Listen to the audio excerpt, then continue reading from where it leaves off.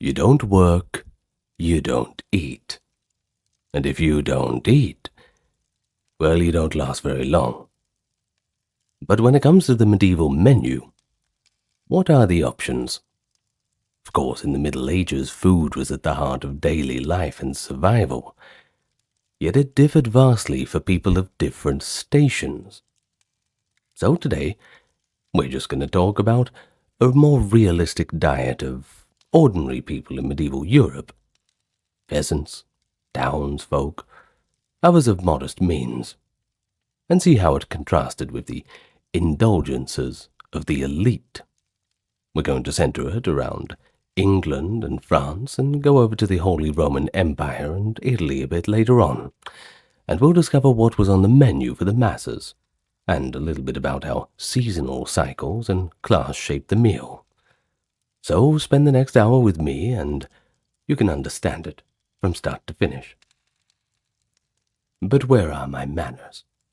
Let me welcome you to the channel first. If you're a newcomer, good to meet you, and hello to all of those coming back. Why don't you drop a little hello in the comments right before you hit the like and subscribe. It helps us push this out to more people, and perhaps we can conquer the brain rot on this platform. That would be the day.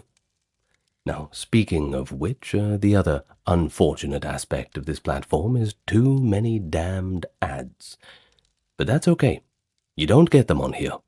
We've turned all of the ads off on every single one of our videos, and that's because we are supported by those on YouTube memberships, the Patreon, the occasional donation, and the merch store, with all of its special goodies. Now, if you want to check that out, go ahead. Other than that, just enjoy the video, tell your friends, and we can all have a big old slumber party and learn something along the way. Now, I've said it once, let's not harp on about it. Introductions out of the way, let's get straight to the history of today. What people ate in medieval times. Let's go. Food in the Middle Ages was not just simple fare. It was a marker of social status. You see, medieval society was strictly hierarchical, and dietary norms mirrored the class structure.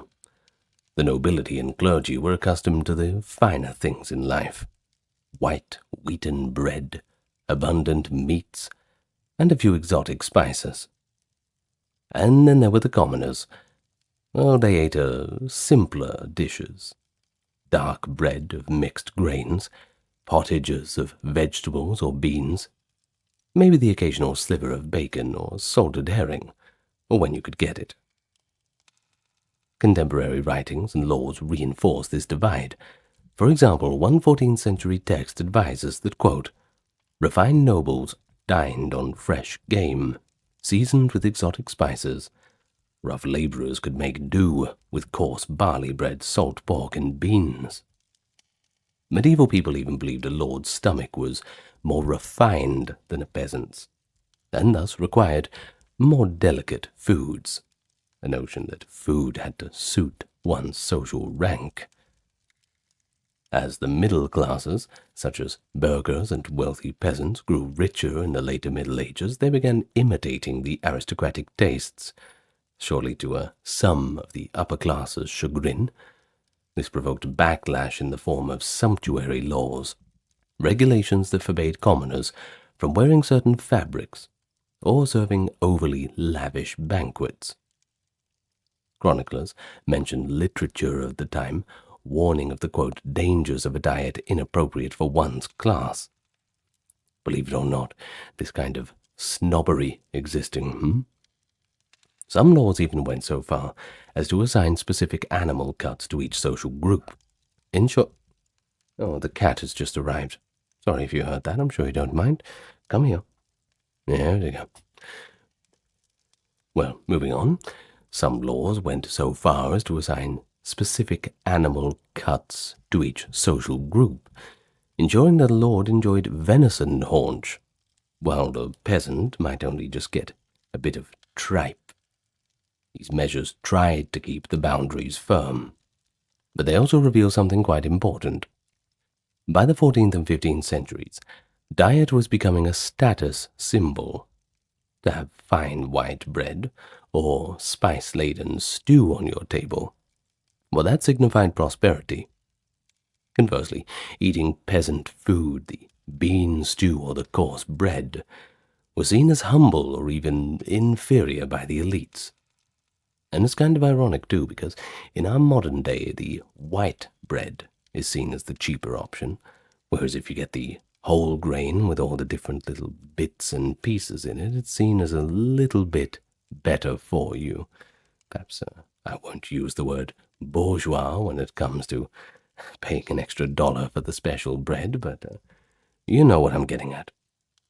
Now, in any case, despite all these prejudices, the ordinary people of the Middle Ages were resourceful in making the most of what they had, and recent scholarship suggests that on an average day, the gap in the basic diet between classes was perhaps not as vast as what we might think.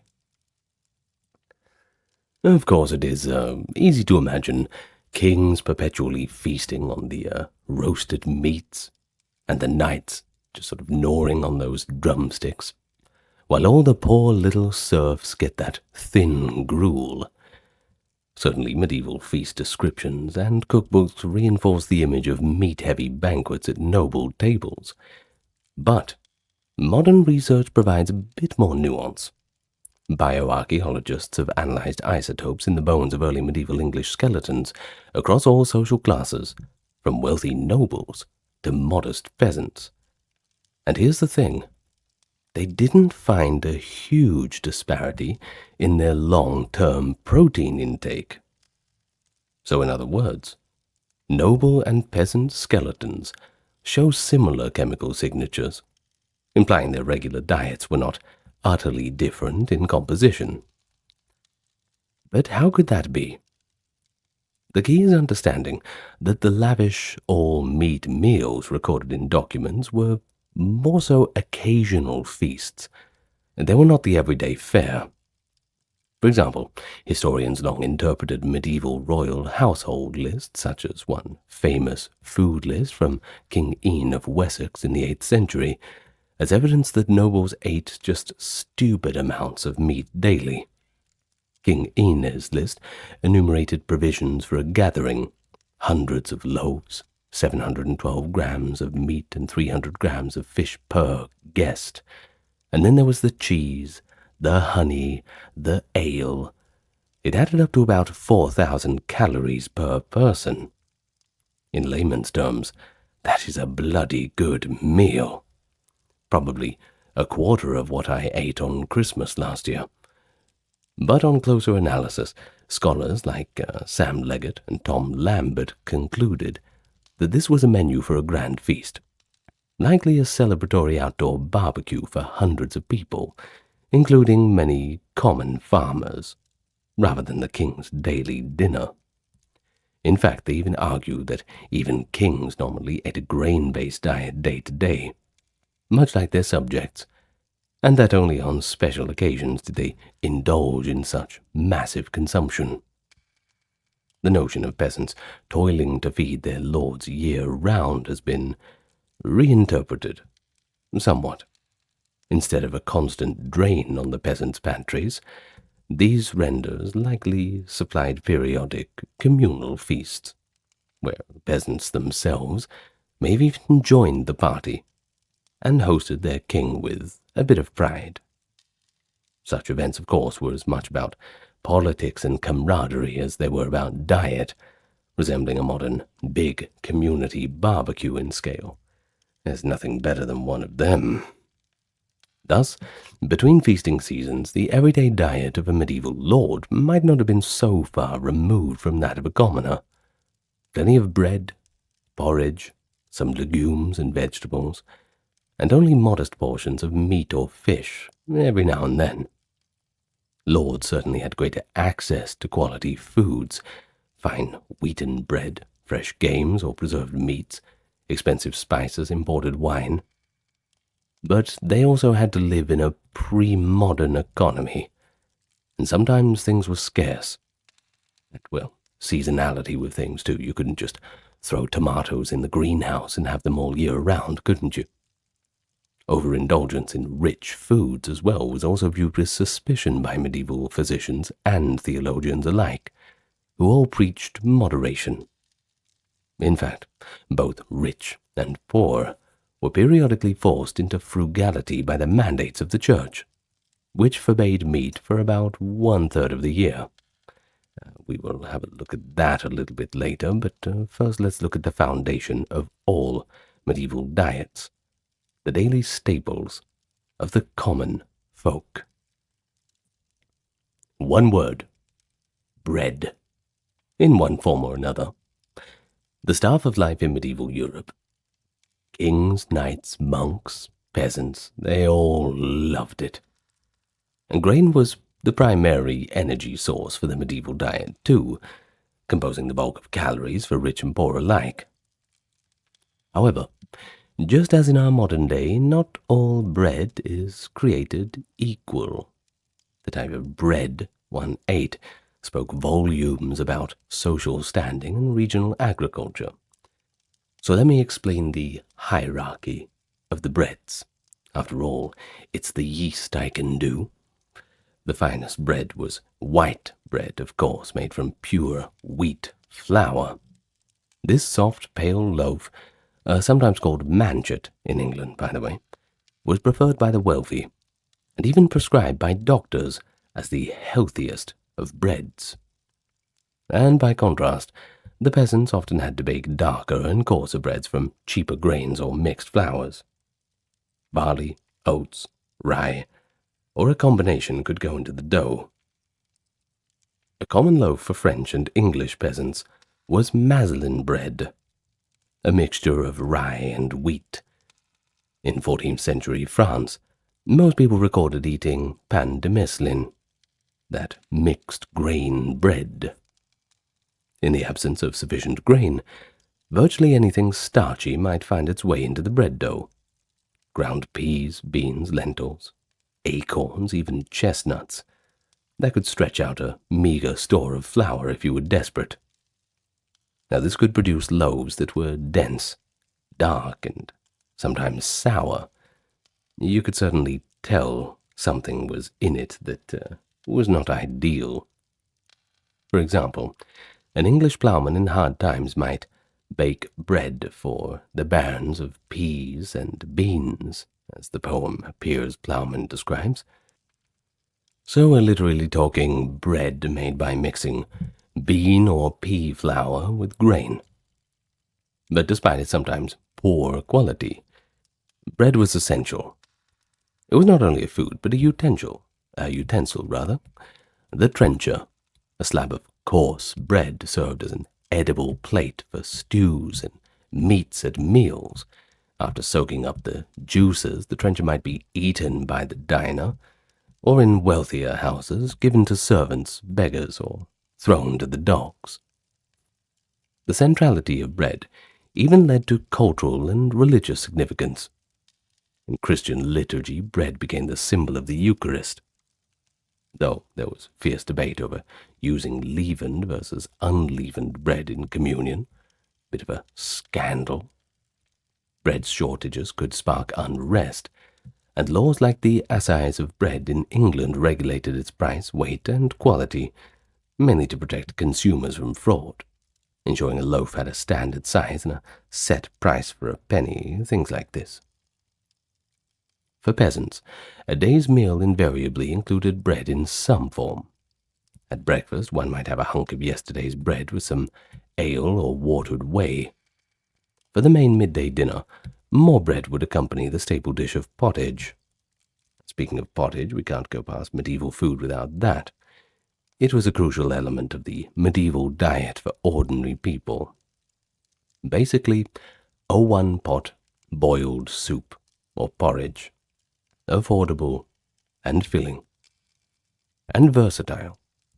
In the morning, the pot might start with water and some grains. You could have oats, barley, really whatever was on hand. And then you'd add some vegetables as they were gathered from the garden. Pretty much just whatever you wanted. You could be creative with the pottage. As the day went on, the pot simmered and thickened. Families would toss in shreds of greens, roots, peas, and herbs. Maybe a bit of salted bacon or a bone if available to lend a bit of flavor. The result was a hearty mush that could be eaten with a spoon or, of course, leveled out with some bread. Nothing better than a bit of bread with soup. I mean, come on. That's not a historical fact, I'm just commenting. There were innumerable variations of pottage, too. Bean and pea soup, cabbage broth, nettle porridge, barley gruel, it really went on forever. It was rustic fare, sure, but in nutritional terms, not too shabby. It was high in fiber and vitamins compared to the heavily meat-based meals of the affluent when they got them.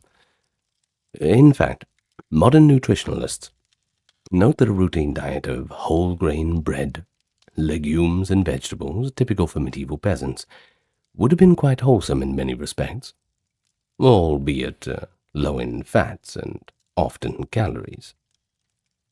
But what about the flavor? Well, to flavor the staple dishes, they relied heavily on salt and herbs.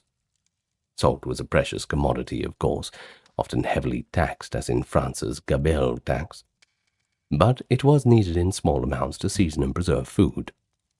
Common herbs like parsley, sage, mustard seed, dill, and garlic grew in kitchen gardens or hedgerows. These provided zest to otherwise bland grains. Mustard could be made into spicy paste, and horseradish or wild herbs might add a bit of a kick to those who were inclined. Those who lived near woodlands could forage for wild mushrooms, nuts and berries to supplement their diet, especially in late summer and autumn. The peasant's ingenuity in finding edibles was vital. For example, acorns from oak trees, after leaching out the tannins, could be ground into a flour in times of grain shortage. Of course, it was also said that hunger is the best cook, and indeed, medieval commoners showed great creativity in making very simple ingredients, at least fairly palatable. But if bread and porridge were the bedrock of nutrition, especially bread, it was literally the plate. Well, vegetables and legumes were the companions that provided flavor, nutrients, and a little bit of variety, and especially for those who couldn't afford to have meat frequently, which was, well, plenty of people. Now, contrary to the misconception that medieval people avoided vegetables, historical evidence shows that vegetables were a staple for peasants, and they were consumed in large quantities. Monastic accounts and peasant inventories alike mentioned gardens brimming with them. In fact, one 16th century German source claims that many peasants ate sauerkraut, which is a fermented cabbage, which I absolutely adore, 3 or 4 times a day, showing once again the importance of vegetables in the lower class diet.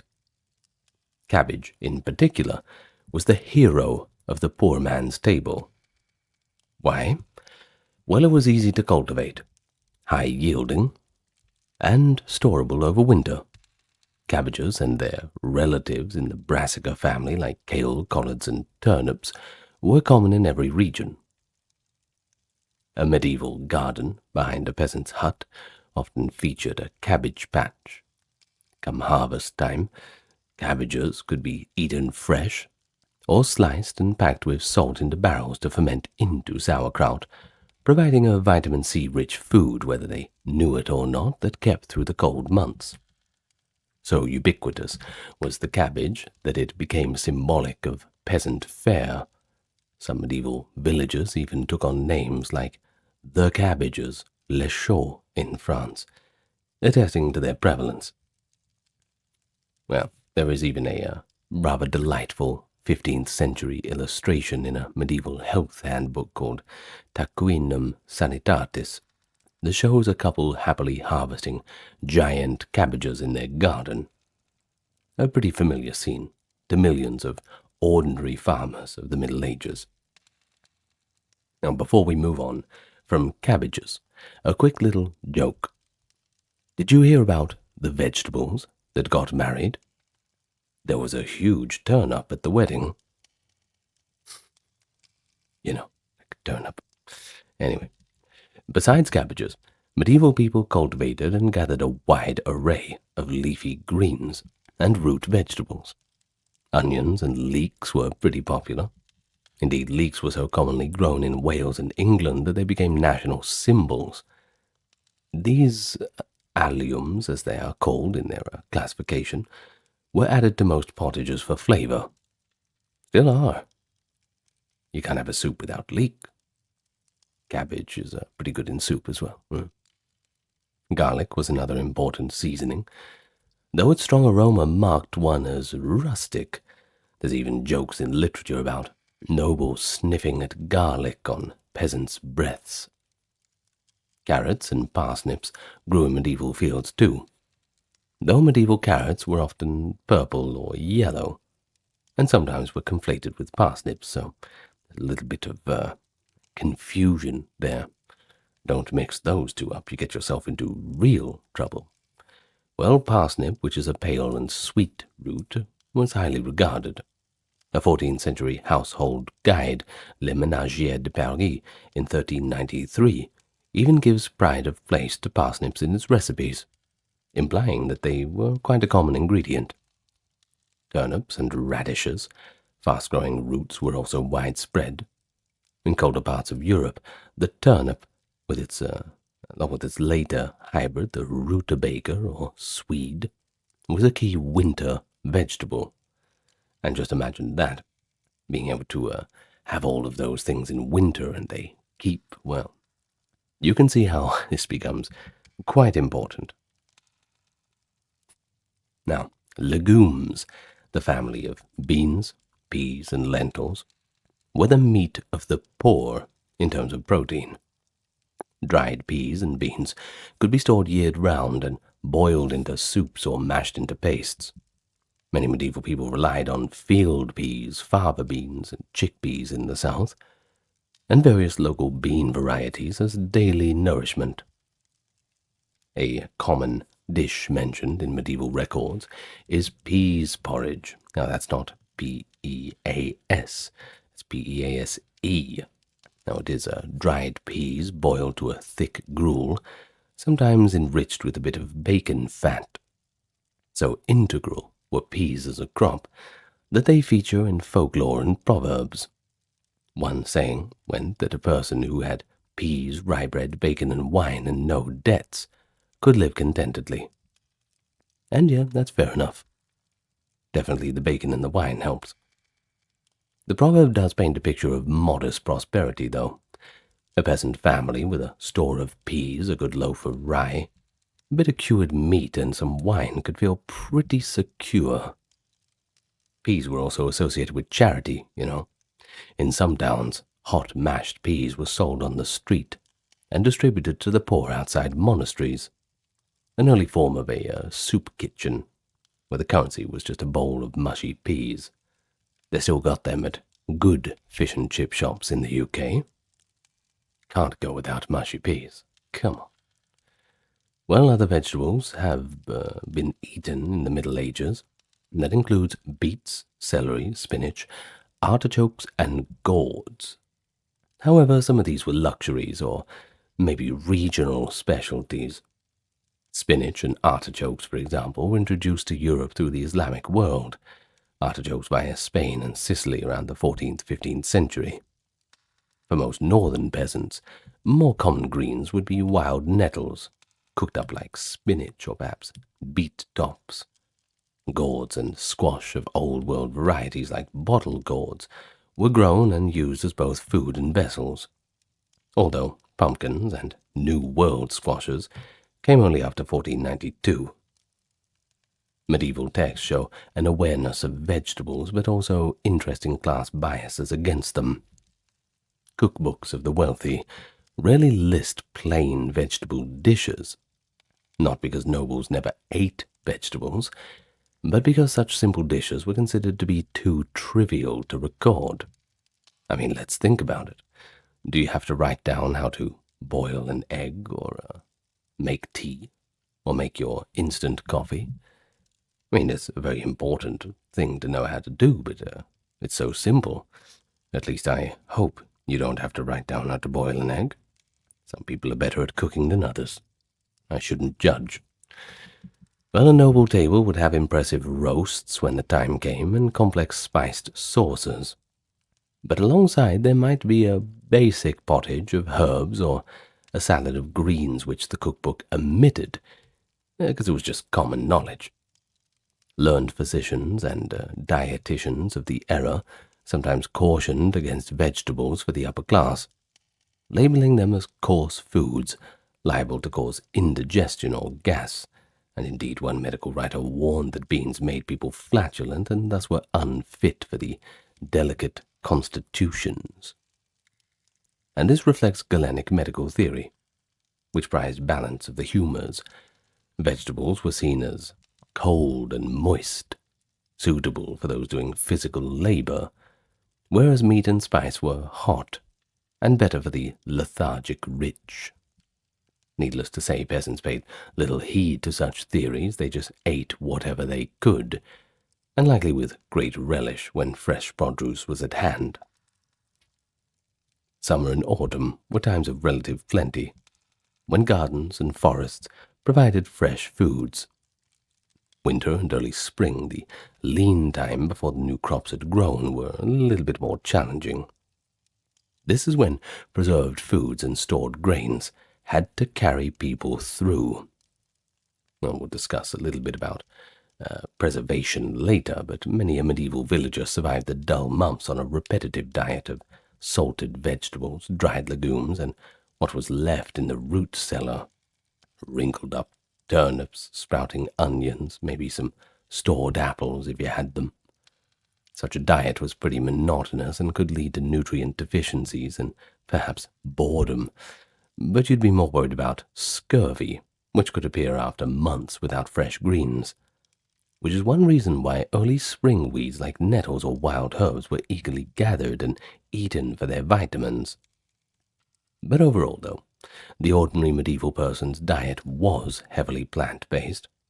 It might even surprise us to learn that medieval peasants probably ate more vegetables and fiber than many people do today, simply out of necessity and availability.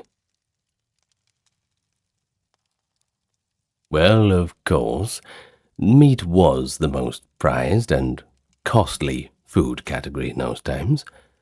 For the peasantry, meat was not an everyday indulgence. It was eaten sparingly, or on special occasions, and often in forms that stretched it as far as possible, like adding a bit of meat in a stew for flavour. But nevertheless, it was not entirely absent from the common diet. The type and frequency of meat consumption varies across regions and centuries, largely determined by availability, affordability, and law. Now, the quintessential peasant animal was the pig. Domestic pigs were easy to raise. They foraged in the woods or commons for acorns, scraps, and anything edible. And they reproduced quickly. A family might keep a pig or two as a kind of living larder. Pigs required less investment and space than cattle, and even the poorest peasant might fatten a hog to slaughter them in late autumn. Therefore, pork was likely the most common meat for the medieval commoner. When a pig was butchered, every part was used. Fresh pork would be enjoyed in the days after slaughter, and then much of the meat would be salted or smoked, where it would last a few months. Pork could be preserved as bacon, too, sides of pigs cured and hung in the rafters, also as hams or sausages stuffed into cleaned intestines. Even parts we might find unappetizing. The feet, the ears, the tail, the snout, they were all boiled up and roasted. A popular rural dish was black pudding, a kind of blood sausage, made by using the pig's blood with oats and herbs and stuffing it into a casing. I still have it. When you go to get an English breakfast, you ask for a bit of black pudding, and they should give it to you. Any place doing a real English breakfast, as far as I'm concerned, no black pudding, then it's not an English breakfast. It's just breakfast. Anyway, nothing went to waste. So, integral was the pig that towns often allowed pigs to roam the streets and eat the garbage. Though that could be a nuisance as well, medieval records mention fines for wayward pigs, and even a famous case of a sow executed for causing injury to a human. Although we're not going to talk too much about that. Perhaps that's for a future video on evil pigs, perhaps. Well, despite the legal oddity, these free-ranging pigs were an important source of protein for urban folk who might claim them or buy them at market. Then there was beef. That was less common for a few reasons. Oxen and cows were more valuable as work animals and also for their milk. A farmer was reluctant to slaughter a cow unless it was old or infertile. Cattle also required considerable pasture and feed, and that made them expensive to keep. So while noble estates had beef on the menu with some regularity, peasants ate relatively little of the stuff. When they did consume meat from cattle, it might be an old ox that could no longer plough, or a dairy cow that stopped calving. That meat was likely tough and lean, so it was often salted or slow-cooked in stews. Fresh beef could appear at harvest time or holidays when a community pooled resources to butcher a large animal for a feast, then shared among many families. Otherwise, veal might be available occasionally, and in some regions, like alpine villages, surplus young cattle were slaughtered before winter due to limited fodder, providing a brief glut of beef in the autumn. But of course, this was not the norm. Then there was mutton and lamb. They were fairly common in areas with many sheep, such as parts of Britain, Spain, mountainous regions where sheep husbandry was thriving at the time. Sheep were kept primarily for wool, which was a cash crop, but once a sheep was past prime wool production, well, they would be butchered, without even getting a thank you. Mutton, which is meat from older sheep, is flavorful, but it can be tough. So, again, it's suited to stewing. Now, poor folk might get a bit of mutton from a landlord's flock as part of wages, or maybe even charity. In England, records from monasteries and estates show workers sometimes receiving a ration of mutton or lamb at Easter or harvest feasts. Goat meat was eaten in places like the Alps or the Near East, where goats were common. Goats were multi-purpose animals, you see. Milk, hair, meat, although their meat had a strong taste and not everybody liked it. I love it, though. Goat is great. Now, beyond the barnyard, wild game occasionally supplemented the diet of the commoner, but even this was a bit tricky. You see, the medieval forests, of course, teemed with deer, boar, rabbits, game birds, but they also had hunting laws in much of Europe, which reserved these for the nobility. In feudal England, for instance, royal forest laws strictly forbade peasants from hunting deer or boar, and poaching could be harshly punished. Despite that, stealth hunting and snaring of smaller game surely occurred. A woodsman or a villager might illegally take rabbit or hare, a few wild birds, a fish from a stream to feed his family. Surely one won't hurt. Rabbits were actually a luxury in early medieval England, until they were purposely introduced and bred in the 13th century. Thereafter they became more common, though still often protected in manorial warrens, that is, the enclosed rabbit farms. In southern Europe and the Holy Roman Empire, laws were sometimes looser, and villagers could catch small game or birds. Pigeons and doves were a bit of a grey area. You see, the nobles often kept dovecotes to raise squab for meat, but Freetown pigeons could find their way into a pot. We also have evidence of peasants eating hedgehogs or squirrels on occasion. But, late medieval recipe collections do mention hedgehog, which suggests that in hard times, people were not too picky. There are certainly exotic meats by today's standards, sure, but I don't think you'll find hedgehog in many restaurant menus. However, for the average medieval person, meat was precious, and it wasn't to be wasted on a casual meal. When it was on the menu, it would be on festive days or Sundays. One common practice was to cook meat in a stew or pie to make it stretch. A meat stew could feed a lot of people, especially if thickened with beans and vegetables.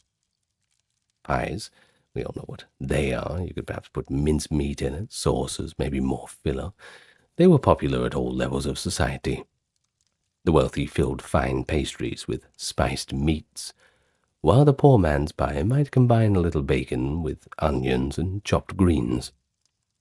Notably, an archaeological study of medieval peasant pottery in England, that is the West Cotton in Northamptonshire, found residues of mutton and beef stews with cabbage and leeks, confirming that such meat and vegetable pottages were staples for peasants, or when they had meat at all. These findings reinforce the written accounts that describe ordinary people as eating stews and boiled meats rather than large roasted joints. Now, then there is the portion size of meat for peasants. That was generally quite small. A family might share a single salted herring or a slice of bacon as seasoning for their whole pot of porridge. And there was also hence the joke about peasant bacon being the flavor in the soup rather than a chunk on the plate. But on special occasions there could be true feasting.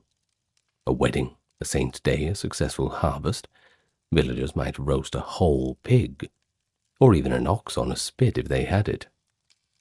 Chronicles describe, for example, harvest suppers where the landlord provided a whole ox for tenants, an echo of the ancient communal feasts. Like we're back in good old Göbekli Tepe enjoying ourselves, But one can imagine the excitement and the aroma of a pit roast, which might draw the whole countryside. But aside from these red-letter days, the diet of ordinary people was predominantly plant-based. Not because they wanted it to be, it was just out of necessity. Now, before we move on, after the Black Death, quite interestingly, in the mid-14th century, meat became relatively more accessible to those survivors among the lower classes. The drastic population decline meant that labor was scarce and wages rose, so also there was fewer mouths to feed, more land available for pasture. Historical studies note that in the later 14th and 15th centuries, the common folk in some areas started consuming more meat than before. Meat prices dropped relative to earnings, and peasants could occasionally afford beef or mutton that had once been out of reach to them. Every cloud has a silver lining, I suppose. A significant social shift, a grim benefit wrestled from the tragedy of the plague years. Well, we can't skip over the influence of the church in what people ate and when they ate it. In medieval Christendom, religious rules about fasting and abstinence cast a shadow over daily meals, and that was for rich and poor alike. The church designated certain days and seasons when eating meat and even a few other animal products were not allowed, forbidden as an act of penance or a spiritual discipline.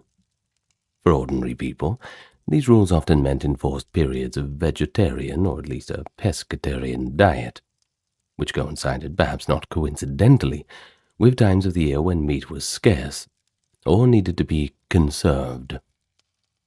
Fridays were universally meatless in medieval Christian calendar, a tradition that survives in some form to this day. In addition, the lengthy season of Lent, 40 days before Easter, and the shorter Advent fast before Christmas were times of abstaining from flesh meats.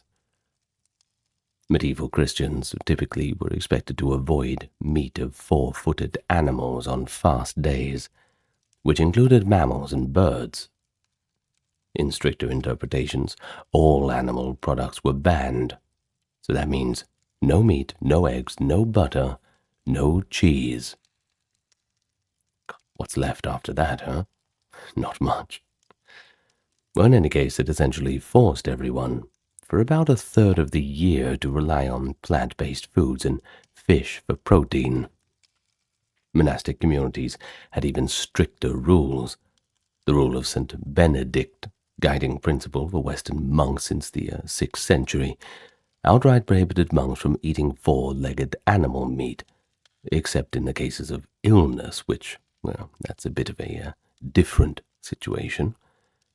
Monks got their protein from fish and legumes instead, and many monasteries never tasted red meat for centuries. As for the lay people, the rules were sometimes eased, but the ideal remained.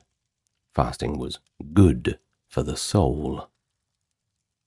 So what did ordinary folks do on those pescatarian days, or vegetarian ones? Of course, for the pescatarian side of it, they turned to the rivers, the lakes, and the seas.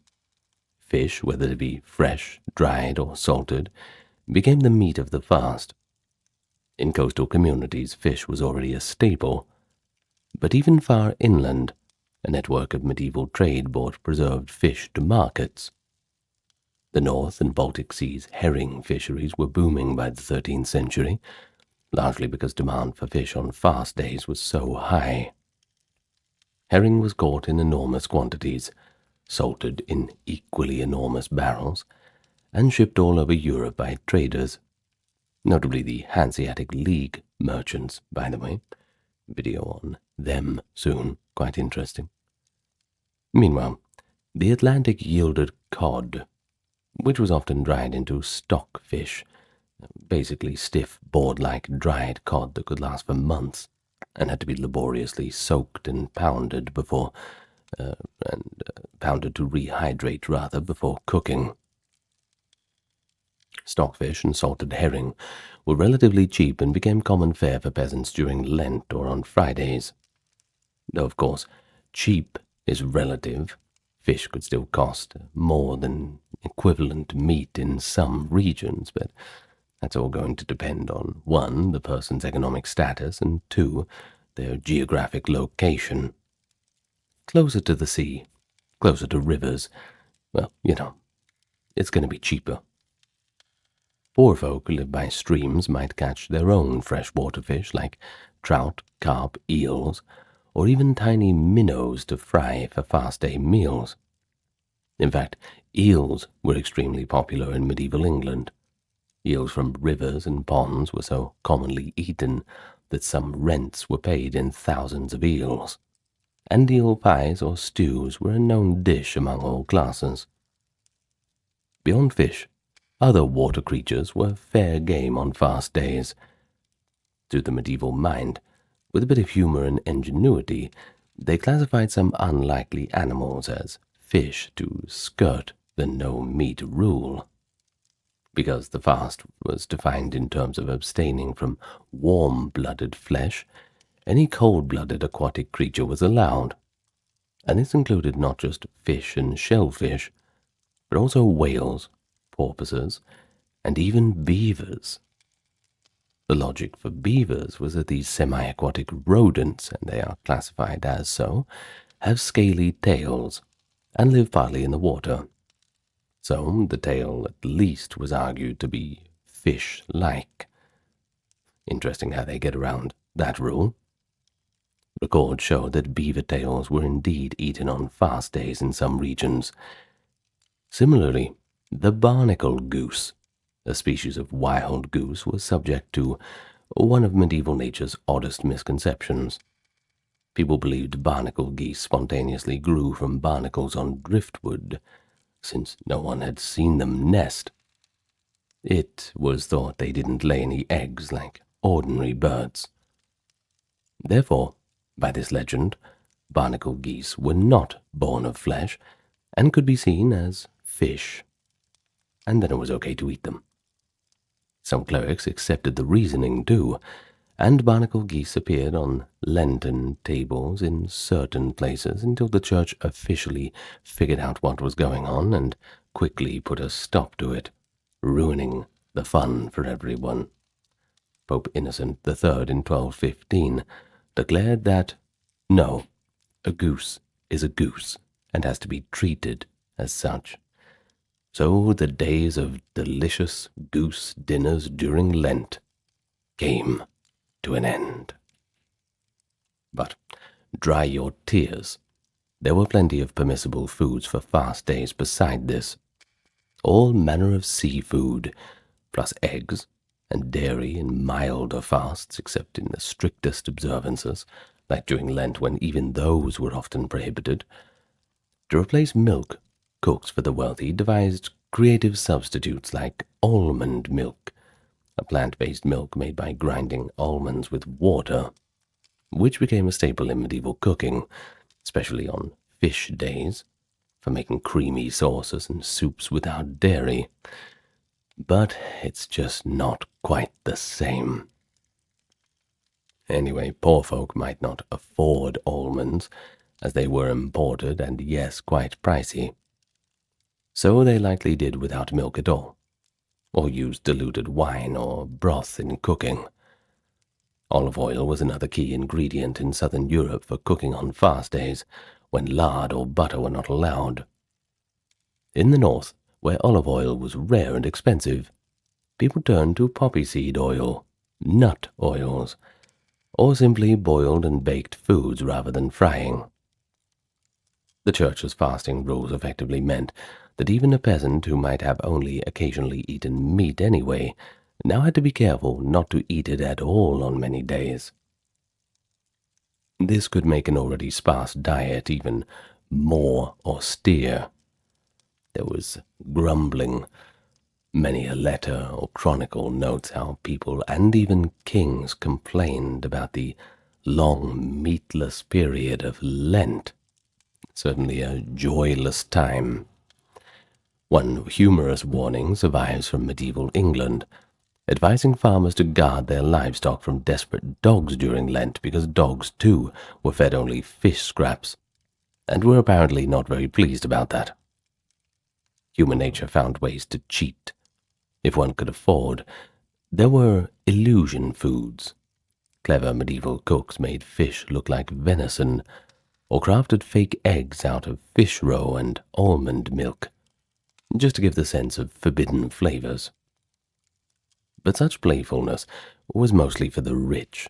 The poor simply just had to endure the season with their peas and their cabbages, certainly with a side of stoic resignation. Interestingly, the church recognized that not everyone could perform manual labor on meager turnip soup. Turns out taking in 200 calories of that doesn't give you much energy. Local priests often gave dispensations or leniency to workers during planting or harvest. The influential theologian Thomas Aquinas in the 13th century even opined that groups such as laborers, travelers, and the very poor in need could be excused from strict fasting, as their health and their hefty work schedule demanded sufficient nourishment. You can't do what they do on an empty stomach. And this is a practical approach too, and it shows that while ideology urged this idyllic asceticism, reality sometimes required bending the rules. In monasteries, a special room called the Misericorde existed where monks who were exempt, say due to illness or other reasons, could quietly sneak in a bit of meat during fast days without breaking the communal rule, effectively a sanctioned loophole. But for the everyday medieval person, fasting and feasting created a kind of rhythm. Times of lean eating, whether for religious reasons or due to seasonal shortages, would be followed by feast days when richer foods reappeared. This rhythm was woven into the calendar, but also the very psychology of the Middle Ages. It also meant that when a feast arrived, Easter after Lent or Christmas after Advent, Even the poor might have a chance to celebrate with some meat, and rich pudding even, making the contrast all the more sweet. As we all know, the hungrier you get, the better it tastes. Of course, if meat was scarce, one way medieval people compensated was relying on dairy. Milk from cows, goats, or sheep was a source of protein and fats. However, the way people used dairy then was quite different from today. Fresh milk was not actually a common beverage for adults in medieval Europe. Without refrigeration, milk straight from the cow spoiled within hours, especially in warm climates. It was chiefly drunk fresh by children or the sick, or the very poor who had no means to process it. More often, milk was immediately transformed into products with a longer shelf life. Butter and cheese, that is. It was said that cheese and butter were the white meats of the poor. This phrase encapsulates how vital dairy really was to those who couldn't afford animal products of the more fleshy variety regularly. Cheese in particular could supply protein and calories, as much as meat does. Butter was the other important dairy product, especially in northern Europe. It could be made by anyone with a cow, churning the cream from milk, and it served both as food and a cooking fat. In regions like Scandinavia, the Low Countries, and Ireland, butter consumption was significant. By the 12th century, areas with a dairy surplus, like Ireland or the Netherlands, even traded butter abroad. Wooden barrels of salted butter were exported to cities where local production did not meet demand. For the poor, butter was a high-priced, high-calorie spread for bread or an ingredient in porridge. It was also a substitute for lard during fast days in northern countries, when lard, that is pork fat, was forbidden. Some church rules allowed butter if one made a token donation or obtained dispensation. Funny how money talks when it's that sort of thing. In more southerly Mediterranean climates, olive oil took place of butter and lard in the kitchen. But in a medieval English peasant's kitchen, you would find a ceramic butter churn, or a skin bag for shaking cream into butter. These also came in many forms. Hard, aged cheeses could last many months, good for long-term storage and travel. And fresh, soft cheeses had to be eaten quite quickly. Whey cheeses like ricotta, made from the whey left after curdling casein out of milk, that is, were quite common in Italy. Actually, ricotta's name actually means a re-cooked, describing how whey is boiled to get the remaining proteins to coagulate. Medieval households that made butter would use the leftover buttermilk, the liquid after churning, that is, as a low-fat sour drink or in cooking. Remember, they hated wasting any bit of nutrition. Buttermilk and whey might even be the only dairy poorer folk consumed daily, since the cream and curds might be sold or saved for special occasions. But here's another aspect of medieval dairy: its intersection with religion and monastic life. Monasteries were centers of cheese production. Many famous cheeses, like Port Salut or various Swiss mountain cheeses, actually originated in monasteries. Monks and nuns developed cheese not just for their own consumption, but also as trade goods to support their communities. Within dietary restrictions, cheese and dairy were usually allowed, except in the strictest fasts. Some hardline ascetics avoided them, but generally the church viewed dairy as acceptable abstinence food, since it was not the flesh of animals. This made cheese even more valuable as a protein source during Lent or on Fridays.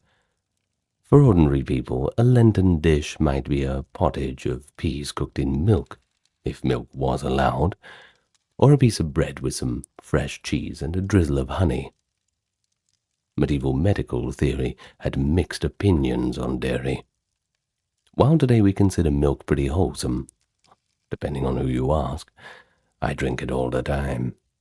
Medieval scholars warned that milk could spoil in the stomach if it was not digested properly, and that too much dairy, especially in adults, could produce phlegm. In their humour theory, milk was cold and moist. Hildegard of Bingen, a 12th century abbess and healer, for instance, recommended caution with raw milk, and thought too much cow's milk might cause imbalances, preferring goat's milk for the sick. And goat's milk is pretty good if you've not tried it. However, these learned concerns did not stop the average person from enjoying dairy in practice. Usually health warnings don't do much to prevent that. Medieval people were often as concerned with what they drank as what they ate. In an age before water treatment and with little understanding of waterborne diseases, plain water was viewed with suspicion in many communities. The problem was it could be contaminated from human and animal activity, and indeed medieval towns were prone to water that today we would consider unsafe. While people certainly did drink water from wells and springs, especially in rural areas where the water was fresh, the common choice for everyday hydration in much of Europe was fermented beverages, namely ale or beer in the north and wine in the south. These drinks had mild alcohol content, which helped keep them more sterile than raw water, and they provided additional calories too. For ordinary folk in England, Scandinavia, the Low Countries and northern Germany, ale, an unhopped beer, was truly the drink of the masses. A saying from later medieval Poland claims peasants drank up to 3 liters of beer a day, a believable figure when you consider that they drank it with every meal, from breakfast to supper. But this was not the modern double IPA they were swigging, however. Much of the beer was called small beer, a low alcohol brew, maybe 1 to 2% in volume, produced from the second runnings of the malt. But in any case, it was safer than water, and provided a bit of nutrition from the grains. Even children would drink weak ale. In fact, 17th century philosopher John Locke once quipped that the only proper beverage for kids was small beer, as it was safer than exposing them to potentially tainted water or strong spirits. Brewing was often a domestic chore. Many peasant housewives and alewives regularly brewed ale in small batches for household use. The main ingredients, barley or oats, yeast and water, were readily available after the harvest. But there was a catch. Medieval ale had no hops, until at least the Middle Ages, the later period of the Middle Ages, so it would spoil quite quickly.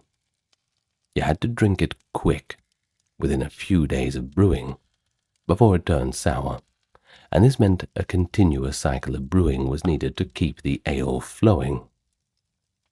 By the High Middle Ages, that's the 13th to 15th century, hopped beer in Germany spread around.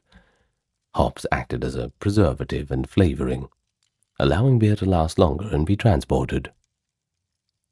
At first, the English and French were suspicious of this new-fangled beer, but by the late medieval period, it gained quite a bit of popularity, especially in towns where commercial breweries took over production from individual households. In any case, the average person in medieval northern Europe drank a remarkable quantity of ale or beer annually.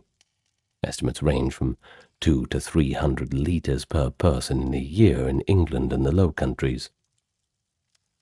This was not all inebriation, as much of it was the mild small beer, but those figures indicate how central beer was to a caloric intake. I suppose we could call it liquid bread, especially the beer variety. We've talked about beer in a few of the more ancient videos where it was more like a almost halfway between beer and a porridge. There was a lot going on there. It didn't look too appetizing, but nutrition concerns, they take priority. Now, where wine and, in southern Europe, Italy, Spain, and the Mediterranean coast, wine was the equivalent daily drink. Wine was more widely available there because grapes grew well in the climate. Peasants in wine regions often had a small vineyard or a share in one, producing a coarse local wine for their own table. This was not the aged fine wine of aristocrats, though, but more of a young and sometimes watered-down beverage. It was common to dilute wine with water, just like the Romans did back in the day. One, to stretch it, and two, to cut the strength for casual drinking. Like ale in the north, wine in the south was consumed by all ages in moderation throughout the day. In regions of France and the Rhineland, even some peasants might prefer wine if they lived by vineyards. Whereas north of that, wine became a costly import and was reserved for wealthier folks, or perhaps special occasions. Where wine and beer was less available, people made do with other fermented drinks. Cider, fermented apple juice, that is, that was popular in apple-growing regions like Normandy and parts of England, especially the West Country. Cider provided a mildly alcoholic drink when barley for ale was scarce. Perry, fermented pear juice, was a variant of of alcohol that was made in some areas with lots of pear orchards. In the north and east, mead, fermented honey water, was known since ancient times. But honey was expensive, so mead was probably a rarer treat, except among beekeepers. Of course, they'd have plenty of honey to go around, certainly. But despite the prevalence of fermented drinks, water was not entirely shunned. People knew the difference between clean and dirty water sources to some extent. Many villages sprang up around springs, or had wells and recognized good-tasting water. Monasteries were also diligent about finding pure water sources for their complex. The Cistercians, for instance, always built near running water for cleanliness. Boiling water, as done in brewing, certainly helped medieval people avoid some diseases, though they didn't realize that microbes were the reason. They just knew that ale kept you healthy and water would make you ill. I suppose there's a logic to it. Thus, the medieval laborer's lunch might consist of a hunk of bread, a bit of cheese or onion, and a large jug of ale. A peasant in France equivalent might be bread, some curds, and diluted wine. To the modernized, the alcohol consumption would be staggering, but remember, it was mostly low volume and pretty spread out. On feast days or holidays, they certainly drank stronger drinks and plenty of them. Medieval accounts are full of complaints about drunkenness at festivals, and taverns did a brisk business at serving strong ale or fine wines to those who could pay the cost. But for the day-to-day hydration, these mild alcoholic drinks were pretty much a necessity. They also provided important calories. A liter of small beer could give perhaps 300 to 500 calories, and the B vitamins you get from brewing yeast, which actually helped sustain heavy workers. So there you go. But it's in this context that drunkenness was both a moral concern and a practical hazard. Yet to some extent, being a bit merry with a drink was a feature of community life. A good harvest might be celebrated by tapping an extra cask. A barn raising or communal work would end with a shared ale, provided by the host. So drinking was kind of like a social glue. Tea, coffee, and most distilled liquors were pretty much unknown in the medieval period, at least in Europe. Distillation of alcohol existed by the late Middle Ages, but distilled spirits were initially used medicinally, not as common drinks. So, in the absence of those, ale, wine, and water if you could get clean water, were pretty much the trifecta. The everyday reliance on ale and wine likely meant that medieval folk had a slight beer buzz as a constant companion. Not truly intoxicated, but the concept of complete sobriety might have been rare during waking hours. Perhaps this helped dull some of the pains of medieval life. Certainly wouldn't hurt. In any case, it was simply safer to trust a cup of ale or diluted wine than a cup of unboiled water from the village stream where the cattle drank, and where the cattle did everything else. Of course, while we have focused on typical daily fare, it's important to acknowledge the dramatic heights and lows that punctuated the medieval food history. Feasts in the Middle Ages were communal by nature. For peasants, the church calendar provided numerous feast days, literal festival days, when work was suspended, and people celebrated saints or holy events. Weddings, baptisms, and village saints' days were other opportunities for a good meal. Typically, a feast in a rural village meant pooling resources. One household might slaughter a pig and invite neighbors. Each guest might bring something, like some bread, cheese, or a jug of ale.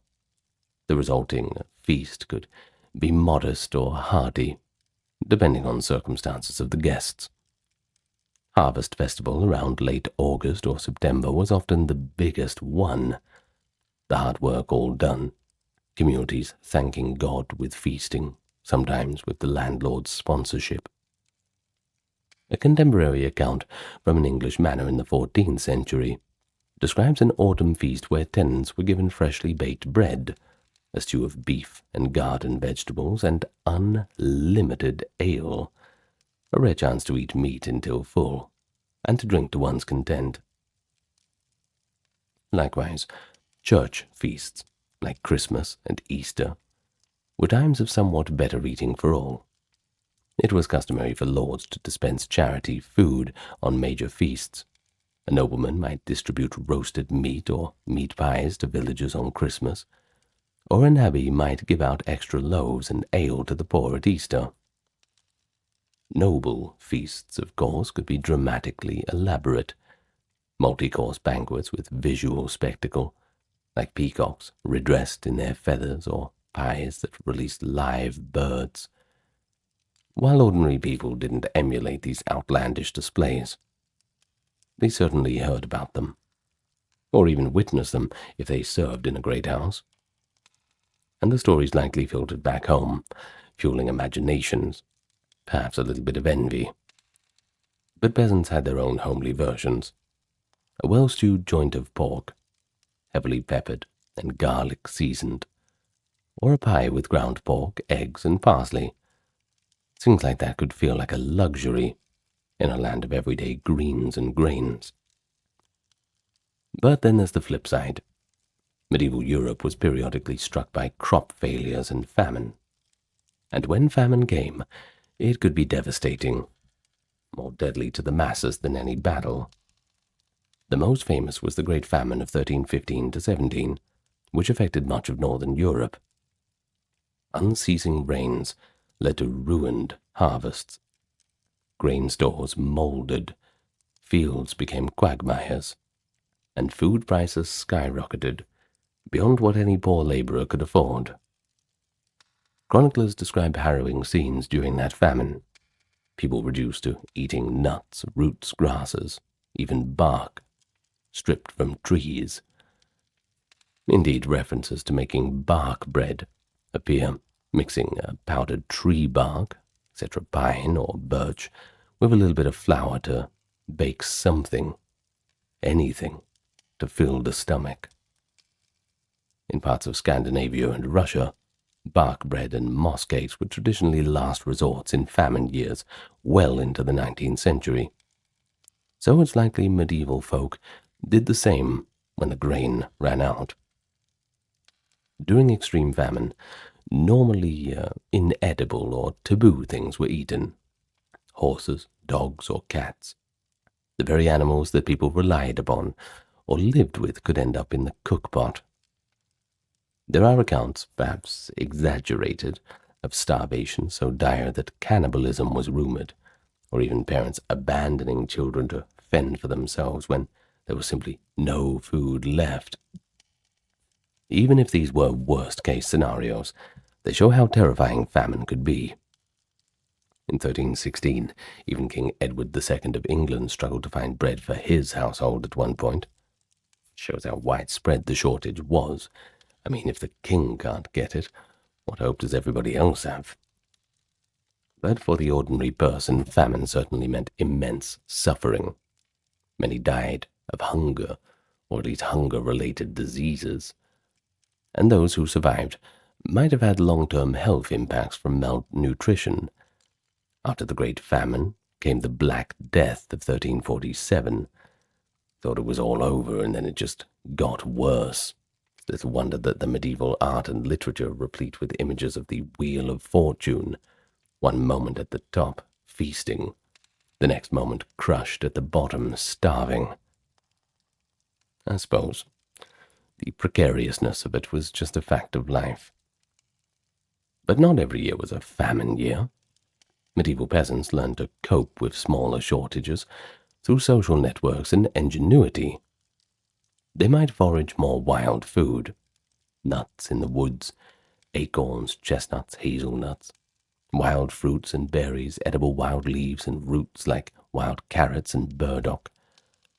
They could slaughter a livestock animal early, rather than see it starve in winter. Better to salt the meat while the animal still had some fat. Villages and small towns had some concept of shared risk. The better off might loan or give grain to the worse off, sometimes enforced by village councils or church pressure to be charitable. Also, certain foods were saved for emergencies. One medieval writer notes that the poor know which weeds and uncommon plants can be eaten when the proper crops fail. Even famine foods like nettles or lichen, or the inner bark of trees, were given a grim wisdom passed down through generations who had faced those very hard times. The spectre of famine also influenced the medieval mentality about waste and conservation. Waste not was not just a proverb, but a daily reminder. Leftovers were reused relentlessly. Yesterday's stale bread became tomorrow's trenchers, or was added to boil into a mush. Bones were reboiled for soup until they gave nothing more. Prosperity, in medieval terms, often meant having a surplus, a few extra sacks of grain safely stored, or a cellar with salted fish that could carry you through a bad season. For a peasant family, a good year's harvest that produced surplus grain could allow them to brew more ale, or sell some to buy a sturdier plough. In short, to buffer themselves against future bad years. It is the year 1200, somewhere in Europe, and in the pre-dawn darkness, a bell rings out.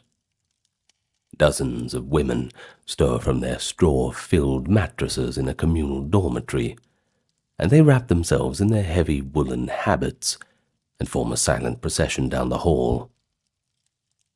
These medieval nuns gather in the chapel and begin to chant. Their voices echo through that chilly air as they sing the first prayers of the day. The rest of the world is still sleeping, but the nuns have already commenced their sacred routine. If you wanted to ask the question, what was daily life like for medieval nuns? Well, that's pretty much it. At least the first part of it. It's a lot more nuanced than that. You see, nuns were not ordinary people. They took vows that set them apart from ordinary life. They renounced wealth. They renounced marriage. They devoted themselves entirely to God. And their days followed a strict schedule of prayer, study, and work, all within the confines of the cloister. But far from being idle or cut off from the world in any simplistic sense, medieval nuns led lives of purpose, discipline, and often as we shall see, considerable influence. So, spend the next hour with me, and we can find out who exactly were these women, and what did they do all day behind those cloister walls. Of course, where are my manners? Allow me to welcome you to the channel. I am your host. If you are new here, you might have noticed the tagline on the end of the video of the no ads. Well, we're serious. We turned them all off because we hate ads. It's the kind of irrational, frothing at the mouth hatred that leads us to have a strict policy on this site. And, well, fortunately for us, we're supported by those on Patreon, YouTube memberships, and also the merch store and the occasional donation. If you want to find where to go with that, then you can navigate yourself to the pinned comment and video description. Otherwise, do us a favor. Click the like button, the subscribe button, and leave a comment, because it helps push us out in the algorithm, and perhaps one day the channel will be something a little more than brain rot nonsense. Maybe. In any case, with all that being said, let's begin. But hold on a second. Why would women choose or be chosen to enter convents in the first place? Well, that's a good place to start. You see, in medieval Europe, joining a monastery was one of the very few paths that women had outside of marriage. Some of them felt a genuine spiritual calling. They wanted to devote themselves entirely to religion. And others were placed in nunneries by their families. For instance, noble families often offered one daughter to the church if they had more daughters than marriage prospects available. Whatever the reason, once a woman took the veil and pronounced vows of poverty, chastity, and obedience, she was expected to embrace her life wholeheartedly, a venerable bride of Christ. By the High Middle Ages, numerous monasteries for women, called nunneries of course, existed across Europe. These communities lived by monastic rules, sets of precepts originally written for monks but also used for nuns. The most widespread among these was the rule of St. Benedict. Yes, of the famed Eggs Benedict variety, I do believe, which provided a balanced daily regimen of prayer, work, and communal living. In the 12th and 13th century, new religious orders for women also arose. Just a few examples, we have the Cistercians, who pursued stricter austerity, and the Franciscan Poor Clares, who embraced absolute poverty. But despite some differences, all nuns' orders required renouncing worldly goods and living separately from secular society under the authority of a superior. A medieval nun relinquished personal property and freedom of movement, committing to a community where humility and obedience were the guiding principles. But becoming a nun was quite a momentous step. But it wasn't something that was easily done either. You couldn't just rock up at the door.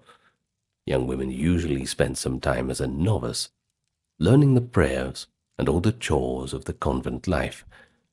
And when they were done with all this, then they would be finally ready to take those final vows.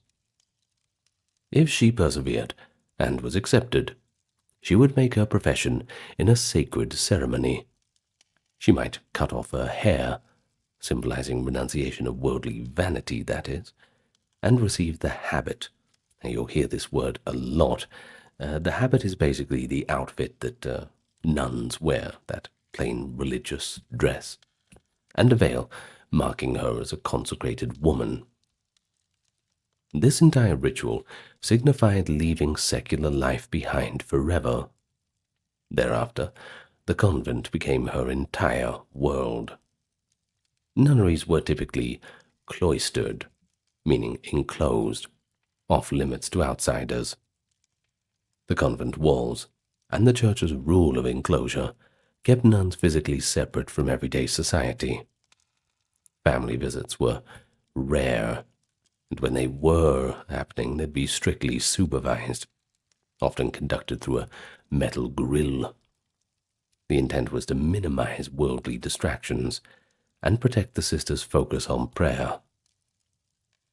Inside the convent, the environment was austere, but quite orderly.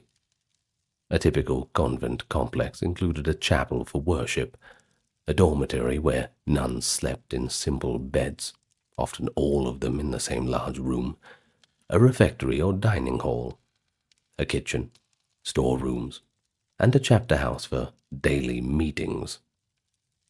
These buildings usually clustered around a central cloister courtyard, a small garden or yard encircled by covered walkways. The cloister garden offered a bit of greenery and fresh air, but it was still well within the convent walls. The life here was deliberately simple and very communal. The architecture and daily routine alike were designed to direct the nun's mind towards God at all times. Cut off from the hustle of towns and the complications of the courts, they formed a self-contained community of women devoted to prayerful living. And within this cloistered microcosm, time itself was regulated. Comforts were few, and the outside world was kept at bay. The nuns would now find their purpose in the structured daily rhythms and spiritual labors, ones that we are about to explore. Of course, I think it goes without saying that the backbone of a nun's daily life was prayer. Nearly every few hours, day and night, the community gathered in their chapel to sing the divine office, the cycle of canonical hours of prayer. In total, there were 8 scheduled services, the hours spaced throughout the 24 hours. Long before dawn, the nuns arose from their beds for the first and most solemn service, matins, also called vigils. This could be at midnight, or in the very early morning while still dark. They assembled in the chilly, dimly lit church, and chanted psalms and readings by candlelight, offering praise to God, when most of the world was still nice and comfy in their beds. After matins, a short prayer service called the Lord's at daybreak welcomed the sunrise. Once daylight came, the nuns began the daytime portion of their routine, but their work was regularly interrupted by prayer, of course. Short services took place around 6 a.m., which was called prime, mid-morning around 9 a.m., terce, noon, sext, and mid-afternoon around 3 p.m., none. At each of these times, a bell rang and the sisters dutifully filed into the choir stalls to chant a few psalms, hymns, and prayers. Each office only lasted several minutes, but together they punctuated the day and kept the nuns in a constant rhythm of devotion. No matter what task a nun was doing, whether tending the garden or illuminating a manuscript, when the bell tolled for the next hour of prayer, she would stop and head to the chapel. This structure ensured that sacred time overlaid all earthly activities. Every day, the most important worship event was the Mass, usually held in the morning after terce. Because women could not be ordained as priests, an outside chaplain or monk from a neighboring monastery would come to celebrate the Eucharist for the nuns.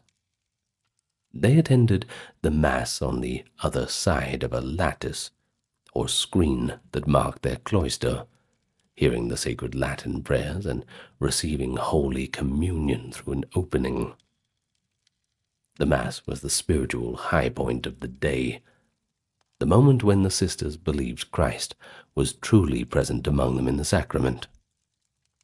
Drawing strength from the Mass, the nuns then continued their cycle of work and prayer. In the evening, the community gathered for Vespers, that is, evening prayer, singing psalms of praise and thanksgiving as the sun set. The nuns sang a gentle service, asking for God's protection through the night. After Compline, the great silence was enforced. The convent went quiet, and the sisters retired to bed, speaking no more until the morning. This peaceful silence overnight was broken only when the bell would sound in the middle of the night to summon them again for matins, the beginning of a new day of prayer. And so, in total, a medieval nun spent many hours each day in communal prayer. The offices were as regular as clockwork, and defined the cadence of cloistered life. This tireless routine, I'm sure you can imagine, could be quite exhausting, especially the duty of rising in the middle of the night, but it was seen as the nuns' sacred service. The sound of chanting voices, echoing through the chapel at all hours, that was the heartbeat of the convent, a sign that every moment belonged to God. Now, there's an old saying, idleness is the enemy of the soul. You might have also heard, the devil makes work for idle hands. Well, monastic tradition certainly taught that. Therefore, when they weren't in a chapel praying, the nuns were expected to be busy with productive things, or at least pious study. There was no slacking. It wasn't like they just finished the prayers and went back to their rooms and chilled out. None of that, I'm afraid. Each day, after the early morning services and chapter meeting, the convent shifted into work mode. The range of tasks a nun might do was pretty broad, covering everything needed to sustain their small community and to support the church's worship. One important occupation was textile work. Nuns spent many hours spinning wool or flax, weaving cloth, sewing or mending garments, this kind of thing. They made their own clothing, too, the habits, of course, and also linens, and often produced fine altar cloths and vestments for the chapel. Medieval nuns were particularly known for their skilled needlework, and they had plenty of time to practice it. Some convents actually became famed for their embroidery, creating ornate church vestments decorated with gold thread and silk. A nun could be assigned to sit by a window, embroidering altar frontals or liturgical robes. Of course, they'd have images of saints on them, too, quietly dedicating each little stitch to God. Pretty important. Handmade stuff. They just don't make 'em like they used to. This kind of delicate handiwork not only kept their hands busy, but it was also considered a form of devotion. It was a beautification of the house of God. And of course, there is a logic, too, of showing God the glory of his creation. This kind of thing. Filling the world with beautiful things, In any case, in addition to fabric work, some nuns turned their energies to books. Now, female monasteries had libraries and sometimes scriptoria. Sometimes, not all the time, we're talking about writing rooms, like those of monks. Literate nuns spent time in lectio divina, sacred reading, but they could also copy manuscripts. Now, while monks are often more celebrated as scribes, there were a few nuns, too, that engaged in preserving and producing books. In fact, there are striking examples of their contributions. A 12th century German nun named Guda, for example, worked as a scribe and illuminator, and even painted a small self-portrait in a manuscript's initial letter, one of the first self-portraits by a woman known to history. Another discovery in a medieval woman's cemetery revealed ultramarine blue particles from rare lapis lazuli paint. In the teeth of a nun, that is, suggesting that she had been illuminating manuscripts with luxury pigments, likely licking her brush and ingesting tiny little bits of the blue paint. It all adds up over time, doesn't it? Well, there's some pretty interesting clues, aren't they? They tell us that some nuns were highly skilled artists and calligraphers. They created beautiful books for use in worship and spiritual study. A well-educated abbess might even write letters, compose hymns, compile treatises. The convent, after all, was a place of learning as well as prayer. You had to hone your academic skills. That being said, the subjects were somewhat limited. But of course, not every nun could be an embroiderer or a scribe, and not every wanted to be. Many took on more practical chores, which were essential to daily living. The nuns would do the cooking in the kitchen. They would bake bread. They would brew ale, which, by the way, was the common drink, since water could be unsafe. But the alcohol content was quite a bit lower. They also tended to vegetable gardens and orchards, and cared for domestic animals like chickens for eggs. They washed and repaired their simple clothing. Some sisters were appointed to specific roles. One might act as the infirmarian, kind of like a nurse, tending sick or elderly nuns in the infirmary with herbal remedies. Another as the sacristan, keeping the chapel clean and the altar adorned with fresh candles and flowers. In larger, wealthier convents, much of the heavy outdoor labor, plowing of fields and harvesting crops, was done by lay brothers or hired workers, allowing the nuns to focus on tasks within the cloister. But in poorer or smaller houses, the nuns themselves had to milk the cows, chop the vegetables, sweep the floors, and do all manner of manual labor in addition to their spiritual work. Compared to monks, medieval nuns generally did less plowing and heavy field work, partly due to the societal expectations of the men had to take on the rougher jobs, and partly because the strict cloister rule prevented women from ranging too far outside.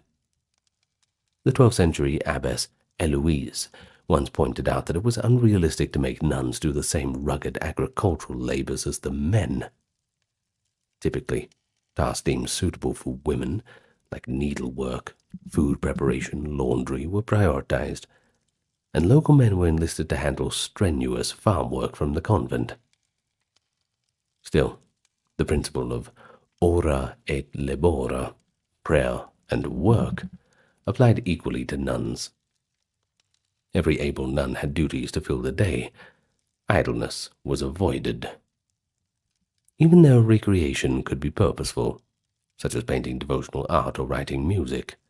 Indeed, one famous abbess, Hildegard of Bingen, composed sacred music and wrote books of theology and medicine in the 12th century, showing a bit of creative potential that some nuns realized during work hours. So whether they were engaged in gardening, illuminating a manuscript, or tutoring a child in reading, the nuns understood their work as part of their service to God. They often worked in silence or accompanied by the softly spoken recitation of a prayer or pious reading. In the summer, one might find sisters in the cloister courtyard with baskets of vegetables or spindles of wool, working quietly in the fresh air as bells tolled the hours.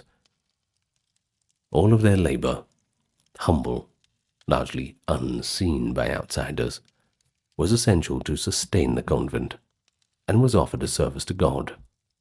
And in this way the sisters balanced the Martha-like duties of their work with the Mary-like devotion of prayer, keeping both of their hands and minds occupied in the quest for holiness.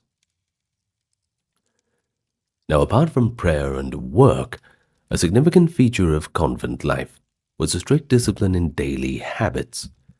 No pun intended.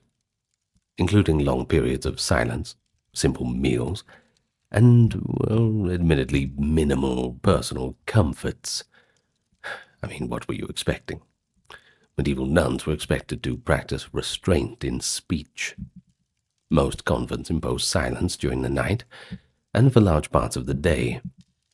For example, after Compline, the final prayer at night, the rule of great silence meant no talking.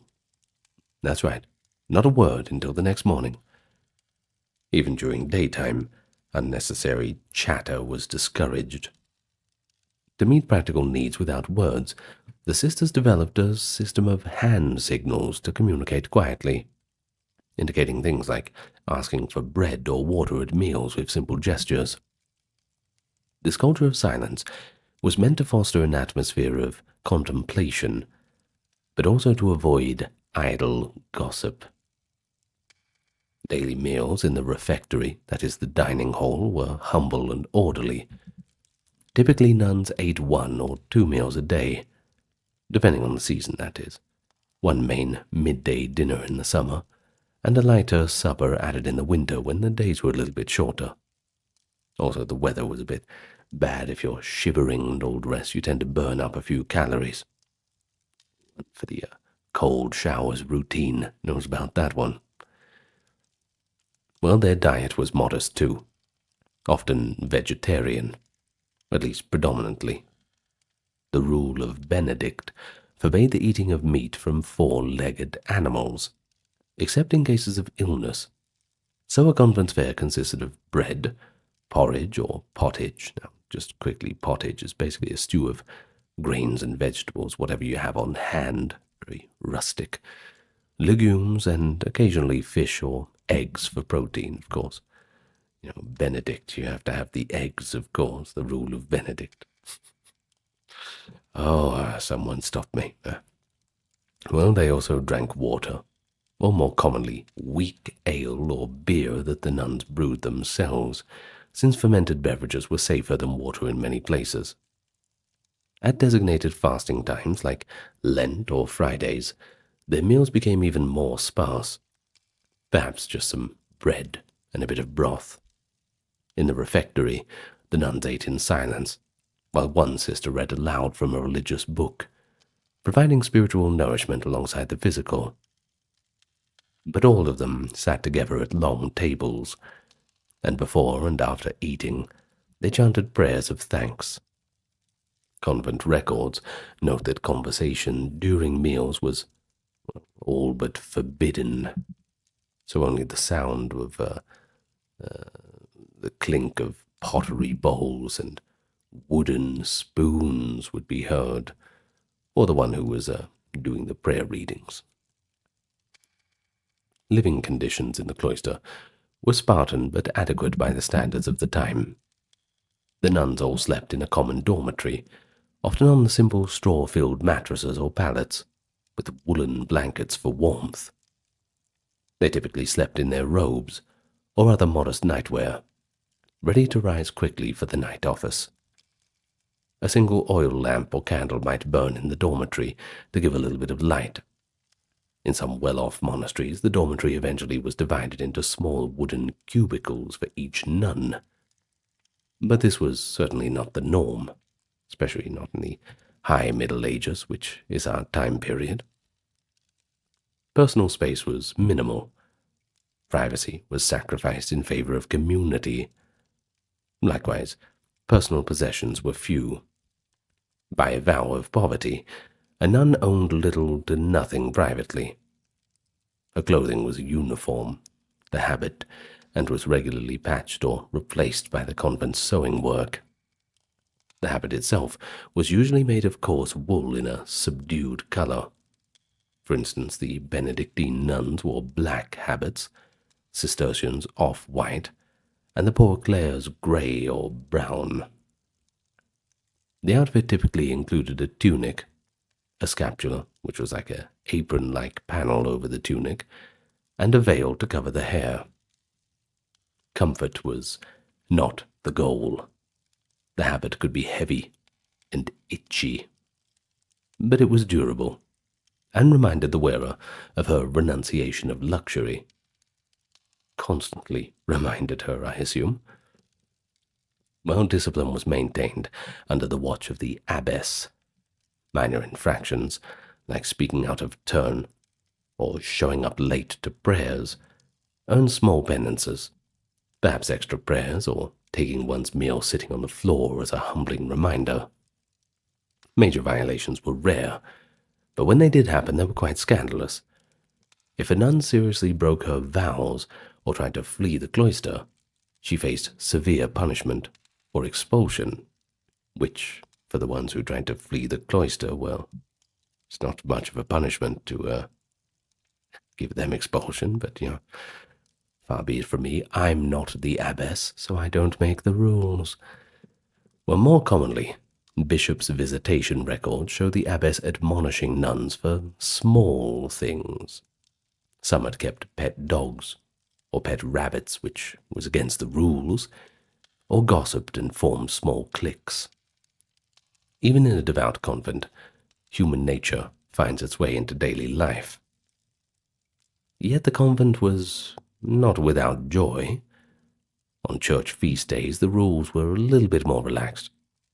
The liturgy would be extra celebratory, the chapel decorated with flowers, and the meal would be a little bit more sumptuous, if it was possible. There are accounts of nuns singing with particular exuberance on holy days. Some communities even had little celebrations. For example, Abbess Hildegard of Bingen once let her nuns wear crowns of flowers and sing with a stringed zither on a saint's feast, a break from routine that she defended as pure expression of joy in God, though a more austere abbess did criticize it, but, can't have everyone ruining the fun, can't we? In any case, they're pretty rare instances, but they do show that while nuns lived austerely, they were still very human, and still savored innocent moments of brevity and festivity, that being the rare moments of it in their secluded lives. Well, let's move on. Let's talk a little bit about a hierarchy, because there's a bit of that going on too. A medieval convent was a community with its own internal roles. At the head, we've mentioned, stood the abbess, or in some smaller houses it was called a prioress, priory, this kind of thing. She was the spiritual mother and the leader of the nuns, typically elected by the sisters, and often coming from an educated or noble background. The abbess held authority over nearly every aspect of convent life. She oversaw discipline. She managed the convent's finances and properties, and represented the community in dealings with church officials or secular patrons. The abbess was addressed with respect. In some regions, the abbesses of the major convents even carried a staff or crozier, just like a bishop would. It symbolized their office. But she was also expected to govern with maternal care and humility, and that is the embodiment of the ideals of the rule. Now, beneath the abbess were other officials appointed to help run things. These included the prioress, as we mentioned, that is the abbess's deputy and second in command, the cellarer, who managed food and supplies, of course we have that word from the cellar, and the infirmarian, the one who was in charge of the sick. Then we had the sacristan, who cared for the church and its vestments, and the novice mistress, who trained all of the new entrants, showed everybody the ropes. In a small convent, one nun might wear several of these hats, while large abbeys could staff each role with a different experienced nun who was kind of a bit more of a specialist. These officers made the convent a self-sufficient world. Each sister had some duty, whether it was as simple as helping in the kitchen, or as specialized as preparing herbal medicines in the infirmary. Whatever the case was, all knew to obey their superiors in the spirit of cooperation. And, well, unless you were the Pope himself, you always had a superior. Well, I suppose the Pope's superior is God, but, you know what I mean. The nuns addressed one another as sister, and ideally, the convent cultivated a strong sense of family in Christ. They prayed side by side. They ate side by side. They worked side by side. You get it, right? Senior nuns were like aunties or elder sisters to the younger ones. They'd guide them in virtue and any little issues they would have. Of course, a little bit of gentle discipline before the problems got up to the level of the abbess. Of course, living in any community over many years, human relationships developed, friendships, mentoring bonds, and occasionally tensions. In fact, we have hints from letters and records that cliques could form and disagreements could arise. For example, in some convents, factions supported different candidates in an abbess's election. You could see how this would drive the prayer group apart. The rule and the abbess worked to smooth out any conflicts by emphasizing charity and forgiveness. Daily, at the chapter meeting, nuns could confess any small wrongdoings or voice a grievance so it could be resolved peacefully. In this way, resentments were ideally not allowed to fester for too long, but, well, you can only imagine within the reasonable bounds that they did at some point. In any case, despite the occasional friction, many nuns formed deep spiritual friendships with one another. They shared the joys and sorrows of life in a way that very few outsiders could understand. When a nun fell ill, her sisters nursed her tenderly in the infirmary, and when one died, they all gathered to sing her funeral office and bury her on the convent grounds, mourning, yet trusting in the hope of God. There are accounts of nuns who, after decades spent together, describe their bond as closer than that of blood kin. The sense of solidarity was reinforced by the rituals of everyday life, from collectively kneeling in prayer at dawn to enjoying the small leisure periods together on a Sunday afternoon. Those little moments of respite, they turn into treasured memories. Even though nuns were hidden behind walls, some abbesses became figures of considerable influence. A capable abbess administered lands and revenues and might even advise local nobles. It didn't happen too often, but there's a few exceptional cases. And fame, and, her fame reached far beyond the convent in some cases. For example, the 12th century abbess Hildegard of Bingen, we've mentioned her a few times, regularly corresponded with popes and emperors. She even preached in public forums. Now that's a pretty remarkable thing. How a woman in the cloister could become a respected voice in Christendom. It was, not the common trend at the time. But of course we can't tar it all with the same brush. That would be stupid. Not every community of nuns was a one-size-fits-all. They weren't all exactly alike. And while the general pattern of prayer, work, enclosure was pretty consistent, different monastic orders had different emphases and traditions. A few comparisons highlight the variations. For example, a Benedictine abbey of nuns typically followed St. Benedict's moderate rule. Their days were balanced, somewhat moderate in routine. Some Benedictine nunneries, especially older or well-endowed ones, became relatively comfortable over time.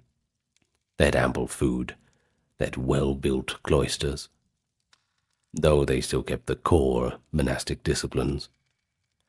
These nuns wore black habits, earning the nickname the Black Nuns. They devoted much of their time to liturgy, sometimes with beautiful music, and more elaborate ceremonies, especially in the influential abbeys. And then there were the Cistercian nuns, an offshoot reform in the 12th century, who in contrast practiced a more austere lifestyle. Cistercian sisters, who often wore undyed white or grey habits, hence the name white nuns, emphasized simplicity and strictness. Their convents were often located in remote areas, which once again was just another way to encourage seclusion. Daily life for them was even more Spartan. Their churches were plain, unadorned, their diets scantier, and silence and manual labor were even more pronounced. A Cistercian nun's meal might be more meager, and her bedding more rough than her Benedictine sisters, reflecting the order's ideal of poverty and penitence. Just going to take a sip of tea, excuse me. That's better. Well, around the same era, the mendicant movement brought new models for women's communities. The Poor Clares, founded by St. Clare under the inspiration of St. Francis of Assisi, embraced this kind of radical poverty. They refused to own property or have any guaranteed income, living entirely off donated alms. Daily life for a Poor Clare was extremely austere.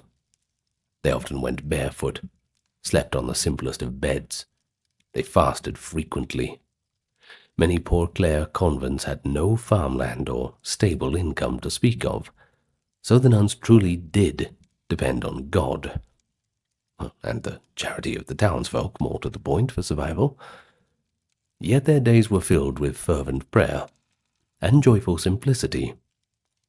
They took a bit of pride in having the privilege of poverty that St. Clare won approval for. Meanwhile, the Dominican nuns, established by St. Dominic in the early 13th century, devoted themselves to prayer and study in support of preaching, the mission of the Dominican order. These nuns followed the rule of St. Augustine and the Dominican constitutions.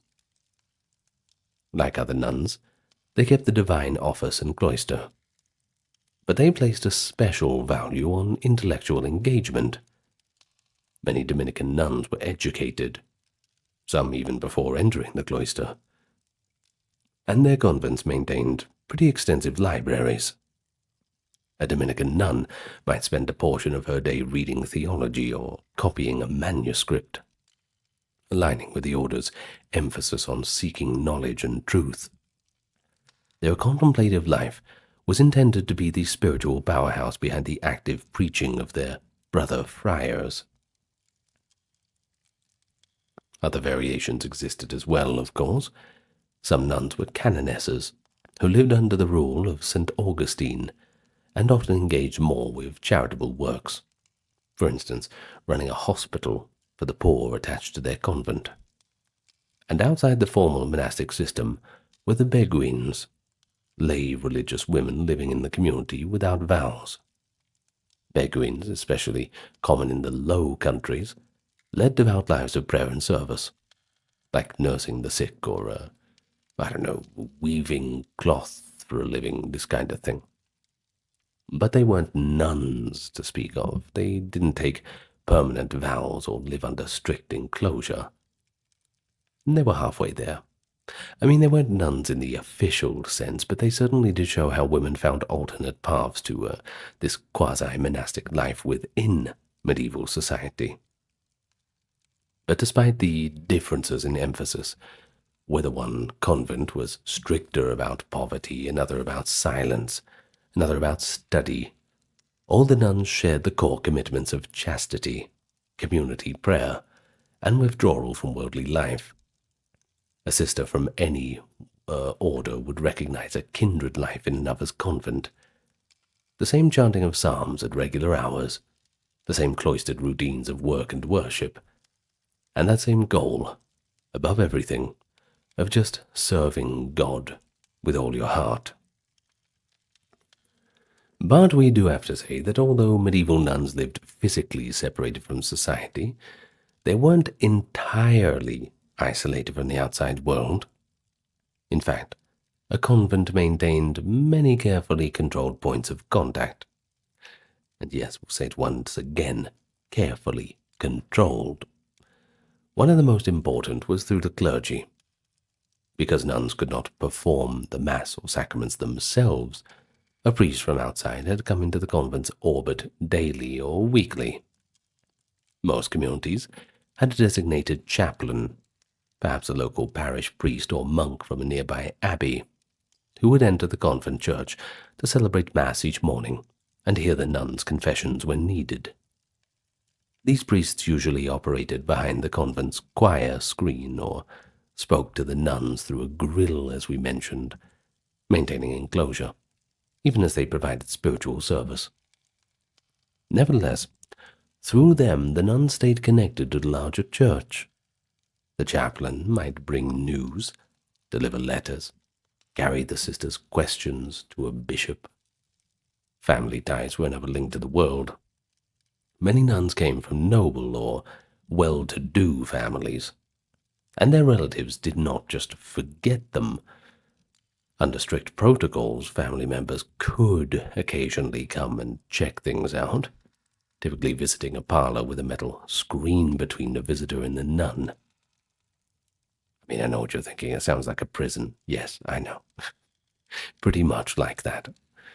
A father and mother might come to see their daughter on her profession day, or siblings might feast on a patronal feast day. The nuns could also send and receive letters. Of course, this all had to have the permission of the abbess.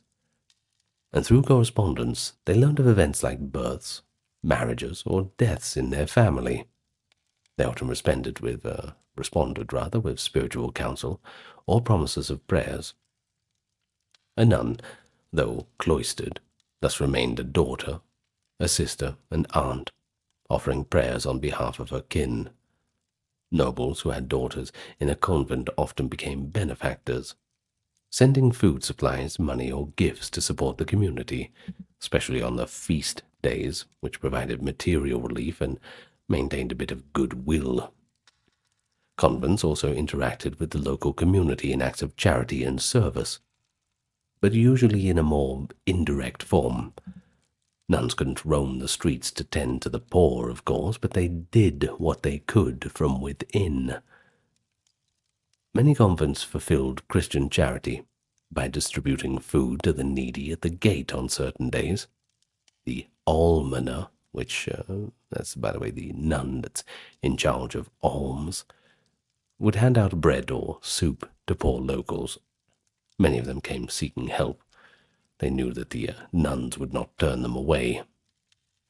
A few houses, especially those of more active orders, even ran small infirmaries or hostels next to the cloister, where sisters quietly tended to sick or destitute women. In this way, the nuns met their duty of compassion without compromising their enclosure. Education was another bridge to society. Some convents served as modest schools for the girls, particularly those of nobility or the rising merchant class. Such girls lived in the convent for a time and were taught reading, writing, needlework, and Christian doctrine. After a year or two, most returned to their families to marry, though a few eventually did decide to take the veil themselves. In instructing these young charges, the nuns performed an important social duty, passing on culture and piety to the next generation. Finally, the convent had relationships with ecclesiastical authorities and patrons. Bishops conducted periodic visitations to ensure the nuns were living properly, and these inspections could be understandably quite stressful. The sisters knew they would be questioned on any perceived laxities, but they also kept the community aligned with the wider church reforms. Local lords and noble patrons might attend Mass in the convent's chapel, from the public side of the grill, that is, or ask the nuns to pray for their special intentions. In gratitude, those patrons often protected and endowed the convent. Lay people also sometimes sought spiritual counsel from nuns. One famous example, the English pilgrim and mystic Marjorie Kemp, in the early 15th century, visited a community of nuns for advice and comfort. Instances like that, they demonstrate the continuing esteem for nuns, not only as spiritual guides, but kind of wise women, too. In these ways, the wall of the cloister was permeable to prayers and messages. Medieval people valued the prayers of nuns as especially efficacious, considering nuns to be the closest to Christ. Wealthy families endowed convents specifically so that sisters would pray for their souls each day. The nuns, for their part, understood their role as praying for the world behind closed doors. When plagues, famines, or wars struck the region, the nuns intensified things. Thus, even though the sisters rarely set foot outside of their abbey, they were spiritually engaged in the world's troubles and hopes. A convent might be physically enclosed by high walls, but in the medieval mindset, it was an integral part of the community. A powerhouse of prayer, and a beacon of faith that just benefited everybody outside. But for all of its piety, the life of medieval nuns was not without challenges, and, of course, the periodic need for reform. Human weaknesses and outside pressures sometimes disrupted the ideal routine. You see, not every woman in the cloister had entered by pure choice, nor did every one of them have a strong vocation. Some had been compelled by family, or maybe circumstance. A few struggled to accept the rigorous life. Perhaps it felt like a good idea at the time, but once you get in there, it's not so fun. There were instances, albeit rare, of nuns breaking their vows, the most scandalous being those who slipped out to secretly meet lovers, or who fell into illicit relationships and even became pregnant. Good luck hiding that one. Church chronicles recount a few such scandalous incidents with shock. Such dramatic failures were the exception, but they understood that not everyone in the cloister was a saint, and that human nature could occasionally override the strict separation from the world. More commonly, problems in nunneries took the form of declining discipline or material hardship. Some communities, especially those with meager endowments, fell into poverty. Nuns sometimes had to worry about having enough food or firewood for winter, which could distract their spiritual focus. Turning to more practical matters, you're not going to get much praying done if you're starving. Conversely, other convents became too comfortable over time, lax in observing silence or poverty, and overly involved with local society through frequent visitors or letters. By the late 13th century, the Church recognized that many women's houses needed a tightening of standards. In 1298, Pope Boniface VIII issued a decree mandating strict cloister for all nuns, requiring that they remain perpetually enclosed. This papal command, essentially enforcing for all convents the kind of seclusion that had been expected for the strictest orders, was an attempt to curb the easygoing interactions with the outside world that some convents had adopted. But enforcing it was not always simple. But over the following decades, enclosure became much more uniform across nunneries. Despite occasional lapses and outside disruptions, the institution of the nunnery proved to be remarkably resilient. For centuries, through wars, plagues, social upheavals, convents stayed. They remained as the centers of persistent faith and prayer. Many nuns attained reputations for their great holiness. A few, like certain abbesses and mystics which we know by name, even produced writings that reached far beyond the cloister. We have, for instance, the personal letters of Abbess Eloise, which reveal a keen intellect and a human insight within the cloister itself, and the visionary treatises and music composed by Hildegard of Bingen, which earned her fame across Europe. Examples like that show that the convent could nurture extraordinary talent alongside the everyday piety. Far more nuns lived in quiet lives of dedication, and their names are unknown to history, but perhaps still cherished in their communities. The nuns supported each other through hardships like disease and hunger, and they shared moments of simple happiness in their common life. Through it all, their faith and sisterhood sustained them. Year after year, generation after generation, the choir psalms continued, and the lamps in the covenants kept burning. So what do you think? Do you think you could be a nun? Maybe. Well, I think we see a pattern of constancy and devotion that's truly remarkable. Every day, getting up before the sun, beginning the prayers. And every night, silence behind those walls, ending the day as it began, just in the presence of God. Such was the loop of existence, continuous offering of time, labors, and love. Well, their ceaseless prayers were believed to safeguard the world beyond their cloister. Whether that worked or not is, well, arguable. Their work, whether copying books, tending gardens, or teaching girls, quietly contributed to preserving learning and caring for the vulnerable. Within their communities, they cultivated virtues of charity, patience, and discipline, striving with very human effort to live out high ideals.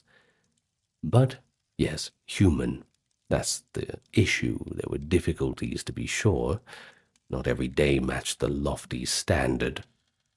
But hey, you're not perfect either. Well, the overall impression is one of sincere commitment and conviction, and I think that should be, that deserves something. For us today, I think it's a little bit hard to imagine this kind of life. But for those people back then, there was a meaning in the routine and rhythm, the community oriented toward the divine.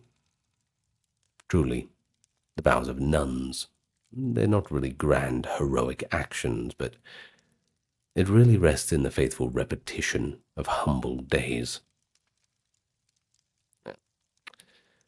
In any case, that is enough for us. The Pilgrim. Perhaps a minor character in the story of medieval history. But what image comes into your head? Do you imagine a pilgrim as a quaint storybook figure? Perhaps you do. Perhaps you read Chaucer's merry band on their way to Canterbury. But the reality was far from the idyllic fiction. For the medieval pilgrim, the road was a gauntlet of hardship and danger. Bandits lurked in forests. Storms could wreck ships at sea if you took that path, and many travelers passed the bleached bones of those who died on the same journey. Yet they pressed onward, driven by desperation and perhaps a little bit of faith. But then there's the question, what could compel ordinary men, women, and sometimes children to risk such peril? Between the 11th and 13th centuries, the era of the Crusades, pilgrimages surged across Europe. From peasant cottages to princely courts, people of all stripes took up the pilgrim's staff and set out for those sacred destinations. Some walked to famous shrines in their own lands. Others chose to undertake the ultimate journey to Jerusalem in the Holy Land. These voyages spanned continents and often crossed into war-torn frontiers. But each pilgrimage was unique in its trials. But they all shared common ordeals. And so in this exploration today, we are going to trace the pilgrim's journey. And of course, we're going to draw on those old medieval accounts that have been so lovingly preserved and left for us, and a little bit of modern insight and archaeology. It's a story that doesn't get told very often. But lately it's all about regular people. So let us be the ones to listen to their story. Now first, of course, let me welcome you to the channel. I am the guy. We'll be spending the next hour together. But I can guarantee you the one thing that you will not get here is ads. Now, we're certainly on a crusade against them. We hate them as much as you do, so it wouldn't be right to have them in the video, so we've turned them all off. You won't get interrupted here, rest assured.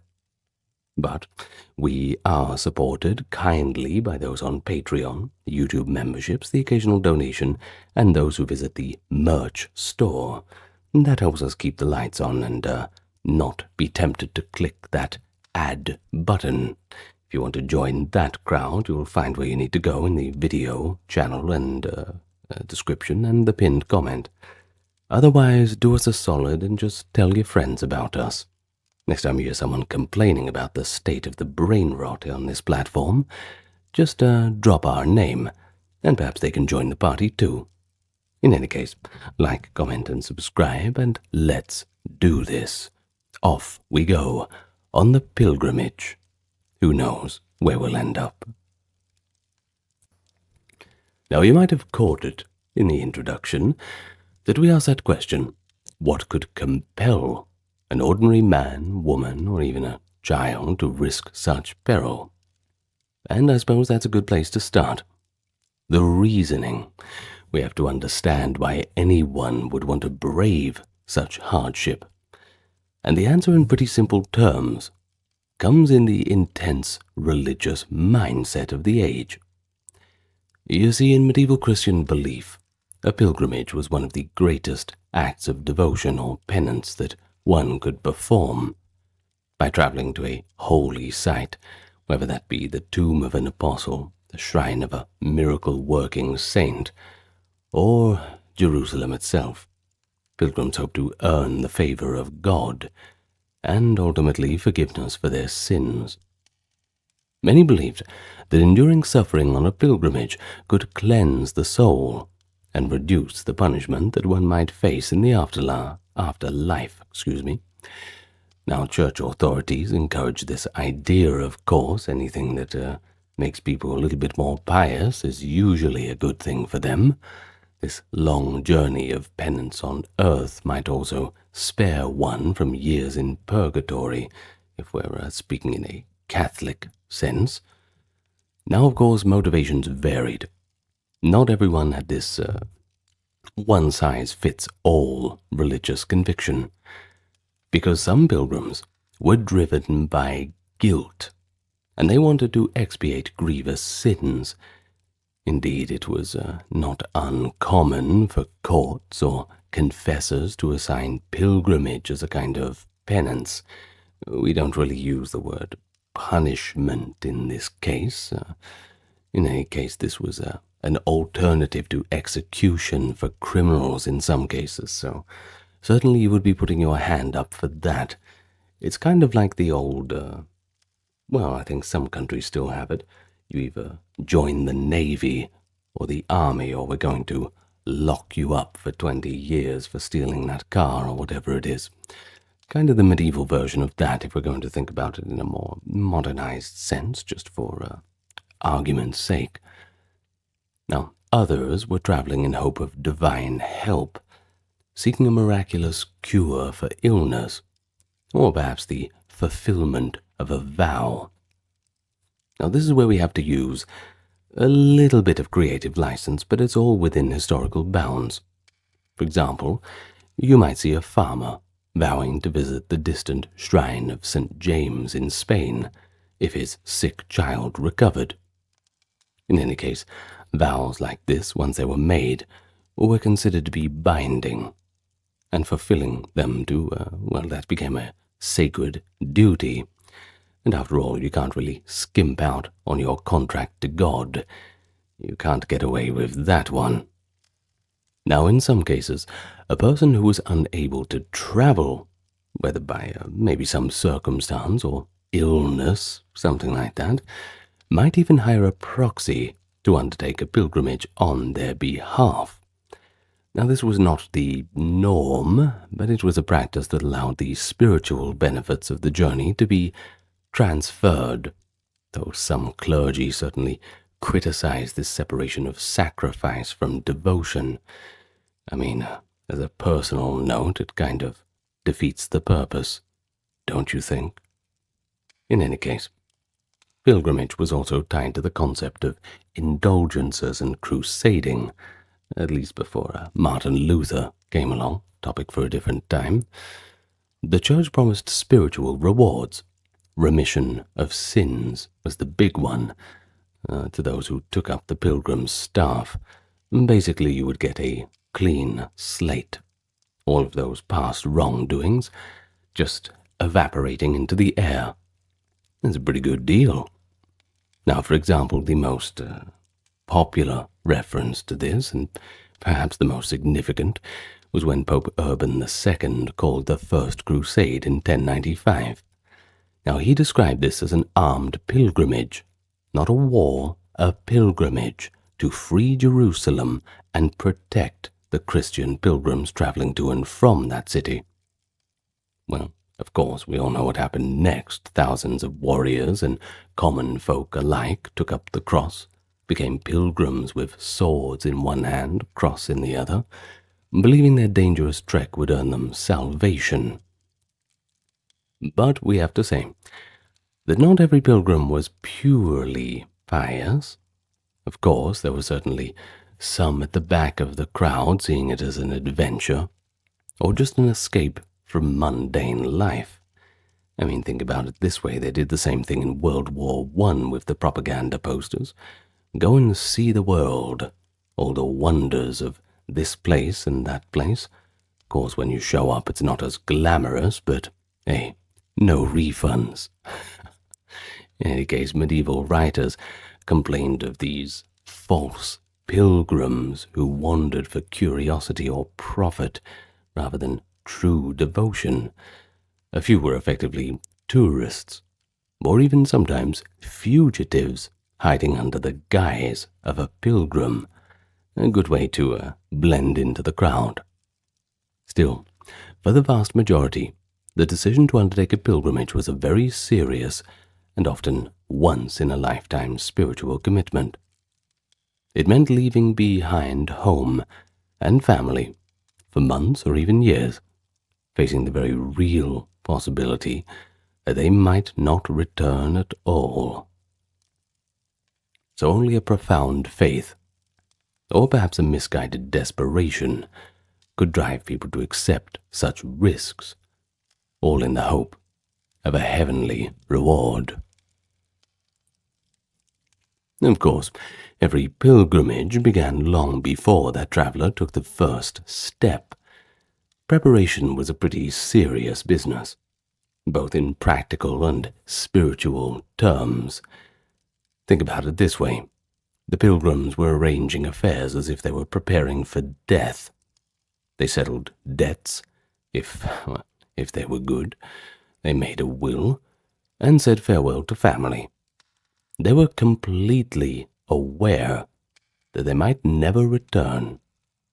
Of course, it was also expected that a pilgrim seek forgiveness and absolution before their departure.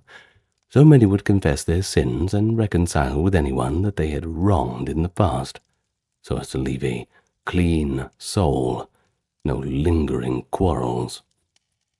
In a send-off ceremony at the local church, a priest would bless the pilgrim's staff and scrip, that is his travel bag, and formally bid them Godspeed. The would-be pilgrim took a solemn vow to complete the journey, binding themselves before God to reach their destination.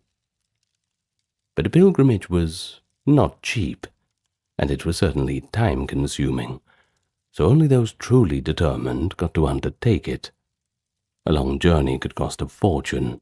You've got food, lodging, ship passage if you're taking the naval route, and offerings at shrines. It all adds up. Many pilgrims had to gather funds for years, or even sell property to finance the trip. Chronicles mention poor farmers selling their oxen or fields, and nobles mortgaging estates, all to afford the journey to Jerusalem, or perhaps another far-off shrine. But of course, Jerusalem was the gold standard of pilgrimages. Such sacrifices were of course made willingly. They were seen as the best investment you could make in the soul's salvation. But besides financial planning, there were administrative details. Travelers often needed permission to leave their home territory. A serf required the lord's leave, and a townsman had to settle any civic obligations. It became quite common for pilgrims to carry a letter of introduction, a kind of pilgrim passport issued by church authorities. This document, sealed by a bishop or abbot, attested that the bearer was a legitimate pilgrim traveling for pious reasons. It requested all who read it to offer the pilgrim hospitality and safe passage wherever they were. That doesn't mean they were always honored, but such letters could help a pilgrim find lodging at monasteries or avoid arrest as a vagrant in foreign lands.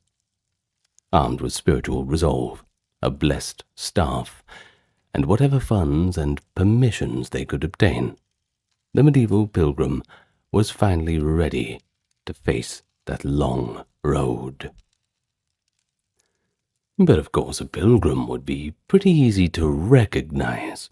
They had their distinctive garb and equipment.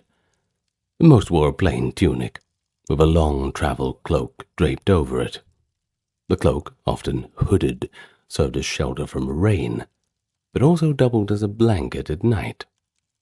A broad-brimmed hat was another common feature. Its wide brim kept the sun off and the rain away, and many pilgrims later adorned their hats with badges from shrines they visited. But no pilgrim travelled without a staff and scrip. Now the staff, of course, was a stout walking stick, useful for balance on rough paths, and also for fending off wild animals, or hopefully not needed, but thieves if necessary. As for the scrip, we already mentioned that. It's basically a simple satchel or pouch that was slung across the shoulder, in which the pilgrim carried meager provisions and belongings. Now, typically one might pack some bread and cheese, a cup, perhaps a small flask for water or wine, maybe a tiny prayer book or a rosary. Many pilgrims also carried a hollowed gourd or leather flask tied to their belt to refill with water at streams and wells. As they journeyed, pilgrims acquired certain symbols of their travels, and those became part of their identity. Chief among these were the aforementioned pilgrim badges, small pewter pins or tokens obtained at famous shrines. For example, those who reached the shrine of St. Thomas Becket at Canterbury would wear a badge depicting a bishop's mitre or a sword, symbolic, of course, of the martyrdom of St. Thomas Becket. Well, the most renowned emblem was the scallop shell of St. James.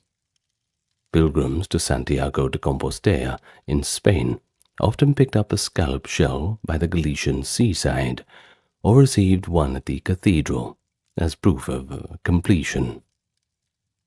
They proudly fastened this shell to their hat or cloak.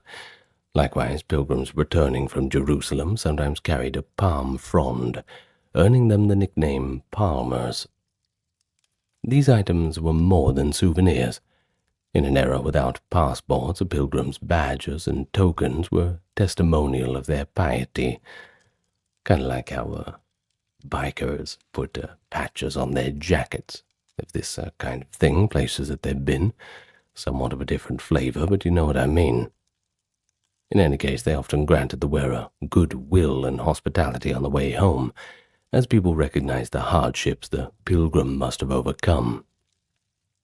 But not all pilgrims were poor, that's for sure. Wealthier travelers might have sturdier boots, better cloaks, or even travel part of the way on horseback. But that's if they were truly well-to-do. However, ostentation was discouraged. Many nobles deliberately dressed down to mingle with the common pilgrims, equals in the eyes of God. Regardless of social rank, the basic ensemble of hat, cloak, staff, and humble scrip became a great equalizer. the uniform of those on the road for faith. So, in medieval Europe, there were countless roads that led to countless holy places. But the major destinations included Jerusalem, of course, then Rome in Italy, Santiago de Compostela in Spain, and many others. Now these sites drew pilgrims from across Christendom, creating a web of routes that spanned the continent.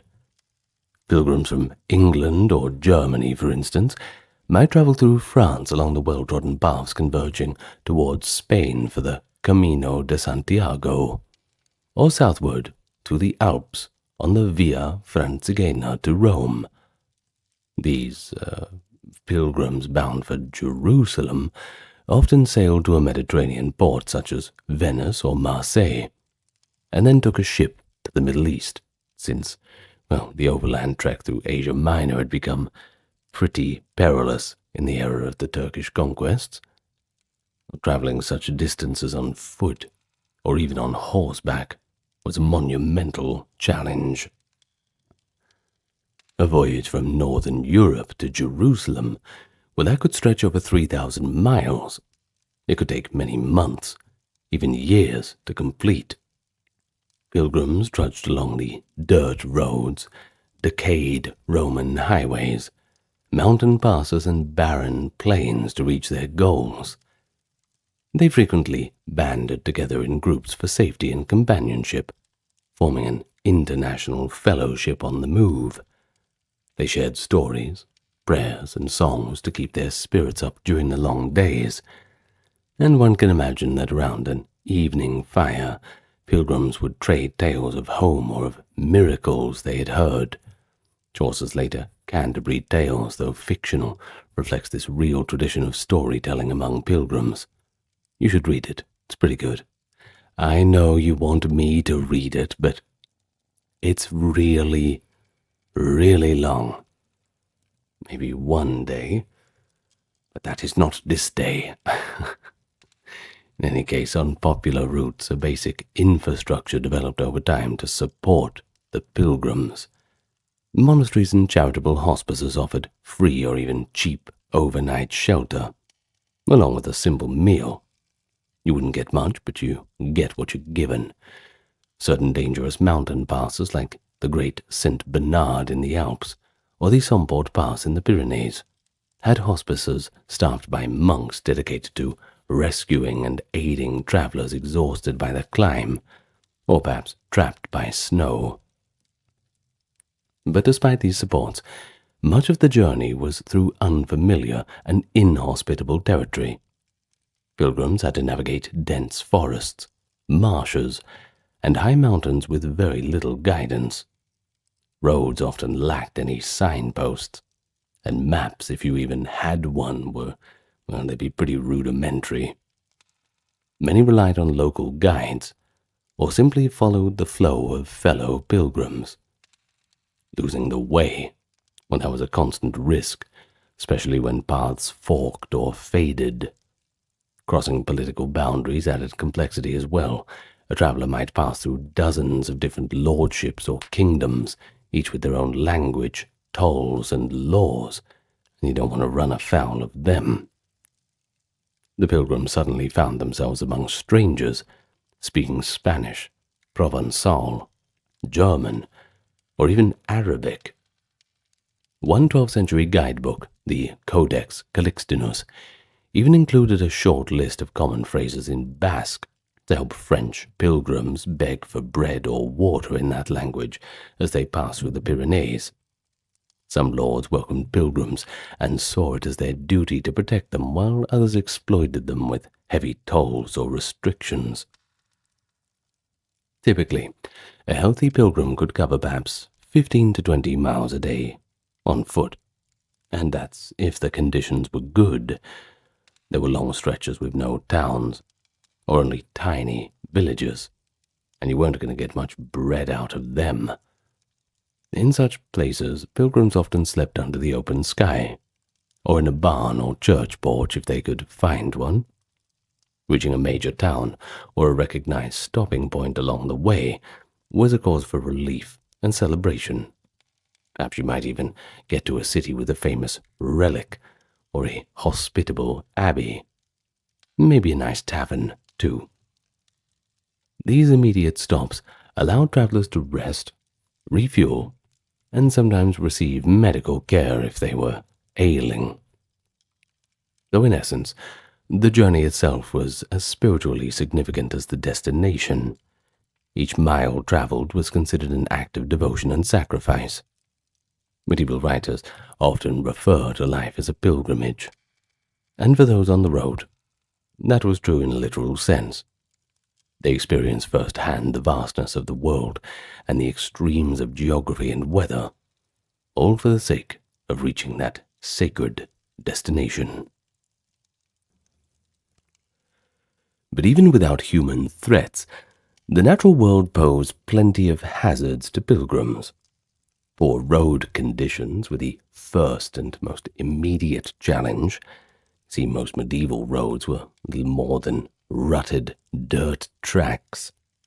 After rain, of course, they turned into quagmires of mud, and in winter they were pretty treacherous with all the ice. Travelers easily stumbled or fell, and a broken bone, far away from any help, could certainly be fatal. Pilgrims often had to ford rivers or cross fragile wooden bridges, tasks that could end in drowning if a crossing went wrong. Sudden floods sometimes swept away entire groups, attempting to wade a swollen stream. Exposure to the elements was also unavoidable. In the mountains, pilgrims risked hypothermia or avalanches. Many accounts tell of people freezing to death in Alpine or Pyrenean snows, despite the efforts of monastic rescuers. Conversely, those crossing arid regions or the sunny plains suffered from heat and thirst. The intense summer sun of Spain or the Middle East could kill the unwary. One Crusade-era chronicler noted that more pilgrims died of thirst and heat exhaustion in the Syrian deserts than they did from enemy arrows. Water and food, even when available, carried their own dangers. Drinking from an unknown stream or pond could lead to debilitating diarrhea or other illnesses brought on from those germs that they didn't quite grasp at the time. A famous pilgrim guidebook warned of certain waters in northern Spain that were literally poisonous. It recounts that a river called the Rio Salado, two local men sat waiting with knives, ready to skin the horses of pilgrims who stopped to drink. They would assure travelers that the water was safe. But when the thirsty pilgrims let their mounts drink, the horses would collapse, and they would die from the toxic water. The men would then seize the hides. Well, this little detail shows how something as simple as quenching the horse's thirst could turn deadly on the road and ruin the entire trip. Hunger was another frequent companion. Pilgrims unable to carry much food relied on buying or begging along the way. But often they traveled through wilderness or famine-stricken areas that had nothing to eat of their own. Malnutrition weakened many of them, making them susceptible to illness. A lack of clean food and water meant that outbreaks of dysentery could sweep through a band of pilgrims, laying them low for days or just killing them all. Fatigue and injuries accumulated over the long trek were a problem too. Foot sores and blisters were ubiquitous. Without proper rest, a minor foot wound could become infected. Pilgrims often arrived at way stations limping and in pain. They might pause for a few days to recover, but lingering too long, that was costly. So many pressed on, despite their condition. The sheer uncertainty of travel was a hardship in itself. There were no reliable maps or travel advisories. A bridge washed out by a storm could force a huge detour. News of plague or war ahead might compel pilgrims to reroute by hundreds of miles. Every day required adaptation and endurance, and in facing these trials, mud, rain, heat, hunger, disease, the Pilgrims believed they were earning spiritual merit. The hardships of the road were, in their eyes, just another form of holy penance, an imitation of the trials of the saints or Christ's own passion. The belief was often the only comfort on a miserable night under the open sky. But perhaps the greatest fear for pilgrims was indeed falling prey to robbers or outlaws along the way. Bandits haunted many lonely stretches of road and forest, knowing that pilgrims often carried coins or valuable tokens for offerings. Despite the church's decree that harming a pilgrim was a heinous crime, i.e. attackers might face excommunication or even execution if caught, lawbreakers don't really care about the laws. Shock horror. They still found pilgrims to be quite tempting targets. These brigands used a mix of stealth and violence. A band of armed thieves might lie in ambush behind rocks or trees, and then spring up upon a lone traveler, or stragglers at the rear end of the caravan.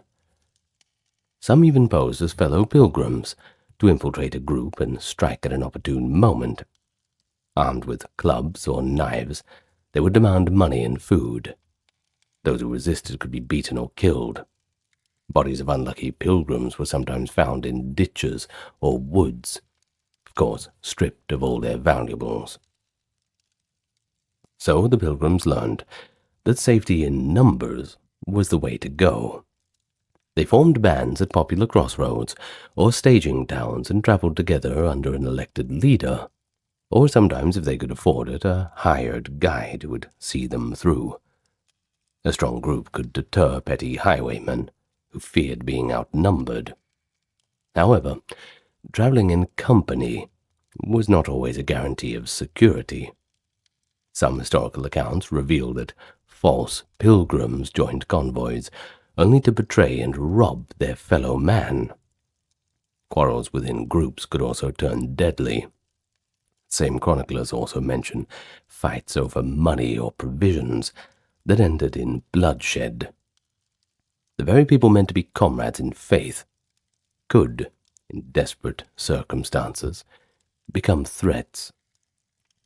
And then there was wild animals, just another layer of danger, especially in sparsely populated regions. Packs of wolves shadowed roads in winter, ready to pick off anyone who fell behind at dusk. A lone pilgrim who became separated might be stalked by wolves or mauled by wild dogs or boars in the woods.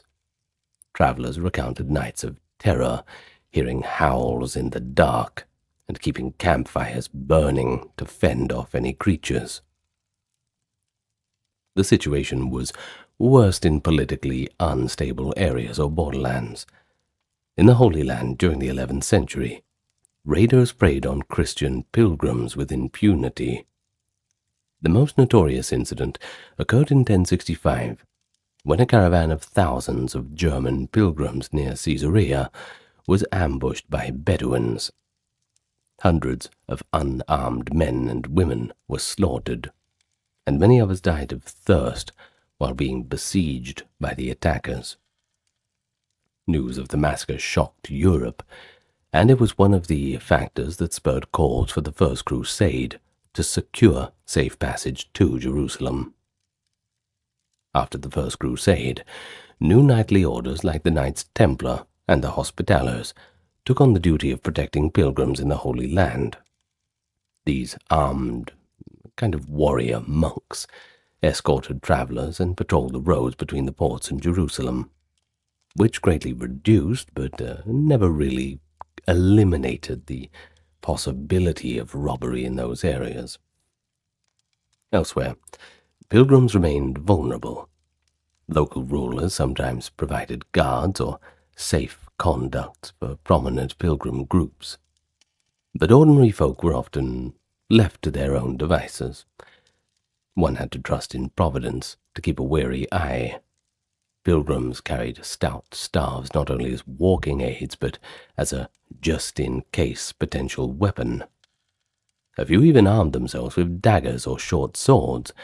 This was despite the religious rules against bearing arms on a pilgrimage. Better to risk a reprimand than to be utterly defenseless.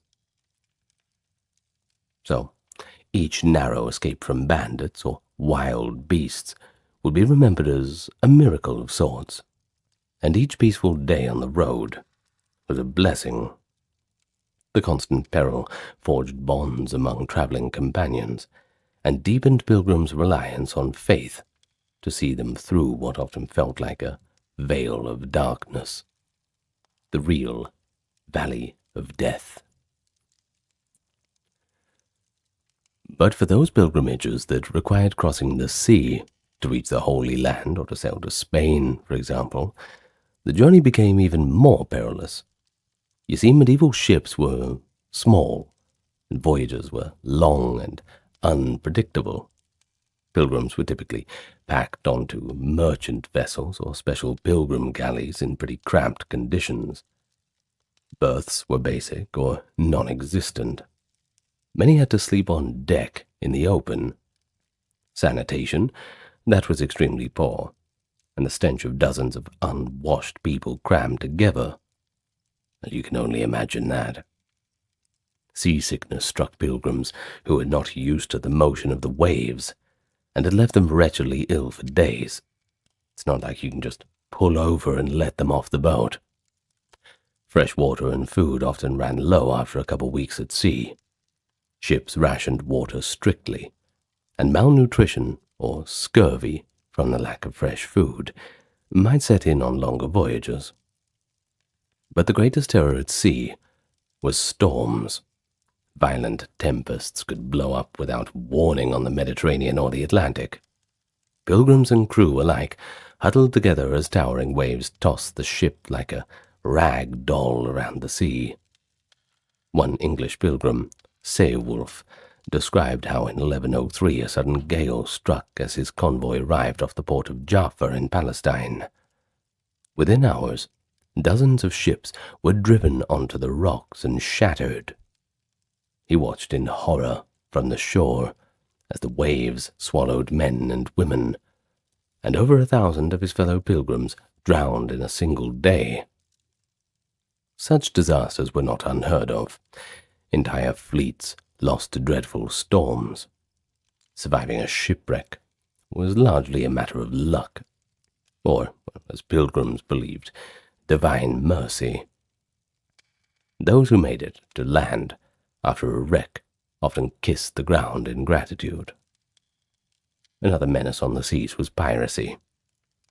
Wherever there were trading ships, there were thieves looking for plunder, and the pilgrim ships were no exception.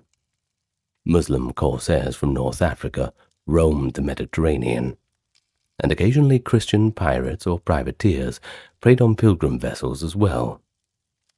A chronicle from 1453 records that a pirate fleet captured a ship carrying 300 pilgrims returning from the Holy Land. The pirates killed all the men, and the women were turned into slaves. In 1473, a group of Irish pilgrims bound home from Santiago de Compostela were seized by pirates near Cornwall. They were eventually released after a ransom, but such fortunate outcomes were quite rare. More commonly, kidnapped pilgrims ended up in the slave markets of foreign ports, if their families or communities could not pay the hefty sum for their freedom. To mitigate these dangers, some cities organized armed convoys, or scheduled group voyages under guard.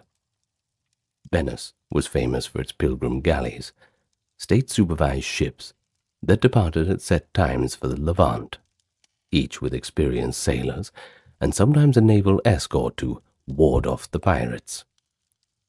These measures improved the odds, but could not eliminate the unpredictability of sea travel. Pilgrims on board spent much of their time praying for calm weather and safe passage. It was common for terrified passengers to vow that if they survived a storm, they would undertake some act of penance or charity afterward.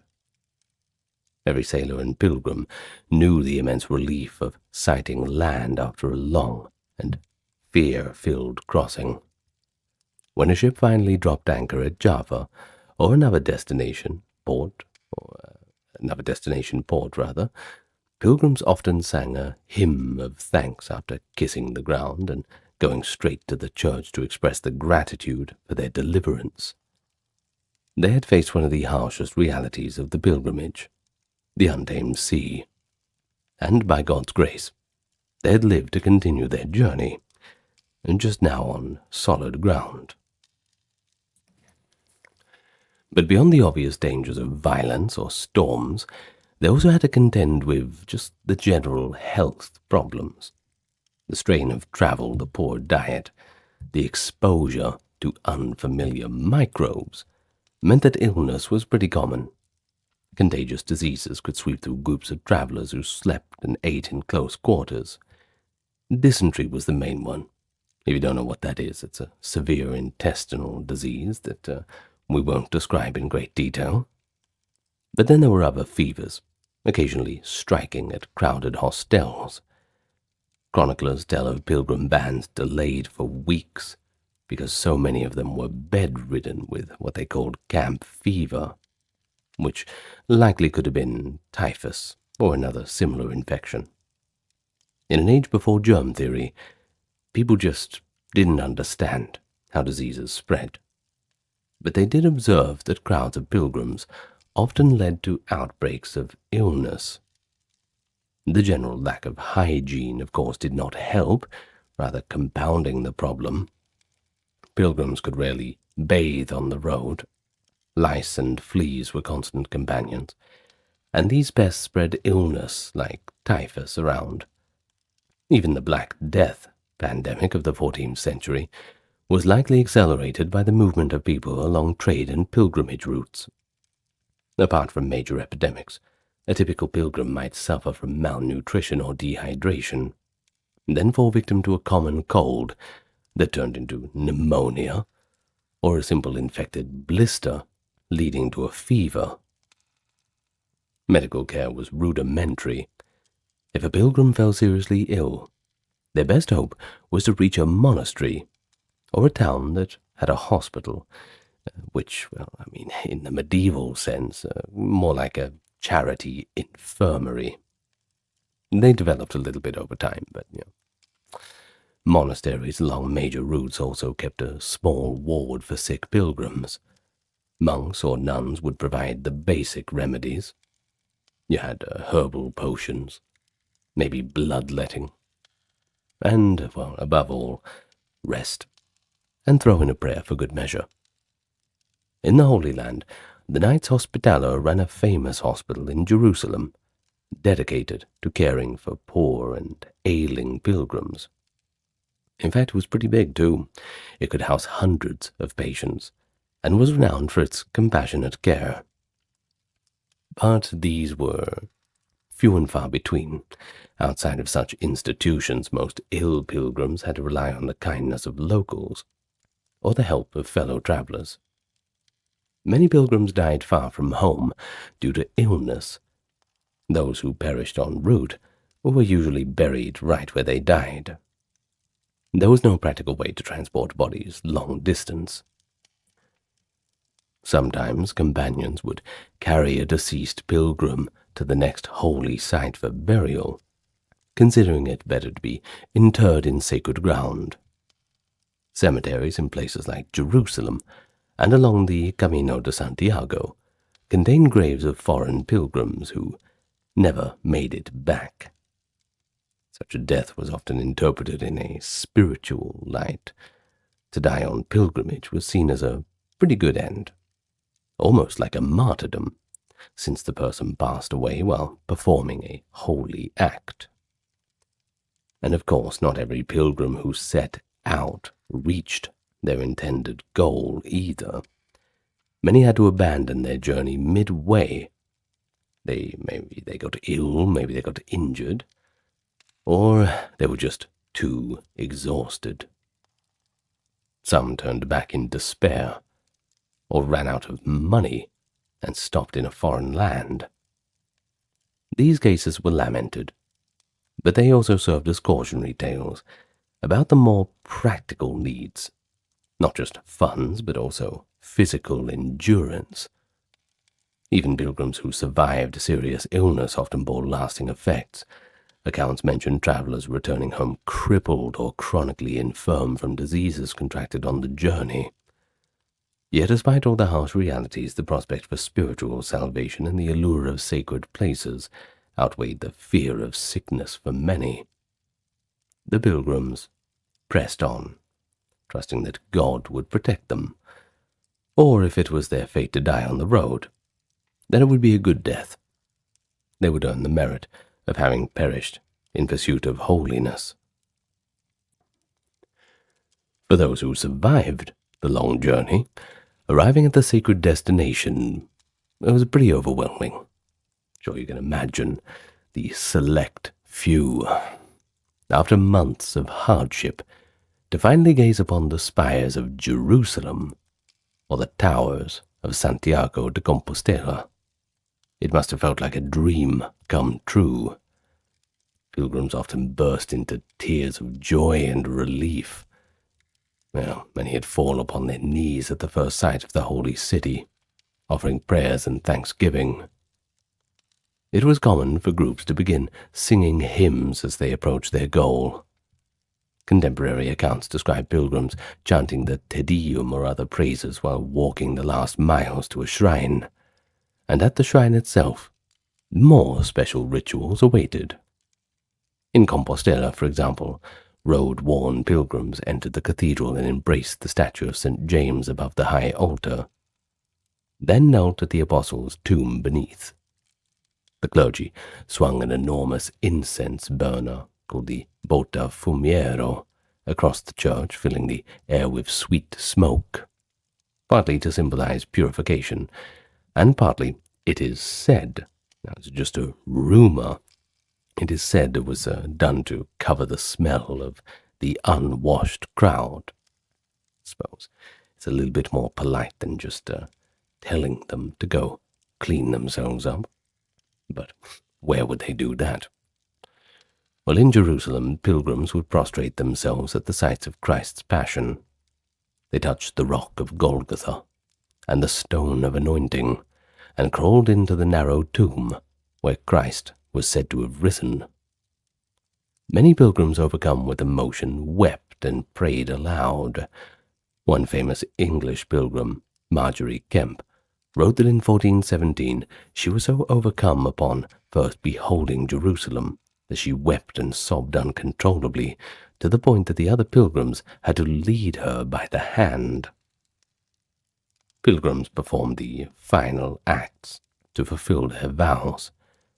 They presented offerings at the altar, perhaps a candle or a hand-crafted token symbolizing their prayers. They often had clergy at the site stamp or sign a testimonial of completion. By the late Middle Ages, by the way, Compostela and Rome would issue official certificates to pilgrims as proof of their journey. Certainly imagine people taking that home and hanging it up on the wall. Pilgrims also acquired final souvenirs, of course. The pilgrimage trade attracted profiteers as well. Around major shrines, a whole economy sprang up. Inns, taverns, souvenir stalls, money changers, ironically, and vendors hawking all manner of relics. Pilgrims could buy a little flask of holy oil, a rosary said to touch a saint's tomb, or even a fragment of the true cross. Though scams were common, of course. There seems to be quite a few fragments of the true cross floating around. Must have been a very big cross, so dubious on that authenticity. Medieval moralists often warned travelers not to be too credulous with these peddlers, and to keep their pilgrimage more focused on prayer. Nonetheless, most pilgrims did acquire some treasured mementos of their journey, whether purchased or gifted. Finally, they received the official badge of that shrine, to add to their collection. Having achieved their spiritual goal, pilgrims faced the prospect of the journey home. Interestingly, some found the return trek easier, buoyed by the elation of fulfillment. Of course, the way back always seems shorter. But others discovered their funds were exhausted, and their bodies, well, they were almost broken. A few never left the holy places. They might join a religious community there, or in some cases, die shortly after accomplishing their life's mission. Most, however, began the long road back with lighter hearts than before. Medieval society held successful pilgrims in high esteem. Back in their hometowns, they were welcomed with celebration and curiosity. Neighbors would gather to hear the tales of distant lands and miracles.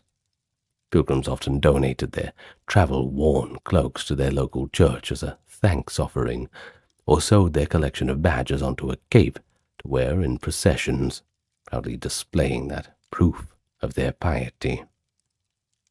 In some communities, returned pilgrims banded together.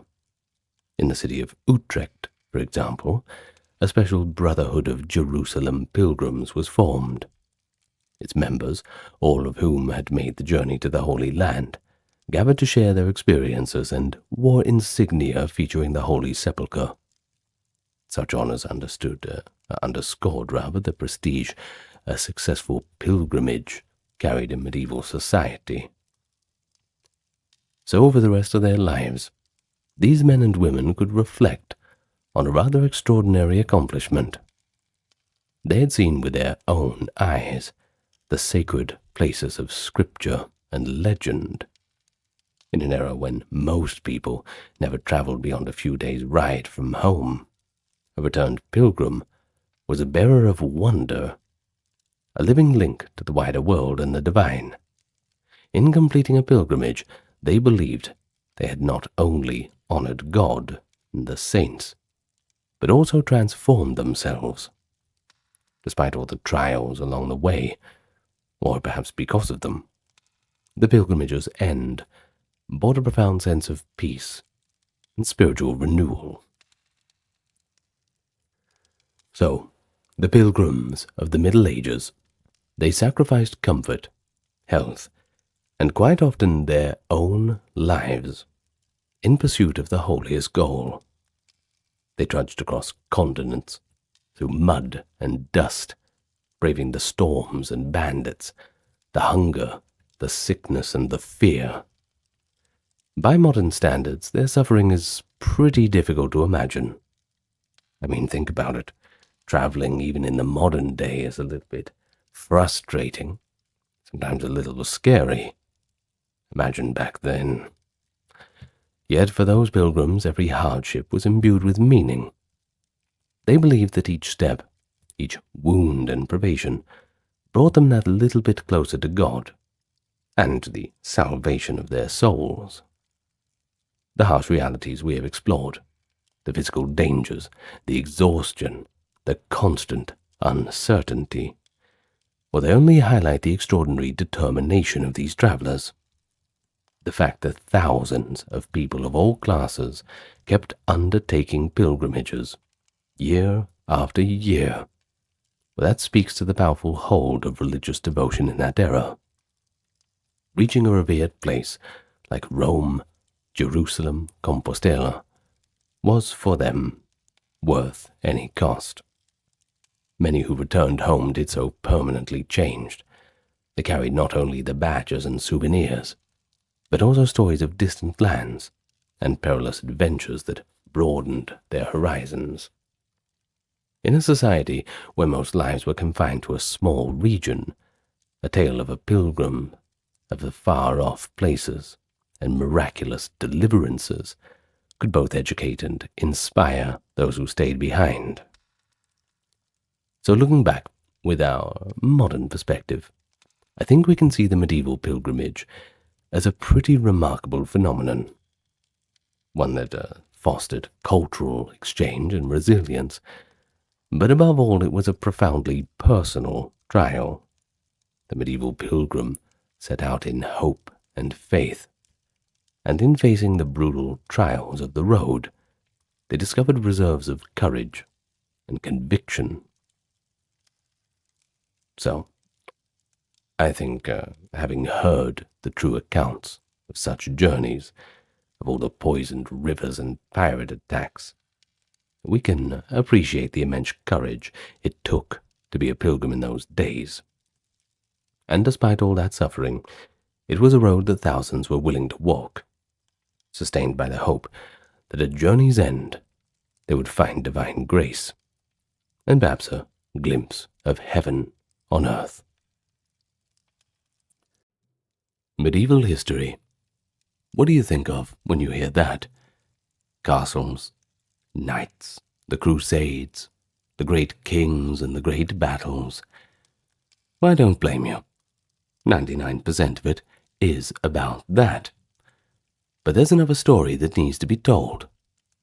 Perhaps one that didn't have quite an impact on the pages of history, but certainly one that was instrumental in creating them. Medieval childhood. It was a world of contrasts and challenges, yet also one of learning, familial love, and occasionally a bit of fun. In Christian Europe, particularly around the High Middle Ages, growing up was shaped by high infant mortality, hard work from an early age, deep religious influence, and of course that never-ending reality of one's social class. But it was also marked by care and community. Parents and the society at large invested great efforts in nurturing the next generation. Of course, past scholars once suggested that medieval people saw children as just miniature adults, and the concept of childhood was completely absent. But nowadays, this has been dispelled as somewhat of a myth. The truth is, medieval Christian society recognized childhood as a distinct stage of life. Parents mourned lost infants, and they cherished their young. And there's many a source we'll get to that reveals special care and affection directed towards children in particular. And so from the moment of birth and baptism, through the years of play, work, and training, up to the cusp of adulthood, medieval childhood had its own challenge and rhythm.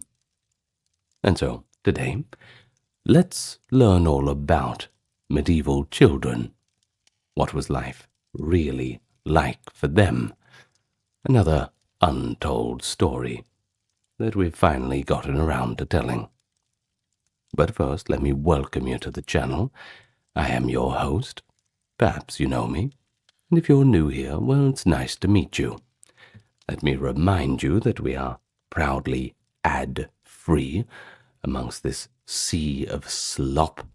You will not find any ads here. And that's a good thing. And we can do this because the lights are kept on by the kind patrons, YouTube members, those who visit the merch store, and the occasional donation. So we do appreciate if you consider following those links in the channel description and pinned comment. Other than that, like, comment, subscribe, tell your friends. Always helps us in the algorithm. And perhaps we can win the battle against the brain rot on this platform. Of course. That's it for that. Introductions out of the way. Let's get to the real meat and potatoes of the video. Let's begin. But I suppose we should begin by saying that the arrival of a child in the Middle Ages was certainly a moment of joy, but also one of quite a bit of anxiety. You see, things back then were a little bit different. The hospitals were certainly not as developed. Not everyone could just call up a midwife either. Childbirth carried serious risks, not just for the child, but for the mother. Yet, throughout Christian Europe, families eagerly awaited new children. and they prayed for a safe delivery. Midwives, that is, experienced local women, not really qualified in a degree sense, no pieces of paper to be found for that, just a little bit of experience. They would help out and oversee most births. They would use practical knowledge and a few herbal remedies to help the labor along. Perhaps a little bit of superstition. Never goes astray. In the noble households, a physician or a surgeon might attend, but often it was the midwife's skill and, well, God's good graces and a few well-placed prayers that ultimately was awarded with the heavy lifting of bringing a child into the world. And so, the first moments after birth, they were the really critical ones.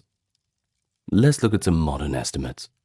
By them, perhaps 1 in 3 children did not survive the first year. And if that's not bad enough, nearly half of all children died before they even became adults. Why is this? Well, you've got the big 3 problems: disease, infection, and malnutrition. They all took their toll, in different doses depending on the time of the year and circumstances. As a result, baptism was usually performed very soon after birth, often the same day or the next. This was to ensure that the child's soul was protected if death came early. In Catholic belief, baptism was essential for salvation. So if a newborn daughter seemed in danger, a midwife or a priest might perform an emergency baptism at home, rather than risk the child dying unbaptized. In fact, baptism was one of the first major events in a child's life. It took place in a parish church, where the infant was baptized with holy water, and then they were given a Christian name. This was more often than not a saint's name or a family name to invoke protection. The parents selected godparents, i.e. spiritual guardians, usually close friends or kin. Usually you get like an uncle and auntie, or maybe, just your best friend and his wife. Their responsibility was to stand with the child, but this was more of a formality. Godparents were expected to assist in the child's upbringing and care where they could. But if the parents died, well, that's when they'd really have to step up to the plate. In any case, after the christening, the family usually would hold a celebration. However modest, perhaps a simple meal with neighbors in a cottage, or a more lavish gathering in a great hall. This would welcome the new child into the community. And so you can see, from the very start, a medieval child's life was framed by this Christian ritual and family ties. And indeed, in this video we are staying within Christian Europe. Perhaps we'll do other medieval children or ancient children at a different time, but for this video we have to set the goalposts. In any case, a newborn was seen in this context as both a fragile human needing worldly care and also a soul entrusted to the community by God. The baptismal rite, with its anointing and white christening cloth, was there to symbolize innocence and initiated the child into a spiritual family as well. And so, in this way, birth and infancy were woven tightly into religious life and communal support. So what happens next? Well, if you get through the baptism, once that's over, the day-to-day task of keeping a child alive and healthy began. More of a challenge than a task. Now medieval parents, just like parents everywhere, at every time, doted on their infants, and took any measures they could to protect them from any danger. But there was one common practice: swaddling.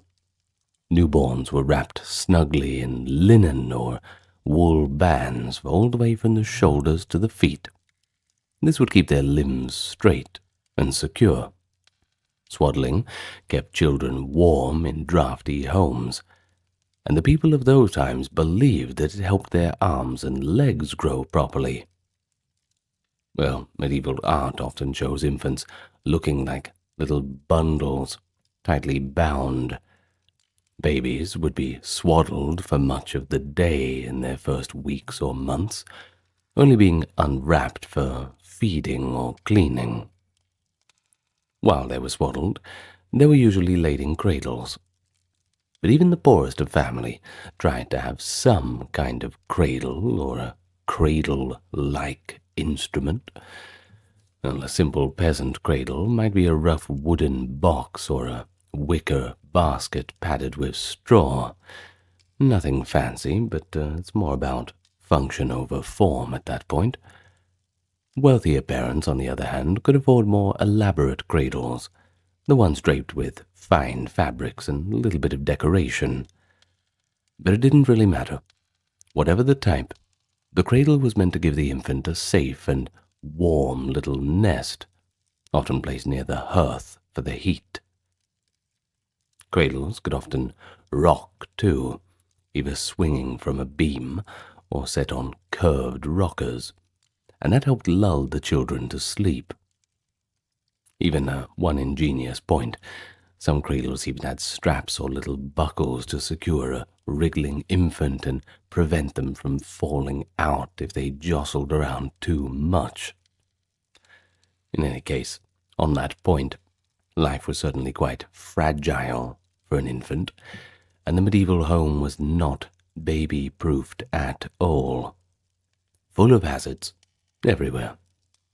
A cradle near the open fireplace, well, that would keep a kid warm, but also expose them to the busy kitchen area. Those hot pots could spill, and indeed medieval records mention children accidentally scalded by boiling broth or porridge. Unattended infants were also at risk from animals. Pigs and dogs roamed freely in many villages. One grim English coroner's report tells of a child left alone briefly who was attacked and killed by a wandering pig. Now, regardless of medieval sensibilities growing up in the tough world like that, would certainly shock the community. But incidents like that were not the norm, but they do underscore the constant vigilance that was needed to keep children safe. Far from being indifferent, medieval parents understood these dangers and tried to prevent them from happening. They might rig a cover over the cradle to shield against sparks, or assign an older child with the responsibility to watch the infants if the mother had to step away on some other errand. To further reduce risk, some parents avoided taking a baby into bed with them, despite the convenience for nighttime nursing.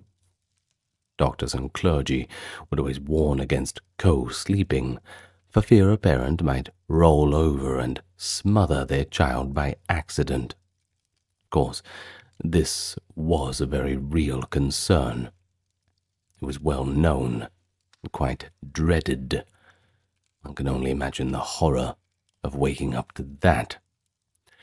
A 14th century medical writer even noted that if an infant got used to sleeping in a warm parental bed, they would fuss about sleeping alone later, which is really a quite relatable parental complaint, going all the way back to the 14th century. Very human indeed. But despite the warnings, many families in cold and crowded homes did want to share beds with their children out of necessity. But the ideal in medieval advice was to use a cradle for sleeping. Feeding the child was a central concern. Medieval infants were typically breastfed, as doctors and the church both encouraged nursing. A mother's milk was seen as natural, God-given nourishment for an infant, the gold standard, even a kind of white blood that carried the mother's essence. If the mother was healthy, she usually breastfed the child for a long duration, at least by modern standards, depending on the mother, sometimes a year or more. Now, as for weaning off, that was gradual, starting perhaps in the second year of life when the child could digest softened foods. Mothers who could manage it kept nursing, partly because it was believed to strengthen the child, but also, unbeknownst to them, frequent nursing spaced out pregnancies. Now, on the other side of society, in aristocratic and wealthy families, however, the mother often did not nurse her own baby. Instead, she would hire a wet nurse, a lactating woman, usually of lower social status, to take on the role of the feeding mother. And this practice was quite common among nobles. A high-born lady might have numerous duties or become pregnant again quickly, and, well, social conventions frowned upon noble women nursing. So in comes the wet nurse, sometimes a farmer's wife or a servant who had recently given birth, employed to live with the family and feed the baby. Families took care to choose a wet nurse of good character and health, since many believed a nurse's milk could transmit traits to the child. Church and medical writings insisted the wet nurse be a morally upright Christian woman, eat wholesome foods, and even abstain from sexual activity while nursing. It was thought that sexual intercourse could spoil the milk, but good luck watching everyone behind closed doors.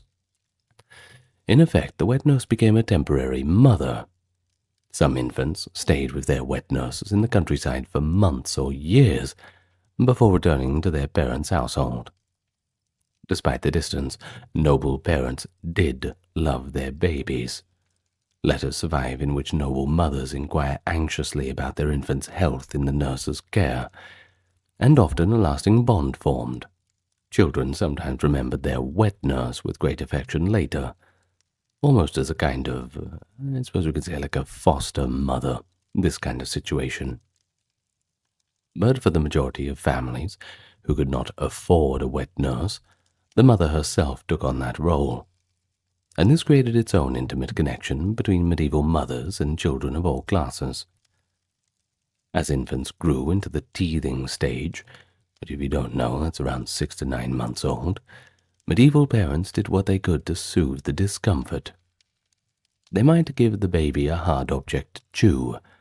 Archaeological finds include teething toys like small bone or coral rings that infants could gum on to kind of distract themselves. Herbal remedies were also used. One text suggests rubbing the baby's gums with a bit of honey or softened plant root to ease the pain. And then there was folklore. That offered a few cures too, such as hanging a wolf's tooth pendant around the baby's neck to ward off the feverish illness that often accompanies teething. All these measures, they show that medieval parents paid close attention to the health of their children. And of course they tried all the different strategies, some effective, some ineffective, some a little bit misguided, but equally well-meaning. In any case, it was all to help the infant through all of their common woes. So, if the child survived infancy, roughly the first 2 years, their chances of growing up improved dramatically. A toddler who could walk and talk was far hardier than a newborn. Medieval parents, knowing how many infants never made it past that point, breathed a cautious sigh of relief when a child grew sturdy enough to run about. And that is not to say that they didn't cherish their children from the start, don't get me wrong. Abundant evidence shows that they did. But they were also painfully aware of the reality that an infant, and even a child, and well, even an adult, was never truly safe. The scythe could come down at any moment. Now, when infant deaths did occur, they were met with genuine grief. Parents sometimes gave a subsequent newborn the same name as a deceased child, not as a thoughtless replacement, but to honor the lost child's memory. Got to continue on that legacy. Far from being emotionally numb, medieval mothers and fathers mourned their little ones deeply. In fact, we have a bunch of quite touching epitaphs and laments. One grieving French parent in the 14th century wrote that their departed toddler had been, quote, "the delight of my eyes, now taken to heaven with the angels." Now that sounds like something that you certainly hear in a modern epitaph. Once again, all the way back hundreds and hundreds of years ago. Well, once the infant was past the most fragile stage, they entered the years of childhood proper. And that's roughly the ages of 2 or 3 up to about 7. It is in this span that children were increasingly mobile, involved in family life, and curious. A toddler or young child spent most of the day under the watch of their mother or older siblings, toddling about the house or the yard, finding things to do, and as they gained coordination, children naturally filled their time with finding fun things. Archaeologists have indeed discovered that medieval children had games and toys surprisingly similar to those of today. Let's look at a few examples. In excavations of medieval towns, researchers have found little toy figurines, a tiny wooden horse on wheels, a doll's head made of clay, and even a miniature toy sword and shield. In one discovery, a 13th century child's toy knight, complete with an actual shield, was unearthed, showing that even kids back then enjoyed make-believe with knights and battles, just as one might expect. It makes you wonder if they played Crusaders versus Saracens, like how we have cops and robbers. Yeah, this kind of thing, like cowboys and Indians sort of stuff. Who knows, they most likely did. Well, literary sources likewise mention children's amusements. One cleric noted with mild disapproval, even, the children even fidgeted in church with knuckle bones or nuts as improvised toys. Village girls made dolls or pretend kitchens out of sticks and mud, while boys might carve little swords or build toy windmills. Whatever materials came to hand could become playthings in a child's imagination. We have a pretty sweet little story from Gerald of Wales, a churchman of the late 12th century, who reminisced about playing in the sand with his brothers as a boy. While his siblings built sand castles, young Gerald, destined for the clergy, built sand monasteries instead. Showing off a little bit, I assume. Medieval children played active games, too. Some games have truly never changed much. Hide and seek, tag, leapfrog. They rolled hoops with sticks down the street. They blew bubbles with hollow reeds, things like that. Boys in towns would kick leather balls or inflated pigs' bladders in pickup games of football, much to the annoyance of the townsfolk whose windows or market stalls might get in the way of the children's amusements. And there were games of chance and skill, too. Children pitched small objects like cherry stones or polished pebbles in games akin to marbles. And they played with spinning tops, and they whipped wooden pegs. Board games and table games were enjoyed by older children and adults alike. In fact, chess had arrived in Europe by the High Middle Ages and became popular among those who could afford the sets. Simpler games like Nine Men's Morris were scratched into the cloister benches of cathedrals, where the carved game boards made by choir boys can still be seen to this day. All in all, medieval children had plenty of things to enjoy their lives, especially in those early years before formal work or training had begun. From a young age, however, Children were also expected to start contributing in small ways and learning the skills they would need later. They could care for animals and siblings, fetch and carry items, and imitate adult tasks in a safe manner. Tiny fingerprints left in medieval clay pots show that children even helped craft activities like pottery making, probably doing simple tasks under adult supervision, of course. Now, on a farm, a boy of 5 might guard the family's cow, or help chase crows from the planted fields. A girl of a similar age might stir a pot or rinse laundry at the riverside with her mother's assistance.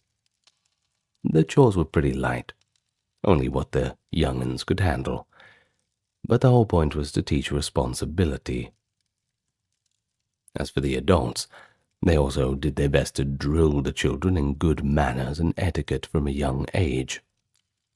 Youngsters were taught to remain quiet and respectful in the presence of elders, to keep themselves clean, and to observe proper behavior at the table in church. Parents and older siblings constantly reinforced these lessons, and misbehavior was usually met with swift correction. And, well, speaking of that, corporal punishment was a socially accepted part of discipline in medieval times. There's that popular proverb, "Spare the rod and spoil the child." Well, if you're not familiar with it, it basically means if you love your child, you'll not shy away from an occasional correction to instill good moral virtue within them. Now, this did not mean that children were constantly beaten, but a little smack or swat with a birch switch for serious naughtiness was considered pretty normal. School teachers, likewise, were quick to use the rod or cane on unruly pupils for those who would go to school. Medieval schoolboys later wrote humorous verses complaining about nasty masters with their beatings. Shows kids felt as much as kids do nowadays about strict discipline. In general, we can say that medieval parents believed in firm guidance, but it was guidance grounded in love and the desire to save a child's character, and perhaps even their soul. Now, around the age of 7, a turning point came. You see, 7 was seen as an age of reason. Basically, this means it was when a child was thought capable of understanding basic moral and intellectual concepts. At this stage, many children began more formal education or training suited to their station. For children of relatively well-off or scholarly families, primarily boys, this might mean going to school. In the High Middle Ages, schools were typically attached to cathedrals, monasteries, or collegiate churches. The main purpose was to educate future clergymen, but they often admitted other local boys as well. A boy of 7 to 10 might be sent to the cathedral school in a nearby town to learn Latin grammar or logic, with a bit of basic math and music. Essentially, the medieval curriculum of the trivium. Taught by a strict master, who, by the way, was usually a cleric, some kind of a clergy or churchman, the pupils sat on benches and chanted Latin declensions, learned to read and write on wax tablets, and memorized prayers and passages of scripture. Classes began at sunrise and could last for several hours a day. Discipline was famously strict in these Latin schools. The schoolmaster's rod or birch was always close at hand, and if a boy made errors in his recitation or was caught daydreaming, he risked a sharp rap on the knuckles, or perhaps even a worse beating, depending on how the teacher's mood was at the day. One English schoolboy in the 1100s scribbled a marginal note complaining, quote, "The birch is the worst. It causes pain beyond all measure." Well, you better start paying attention then, kid. No, I'm just kidding. Well, the fear of a whipping would certainly keep many a student focused on his lessons, that's for sure. But not all education took place in formal schools. Noble children often received private tutoring at home. A noble boy might be taught to read and do basic sums by a household chaplain, or perhaps an educated relative. Once again, certification was a little bit fast and loose.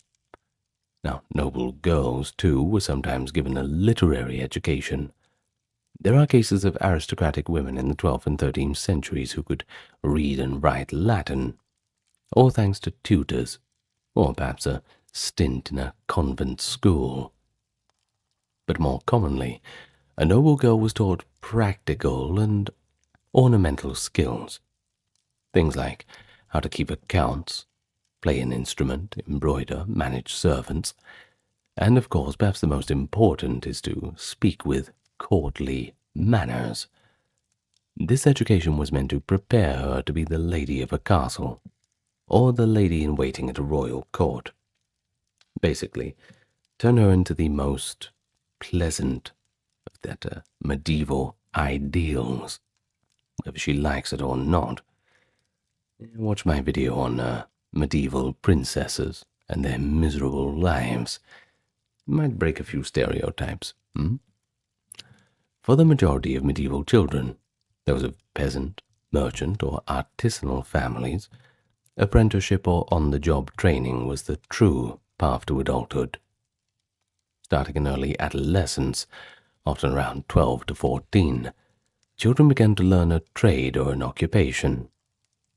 A village boy would learn farming by working the fields with his father from the time he was strong enough to swing a scythe or drive a plow team. A craftsman's son in a town might be formally apprenticed to a master in the guild.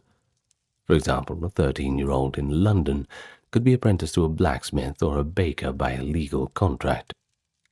He would move into the master's household, and for a term of 7 to 10 years he would be trained in the trade. The apprentice started with the menial chores, sweeping up the shop, fetching water, tending the fire.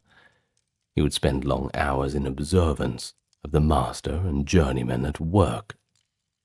Gradually, the master would teach him to handle the tools and carry out simple tasks. Over several years of practice,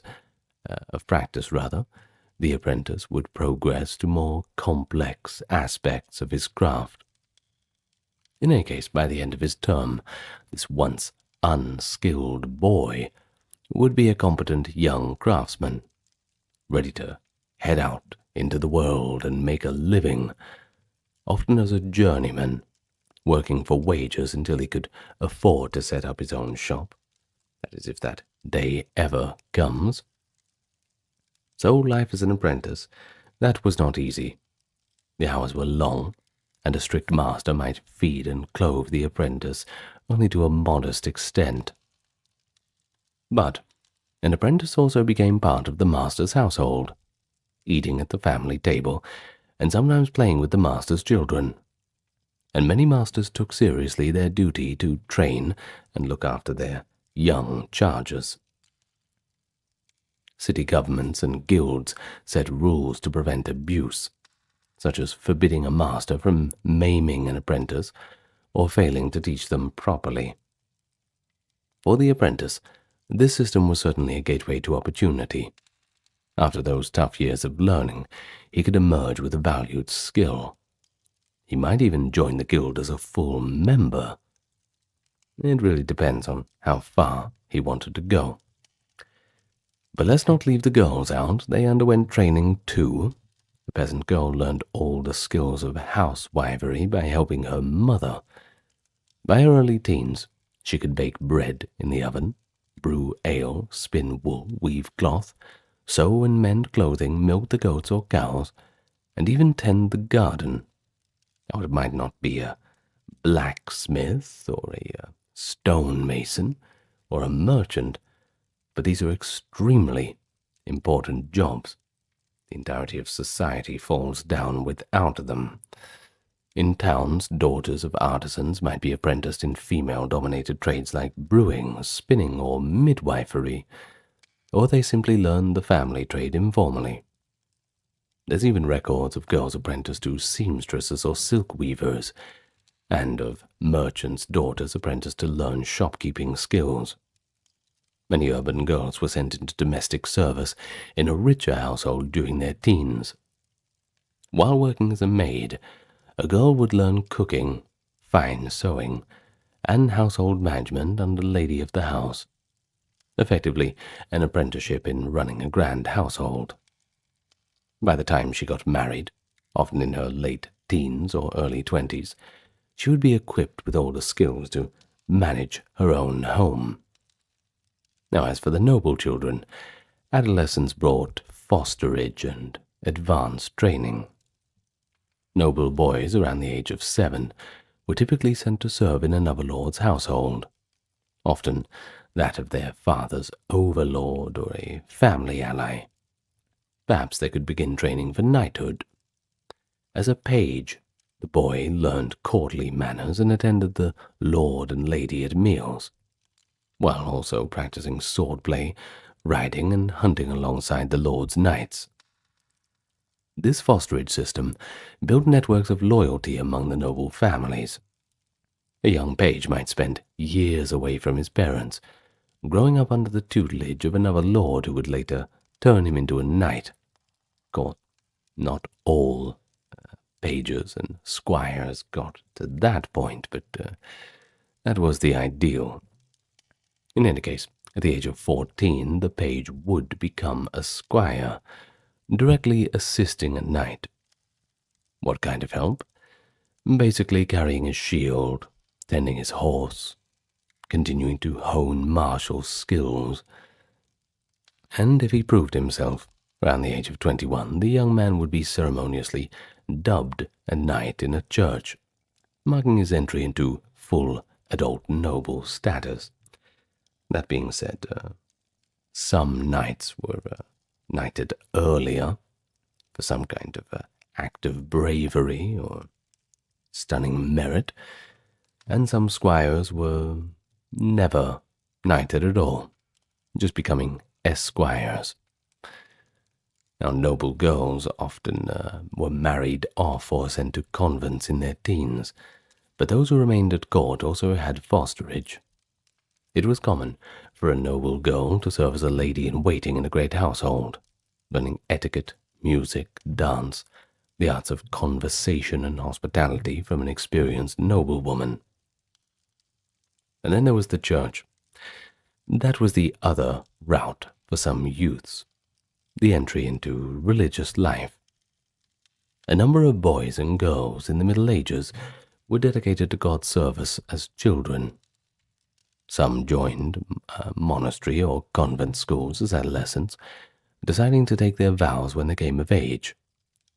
A few were offered as child oblates, given to a monastery at a very young age to be raised as monks or nuns.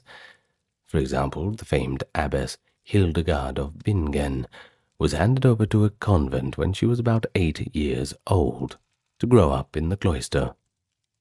Such early oblation became less common after the 13th century. The church sets stricter age limits for taking vows, that is. But in the High Middle Ages it still occurred. But generally, those entering the church did so around puberty or later. And of course, they couldn't come empty-handed. They had to have some basic education. They didn't just let anyone in. This isn't a Dickens novel.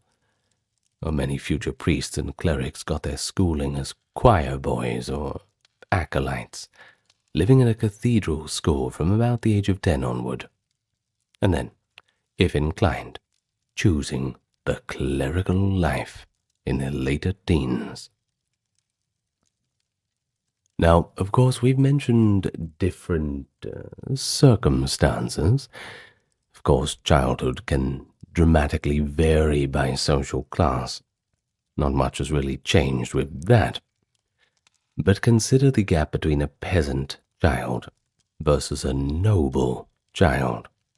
A peasant boy in a small village might grow up in a one-room thatched hut, sleeping on a sack of straw, shared with a few siblings. He owned only a couple of rough wool tunics, and he often could be seen walking around barefoot. From an early age he was expected to help with the chores, chasing birds from the crops, gathering kindling, herding geese around. His toys were improvised. A stick became his sword, a scrap of cloth, a doll. Pebbles served for a game, and they'd be creative and make something up. By his early teens, a peasant boy would work long days in the fields alongside the adults. A peasant girl, likewise, spent her childhood at her mother's side. She'd knead the bread, spin the wool, and of course, mind the younger siblings. She might snatch a few moments to play house with friends using makeshift dolls and dishes, but by 12 or 13, she was essentially an extra housekeeper. Many peasant girls married by their late teens, so they had to learn early how to run a household. Now, in contrast, there's the other side. A noble child's upbringing was cushioned by wealth and governed by strict expectations. A young lord or lady lived in a castle or a manor, surrounded by servants. A noble infant slept in an ornate cradle and wore fine clothes. As a noble boy grew, he was also taught to ride a pony and wield a wooden sword, almost as soon as he could walk. Around the age of 7, he might be sent to another lord's household to serve as a page, beginning training in courtly manners and knightly skills. It was there that he learned polite comportment, a bit of reading and Latin, and the arts of war, albeit in miniature, jousting on hobby horses, mock swordplay with wooden weapons, things like this. A noble girl stayed closer to her mother or a lady tutor. She was taught to be accomplished and ladylike, learning manners, music, needlework, perhaps enough reading and writing to manage accounts or read devotional books, but nothing too special. By her mid-teens, a noble girl was expected to run a large household with quite a bit of capability. Unlike peasant children, the nobles did not have to go out to the fields and do manual labor. But they had their own problems. Their lives were tightly controlled. Marriages for noble offspring were often arranged early, and they were done so out of political or financial gain. A noble daughter might be betrothed at the age of 12 and married soon after to cement some kind of family alliance. Well, despite the gulf between the rich and poor, children of every class shared some common experiences. All children, whether born in a mud-floored hut or a stone castle, were vulnerable to illness and accident. All were disciplined by their elders and taught the basic virtues prized by their society. And all found ways to play, and even survive amid these hard circumstances. A peasant boy kicking a rag ball and a prince playing at jousting both experienced the joys of the make-believe, just in their own way. And yes, in their own ways, medieval families across the social spectrum sought to protect and prepare their children, the very different life that awaited them as adults. Well, of course, like with pretty much all medieval people, religion was central, rich or poor. From their earliest days, children went to church with their families. They learned the basic prayers, and they grew up surrounded by Christian ritual and stories. At around 7 years old, the age the church considered a child capable of moral understanding, boys and girls were expected to make their first confession and receive their first communion, marking their true initiation into full participation in Christian religious life. Children were also participants in many popular religious festivities. For example, across Europe, In the Middle Ages, there was a beloved tradition called the boy bishop, which allowed the child to symbolically take on the role of a high church official for a short time. On the Feast of the Holy Innocents, it is Childermas, December 28th, which commemorated the children killed by King Herod in the Bible, cathedral and monastery schools would suspend normal order, and they'd let the young ones take charge. They elected one of the choir boys, usually a boy of around 10 to 12, to serve as the bishop for the day. Adorned in a little bishop's robe, this boy bishop, with appropriate adult supervision, carried out many of these ceremonial duties of a real bishop, except celebrating Mass, of course. He led processions, presided at the chanting of the Vespers, gave blessings, and even delivered a sermon, pre-written for him by an adult. The real clergy stood aside and watched with a mix of pride and amusement as the child enacted the role of spiritual leader. Even when King Edward I of England once invited a boy bishop to sing Vespers in his chapel as part of the celebration. Now, this is quite a charming reversal of roles, I think. I think it reminds everyone of Christ's words too. Unless you become as little children, you shall not enter the kingdom of heaven. Well, at the same time, Holy Innocents' Day carried a somber undertone, recalling the murdered children of Bethlehem. Medieval people mixed play and piety in ways that can seem a little bit strange to us. But in England, it became customary for parents to lightly whip their children out of bed on the morning of Innocents' Day, but don't get me wrong, not in anger, more of a ritual reenactment of Herod's cruelty, meant to impress on the young the gravity of the feast. The token whipping was more symbolic than it was painful, but it certainly must have left some kind of an impression.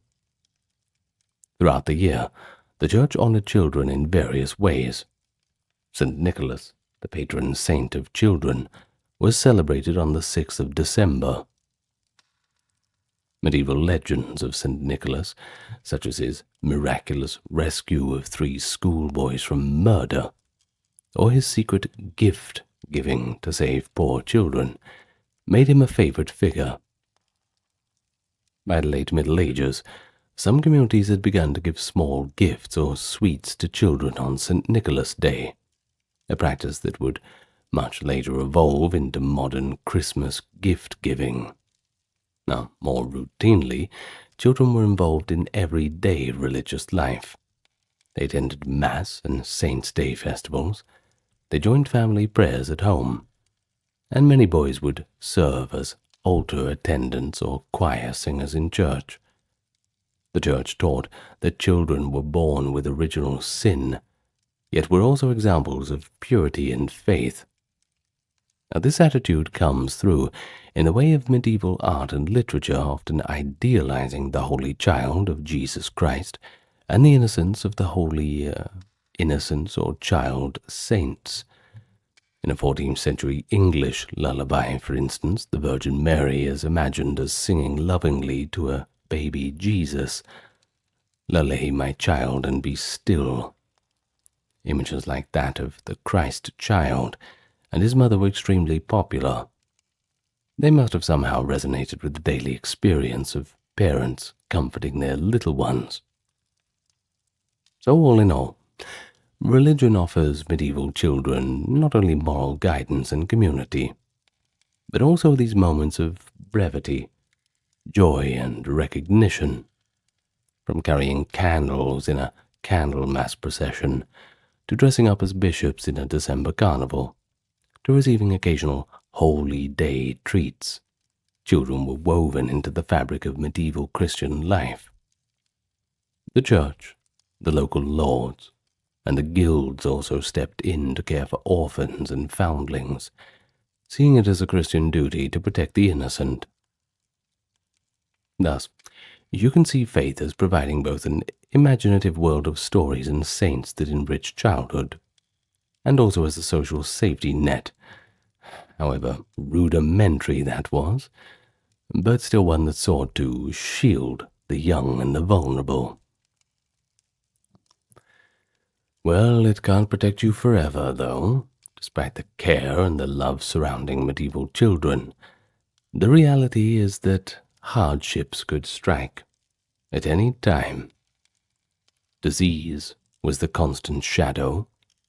Common childhood illnesses like fever, diarrhea, measles, or smallpox often proved to be fatal in that age before effective medicine. When plague or famine struck, children were among the most vulnerable, and they often died in great numbers. Sometimes they even lost their entire families. The infamous Black Death of the 14th century, for example, carried off untold numbers of children, along with adults, leaving many of the surviving orphans behind. Medieval parents lived with the fear that an illness could suddenly snatch away their beloved child. But they had ways to respond, in the ways that they understood. They'd pray for divine intervention, invoking saints known to protect children like St. Margaret or St. Nicholas, and they'd use whatever home remedies that they knew.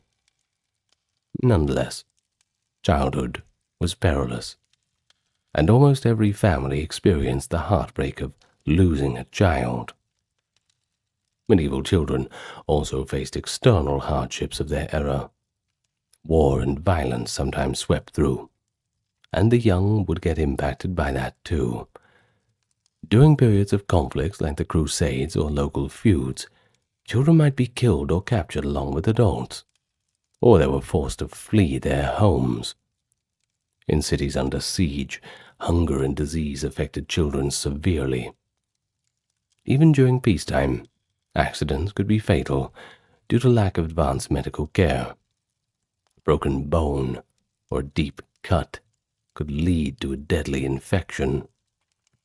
In fact, we find gravestones and records for children who died by drowning, falls from high places, being kicked by horses, or other tragic mishaps. Give you a little example, there's one from the 13th century, the French accounts. It notes a group of overzealous young boys who took part in a popular religious movement, the so-called Children's Crusade of 1212, and decided to pack their things and march off unsupervised toward the Holy Land. Well, guess what? Most of them never returned home. They either starved to death, got ill, or they suffered exploitation. Events like that show how vulnerable medieval youth could be. Still quite a turbulent world. Yet, even in the face of these trials, medieval children and their families showed their own kinds of resilience. Communities rallied around their young in times of need. If a child was orphaned, typically relatives or godparents would take the child in. And then there were the guilds. They sometimes provided for the children of deceased members. And some cities established foundling hospitals or church-run orphanages, like the famous Hospital of the Innocents in Florence in the 15th century. Perhaps a time for a video for a different time. Basically, they would care for abandoned babies at this place. Neighbors often stepped up as well. That concept that it takes a village to raise a child truly applied in medieval villages and urban parishes. For instance, court records from medieval England describe how villagers would contribute food and clothing to an orphan child's upkeep, or how a town council arranged apprenticeships for poor boys and girls to give them a livelihood. Now, these efforts were, quite limited by modern standards, but they do show that medieval society didn't simply shrug at the fate of a child who had no one to care for them. There was a sense of communal responsibility. It all comes back to Christian charity, yes, but also just practical necessity, that necessity to protect and guide all youngsters as far as possible. The quiet of the countryside.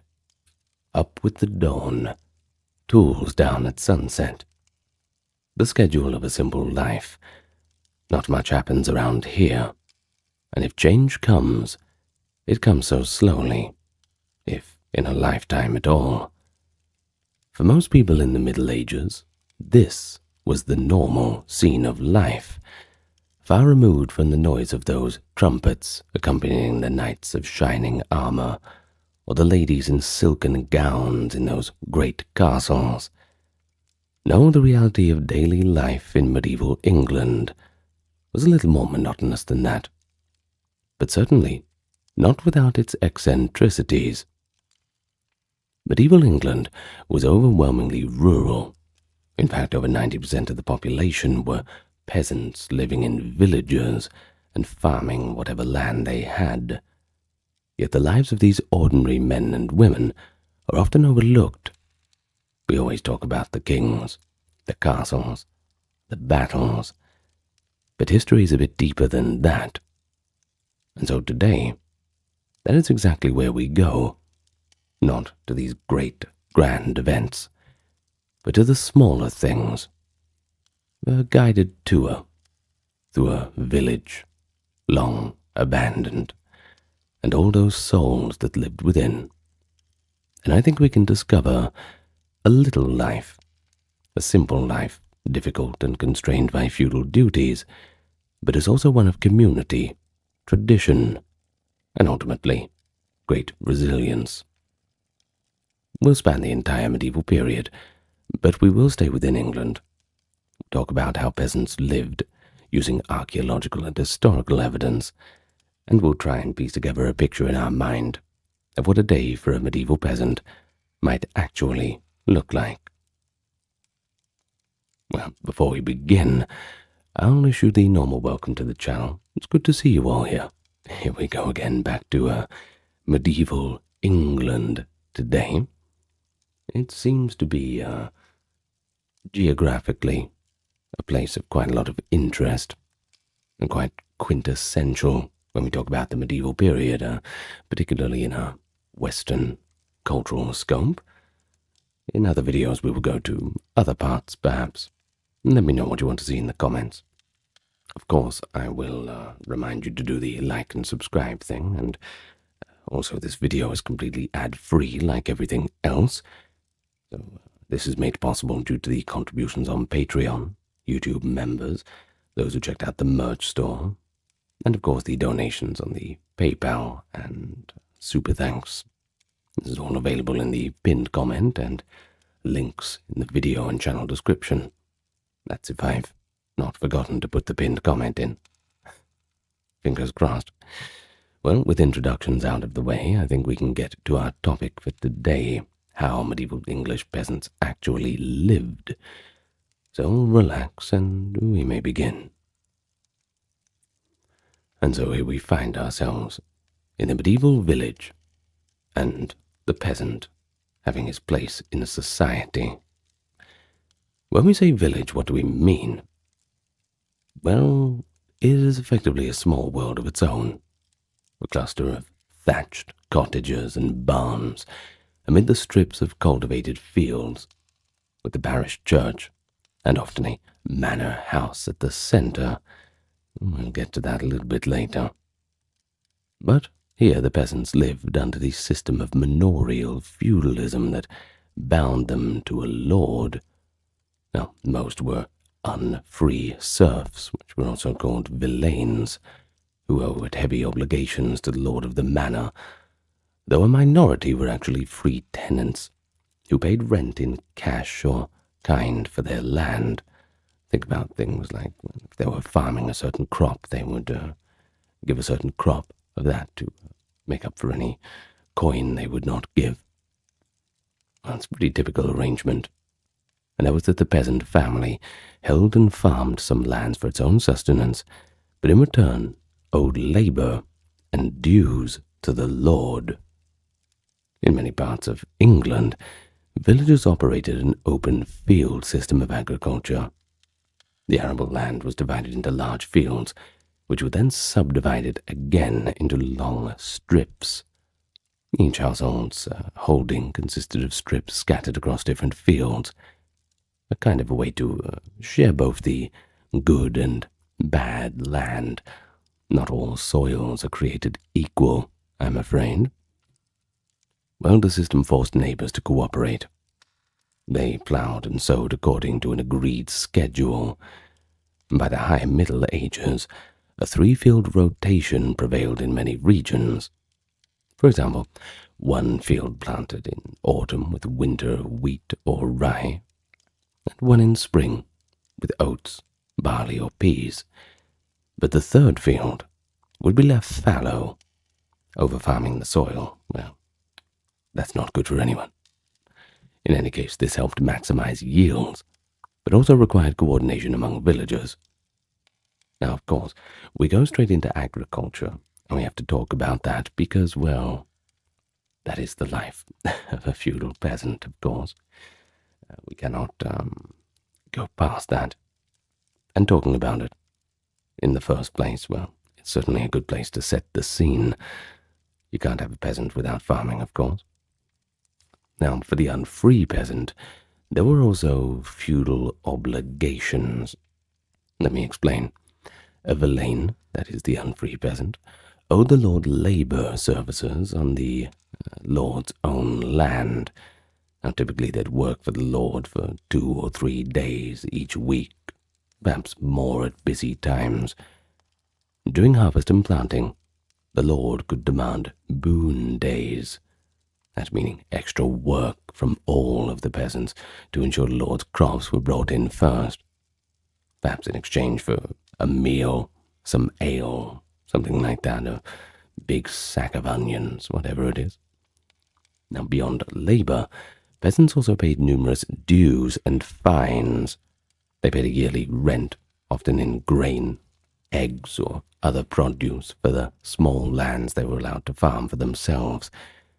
But they also had to pay special fees on life events.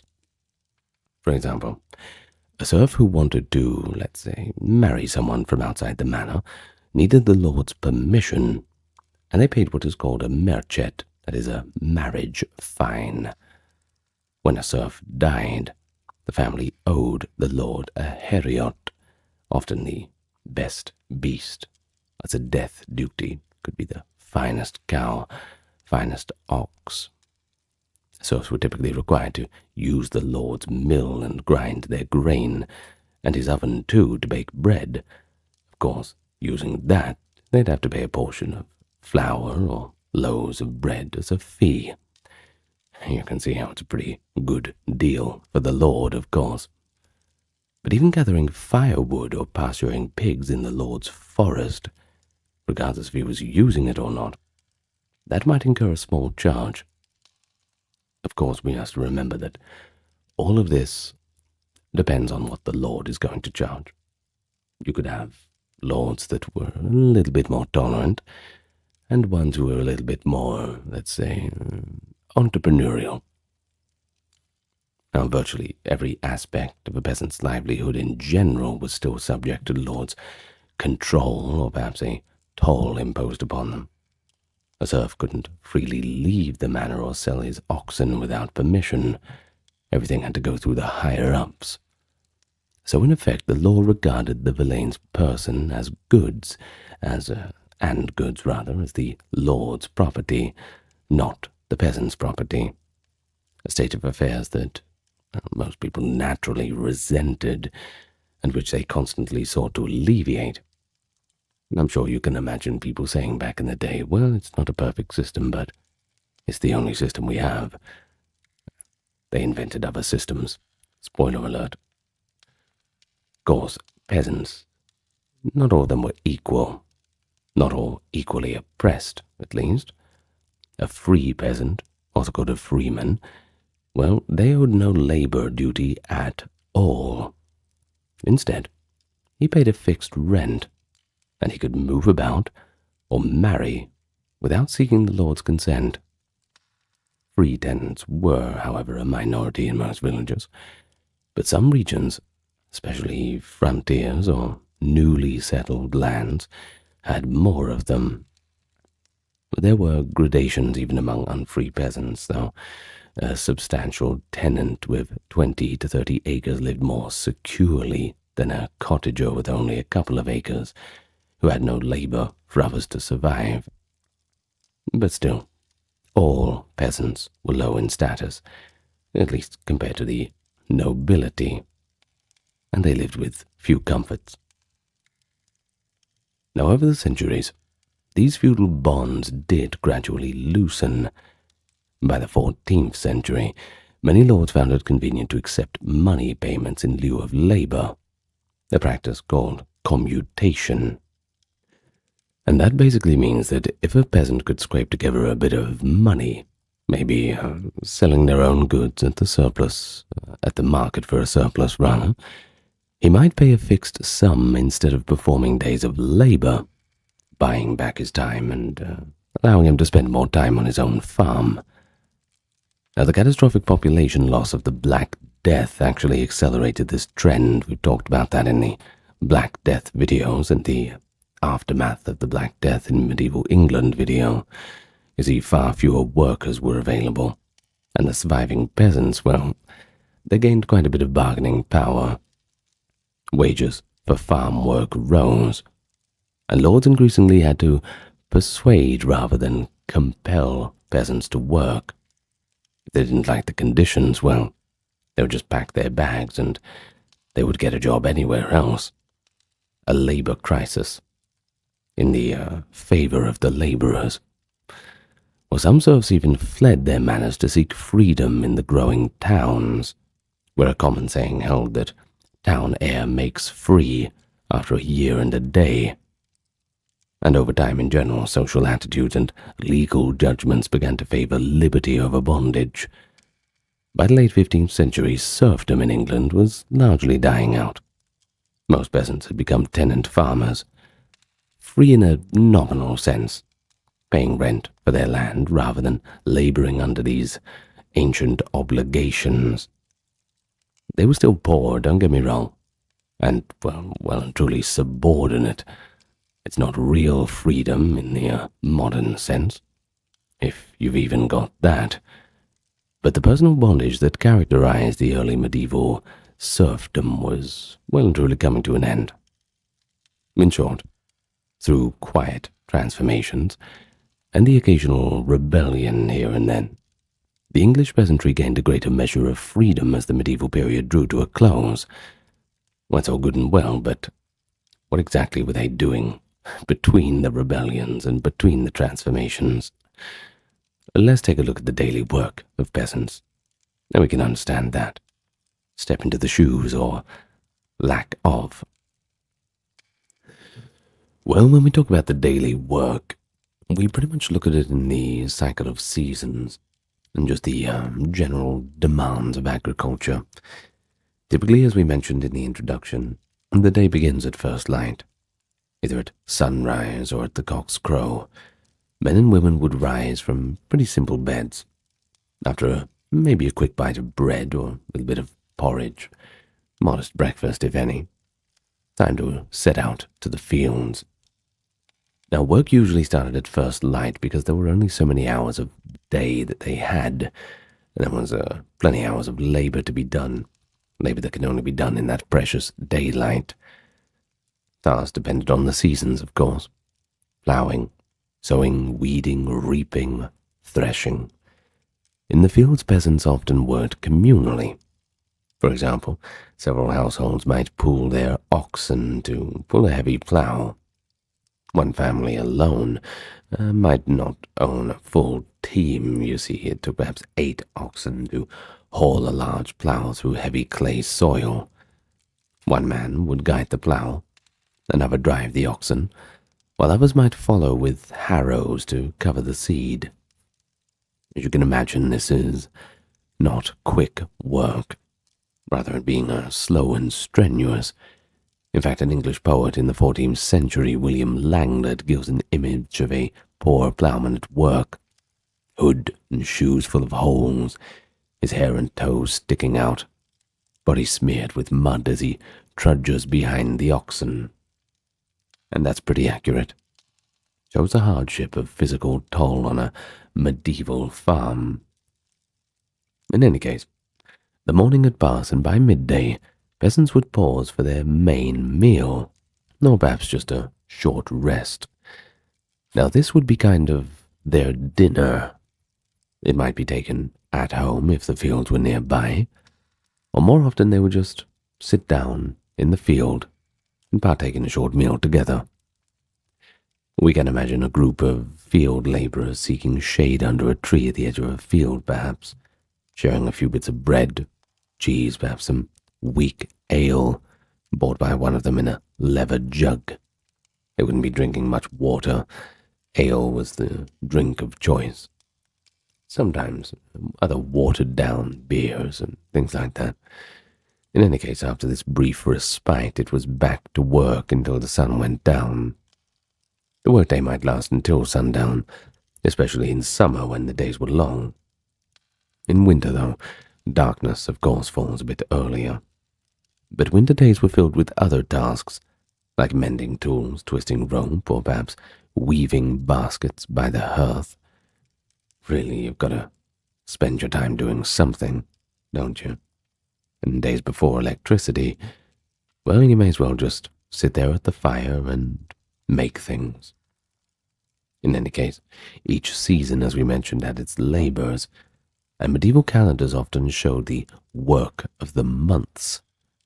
Now, what I mean by that is in spring, roughly March and April in England, fields had to be ploughed and sown with barley, oats, peas, and other crops. Ploughing was also a major task. Peasants drove teams of oxen to pull the heavy wooden plough with its iron ploughshare to turn the soil after winter. It often required 8 oxen to pull a single plough, as we mentioned, so contributions, each coming together to make up a full team. After ploughing, the seed was sown by hand and harrowed, and, well, spring in general was also a time to plant peas and beans, repair fences, tend to sheep shearing, and have a little cottage industry. Wool, very important. Well, summer, that is June through August, that was a period of growing and haymaking. Meadows had to be mowed for hay. Peasants, being men, women, and older children, would cut tall grass with scythes and rake it into piles to dry.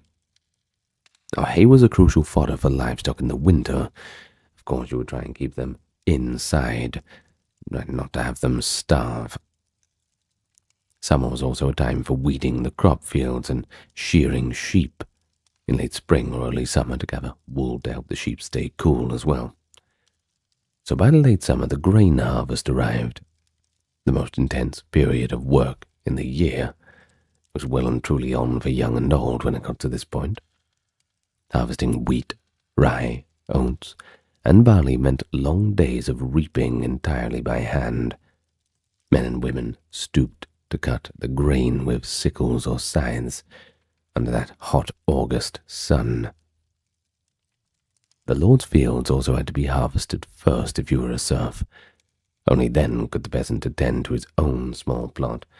Priorities had to be in order, of course, and the priorities were set by the nobles. Harvest was truly an all-hands-on-deck affair. Entire families, including children as young as 5 or 6, helped in whatever ways they could. Gleaning, that is, collecting stray stalks left behind, was often done by the very old or perhaps the very young. The timing was also crucial. A rainstorm or early frost could ruin a ripe crop, so the community made a collective effort to get everyone's grain safely in. After cutting, the grain was bundled into sheaves and carted to the barn, and it was there that it had to be threshed, beaten with flails to knock the kernels out of the husks, and then winnowed. That is, by the way, just kind of like tossing it in the air so the chaff blew away. It looks kind of like dust, almost. You know, separate the wheat from the chaff. That's where this comes from. In any case, these tasks often were quite extensive, and they often extended into the autumn months. Now, September to October brought other tasks as well. Some of the harvested grain, especially wheat and rye, was used as seed for the next year. Peasants ploughed and sowed their fields again in early fall to plant winter wheat or rye that would sprout before frost and be harvested the next year.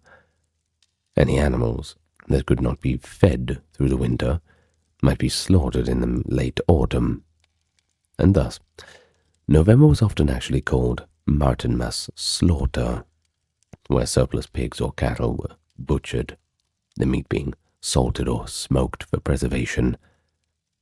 Autumn was also a time for collecting foods like nuts, berries, and mushrooms in the woods to add to the winter stores. Pretty much anything they could get to throw into that pottage mix. And then we hit winter, November to February. That was the quieter season for field work, and certainly not a time of leisure. In fact, well, it was not a pleasant time for anyone. With the ground hard or barren, peasants focused on indoor and maintenance tasks. They repaired tools, made carts, wove baskets, perhaps made or mended clothing. Women spent long winter hours spinning wool into yarn and knitting or weaving. But winter also was the season to haul timber or cut firewood from the woodlands. A back-breaking chore, but, well, would you rather freeze to death? Also, what else are you going to cook with? The fire doesn't come out of nowhere. As for the livestock, as we mentioned, they needed help throughout the winter. Cows and sheep had to be fed with whatever hay and straw had been stored, and their stalls mucked out. Every peasant learned to be pretty resourceful in winter. If you didn't learn, you died. For instance, making rushlights, that is, candles from animal fat or dried rushes, or carving new wooden bowls and utensils by the fireside. And though the days were short, the winter nights were long. Peasants often rose before sunrise to tend animals, and might gather around the hearth in the evening to tell stories, mend the nets or harnesses, or simply just to conserve a bit of warmth, another precious commodity. But winter was also a time when the community socialized more. Yeah, it was cold outside, but, well, there was less field labor to do. We shall see that later. Many traditional village festivities took places in midwinter too. In any case, throughout the year, every member of a peasant household had work suited to their strength.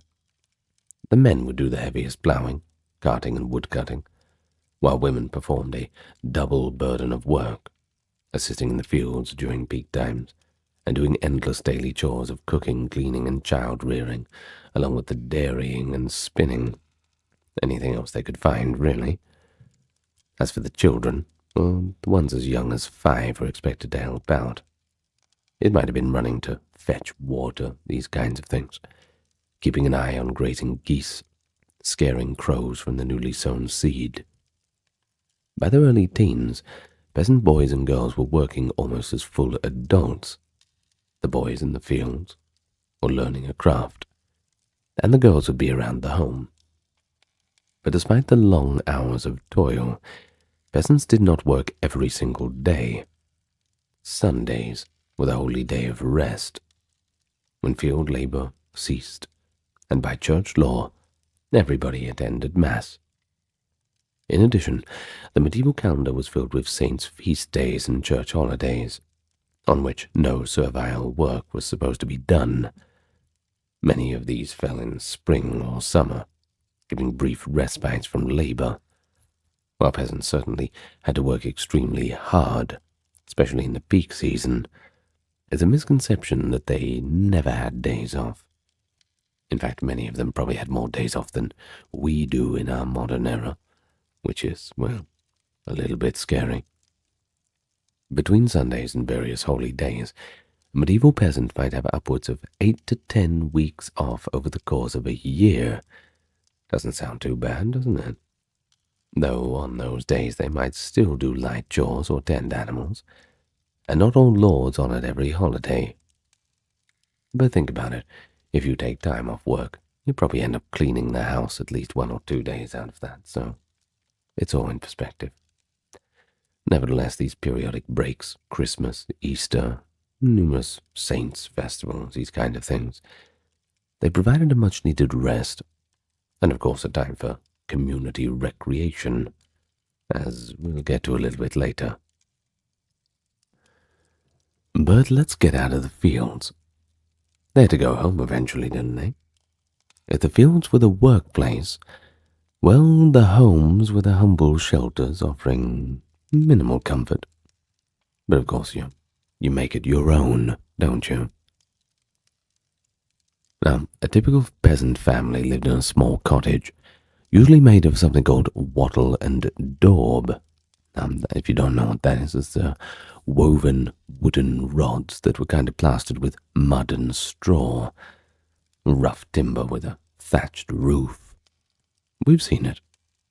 Now, these houses were often just 1 or 2 rooms.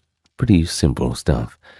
The floor was beaten earth, sometimes covered with straw or rushes to absorb dirt, and there were usually no real windows. Perhaps a tiny opening with a wooden shutter, so indoors was pretty dim and pretty smoky. They hadn't quite figured out chimneys yet. In the middle of the main room was a hearth fire burning for cooking and warmth. Smoke from the fire drifted up and escaped through a hole in the roof, or through the thatch at least, which blackened the rafters, so there was something, but still not like a chimney in the modern sense. The atmosphere inside was perpetually smoky because of this, irritating to the eyes and lungs, but, well, people just got used to it. Now as for the furnishings, well, they were sparse and quite homemade. Simple stuff. A few stools or benches, a simple table made of boards laid on trestles, taken down when not in use most of the time, and perhaps a wooden chest to store clothing or grain. Those were the main items. At mealtime, the family would sit on benches at the trestle table and eat from wooden bowls or coarse pottery dishes, using wooden spoons. Knives were shared, and forks were unknown at the time. Cooking was done at the open hearth. There was no oven inside a peasant cottage.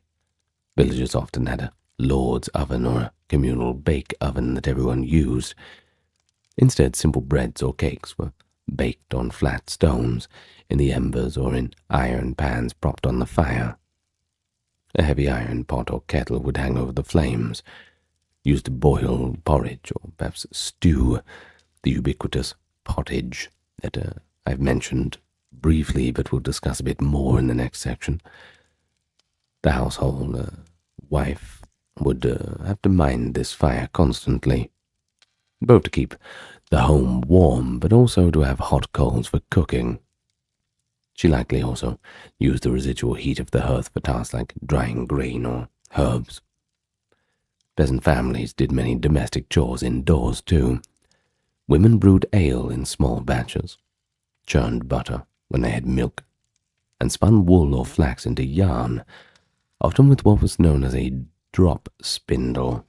Spinning wheels were a bit of a later arrival, even though we do see them quite a lot in medieval artwork.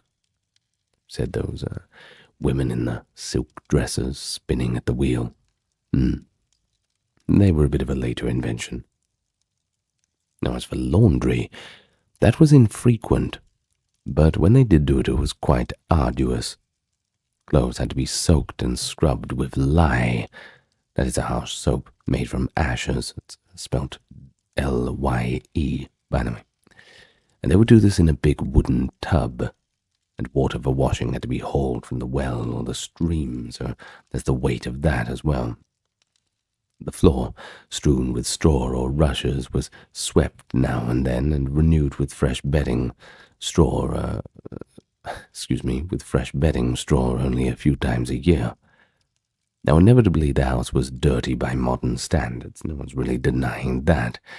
It didn't help that chickens and other small animals sometimes wandered in and out, and well, that just adds to the mess, without becoming too descriptive. At night time, the family slept on simple beds or pallets, A bed, if we're going to use that term, might just be a cloth sack stuffed with straw or wool scraps, laid on the floor, or in a crude wooden frame. They used coarse wool blankets or old fur cloaks for covers. Several family members often shared one bed for warmth, just out of practicality. And it was not unusual for husband, wife, and young children to all sleep together on a large pallet on the floor, with perhaps an elderly parent or a visiting relative curled up nearby. As for privacy, good luck with that. It was minimal if you were lucky, non-existent if you were like everyone else. A fire was typically kept smoldering through the night, banked under ashes or a fire cover, so it could be revived the next morning. Now, they had to have the homes double as shelter for animals as well. You see, in many cottages, one end of the building was sectioned off as a pen or byre for a cow, donkey, or a few goats or sheep, especially in winter when valuable animals needed protection from the cold or from thieves or wolves. Of course, back in those days, wolves were all over the place, so were the thieves. In smaller dwellings, the family's chickens or a pig might share this living space, wandering in freely. This gave the animals warmth and safety, and in turn helped warm the house slightly, but it certainly added to the odor. Imagine the smell. Well, fleas and mice were common problems. The continual smoke of the hearth ironically helped deter some vermin, keeping the rafters sooty and the air acrid. Cleaning was a Sisyphean task, if we could put it that way. One medieval writer humorously described how a peasant housewife would sweep out the dirt and straw from the floor, only for the chickens to come in and scratch it all around again. Definitely a task worthy of calling it a Sisyphean. Well, despite the cramped and smoky conditions, it was still a home, and I suppose it's not too bad when you got nothing else to compare it to. A place of family comfort, and it's certainly better than sleeping outside in the cold. In the evenings around the hearth, parents would tell stories or sing to their children. Family members mended their clothes or carved little tools by firelight. And in winter, neighbors might drop in, share a little bit of warmth, or a cup of ale, exchanging tales or gossip. Such moments provided what we can imagine as a bit of emotional relief from the grind of work. Yes, life is difficult, but we're all here together, and that's something at least. And so within those walls, just like our modern-day family life unfolded, children were born and raised, meals were prepared and shared, fights happened, laughter happened, all echoing off those smoky rafters. That humble cottage, serving as a backdrop for all of the peasants' joys and sorrows, from the cradle to the grave. Very, very human. And this is where we come to the next thing. Food. Probably the most important thing next to warmth. A lot of moving parts, sure, but it's pretty complicated to get the right amount of sustenance in that time. The diet was pretty simple, too, not to mention repetitive. The primary staple was bread. Medieval peasants typically ate coarse, dark bread made from cheaper grains like rye, barley, or oats, and wheat was the most prized grain. Unfortunately, it was often reserved for the lord or for market sale, so common folk usually baked loaves of what was called maslin, a mix of rye and wheat flour, or bread made from barley or oats. The result? A dense, heavy loaf, very unlike the modern, fluffy white bread, but I don't think many people are eating white bread anymore. It's a bit, you gotta go the multi-grain sort of stuff, you know what I mean? You know what I mean. Well, a peasant household might grind its grain by hand. Just get that rock out and start bashing it, grinding it on a stone, this kind of thing. Found plenty of those sorts of stones in the old medieval houses, that's for sure. Or perhaps they would take it to the lord's grinding mill, as if the lord had one, but of course you would have a fee charged with that as well. Then they would bake bread in a communal oven or at home on the hearth. Now this bread, along with pottage, a kind of vegetable stew or whatever you could find to put in it, formed the basis of pretty much every meal. Now the other daily mainstay was indeed pottage, a thick soup or stew cooked in an iron pot over the fire, hence the name pottage. Peasant wives became adept in making filling pottage out of really whatever was available, which could vary from day to day, of course. But if we can imagine a basic pottage, well, it might include oats or barley for thickness, some beans or peas, and garden vegetables like cabbage, onions, or leeks, all boiled together in water. They would season it with a bit of salt and herbs, like parsley, thyme, or sage.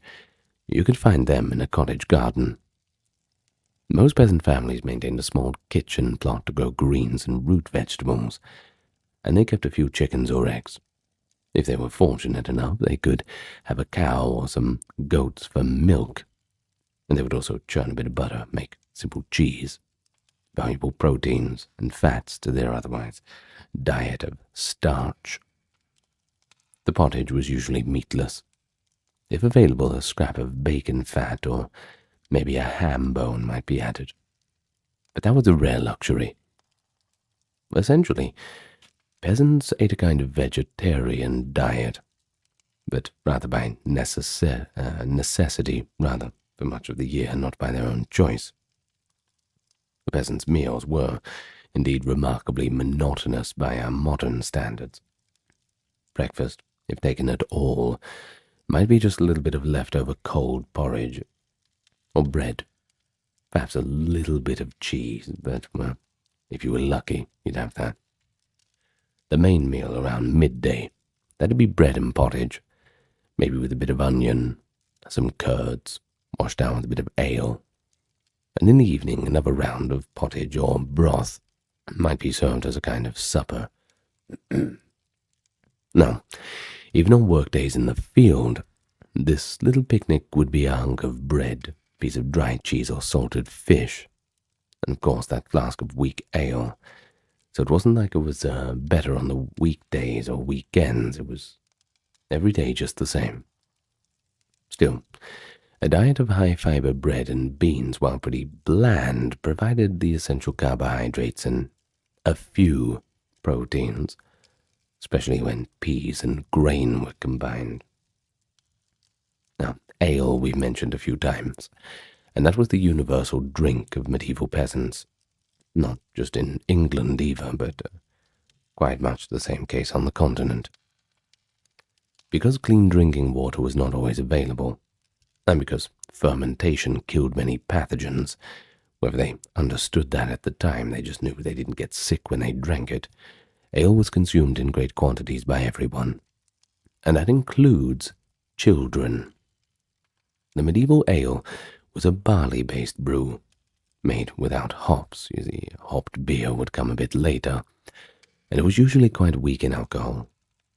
It might be closer to a soupy sort of small beer, a real light one, often slightly sour or yeasty, and was meant for hydration and nutrition more than intoxication and celebration.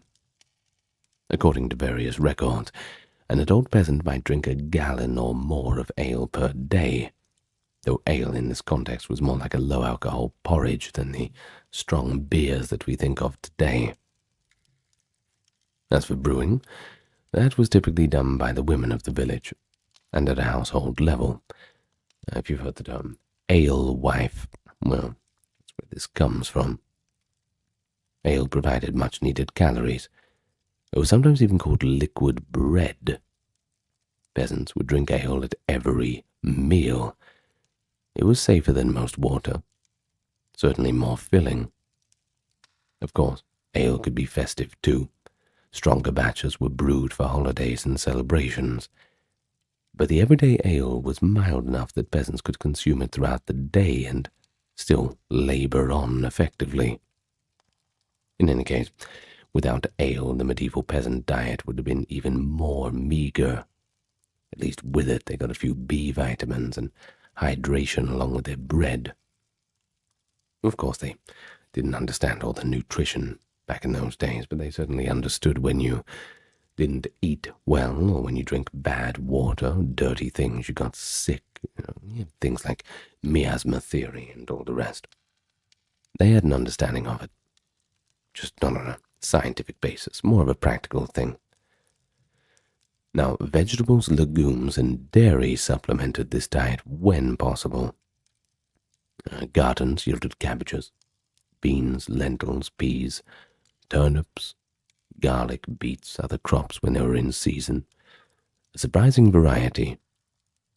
But peasants also foraged wild foods, berries and nuts from the woods, wild greens like nettles, dandelion, etc., for salads or pottage, and apples or pears from hedgerows.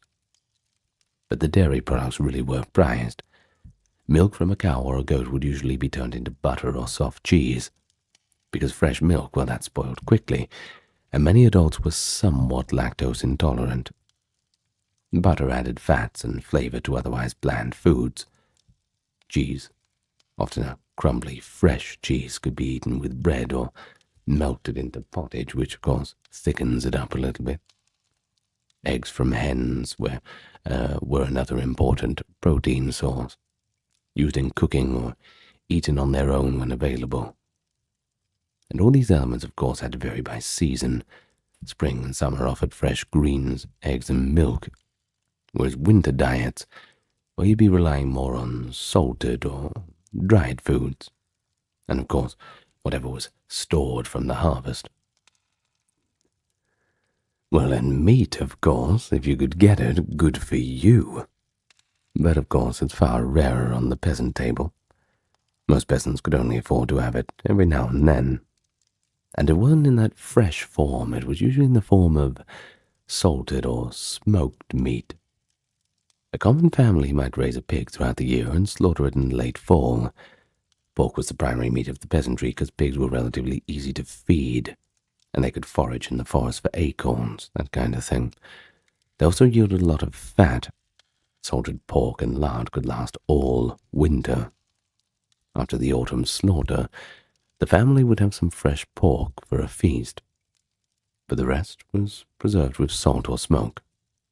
That bacon or ham was then rationed carefully and used to flavor soups or accompany bread on special days. Fresh beef or mutton was pretty uncommon. Cattle or sheep were too valuable alive. Think about milk, wool, traction. They wouldn't butcher them unless the animal was old or injured. Chickens were generally provided eggs and were only eaten when they stopped laying them. So you might be thinking, well, why didn't they just go hunting? Good question. The problem with that is that forests were typically the lord's property, and that meant they were off limits. Poaching a deer or a boar could get a peasant harshly punished. Well, harshly punished, I don't mean a fine. Bad things happen. Nonetheless, peasants did catch smaller game. They just did it on the sly. Rabbits, hares, birds, or fish from the streams. No one could really stop them from doing that. They added a bit of meat to their diet every now and then. On Fridays and during Lent, the church forbade meat entirely. So those days peasants ate things like herring, if they could buy dried fish, or they simply went without meat at all. Many inland villages were far from the sea too, but eels from rivers and ponds were a common poor man's fish. Eels were actually so plentiful in medieval England that they were sometimes used to pay rent. You could imagine that. showing up to your landlord, giving him a big bag full of eels. I don't know how many months that would get you. I suppose it depends on how many eels you give them. Well, in any case, yes, food was there. You could get it. You could farm. You could do a little bit of trapping or fishing on the sly, but a lot of peasants always lived close to the brink of hunger. One bad harvest meant real hardship, and you were in trouble if you had two. That could even mean famine, as happened in 1315 to 1317 when incessant rains caused crops to rot and thousands of people across England starved. Bad times. In lean times in general, they stretched their food by mixing filler into bread, like peas, beans, or worse. Who knows what they could put in there, a little bit of sawdust for good measure, or by simply going without. Spring was often a hungry season, when the winter stores ran low, but the new crops were not quite ready to be harvested, and true famine, as in the years of 1315 to 17, as we mentioned, struck occasionally. Conversely, in the good years, while their diet was plain and monotonous, most peasant families could at least fill their stomachs with bread and pottage, and, well, that's enough to keep you alive. And of course, the lords knew it was enough to keep people in the fields working, just enough to work, but not enough to really have a good quality of life. Of course, only on special occasions or holidays did they taste a richer fare. It wasn't like they went their whole lives without having something nice, but they'd have to wait around a bit. Special things for special occasions. A village might collectively slaughter an animal for a feast, or bake some meat pies for Christmas or a wedding. Occasions where everyone could briefly eat to their fill. Good times, happy people, this kind of thing. But those were extraordinary days. On the ordinary days, a medieval English peasant just ate to survive, not to savor. A chunk of coarse bread, a bowl of vegetable stew, and a draught of weak ale. Those were the basics that fueled their labor. And what about peasant clothing? That's, of course, another topic of discussion when it comes to the appearance of a peasant. Well, it was above all practical, built for hard use, made from the materials at hand. The primary fabric, wool, abundant thanks to England's many sheep. Almost all outer garments, tunics, dresses, cloaks, hose, they were all made of coarse woolen cloth that was thick, warm, and hard-wearing, if also a little heavy and scratchy. But for lighter or undergarments, they used linen when possible, woven from flax, anyway, but linen was relatively expensive, so many poorer peasants had no linen at all, and they would just wear the wool raw on the skin. Colors were mostly natural or earth-toned. Wool straight from brown or gray sheep produced drab cloth. Some clothing was dyed with inexpensive local dyes, that is, dull yellows, greens, or russets, but bright and rich colors like deep blues, reds, and blacks were largely the preserve of the wealthy, who could afford such things. Thus, a typical peasant could be seen clad in dull browns, dusty grays, and washed-out greens. The better to hide the dirt, I suppose, and last a bit longer. A peasant man typically wore a knee-length wool tunic as his main garment. It was belted at the waist with a cord or leather strap and served as both a shirt and a coat. For his legs, he had woolen hose, and his long stockings reaching up toward the thigh. On his feet he wore simple leather shoes if he owned them. Otherwise, he often went barefoot in warmer months to save his footwear for winter. In cold or wet weather, a man might layer a second tunic or a rough sleeveless jacket over the first, and on a woolen hood or cowl that covered his head, neck, and shoulders. But even so, His clothing only gave modest protection from the elements. After hours in the field, his hose were often soaked and muddy, and over time his garments became frayed, patched, and stained from hard use. A peasant woman's main garment was a long woolen gown, a basic dress that extended to her ankles. It was usually long-sleeved and loosely fitted, and she cinched it at the waist with a simple belt. Underneath, if she was fortunate, she might have a linen shirt. Otherwise, she wore the wool gown over the bare skin. When doing heavy work, she often hitched up her skirts and tucked them into her belt to keep them out of the dirt. A woman always kept her head covered in public, typically with a wimple or a kerchief, which was a linen cloth draped over her hair, and sometimes around the chin.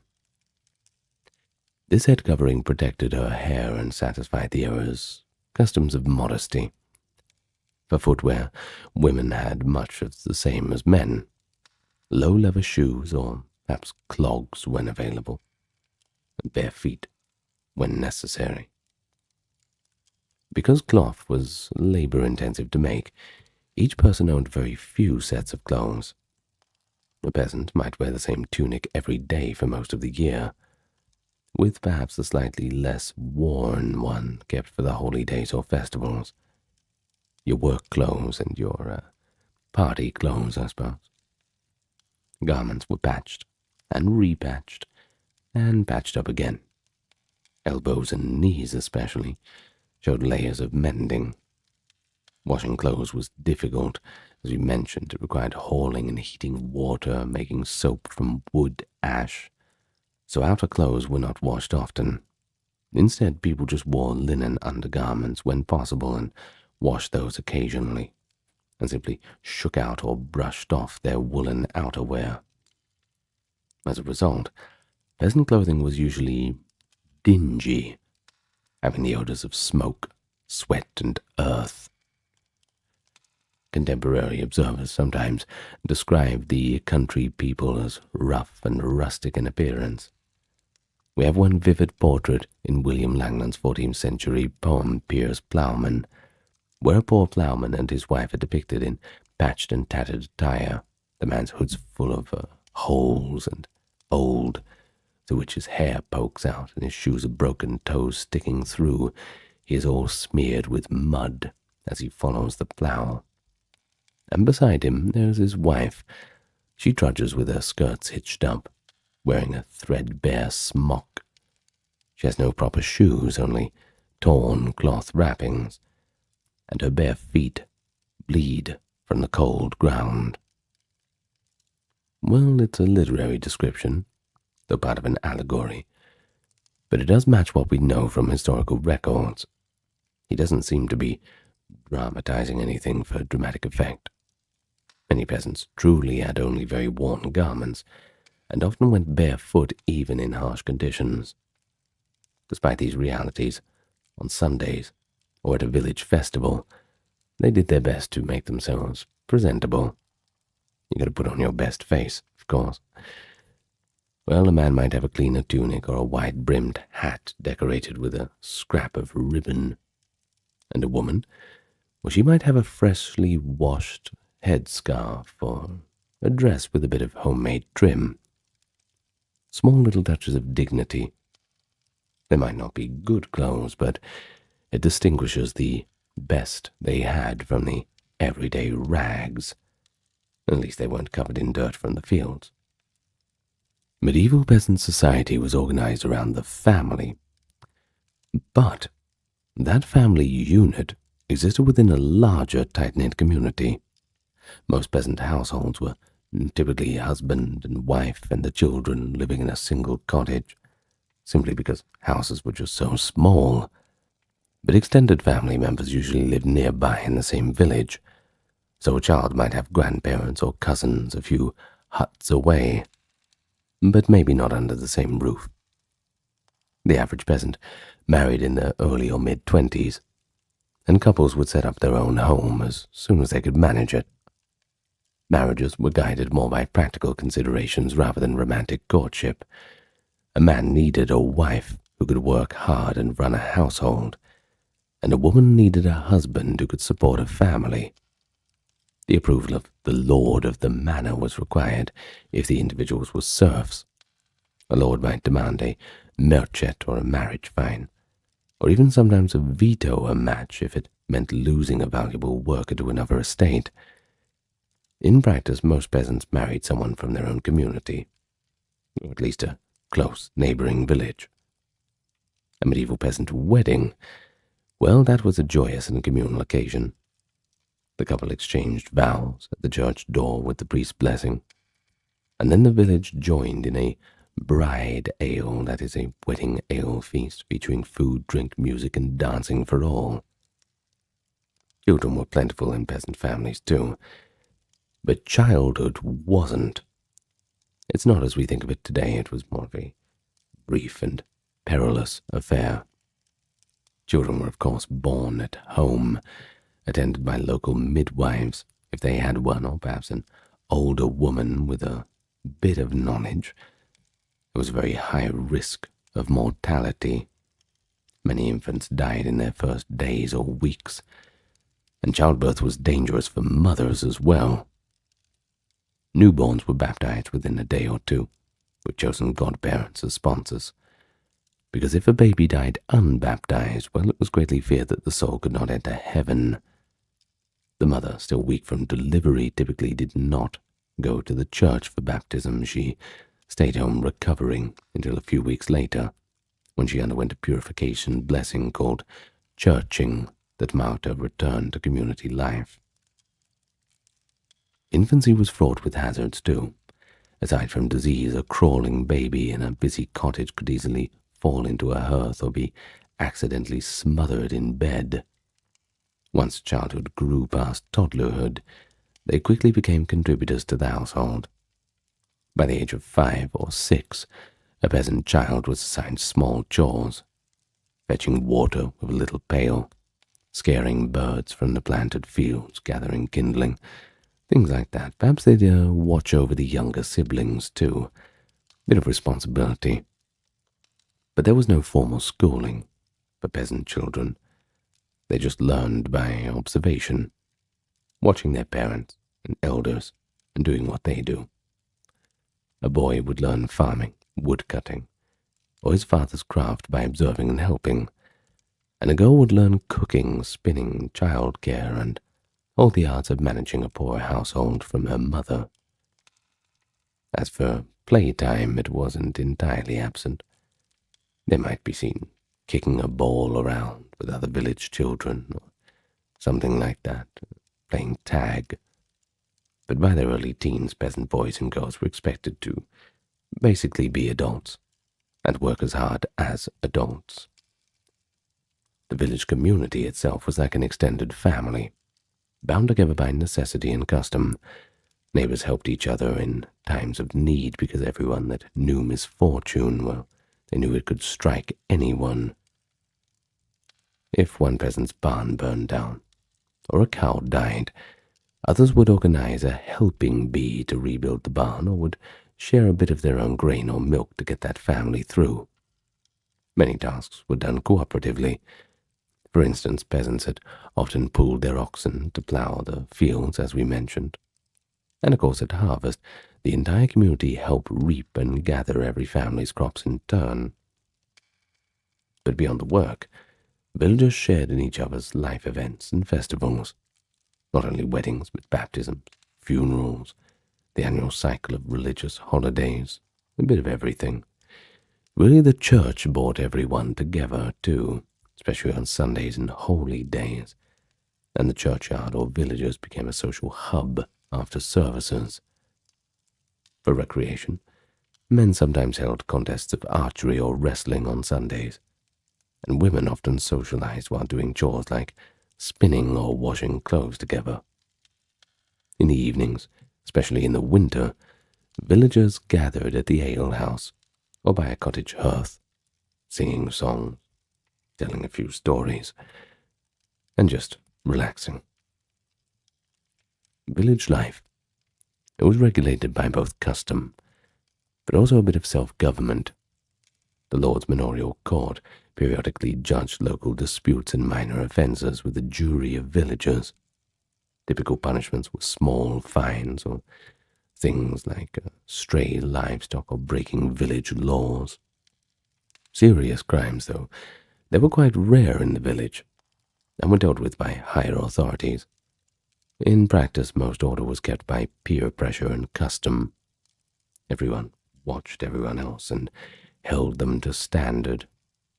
If someone behaved disgracefully, for example, an abusive husband, the community might respond with a charivari, a cacophonous prank at the offender's door, banging pots and singing mocking songs to shame them into better behavior. Perhaps we need to bring that one back, This kind of informal social policing often proved to be quite effective in a world where one's reputation among neighbors was critically important, especially if it's your barn that burns down or something like that, and, well, that helping bee, all of a sudden people don't want to show up. Now that is a little awkward. Well, before we go, let's talk a little bit about the truly unpleasant parts, but also a bit of the resilience. You see, as you can imagine, I don't think I need to explain it to you or say it again. The life of a peasant was certainly not a fun affair. It was full of danger and hardship, as even beyond the everyday toil, and foremost among them was the threat of hunger. Peasants lived harvest to harvest, and if the crops failed, well, they had little reserve to fall back on. Bad weather, such as excessive rain or drought, could ruin the grain yield just like it did in 1315 to 17, where the Great Famine was caused by rains across Europe. Well, people in England at this time reportedly either starved to death or survived on acorns, weeds, and possibly even substitutes like tree bark. Even in less dire times, though, winter and early spring, the lean season before the new crops grew, often meant empty cupboards. Malnutrition was a chronic problem, leaving peasants weak or more vulnerable to disease. The poor peasant might be driven to begging or theft to feed his children if his own stores ran out. Starvation was a very real spectre in the Middle Ages. It kept peasant communities in a state of perpetual anxiety about the weather and the harvest. And then there was the disease. Medieval peasants had no knowledge of germs and very limited medical care. A village might be visited by a wandering barber/surgeon, or have a local wise woman who knew herbal remedies, but nothing really resembling a real doctor for the poor. Epidemics could sweep through and kill indiscriminately. Of course, we all know about the Black Death of 1348 to 1350, which killed around half of England's population in a matter of months. Entire villages were emptied out. Those who survived were, of course, traumatized by the loss of family and neighbors. Other diseases also took a great toll. Periodic outbreaks of sickness, dysentery, fevers, things like that, swept through the villages and carried off the weak. Even injuries or infected cuts could turn fatal for lack of effective treatment. Peasant women faced the danger of childbirth without any real care, and many unfortunately died delivering children. So what was the life expectancy? Take a guess. 50, maybe. 40? Well, it could have only been around 30 to 40 years. But this is kind of skewed, because most children died so young, so the averages are kind of off. So we can put it between 40 and 50 years old, perhaps. You might be lucky enough to live to 60, but that would depend on your circumstance. In any case, those who did reach adulthood and avoid lethal diseases, if you managed to get to that natural death point where you could live into your 60s, but that was far from common. The labor, the poor diet, the lack of medicine meant that most peasants were old by our standards when they got to their 50s. That's if they lived that long at all. But peasants also bore the brunt of man-made hardships. Chief among them were the heavy taxes and rents imposed by lords and the king's government. Lords could levy special talligays or fines arbitrarily when they needed money, and the crown expected nationwide taxes, often to fund wars that landlords would just pass on to the peasants. In the late 1370s, for instance, King Richard II's government imposed repeated poll taxes to finance military campaigns. These taxes fell on humble villagers and provoked quite a bit of resentment. Coupled with long-standing grievances, like villeins being legally unfree and owing labour, this unrest erupted in the Peasants' Revolt of 1381. It was in that year that thousands of peasants in southeastern England, led by figures such as Wat Tyler, and inspired by radical preaching, rose up in an armed people's rebellion. They marched on London itself, calling for an abolition of serfdom, lower taxes, and an end to corruption among the royal officials. And for a brief moment, the rebels terrified the ruling class. They even executed the king's treasurer and dragged out a few other hated officials too. King Richard II ultimately quashed the revolt. The rebel leaders were deceived and killed, and the peasants' demands were officially denied. However, the uprising was certainly a turning point. It frightened the nobility, and perhaps it accelerated the decline of serfdom. In any case, in the following centuries, things began to change, and, little by little, the peasants got their own back. And so for all these hardships, they demonstrated a remarkable resilience. They developed coping strategies. In times of dearth, they foraged on wild foods and tightened the belt. When epidemics struck, they turned to faith, organizing processions and prayer vigils for deliverance. Surviving community records show that peasant communities provided communal mutual support. If one family was going through hard times, people would try to get them back on their feet. They met adversity with a dogged practicality, replanting, rebuilding, and just getting on with it. Over time, some of the hardships did ease. For example, the late medieval decline of serfdom and the slight improvement in living standards after the plague reduced the population. But new challenges, such as renewed warfare or later the enclosure of common lands, would arise. Through everything, the peasantry endured. And the very fact that the English peasantry survived century after century of exploitation and disaster, that is a testament to tenacity and the capacity for hope. And so maybe we learn a little bit about perseverance and tenacity that we can apply to our modern day. Have you heard of Simon of Tournai? No? That's okay. Not many people have. He's a bit of a footnote. But in the late 12th century, he allegedly made a shocking proclamation. Simon of Tournai declared that the, quote, three great impostors, Moses, Jesus, and Muhammad, had mystified the whole world with lies. But according to medieval legend, and this is where it gets really interesting, no sooner had Simon finished this blasphemous sentence that he was stricken down by a sudden paralysis, silenced by seemingly a stroke of divine wrath. What do you think? True? Maybe not. It doesn't matter. It's a cautionary tale from the Middle Ages that rather invites a provocative question. And that is the topic of the video. Were there atheists in medieval times? Of course, I'm sure we often imagine the medieval period as one of unquestioning faith. a world in which belief in God was virtually universal and unchallenged. Yet scattered through historical records and literature are these little traces of doubt, skepticism, and sometimes even open irreverence.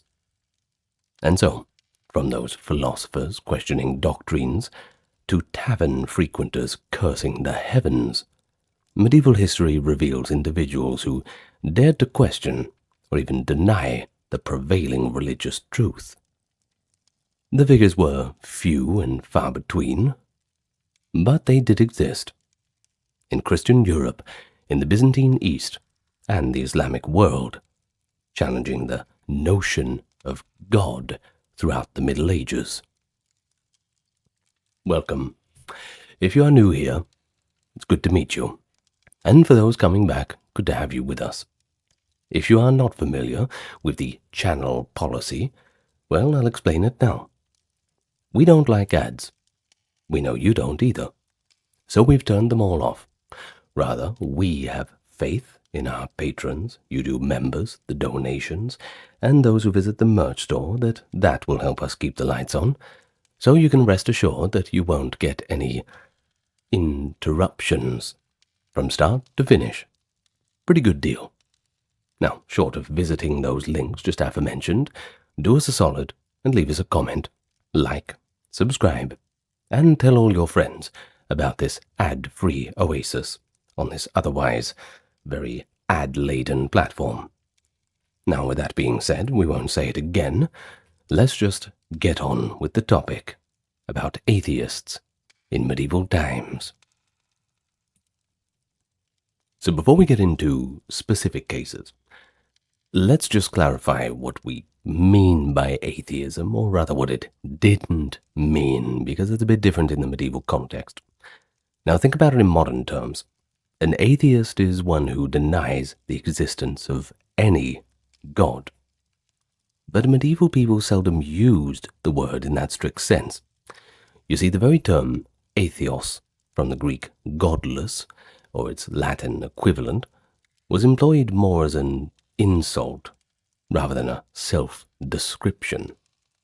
And I suppose in these days you don't really have people going around calling themselves godless.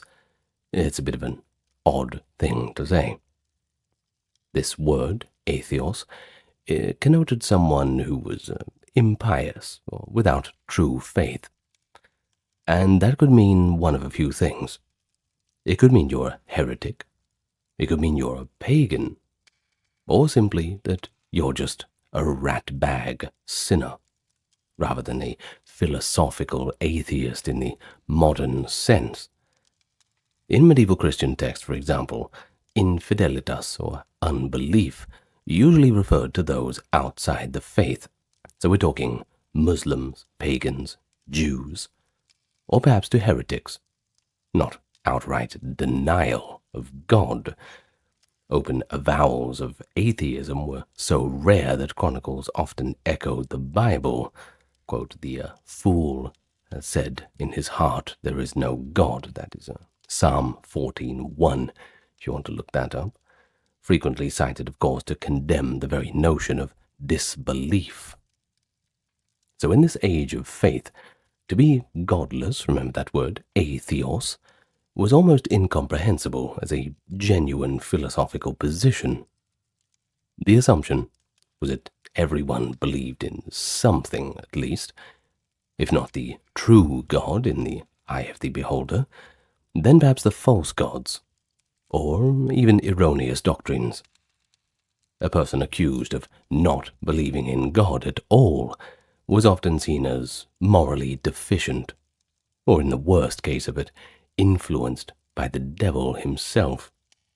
They weren't really seen as a kind of a rational skeptic in a philosophical sense, more as a fringe-dwelling lunatic.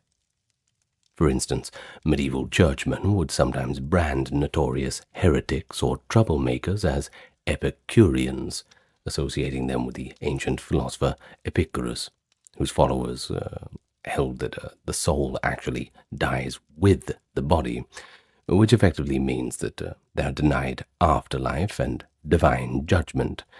Everything just goes blank and, well, end of story.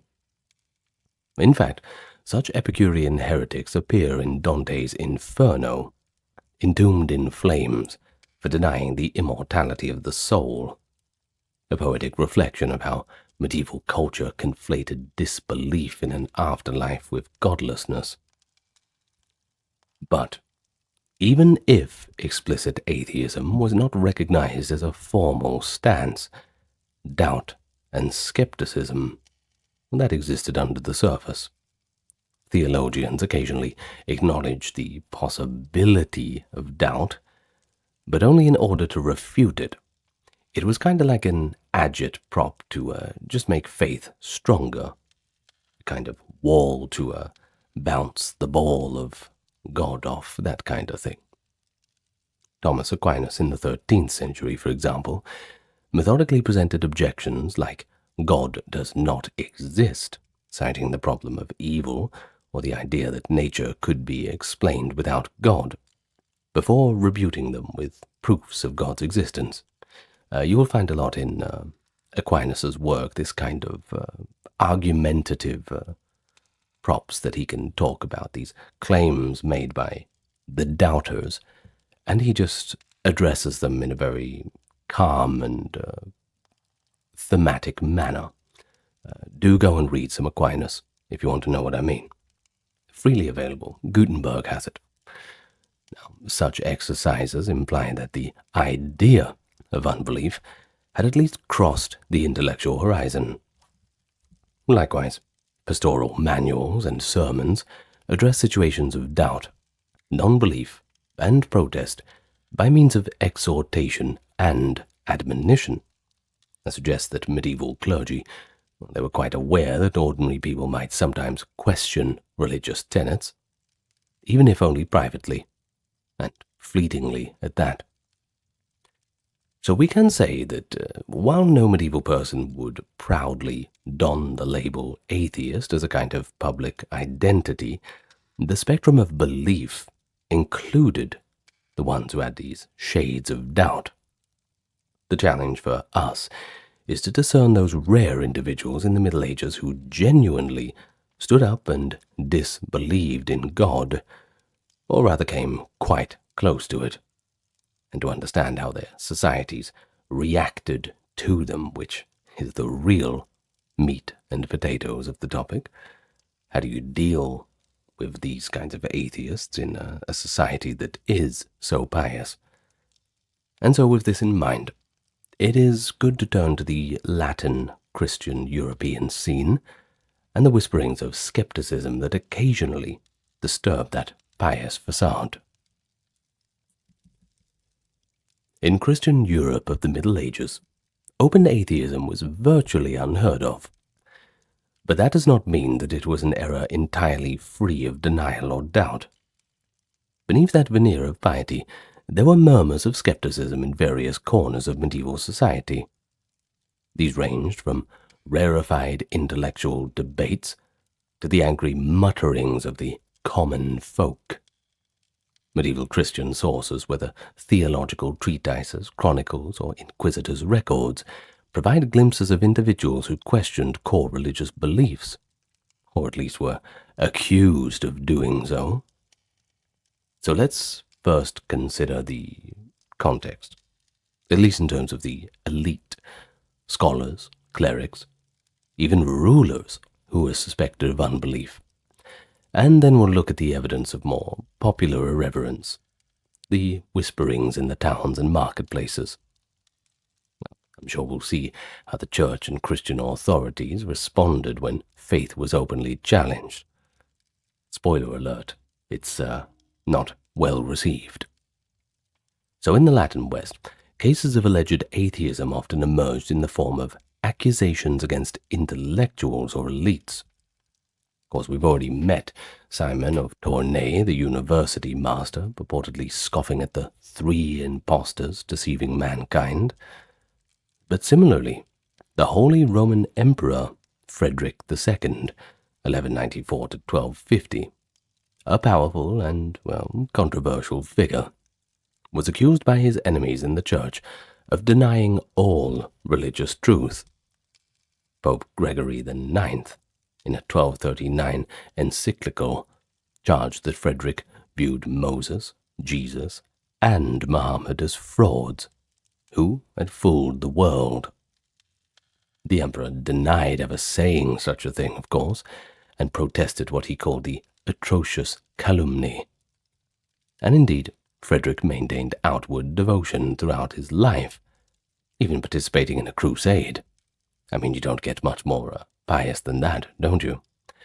Yet the very existence of these allegations shows that medieval people could conceive of a ruler, the guy in the top job, secretly disbelieving the faith. The legend of a lost treatise called De Tribus Impostoribus, on the three impostors, grew around Frederick's name.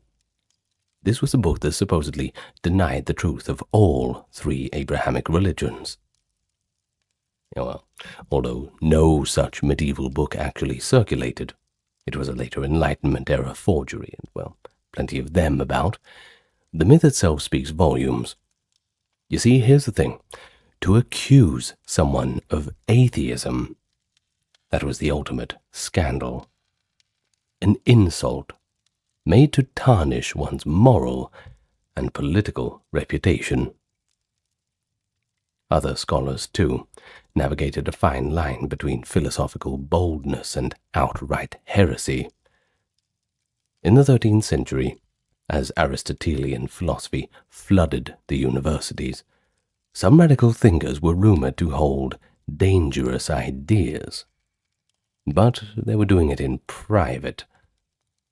Siger of Brabant and Boethius of Dacia, for example, were philosophers in Paris whose teachings were condemned in 1277 for, among other things, implying that the world might be eternal, and that the soul's immortality could not be proven by rational means. These men did not declare themselves atheists. Indeed, they likely saw themselves as just Christians using reason. But conservative theologians were not too happy to read their new ideas. They feared that their doctrines, if taken to their logical conclusion, could even eliminate the need for God at all. And then they'd all be out of a job.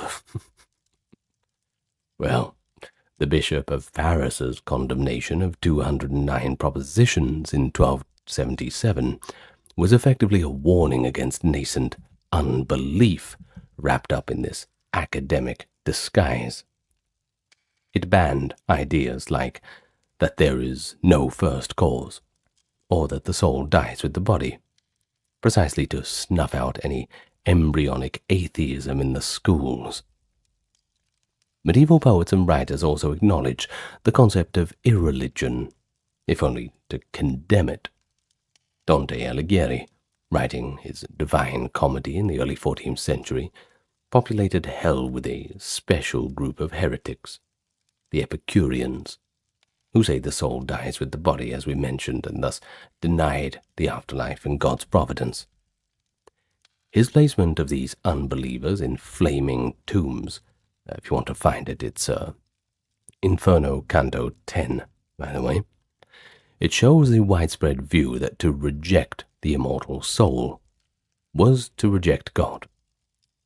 Though Epicurus had lived long before Christianity was even around, Dante uses him as a stand-in for any who embraced a materialistic-like philosophy.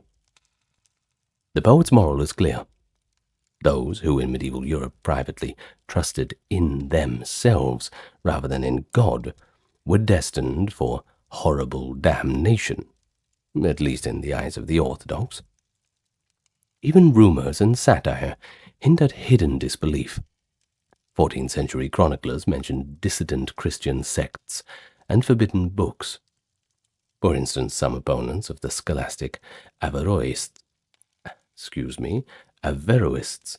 accused the followers of Ibn Rushd of teaching that all religions were fables, essentially calling them closeted atheists. And back in England, vernacular writers like Geoffrey Chaucer would in the late 14th century poke fun at corrupt clergy, and hint that some people cared more for worldly pleasure than piety. A few subtle jabs, a kind of practical atheism.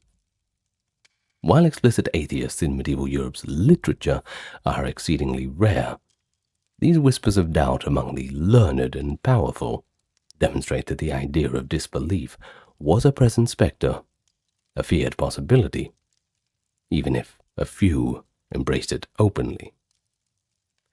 But if whispered heresy among the learned was one thing, outright irreverence among ordinary people was quite another, and it too reared its head in the later Middle Ages.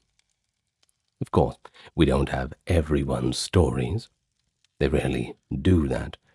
The people who learned how to write, well, they weren't really the, quote, ordinary people. And, well, we're not talking about great kings. We're talking about the bakers and the farmers and all this, who of course are going to have their own opinions that don't quite make it into the annals of history. In any case, by the 14th and 15th centuries, church authorities grew concerned about casual unbelief among the populace, a kind of shrug of the shoulders when it came to spiritual matters.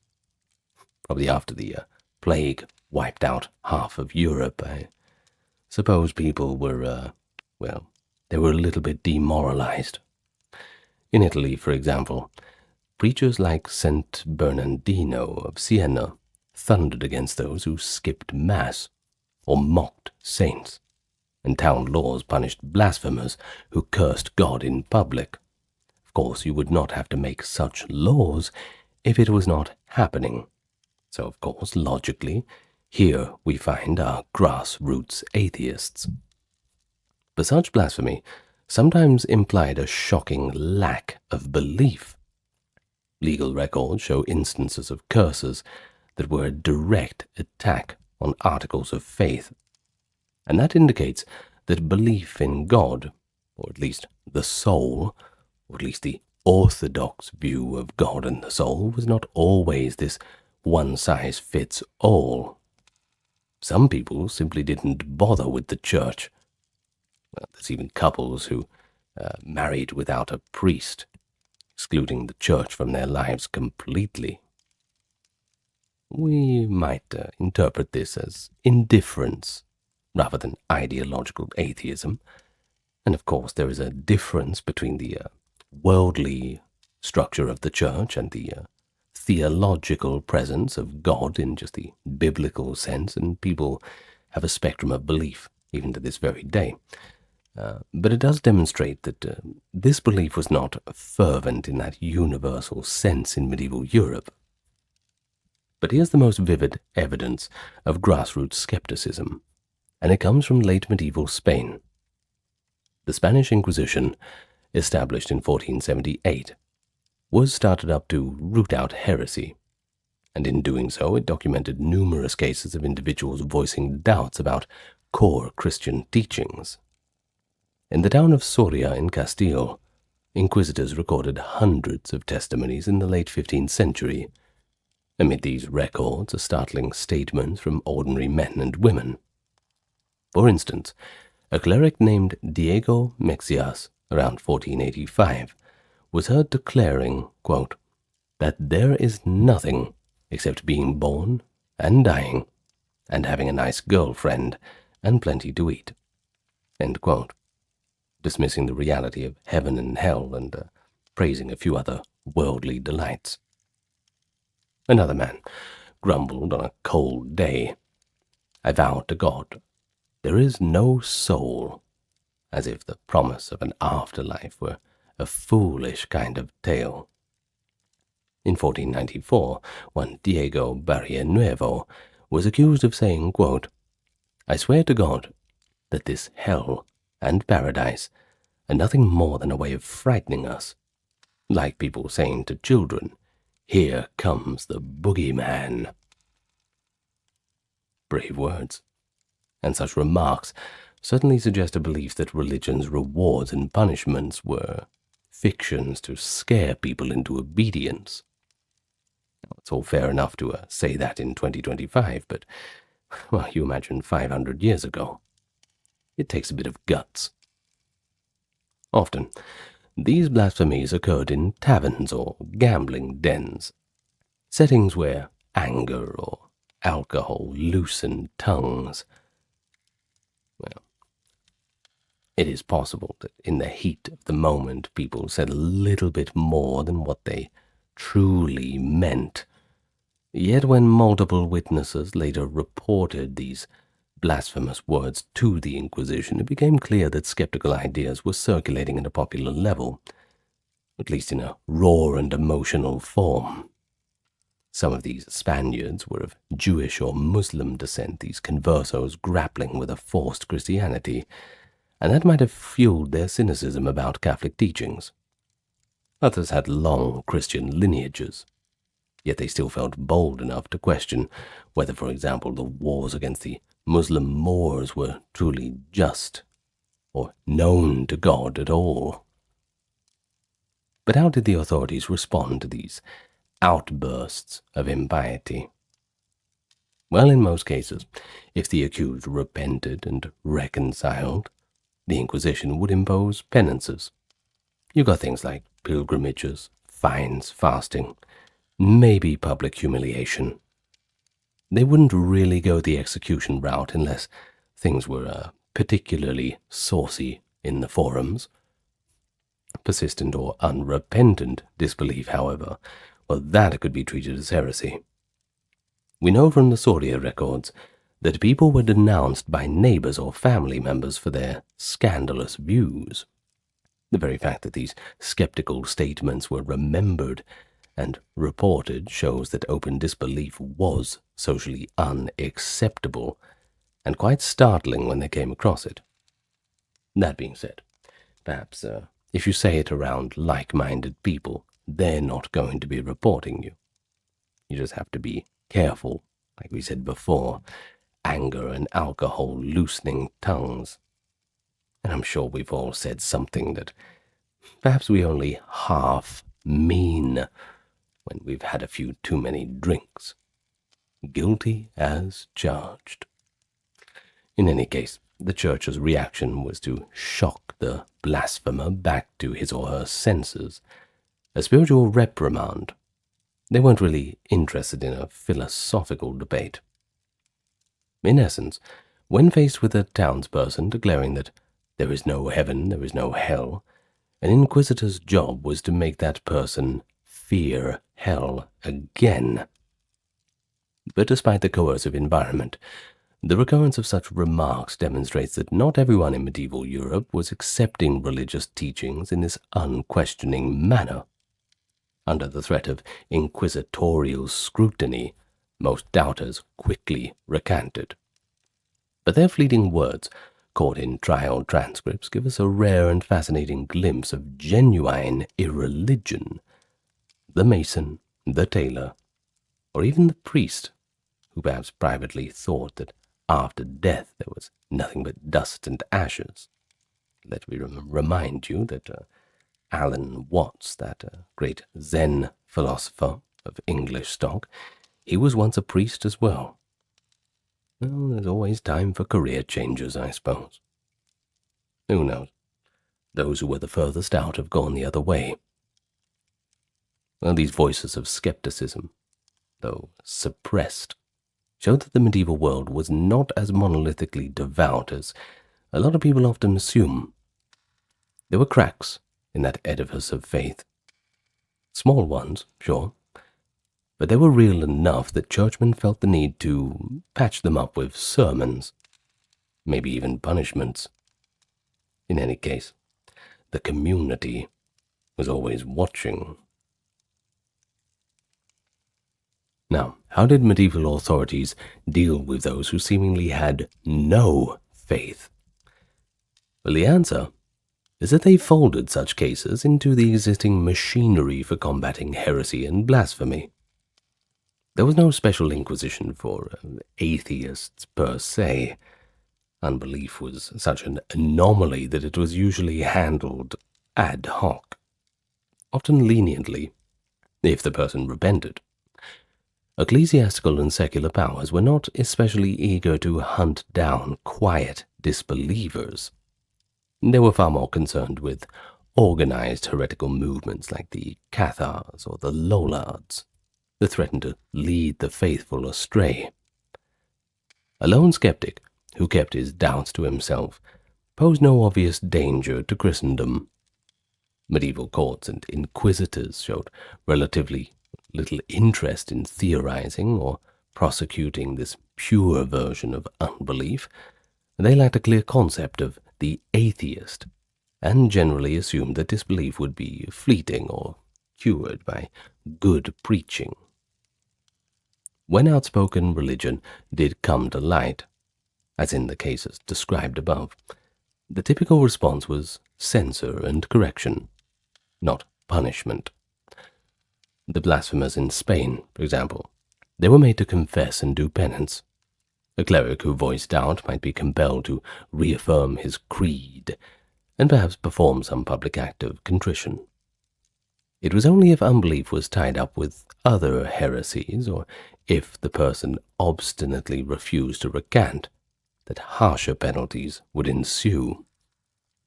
In 1327, the scholastic philosopher Pietro d'Abano accused atheistic I'm sorry about the pterodactyl outside my window. Excuse me. Pietro d'Abano accused of atheistic tendencies, among other things like astrology, by the way, avoided punishment by dying during his trial. But the judge still burned his effigy posthumously. Yeah, dying during the trial is one way to get out of jail time, but quite a bold strategy. Cases like that were exceptional. Far more common were instances like that of a French priest gently chastising a parishioner for saying God's miracles were not to be believed and they were just circumstantial, treating it more as a, well, not formal heresy, but just a moment of spiritual weakness. This kind of thing. Someone losing their way, and just gently guiding them back to the flock. But we also see a pastoral approach to doubt. Medieval confession handbooks instructed priests on how to counsel those troubled by questions of faith. If a penitent admitted, let's say, to doubting the existence of hell or the real presence of Christ in the Eucharist, the confessor's role was to reinforce teaching and urge penitence, not to turn the person over to the law. In effect, a medieval society viewed unbelief as a grave folly or temptation, but something that was quite curable. The doubter was just a lost sheep to be brought back into the fold, more than a criminal to be extirpated. This attitude aligns with the theological stance that outright unbelief was a sin of ignorance or pride, which could be absolved if repented. Of course, when disbelief entwined with public defiance, authorities could respond severely. Someone who loudly and repeatedly denied God in a public square could be charged with heresy and face the same fate as the other heretics, imprisonment, or even worse. But in practice, scenarios like that were very rare. There was no parade of professed atheists being burned at medieval stakes. The famous burnings of the Middle Ages, for example, of the Templars, of Jan Hus, of the Cathar Parfaits, were about deviant belief, not no belief, believing the wrong thing rather than believing nothing. The true flowering of atheist persecution and of self-proclaimed atheists, well, that would come much later, in the early modern period. But, that's time for another video, I suppose. But in medieval times, then, the authorities' handling of irreligion was minimalist and case by case. They relied on social pressure, preaching, and occasional legal action to maintain the outward uniformity of faith. And largely, credit where it's due, it was effective. Only a tiny handful of people ever openly challenged the existence of God. The reaction to those who did was a swift social condemnation, as much from neighbors as from churchmen.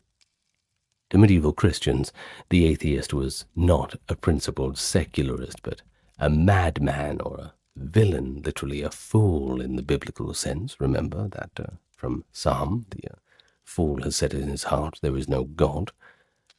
Thus, the strongest punishment for an accused atheist would simply be the horror of exclusion by their community, a kind of social banishment.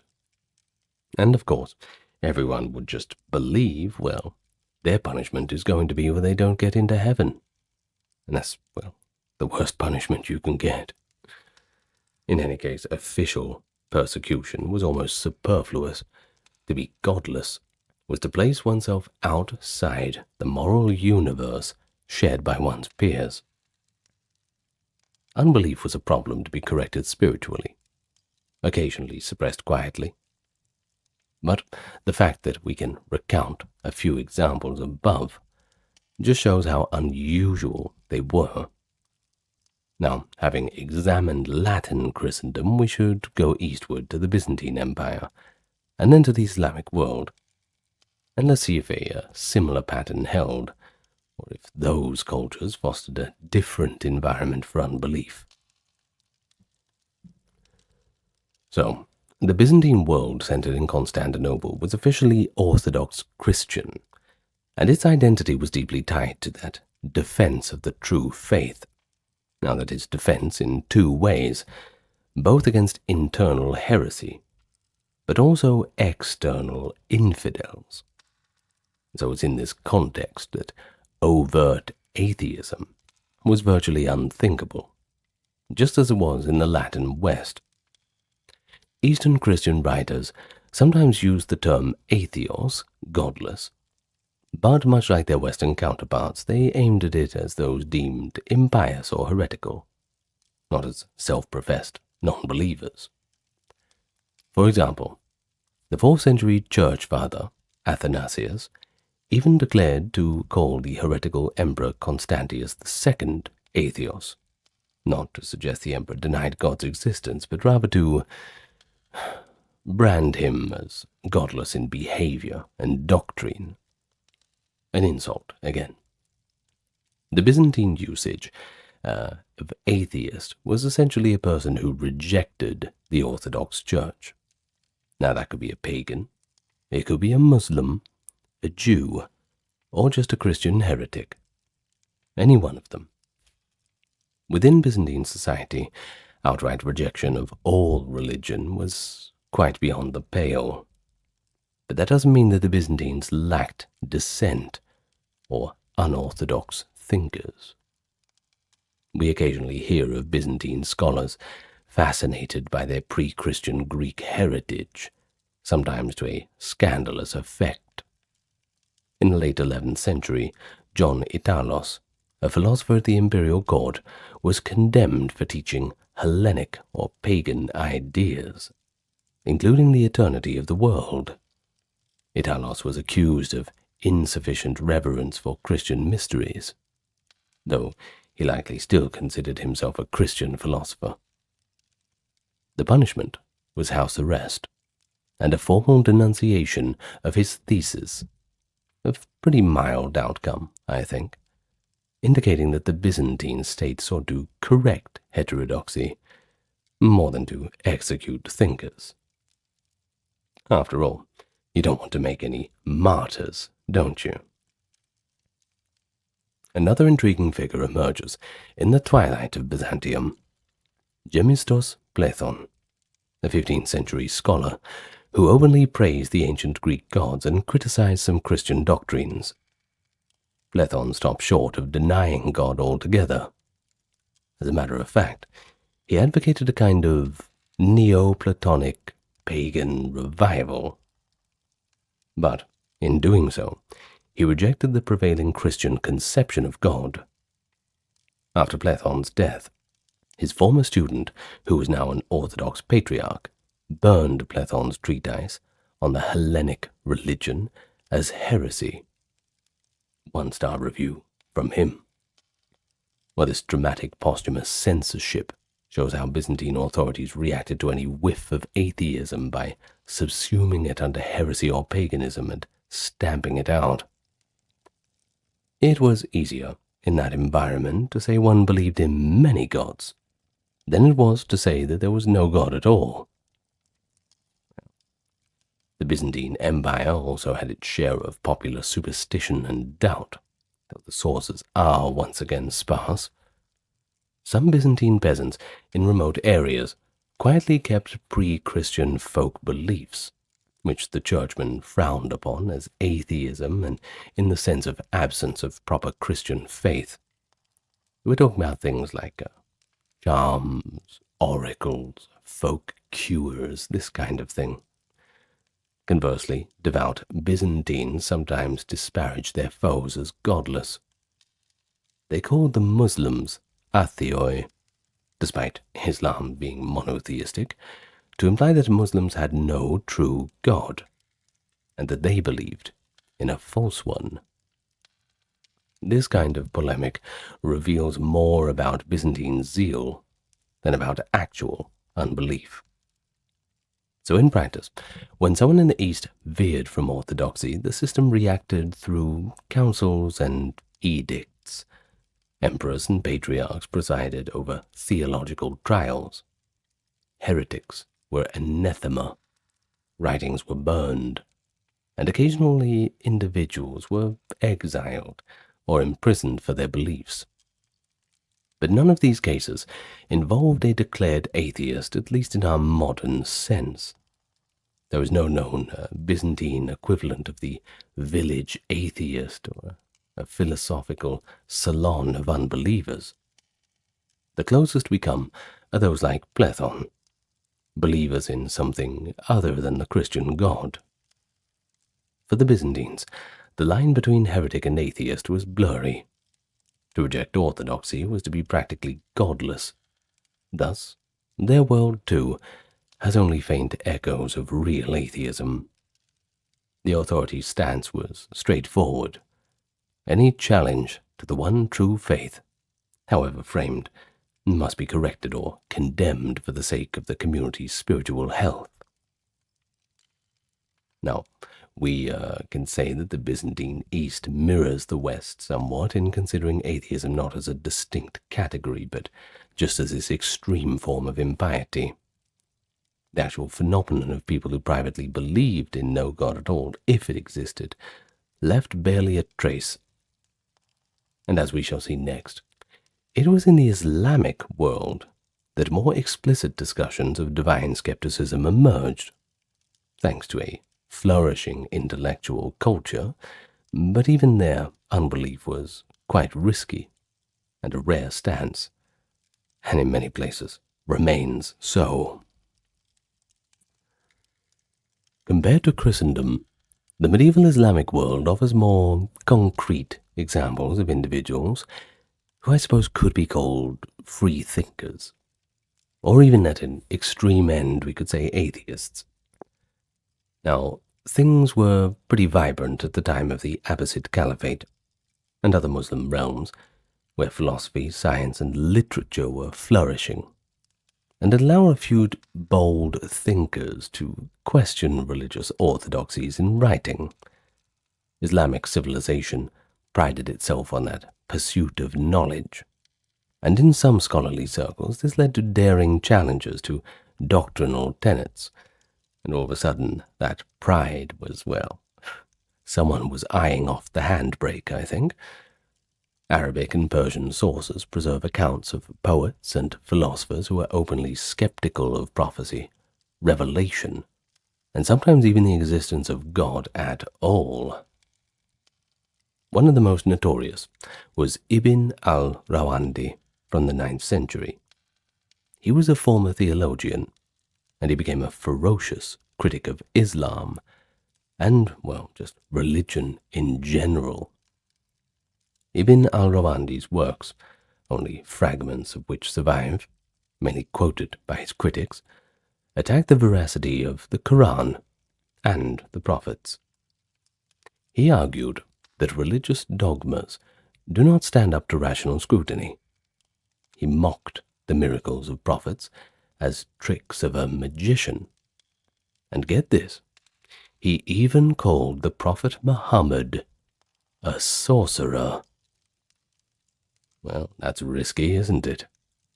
In one of his books, The Emerald, in Arabic it's a Kitab al-Zumrud, he maintains that all religions are simply human inventions, describing how a group of Brahmin sages laugh at the credulousness of religious believers. Such ideas were virtually an Islamic heresy of heresies, undermining the very foundations of faith. It's little wonder that later Muslim writers painted Ibn al-Rawandi as a monstrous top-level apostate. By all accounts, he embraced atheism after exploring various religious sects, and his name became a kind of byword for impiety. Notably, he had to couch some of his arguments in fiction, attributing them to imaginary sages, to evade outright prosecution, a sign of how dangerous his views were.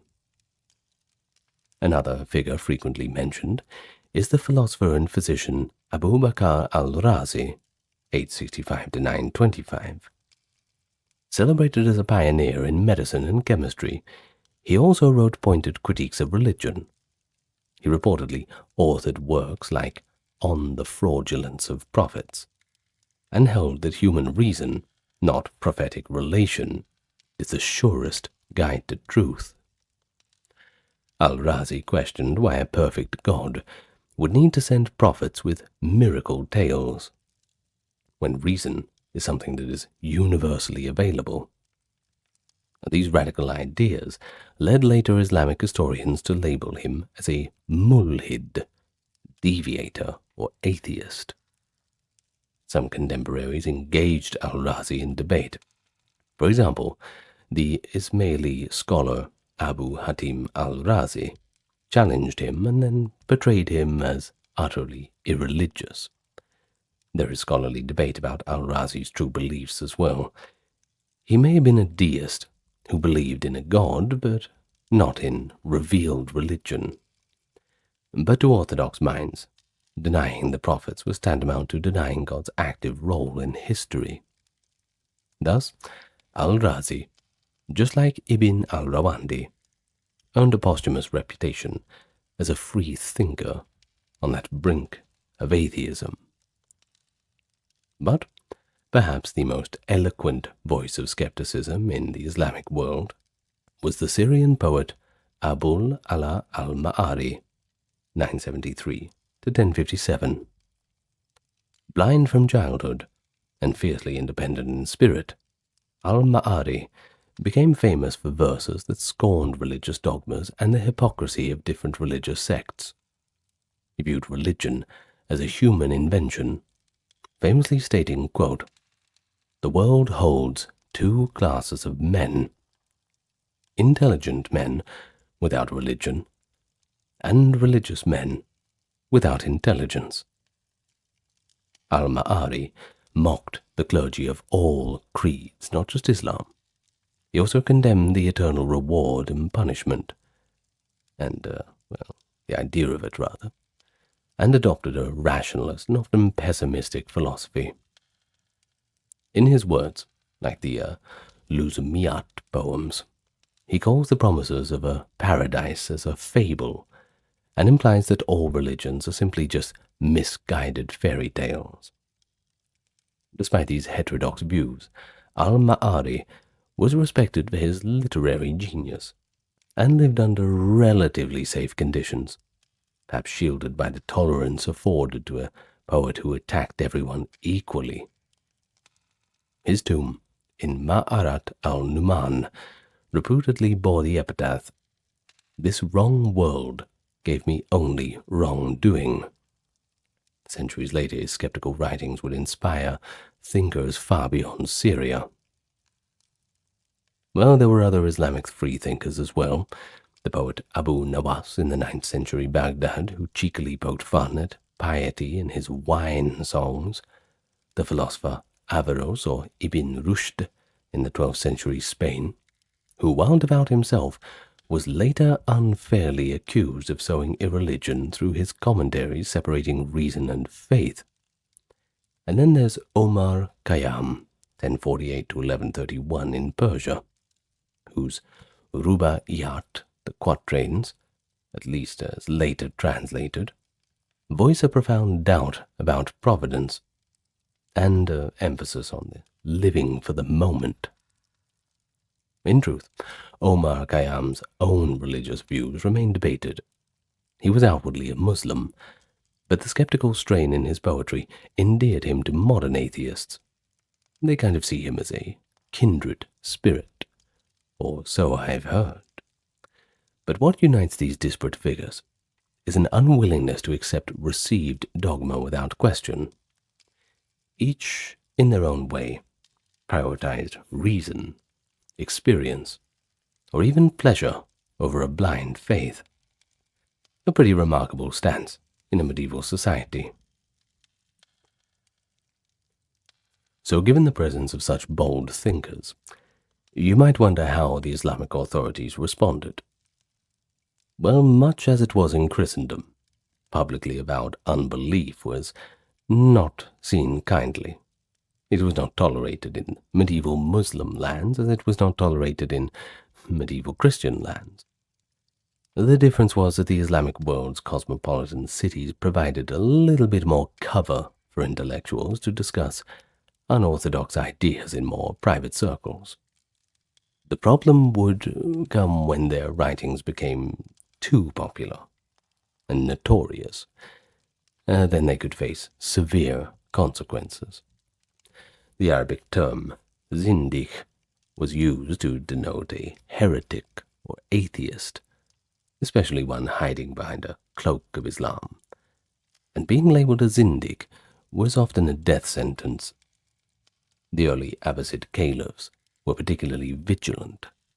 Caliph al-Mahdi, in the late 8th century, launched an inquisition specifically to hunt down zindiqs, resulting in the executions of those accused of heresy. This was aimed in part at Manichaeans and radical dualists, but it cast a wide net for any underground free thinkers. The famous storyteller Ibn al-Muqaffa, who translated Persian fables into Arabic, was executed around 756 amid accusations of heresy. Now, these were likely due to political intrigue, but his unorthodox religious views certainly didn't help him, and they certainly did not save him either. Despite political crackdowns, many controversial intellectuals survived by staying in favor with powerful patrons, or by just simply choosing their words carefully. Ibn al-Rawandi managed to circulate his works by writing in distant Khorasan, and benefiting from the patronage of rulers who seemed to value a more free debate. Though he was reviled by orthodox scholars, he died a natural death in obscurity. Al-Razi, likewise, enjoyed the protection of princes due to his own renown as a physician. While clerics denounced his ideas, he wasn't thrown into prison for them. In some cases, the punishment was a rebuttal rather than a stake.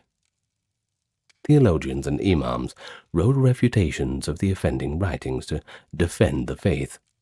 For example, the critique of Al-Razi by Abu Hatim, or the later great theologian Al-Ghazali's attacks on the philosophers in his Incoherence of the Philosophers, served to discredit heterodox ideas through argument rather than brute force. But that said, if an intellectual's views threatened public order or the faith of the common people, the rulers wouldn't have much of a choice other than to act harshly. We hear of books burned, and occasionally authors quietly removed from their posts. The Almohad dynasty in 12th century North Africa, for instance, was particularly strict. They exiled the philosopher Averroes, temporarily that is, when his rationalistic teachings drew a little bit too much attention. Socially, an outspoken atheist in an Islamic city might face not only law, but also community fury. Devout neighbors could report a blasphemer to the judge. Poetry that went too far in mocking God could provoke riots or assassins. A telling case is that of al-Ma'ari. Although he died peacefully many centuries later, fanatics still found his irreligion to be quite offensive. And get this, in 2013, idiots, extremists, desecrated his tomb, an eerie echo of how skepticism long remains controversial. Well, we can certainly say that medieval Islamic authorities dealt with atheism as a subsect of heresy, though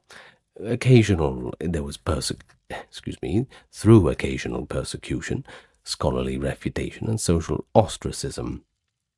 Unlike in Christian Europe, where atheism was barely imaginable, the Islamic milieu had to confront it by name, because a few quite remarkable individuals forced the issue. The result was quite a rich corpus of debate. Muslim theologians writing to prove the existence of God or the necessity of prophecy, precisely because thinkers like Ibn al-Rawandi had dared to say otherwise. Thus, the challenge of atheism in medieval Islam was met on two fronts: the sword for those who crossed the line, and the pen for those who could be answered in writing. Both attest to the reality that unbelief, while quite rare, was indeed present in the medieval Islamic world, stirring responses that would resonate in Islamic intellectual history. So I think in light of what we have discussed, to answer that question, were there atheists in medieval times? We can say that while explicit avowed atheists were exceedingly rare, the Middle Ages were not entirely devoid of them. Across the medieval Christian and Muslim worlds, and to a lesser extent in Byzantium, we find isolated individuals who questioned or even rejected the prevailing religious certainties. Thus, historical reality complicates the popular image of the Middle Ages as one of unquestioning faith. We've seen university masters in Paris, monks in Spain. They all grappled with skeptics in their midst, and caliphs in Baghdad ordering crackdowns on irreligious free thinkers. And we've also listened to the voice of al-Ma'ari, dismissing the entire concept of religion as a complete fable. Of course, those Spanish commoners shouting that they don't believe in God, echoing out of those late-night tavern sessions. It gives us a more nuanced understanding of medieval society. Yes, it was devout, but nothing is really monolithic. Doubt would flicker around here and there, but usually gets snuffed out. Yet occasionally, it casts a bit of light on the profound questions that a few dared to ask. Crucially, medieval institutions lacked a concept of secular dissent as we know it in the modern era. A person without faith was socially and psychologically inconceivable to most of polite society. Thus, medieval atheists left no manifestos, no organized movements. What they did leave instead were a few traces: accusations in trial records, rumors in chronicles, skeptical verses preserved in literary anthologies, and theological rebuttals that unintentionally testified to the ideas they sought to refute. And well, piecing together all of that, I think we discovered that the Age of Faith had a few people who weren't so keen on the idea.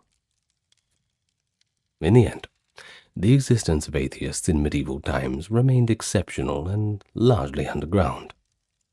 They were, of course, outnumbered by far. The heretical, who still believed in something sacred, and the indifferent and the devout, they were the majority of people, but the true atheist, perhaps one in a million. But their very presence, however faint, is another reminder that the human capacity to question is not a product of any particular era. Even in a time when God's presence was woven into every aspect of life and thought, there were a few lone individuals who asked in essence, what if it's all bullshit? Well, their courage, or foolhardiness, as their contemporaries thought, helped spark debates that slowly expanded the bounds of thinkable thought. And by the close of the medieval period, at the dawn of the Renaissance, the cracks in that fortress of unquestioning faith would only grow wider and wider, and good luck patching them up forever. I don't know. Tell me what you think, There's probably going to be lots of little religious arguments in the comments, isn't there? One of those topics that draws in people of all stripes. In any case, thank you very much for listening. I'd like you to put the image into your head of a crusader. He is marching out on campaign to the Holy Land, into battle not only with sword and shield, but carrying something special. He has a fragment of wood, and it's not just a normal piece of wood, but this is believed to be a fragment from the very cross upon which Christ was crucified. And now picture an army halting to kneel before this splinter of holy wood, or perhaps a saint's bone, a Christian relic. They pray for divine aid before the clash of swords. In the age of the Crusades, such scenes were not flights of fancy, but recorded reality. Relics, physical objects associated with holy figures. They held immense sway over the medieval Christian mind. They were thought to channel the sacred, offer protection, inspiration, and even a tangible connection to God's favor. And from the launch of the First Crusade in 1095, through those tumultuous campaigns that followed, relics became coveted treasures and symbols of both spiritual devotion and military morale. Battles were fought under relic-borne banners. Miracles were proclaimed at their discovery, and the loss of a relic could plunge the Crusaders into complete despair. It's a part of the Crusades that's probably not often talked about, but it's an underlying theme from the earliest Crusades all the way to the later times, that these humble objects, sometimes big, sometimes small, played quite a big part. It's a story that we are here to tell today. So if you'll allow me, with introductions over, to welcome you to the channel. For those who are new to the channel, well, it's good to meet you. Those who are coming back, good to have you back. If you're not familiar with the channel, well, first things first is I will reassure you you will not have any interruptions in this video. You can enjoy it from start to finish without any of those ads. We all hate ads. And this is why we are crowdfunded. We get our donations from PayPal and YouTube Super Thanks, also the Patreon and YouTube memberships, along with the merch store, helps us out quite a lot. So thank you to all of those who have joined that prestigious club, which can be found through links in the pinned comment, video, and channel description. But apart from that, do us a solid, will you? A like, comment, subscribe, hit the hype button, and tell your friends. It all helps in the algorithm, as we are, as YouTubers, slaves to such things. Now, with all things out of the way and all said and done, as we do have to say them, let's begin with the video. And I promise I won't ask you to like and subscribe again. Let's go. So for the people of the crusading era, a relic was not just a museum piece, but it was alive with spiritual power. The bones of martyrs, fragments of Christ's passion, like the true cross or holy nails, and other sacred items were thought to work miracles and convey God's grace to the faithful. Churches and cities in medieval Europe fiercely prized their relic collections, and they drew pilgrims from far and wide. Tales of miraculous healings or divine visions surrounded the relics, and they were commonly accepted. This intense relic veneration formed the backdrop against which Pope Urban II called the First Crusade in 1095. When Urban urged Christian knights to liberate the Holy Land from Muslim control, he framed the mission in profoundly spiritual terms.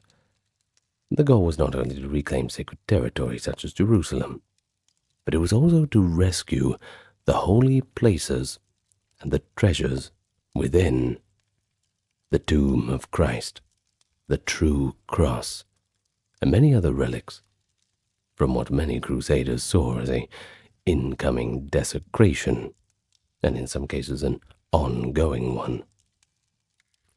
Although no contemporary transcript of Urban's sermon at Clermont survives, later accounts emphasize the spiritual rewards of the crusade and the sanctity of the cause. It is clear that the thought of reuniting Christendom with its holy relics and sites was quite a powerful motivator. Medieval crusaders described their journey as an armed pilgrimage. They wore the cross on their garments and marched with the zeal of people on a holy mission, quite literally, to the land of the Bible. Well, even before leaving Europe, many crusaders armed themselves not just with swords, but with their own relics for protection and blessing.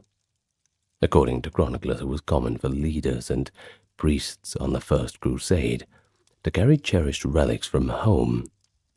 Bit of a good luck charm. Bishop Adhemar of Lepoy, a papal legate accompanying the crusade, reportedly brought what he believed to be a piece of the true cross from his cathedral in France. This sliver of wood, believed to be from the cross of Christ, was carried around like a sacred talisman. Likewise, other nobles carried relics of saints. For example, Raymond of Toulouse's contingent brought along a precious chalice that had belonged to a revered French hermit, and the Count of Flanders' chaplain carried relics of St. George. In fact, one priest in the Flemish army is said to have stolen an arm bone of St. George from a Byzantine monastery en route. So determined were they to have a patron saint's relic with them, just conveniently ignoring that "thou shalt not steal" rule. I'm sure poor old St. George won't mind if they take some of his bones along for the ride. Well, the mentality was that holy relics would safeguard and sanctify the enterprise. As one historian notes, for the Crusaders, God was in their midst, tangibly through these relics, of course, and each success on the journey was interpreted as a sign of divine favor. But it is important to note, the period leading up to the Crusades also saw a breakdown in relations between Latin, that is Western European, and Greek and Byzantine Christians. Greek-Byzantine Christians, that's it. Well, this culminated in the Great Schism of 1054. The schism even extended to attitudes about relics, too. You see, Latin monks and knights, considering the Greek schismatic, sometimes felt no compunction about pilfering relics from Eastern churches. They saw it as rather rescuing holy objects from the hands of the unworthy. In one notorious case, shortly after the First Crusade, a Venetian monk in 1108 broke into the church of Constantinople and stole the relics of St. Stephen, spiriting them back to Venice. Incidents like that, they show a theme that we will see repeatedly. Relics were spoils, but also sacred treasures, and the lines between piety and greed, well, they could be a little bit blurry. So let's start with the First Crusade, 1096 to 1099. It offers some of the most dramatic accounts of relics influencing events. As the Crusader armies made their frankly epic overland march toward Jerusalem, they constantly invoked divine aid, and the relics played a starring role in those devotions. Chroniclers like Raymond d'Aguilera, a priest who was an eyewitness, by the way, recount how periods of hardship and doubt were overcome by timely miracles involving relics. Two episodes stand out in particular: the discovery of the Holy Lance at Antioch in 1098, and of course the finding of the true cross in Jerusalem in 1099. These instances, occurring at critical junctures, became legendary examples of relics altering the course of the Crusade. Let's start with the Holy Lance of Antioch, which sounds like some kind of rare drop from a World of Warcraft raid or something, doesn't it? Well, jokes aside. In early 1098, the Crusaders were besieging the city of Antioch, which is in Syria, and it was grueling. The Crusader army was starving, morale was low, and to make matters worse, a massive Muslim relief force under General Kerboga was approaching. The Crusaders themselves were trapped inside Antioch's walls, which they had managed to breach, but the enemies were pressing from without and within, so it was a bit of a Pyrrhic victory for them in that regard. Well, at the crescendo of this crisis, a poor Provençal foot soldier named Peter Bartholomew stepped forward with a remarkable claim. He approached Count Raymond of Toulouse and Bishop Adhemar, and he reported a vision. St. Andrew the Apostle, he said, had appeared to him repeatedly and revealed that the very holy lance which had pierced Christ's side on the cross was buried in the floor of Antioch's Cathedral of St. Peter. If this relic could be found, it would assure the Crusaders of God's help. Well, that's an extraordinary assertion. One might even say a desperate gamble born of faith. The leaders were, initially and understandably skeptical. Bishop Adhemar in particular doubted it, pointing out that another lance relic was known in Constantinople. Nevertheless, given the hopeless circumstances, they decided that, well, they may as well search for it anyway.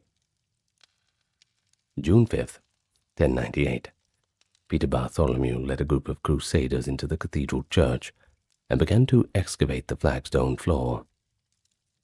Hours of digging yielded nothing, and most present grew discouraged. The Count of Toulouse himself decided to just leave the scene. You can imagine shrugging his shoulders.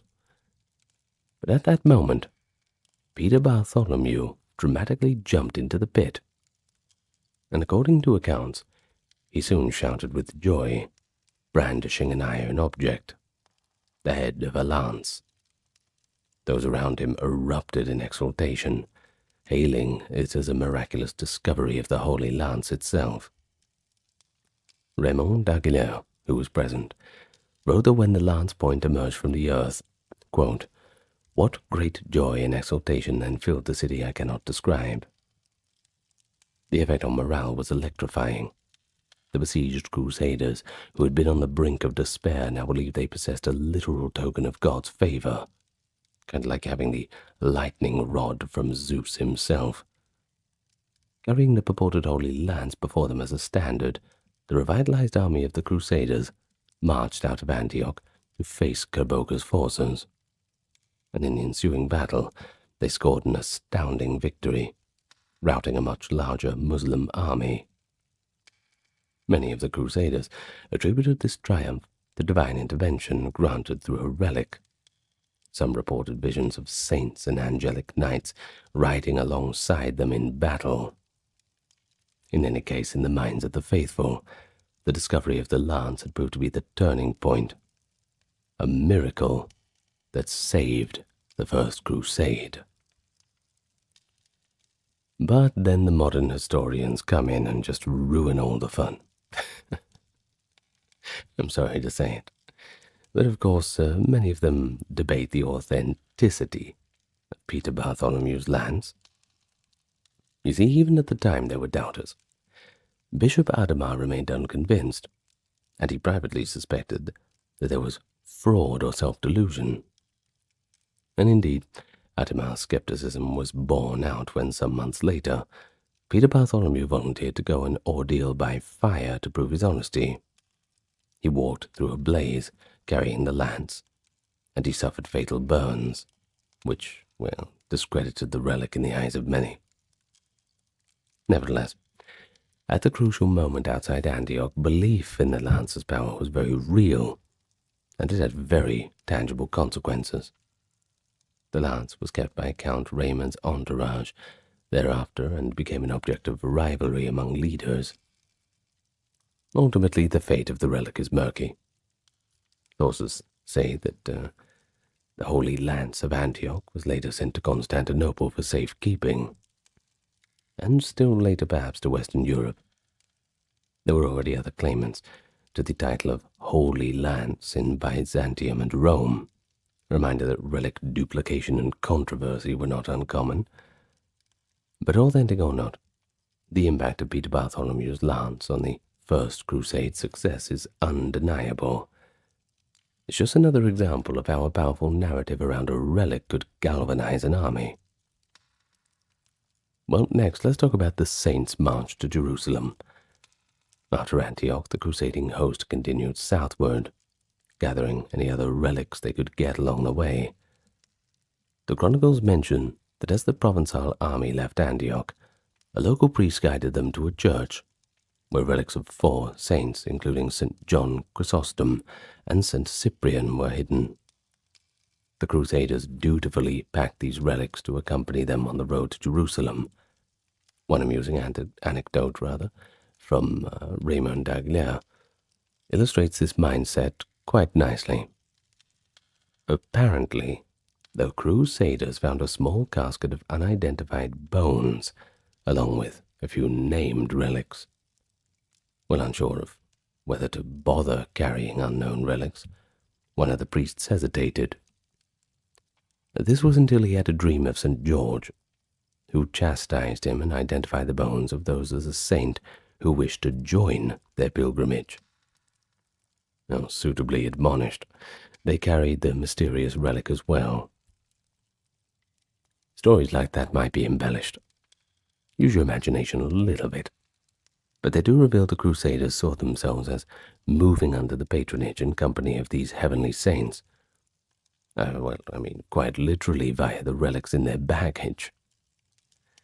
In any case, finally, in the summer of 1099, after a grueling 3-year odyssey, the crusading armies reached the prize, Jerusalem. The holy city was heavily fortified and held by a Fatimid Egyptian garrison. The siege of Jerusalem between June and July 1099 was that climactic crescendo of the First Crusade. And by this point, the Crusaders had endured extreme hunger and losses. They were far from home. They were completely outnumbered, and attempting what must have seemed quite impossible, to storm the most sacred city in Christendom by force. And it is here that relics and ritual again took the center stage in a dramatic fashion. You see, when initial assaults on Jerusalem's walls failed, the crusading leaders resorted to spiritual measures.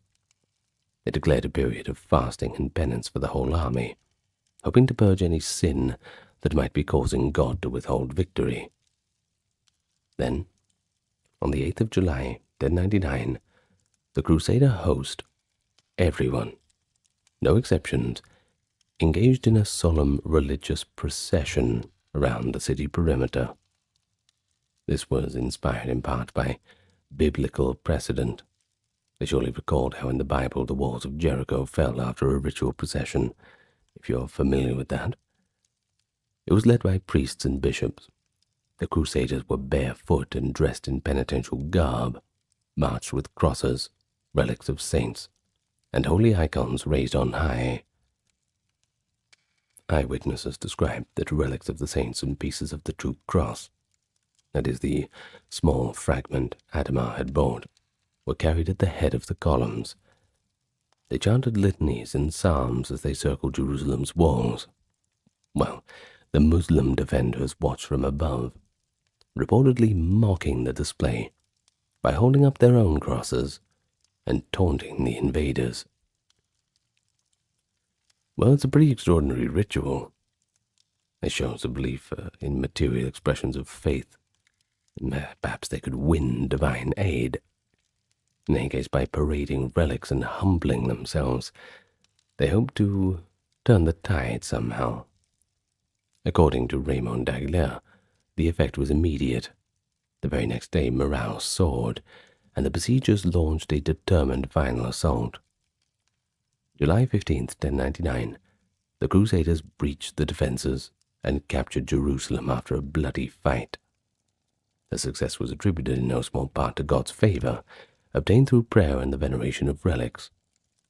And indeed, once they controlled the city, the Crusaders' first actions were religious.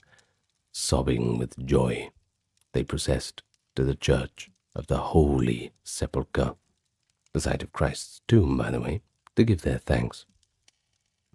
They had achieved what they believed was a holy miracle. And, well, the proof is in the pudding. The holiest city on earth was in Christian hands again. Well, with Jerusalem secured, the Crusaders established the Latin Kingdom of Jerusalem and other Crusader states in the Levant. And in the years and decades after 1099, relics began to pour in, and they continued to play a pretty key role in the religious and political life of these new Crusader kingdoms. They really couldn't get enough of them, collecting them like how I collect Warhammer 40k, basically. Well, the First Crusade's victory had opened access to the vast repository of relics long kept in the East, Jerusalem itself being the center of Christ's Passion, housed incomparable treasures. Maybe the greatest of them was the true cross. By tradition, the very wood of Christ's crucifixion, which St. Helena, and his Emperor Constantine's mother, by the way, was said to have discovered in Jerusalem back in the 4th century, so just at the time when Rome was really becoming Christian. Now, throughout the early Middle Ages, true pieces of the cross had been distributed and venerated in many places, but a major portion remained in Jerusalem up to the time of the Crusades. During periods of danger, such as a destructive Muslim ruler's reign in 1009, Jerusalem's Christian clergy had reportedly hidden the true cross relic away for safekeeping. A wise choice, that's for sure. And when the Crusaders took the city in 1099, the local Eastern clergy revealed to them where the relic was concealed, and it was brought out amid understandable rejoicing.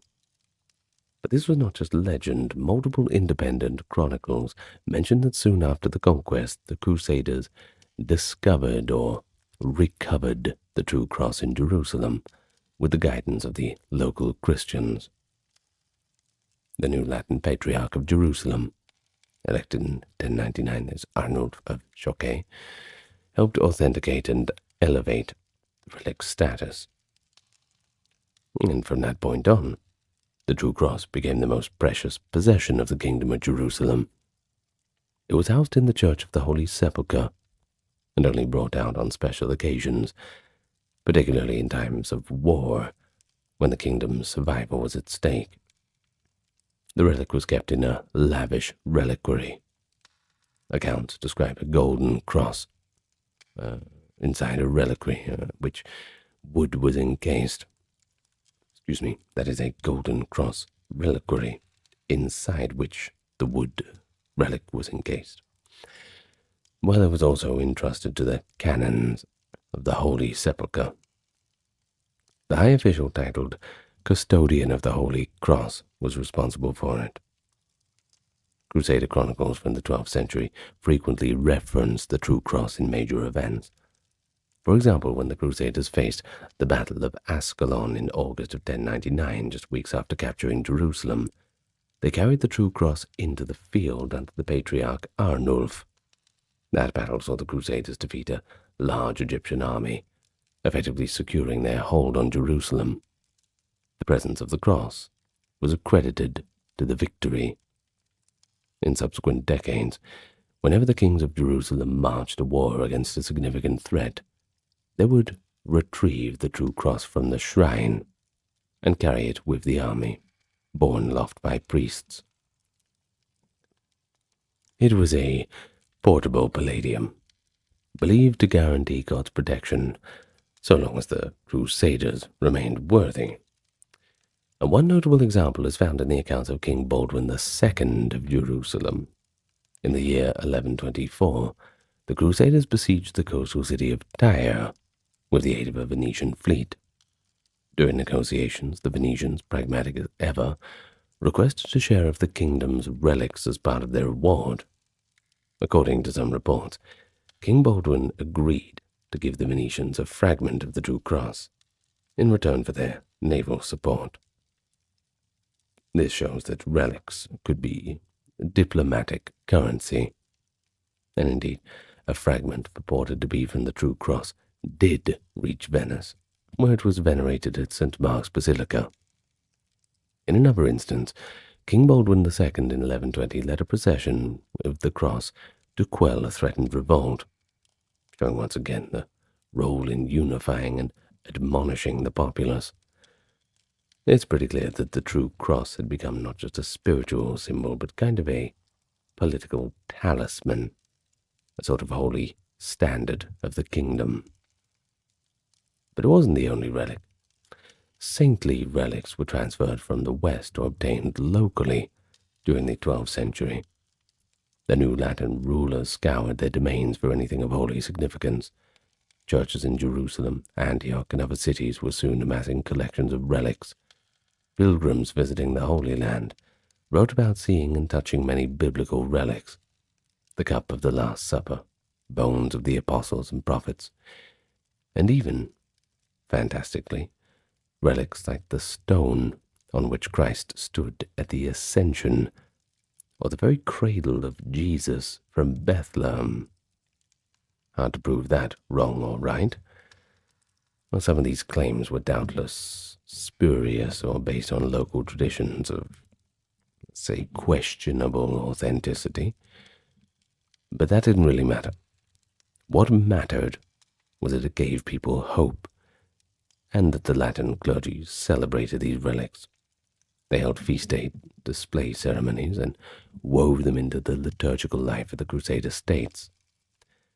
Relic veneration served to sacralize the Latin kingdom, to make it a true holy realm in the eyes of its inhabitants and supporters in Europe. But not all relic-related activities were pious and innocent. The Crusader states were not particularly wealthy in material resources, so on occasion they leveraged relics for financial and military aid. One practice was to send or gift precious relics to Western rulers as diplomatic favors. For instance, kings of Jerusalem might send small fragments of the true cross or the Holy Sepulchre's sacred oil to allied kings or to the Pope, hoping to secure their support. I suppose relics could be sliced up, divided and disseminated, because even a tiny sliver retained in medieval belief all the power of the whole thing. There is a famous quip, by the way, by Martin Luther, much later, but still important, that, quote, "So many fragments of the true cross exist that one could build a house from them." Maybe an exaggeration, just a little bit, but, well, it still shows how prevalent these particles became due to the practice of division and donation of relics. But like I said, how are you meant to prove that it's not part of the true cross? Anyone could give you any old piece of wood, say it's part of the true cross, and, well, you couldn't prove them otherwise. Contemporary inventories, however, suggest that all known fragments would only amount to a fraction of a full cross, but still, Medieval people did exercise some restraint amid the enthusiasm. In any case, throughout the 12th century, the Kingdom of Jerusalem reached its zenith under rulers like Baldwin IV, that was the leprosy guy, and they had a relatively stable existence. But by the 1180s, it was in grave peril. Saladin was a rising power, the Sultan of Syria and his newly conquered Egypt. This would set the stage for a crisis, in which the fate of the kingdom's chief relic, the true cross, hung in the balance. But before we reach that fateful moment, it's worth noting how ingrained the cross's presence was in the Crusader army's psychology. The military chronicles describe scenes before the battle where priests blessed the troops with relics, particularly the true cross. On the eve of the great battle at Ascalon in 1099, as noted, the patriarch brought forth the true cross, and the entire army knelt. Similar scenes likely played out many times in ensuing decades. The cross was venerated in camp. Knights would queue to kiss it, or at least see it from afar and be comforted. It embodied the notion that God rode with the Crusaders. And because of this, there was a fear that began to lurk. What would happen if the cross should ever fall into the hands of the enemy? Well, that's unthinkable, isn't it? The prospect would mean not only military defeat, but a theological catastrophe. It can only be interpreted as a sign of God's severe displeasure.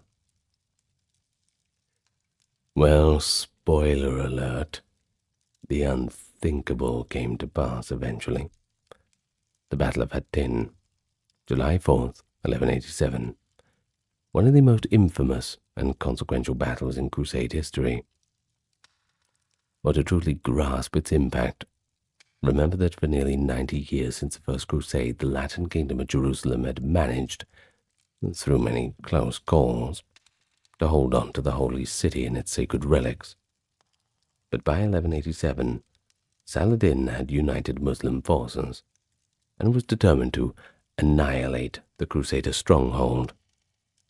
When Guy of Lusignan led out the Frankish army to confront Saladin near the horns of Hattin in Galilee, he did so carrying the kingdom's most precious asset, a gold-foiled Charizard. No, I'm just kidding.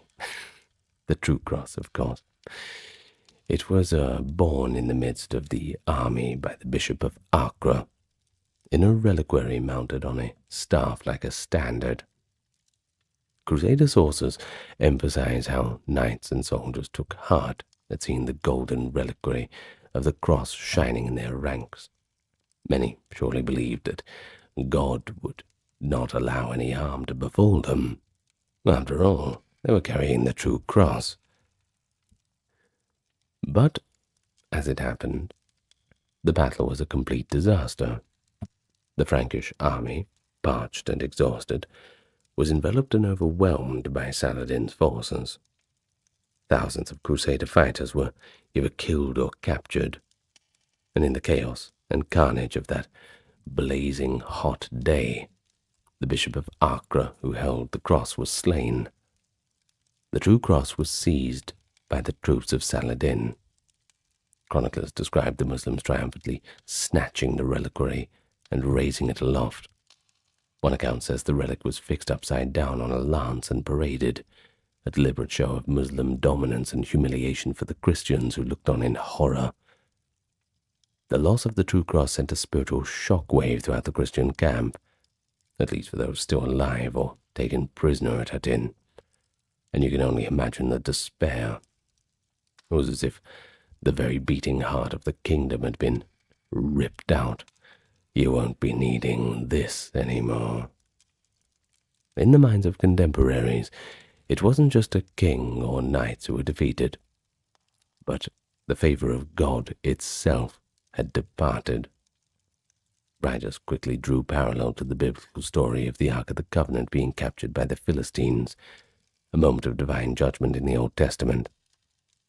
Just like the ancient Israelites, The Crusaders had carried their sacred object into battle, expecting divine aid, and like them, they saw its capture as a sign of collective failure and sin. The subsequent events were catastrophic. With the Christian field army wiped out at Hattin, Saladin swept through the kingdom. Within months he conquered most cities, including, crucially, Jerusalem itself, which fell in October of 1187. Thus the loss of the true cross and the fall of Jerusalem went hand in hand. Saladin, though a chivalrous figure in many accounts, did not treat the true cross lightly. Islamic chroniclers note that he sent the relic as a trophy to his capital in Damascus. There are tantalizing hints in records that the wood of the cross might have been displayed publicly in Damascus to demonstrate Islam's victory. Some Christian sources even feared the Muslims might dishonor the relic, though Saladin, being a shrewd statesman, probably kept it intact as a valuable bargaining chip or a symbol. Whatever the case, the true cross never returned to Christian hands. It effectively vanished from history after this point. Later sources claimed that bits of the cross had been broken off and dispersed, or that Saladin had hidden it. Some decades later, during peace negotiations, Muslim leaders would respond to inquiries about the cross with shrugs. Allegedly, they couldn't locate it. It is possible that Saladin's successors simply didn't prioritize preserving it, and it was lost or destroyed quietly. In any case, the morale hit was irreparable for medieval Christendom. It's hard to recover after that one. The news of the True Cross's capture sent Europe into an uproar. In 1187, when the awful tidings reached the Pope and the princes, it spurred an immediate call for a new crusade, what became known as the Third Crusade. Pope Gregory VIII issued a papal bull, Audita Tremendi, lamenting the tragedy. He specifically cited the loss of the Lord's cross as an unspeakable calamity and a sign that God was scourging his people. The psychological impact of losing the relic cannot be overstated. I'm telling you, contemporary chronicles from England, France, and Germany all register this shock and grief. One wrote that no sorrow of ancient times equaled this one. The cross had been the pride and rallying point of the kingdom of Jerusalem, and now it was captured in infidel hands. Christendom felt punished. They felt ashamed. This collective trauma, it helps explain the otherwise unlikely spectacle of the kings of England, France, and the Holy Roman Empire, all taking up the cross, figuratively and literally, in the Third Crusade. They were responding not just to the loss of territories, but to a spiritual affront. The idea of recovering the true cross became one of the avowed aims of the Third Crusade's leaders. They were going to get it back, no matter what. During the Third Crusade of 1189 to 92, the fate of the lost relic remained a pressing concern in negotiations. King Richard Lionheart of England, in particular, was keen to secure the return of the cross if possible. After the Crusaders, led by Richard and King Philip of France, captured Acre in 1191, they famously took thousands of Muslim prisoners. According to accounts, Richard offered to release these captives if Saladin would return the true cross. And indeed, it was a term written into some drafts of the surrender. But it didn't go well. Saladin stalled on the matter. Either he no longer possessed the true cross, or he just had no intention of giving up such a prize. The negotiations dragged on, and ultimately Richard, frustrated by delays, executed the prisoners, which was obviously not received very well by the other side. The Treaty of Jaffa in 1192, which ended the Third Crusade, notably did not achieve the restitution of the true cross. Contemporary sources dryly note that despite all King Richard's victories, the most precious gem was missing. The cross was gone. Now this failure carries with it a lasting legacy. In subsequent crusading lore, the loss of the true cross was viewed as a symbol of why the Crusaders could not fully succeed. They had incurred God's judgment. It also meant Latin Christians in the Holy Land had lost their most potent relic for their morale. Later battles came in the 13th century, but we no longer hear of the true cross guiding the armies. Rather, they just come in on a wing and a prayer. The Latins in Palestine still had relics. Fragments of the cross were in Europe, or small pieces in some churches. But nothing as central and powerful as before 1187. The balance of supernatural power in their eyes had shifted. One might say that after Hattin, the remaining Crusader settlers had to rely more on practical measures and new alliances, as that aura of invincibility granted by carrying relics had finally been shattered. And consider this. The true cross, the relic that inspired the First Crusade's fervor and underpinned the kingdom's identity, was itself a casualty of crusading fate. It's an ironic parallel to Christ's own passion. The cross had been crucified by being captured and held up to mockery. Medieval Christian writers often spiritualized this. They said it was a trial allowed by God, akin to how the relic had once been seized by pagans like the Persians in 614, but ultimately would lead to renewal and repentance. But in practice, the relic was gone. Rumors persisted for centuries, whispers that maybe some piece of it survived hidden in the east, but nothing was ever found.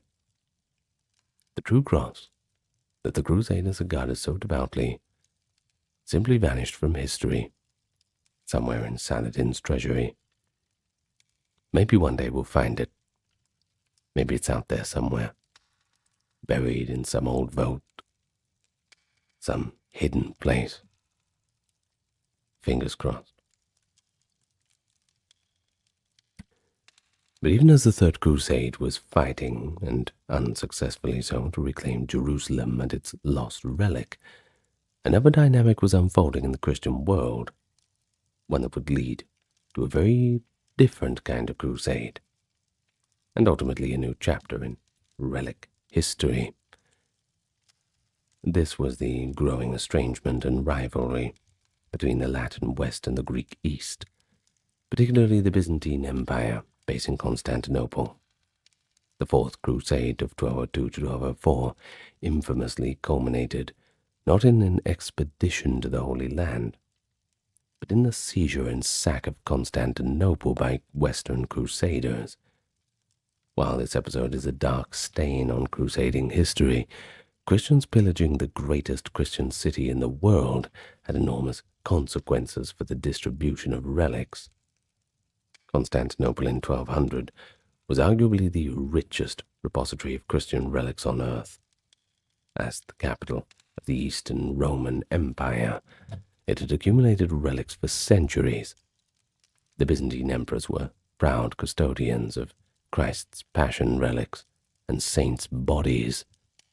They possessed, for instance, a reputed fragment of the true cross separate from the one lost at Hattin, one of the holy nails, a spear of Longinus, that is a lance tip that pierced Christ, which the Byzantines claimed to have received from Jerusalem, the crown of thorns, and countless other items. Bones of the apostles like Andrew, Luke, John the Baptist's head, relics of the Virgin Mary, her robe, for instance, much more. These were housed in Palatine chapels and churches, and were objects of veneration for Constantinople's inhabitants and pilgrims. When the armies of the Fourth Crusade, originally summoned to go to Egypt or Palestine, found themselves instead at odds with the Byzantine emperor, events spiraled into war, and the Crusaders captured Constantinople in April of 1204. The 3 days of looting that followed were horrific.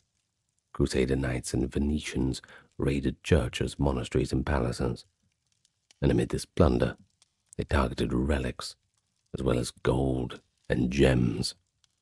To the Crusaders, relics were among the most precious spoils imaginable, not only for their spiritual value, but also for the prestige and possible profit they conferred back home. The logic was simple. A famous relic installed in a European cathedral could draw pilgrims and donations for generations to come. A tourist attraction, basically. Many crusaders were undoubtedly motivated by genuine piety. They felt that by removing relics from a city they saw as politically heretical or unstable, that they were rescuing these holy objects for the true church in the West. Pretty disturbing rationalization, but, well, it's just the way it is. The result was a massive transfer of relics from east to west. We have unusually detailed records of some of these because ecclesiastical chroniclers and even some knights kept track of what they took. For example, a French abbot named Martin of Paris wrote a giddy account of how his Cistercian monastery's patron, Count Baldwin, distributed his relics after the sack. Martin himself acquired relics of St. Stephen, perhaps the same one stolen earlier, ironically returned to the Latins, part of the crown of thorns, a fragment of the true cross, among others, which he bore triumphantly back to his abbey in Germany. The Venetian leadership, for all their part, claimed some of the choicest relics too. St. Mark's Basilica in Venice swelled its treasury with things like the arm of St. George, the head of St. John Chrysostom, and a portion of the True Cross. Venetian chronicles note that St. Louis's crown of thorns relic first passed through Venice, as we will talk about shortly. A particularly famous relic from the Fourth Crusade involves the head of St. John the Baptist.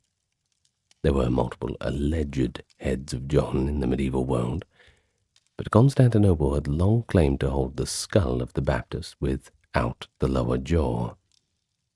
During the 1204 sack, a crusader from Picardy named Walin de Sarton supposedly discovered a mysterious head relic in a palace chapel.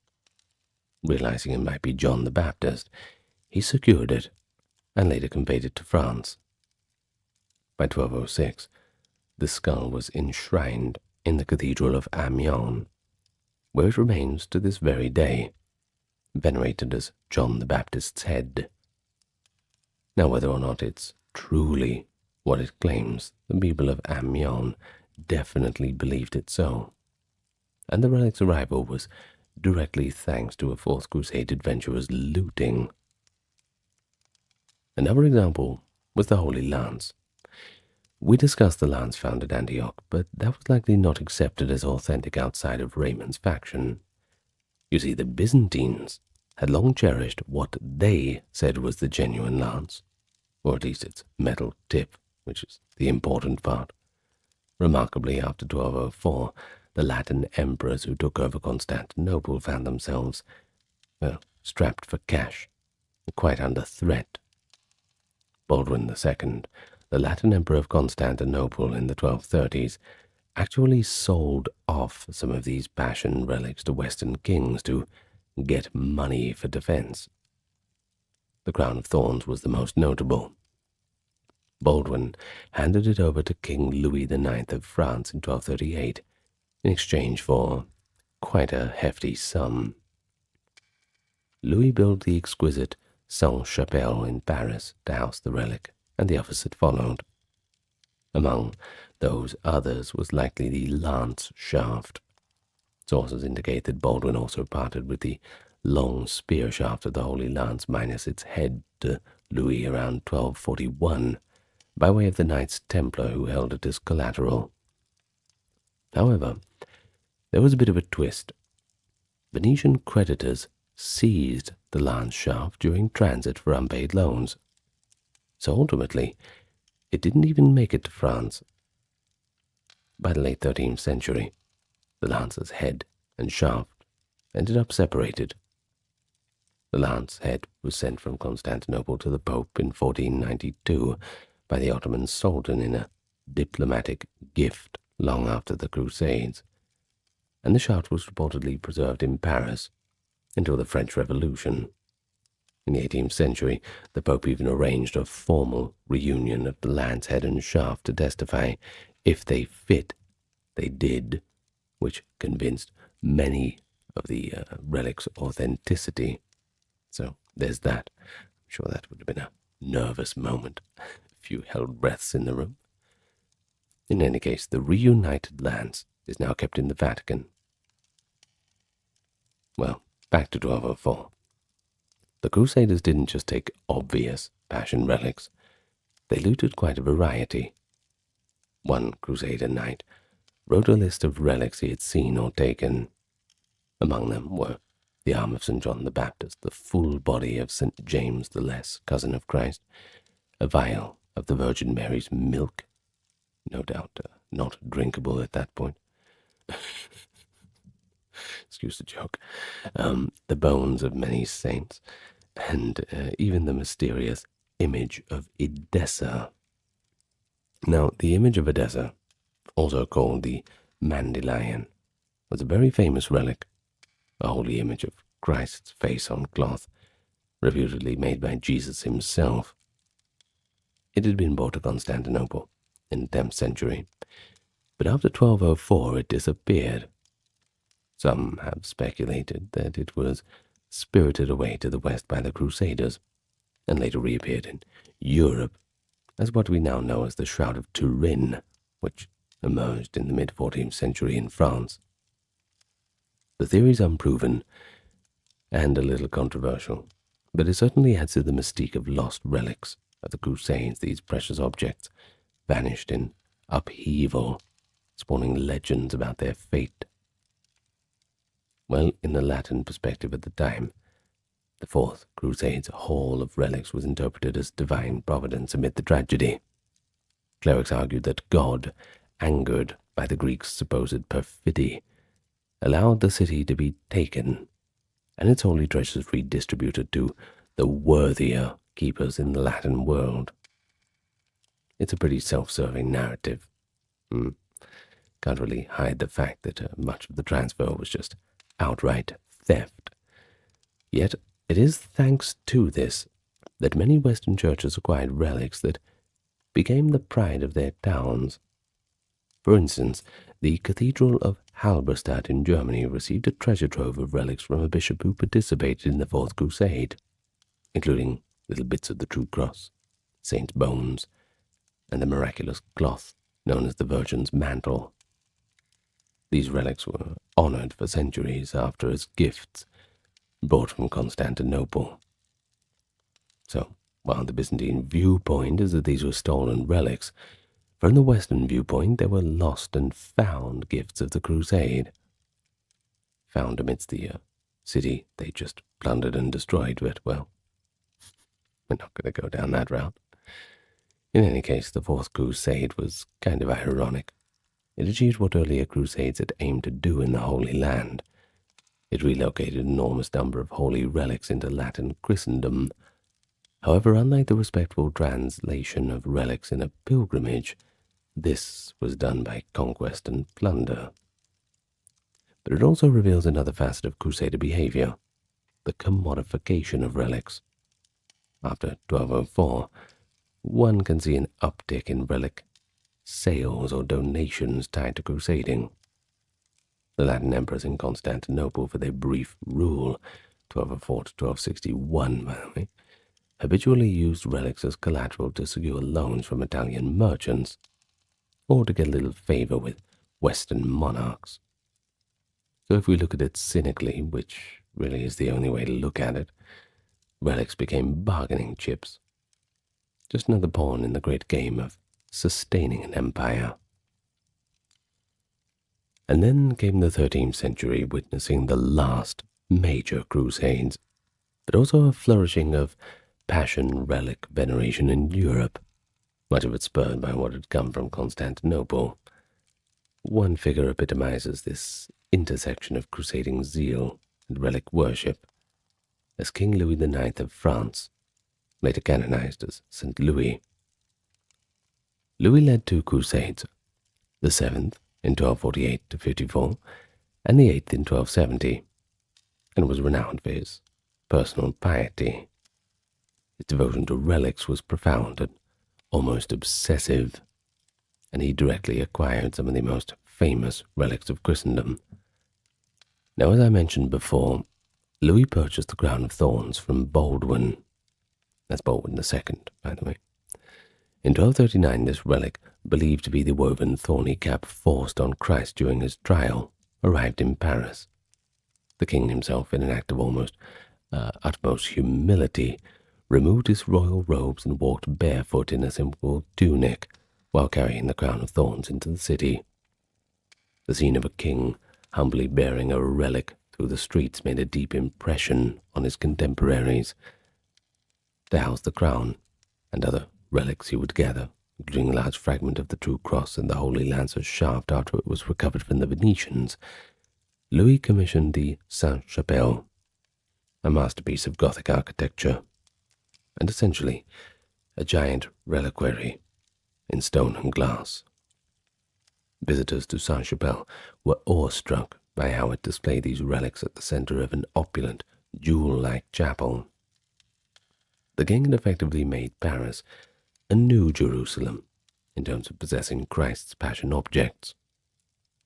All this Louis did in the spirit of intense faith, seeing himself as a quasi-priestly king, guarding the instruments of salvation. But how did that relate to the Crusades?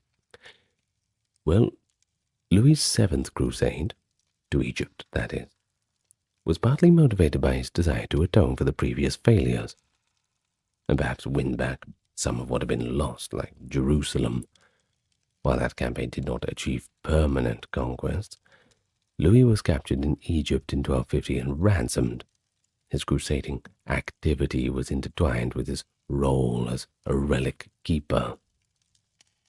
On his journey, he took care to celebrate masses with the crown of thorns present, and his chaplains likely carried out other relics for spiritual succor. There's an interesting anecdote recorded by Jean de Joinville, a close companion of Louis who wrote his biography.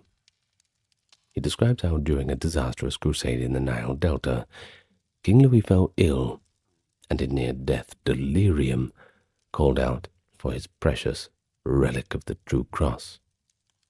It had to be fetched and placed on his chest, as he believed it might help cure him. Louis did recover, by the way. But this small story reveals that even on distant campaigns, relics were Louis's comfort and his inspiration. His reputation of a living saint was enhanced by his devotion. He even attempted to convert his Muslim captors by calmly explaining Christian relics and the miracles of Christ. Louis's final crusade was the 8th crusade in 1270, aimed at Tunis in North Africa. But the true cross couldn't save him this time. He died of disease while on that expedition. But after his death, something interesting occurred. Because transporting a royal body over long distances in the heat was impractical, his retainers boiled his corpse to strip the flesh, preserve the bones, a pretty grisly practice of the time known as excarnation. Doesn't seem very ceremonious. In any case, the bones of Louis were then brought back to France as holy relics, since he was soon venerated as a saint. In essence, the Crusader king, who was obsessed with relics, became a relic. Isn't that, well, that's just a poetic end.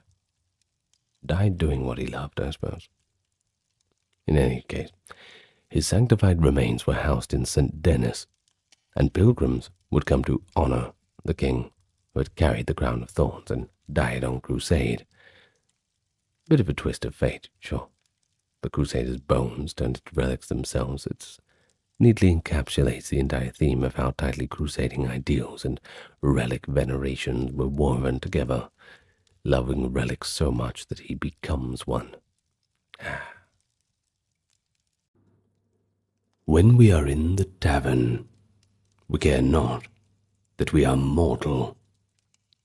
The words of the 13th century reveller in the Carmina Burana, capturing the rowdy allure of these medieval establishments.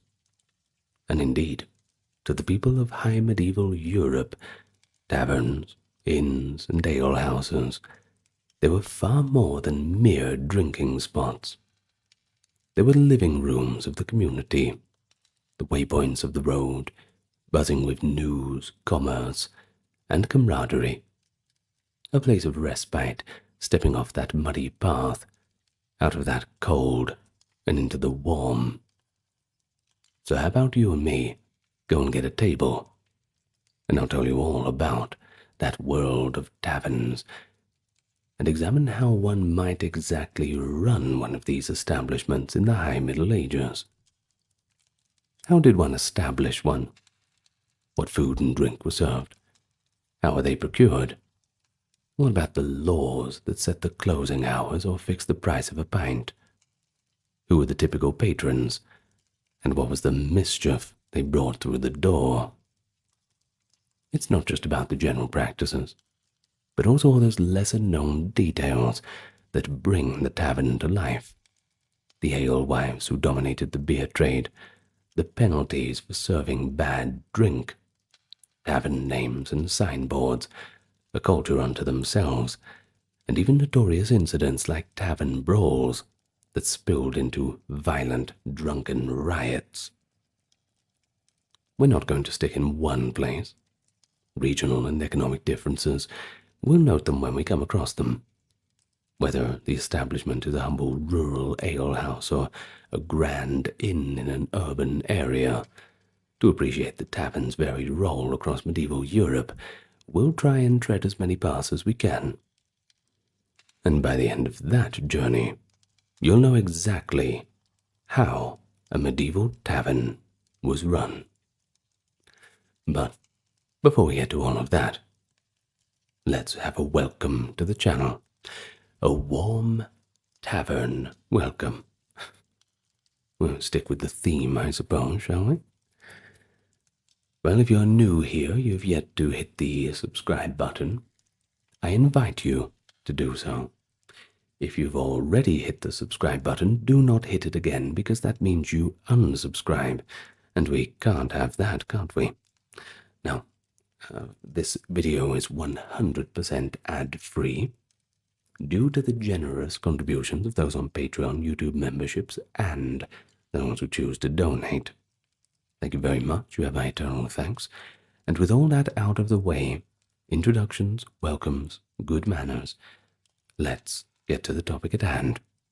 As usual, nice and relaxed. So let's start from the beginning. To run a medieval tavern, you've first got to know what kind of establishment you're running. Medieval terminology distinguished several kinds of drinking houses and lodging houses, and each of them had its own niche. First, let's look at the general tavern. In many parts of Europe, the word tavern implied a setup in status and usually a focus on wine. In fact, in medieval England or France, the word tavern often specifically meant a wine-drinking house, distinct from alehouses, which of course sold ale. Taverns were commonly found in towns and along trade routes. They served wine, often imported, and they prepared foods too, roast meats, cheese, or stew, for a more well-to-do clientele such as merchants, guild members, or travelers. Now, here's an interesting part. Women of respectable standing usually avoided these wine taverns, at least in the French accounts, due to them having quite a, let's say, rowdy reputation. Taverns might also offer takeaway wine in jugs, and many doubled as informal restaurants where one could dine out heartily or just have a simple fare long before true restaurants existed. Now, we just made mention of an ale house, so let's get to that. A more simple local establishment, often literally just somebody's house, where homemade ale was brewed and sold. These were ubiquitous in villages and towns. The common alehouse usually ran by an alewife or brewer. They typically did not provide lodging either, only ale and perhaps some basic fare. A telltale sign of an alehouse in England was the ale stake, a pole projecting from the door to announce that a fresh brew was ready. Ale was the everyman drink, and alehouses were frequented by labourers, peasants, and townfolks to get their daily beverage and dose of socialization. And then, of course, we have the inn, essentially taverns licensed to offer lodging. An inn provided food, drink, and a bed for the night, catering especially to travellers, pilgrims, and visiting merchants. There were typically larger establishments too. A decent inn had multiple chambers for guests. And of course there would also be a main hall for meals and drink, a kitchen, storage cellars, and stabling for horses. Because of the need for space and resources, inns were often found on main roads or in towns, and many were operated by people of some means, almost middle class. In England, by the later Middle Ages, inns became known as public houses, or pubs. Every inn was a tavern, but not every tavern was an inn. The key differentiator was beds, lodging. If you didn't have any lodgings, you were just a tavern. Nothing wrong with that, though. There are a few other terms. Medieval sources mention guest houses, hospices, and hostels, often run by religious houses or charitable foundations, especially along pilgrimage routes. Of course, think of the Knights Hospitaller, things like that. They provided lodging and sometimes free food to travellers. Though they might not be considered commercial taverns in a strict sense, nonetheless, many inns had religious origins. For example, along major pilgrimage routes in Central Europe, monasteries or local nobles established inns to serve pilgrims and merchants. During the High Middle Ages, such inns with taverns proliferated along trade routes, frequently under noble or ecclesiastical patronage. In Central Europe, there was the German tavern in the Wirtshaus tradition. It often began under feudal privilege. Only nobles, monasteries, or town councils might have a license to run them initially, but this all changed as time went on. Now, running each type of establishment required different resources, and of course, you catered to different crowds, but they all fell under the umbrella of victualling houses, places providing victuals, food and drink, that is, to the public. For a prospective tavern keeper in the 13th century, deciding whether to run a humble village alehouse or a bustling town inn would determine everything from the scale of operations to the clientele served. And of course, there's some clientele that you'd perhaps rather go without. We'll get to that later. Now, here's the thing. In the High Middle Ages, no one could simply set up a tavern wherever they pleased. There were actually a surprisingly complex legal and feudal set of frameworks to consider, and many taverns were, in fact, established under some form of license or privilege. In towns, tavern keepers often needed permission from town authorities or a royal patent to operate. Urban taverns or inns were sometimes regulated by guilds or town councils.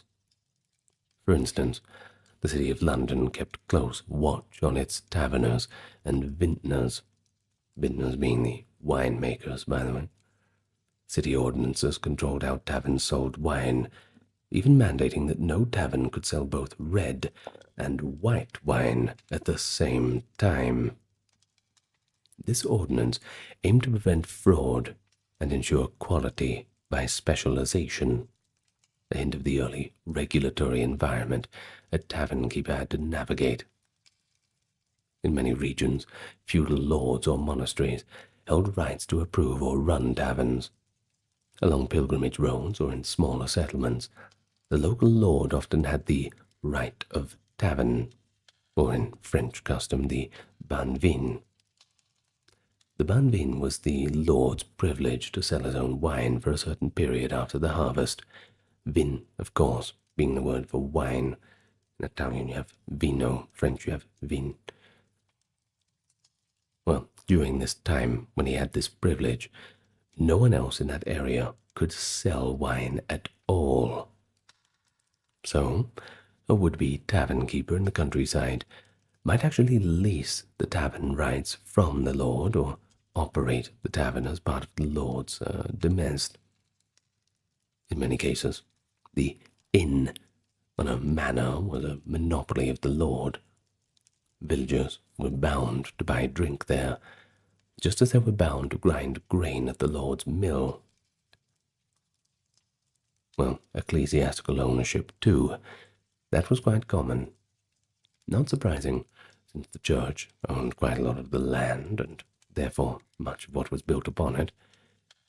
Monasteries and bishoprics often maintained inns for travellers or derived income from tavern rents. A significant number of taverns on busy routes were effectively run by clergy or under church auspices in this period. However, the church did draw a line between providing hospitality and endorsing drunken revelry. Church-run guest houses aimed for more wholesome lodging, while strictly for-profit taverns ran by lay people flourished under secular oversight. But no matter who owned the tavern, authorities recognized them as public necessities. And with that came legal obligations. English common law, by the late medieval period, declared inns and taverns to be public houses, and with that they had duties to the public. This concept, which had quite early roots actually, meant a licensed inn had to receive all respectable travellers willing to pay, and could not arbitrarily turn people away or price gouge. If they got caught doing that, well, you would lose your license. Already in the 13th century, the principle was that an inn served the common good, a refuge for travellers who otherwise had few safe places to sleep on the road. An aspiring innkeeper, therefore, entered a sort of social contract. In exchange for the privilege of operating, they were expected to uphold certain standards of hospitality and fairness. Of course, royal and municipal laws also shaped tavern operations. One landmark in England was the Assize of Bread and Ale, 1266, the statute of King Henry III's reign. It stands as one of the first food regulatory laws. It fixed the price at which ale could be sold relative to the price of grain, and likewise regulated the weight and price of bread. In essence, if grain became expensive, the law allowed ale prices to rise proportionally, and of course it became cheaper or vice versa, so that tavern keepers, many of whom brewed their own ale, could not overcharge beyond a fair profit. This assize was enforced for centuries and required innkeepers and brewers to keep the official measures and prices on pain of fines. We also see, in Magna Carta of 1215, an earlier nod to standardizing trade. Quote, "There shall be one measure of wine, of ale, and of corn throughout our whole realm." The declaration from King John's Charter. For a tavern in the 13th century England, this meant your servings of ale or wine had to conform to standard volumes, like the London quart or gallon, rather than a deceitfully short measurement. In practice, Local ale tasters and wine gaugers, official inspectors by the way, would drop by randomly to measure your pitchers and ensure customers were not being cheated out of their proper drink, and quite rightly so. Need to bring them back. I've been to a few bars, and I swear to you, their pint glasses are deceptively different to what I'm used to. Anyway, this isn't about me. Across Europe, similar measures to this existed. Medieval city statutes from Italy to Germany often required taverners to use standard weights and measures, and to post all of the prices publicly. For example, a tavern in Paris or Florence might be required to sell wine at a fixed price per pint, set by the city authorities, especially in times of plenty. In some regions, authorities capped tavern prices to ensure the poor could actually afford ale, or impose special taxes on tavern sales to fill the civic coffers. Thus, the tavern keeper had to be mindful not only of pleasing customers, but also staying on the right side of the law. Would-be tavern keepers also needed to get that license in many jurisdictions. Records from England show local courts regularly renewing or revoking brewing licenses. In Scotland's 14th century law code, Regiam Majestatum, a chapter on brewsters declares that anyone making evil ale, that is, bad quality ale, shall pay a fine of 8 shillings, or face the punishments of the cucking stool, which is not what you think it is. Well, notably, it says, "She shall be put on the cucking stool," hinting that the brewers were assumed to be women, a point that we will get to shortly. Obtaining a license often meant paying a fee or rent. For instance, a tavern in a city might pay an annual rent to the city for the right to tap wine. In rural manors, the right to brew and sell ale might be auctioned off to a peasant for a season. Well, to sum it all up, if you want to run a tavern, you've got to know as much about the rules and greasing the wheels of authority as much as actually making the ale or wine. A good tavern keeper kept a clean relationship with local officials, be it town aldermen, feudal lords, or royal officers, avoiding those fines and securing their livelihood. Now, assume our tavern keeper has the legalities sorted and the keys to the alehouse firmly in hand. So, let's step inside and see the daily operations of the tavern. Dawn breaks, and the tavern keepers wake up. The keeper and their family, or servants, stir the embers of last night's fire and prepare for the day ahead. If the establishment brews its own ale, as many of them did, especially smaller alehouses and inns, the day might start with tending the mash in the brewhouse out back. Brewing was a core task for many tavern keepers. You're not much of a tavern without any ale, aren't you? In England, brewing ale was so common among the women that alewife became a pretty standard occupation. Women brewed and sold ale from their homes as a way to earn extra income. Side hustles back in those days. Monastic records, literature, and legal rolls all attest to the prevalence of female brewers. Let's take one example. The Durham Manorial Court Rolls of 1365. They list many women presented for issues with their brew. One Agnes Postel was fined 12 pence for selling bad ale, and another, Alice de Belsaye, was fined 2 shillings for similarly poor ale that was, quote, of no strength. These fines show that quality control started with the brewing process. Weak or sour ale, that was a punishable offense, and quite rightly. Thus, a conscientious tavern keeper rose early to brew or at least sample the new batch before serving it, knowing that one angry customer or a random ale taster might complain the ale was below standard. Apart from brewing, you also had supply management.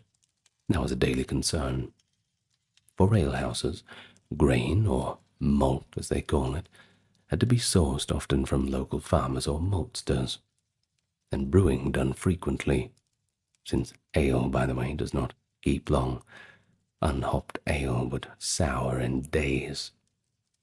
In wine-selling taverns, the keeper had to procure wine from merchants.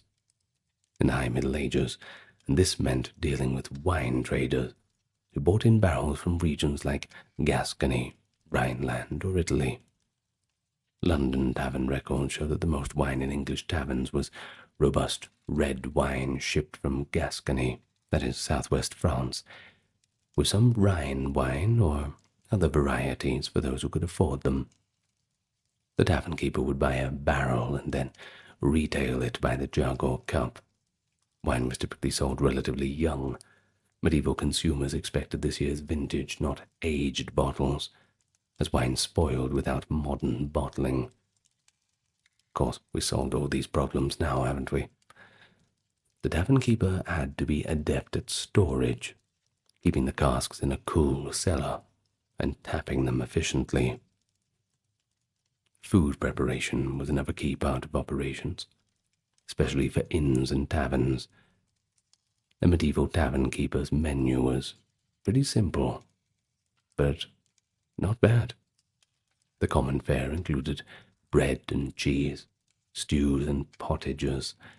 One popular tavern stew recorded in the 14th century English cookbook is a spiced chicken stew called boucanade.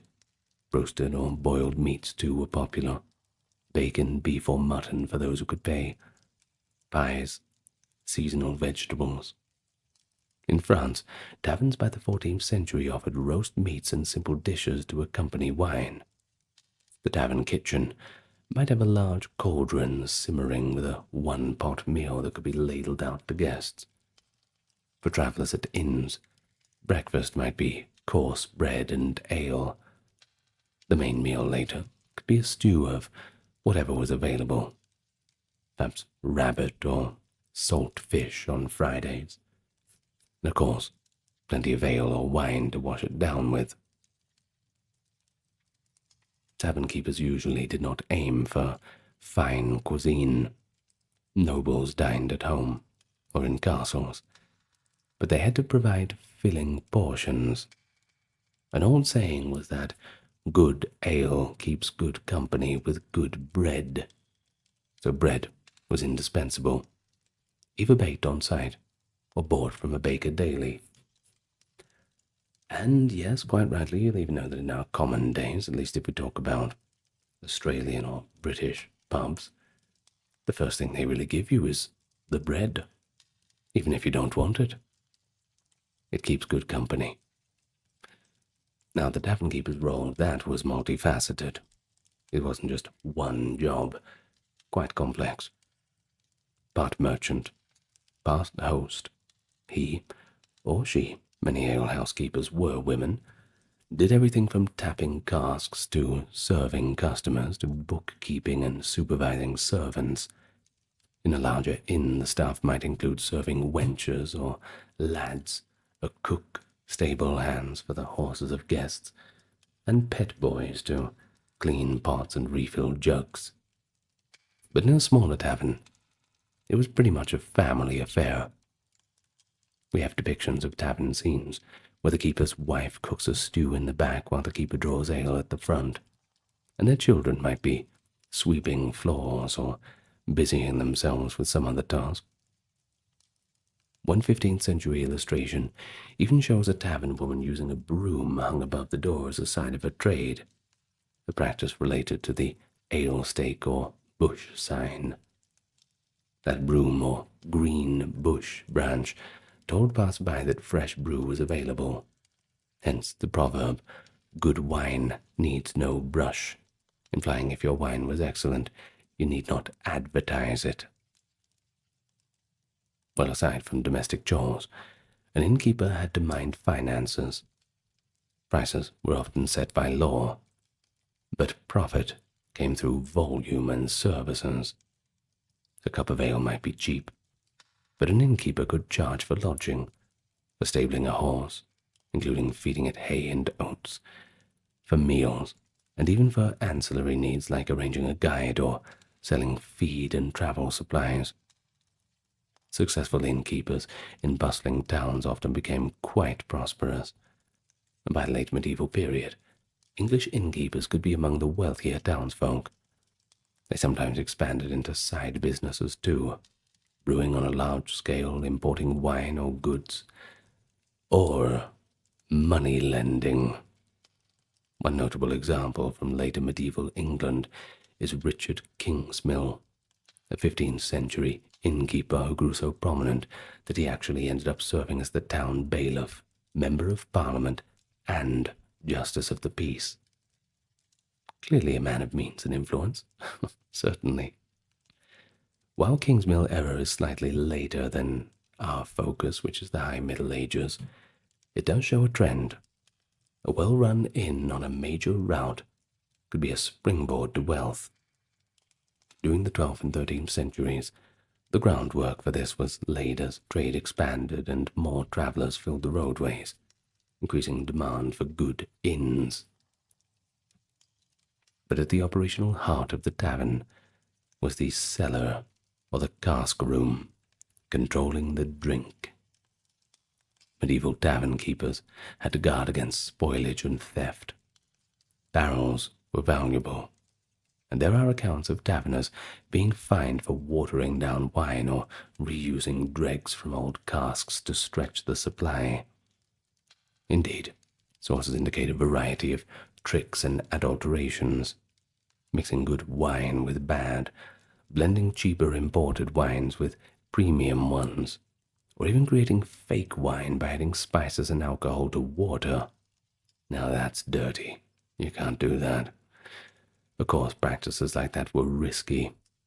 If you got caught, the punishments would be humiliating.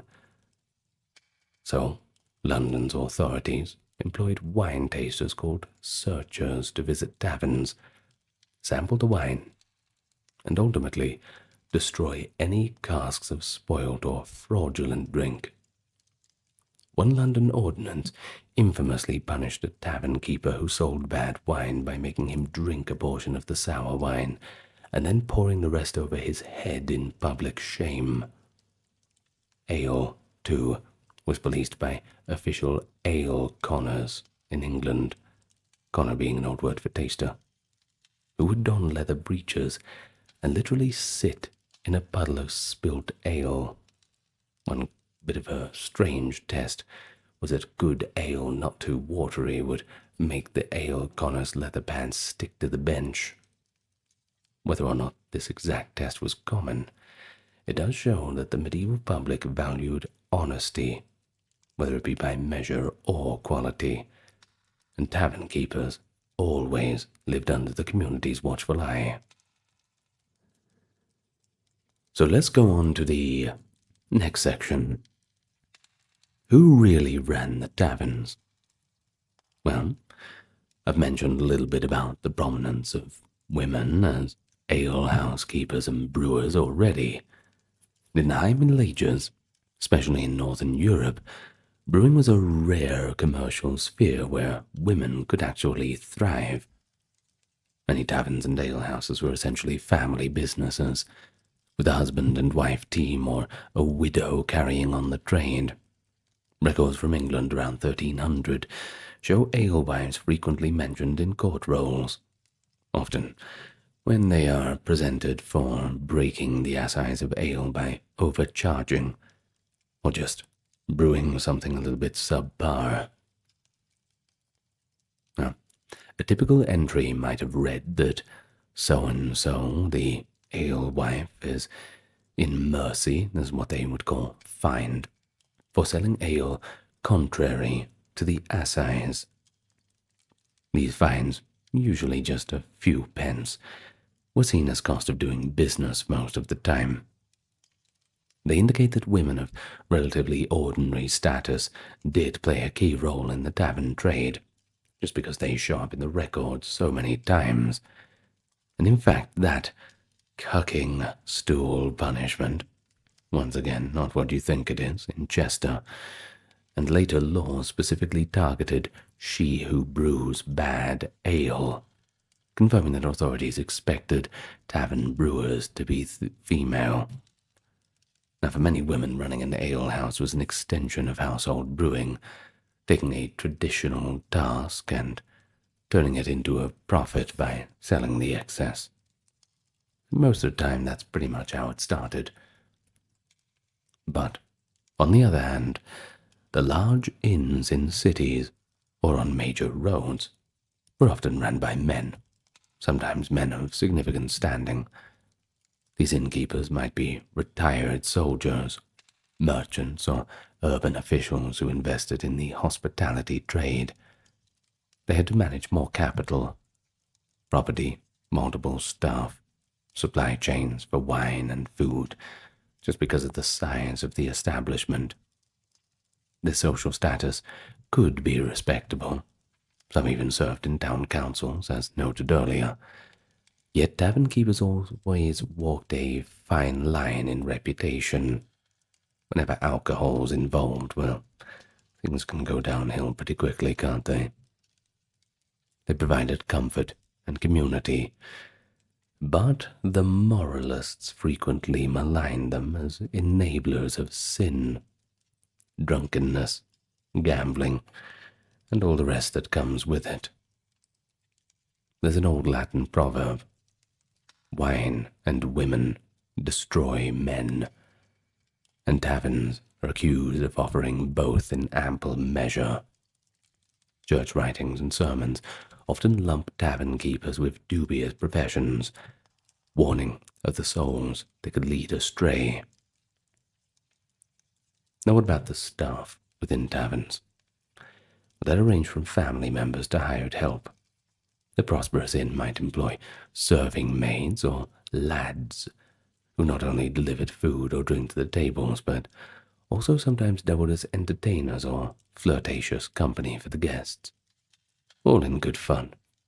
The trope of the comely barmaid has its medieval roots, after all, though reality for such women could be harsh work, rather than romantic jokes and revelry. Cooks and kitchen boys, especially if the inn prided itself on a particular dish. In some taverns, the cooking might be minimal, cold fare like bread, cheese, pickles. Patrons could even bring their own meat to be cooked on the tavern hearth for a fee.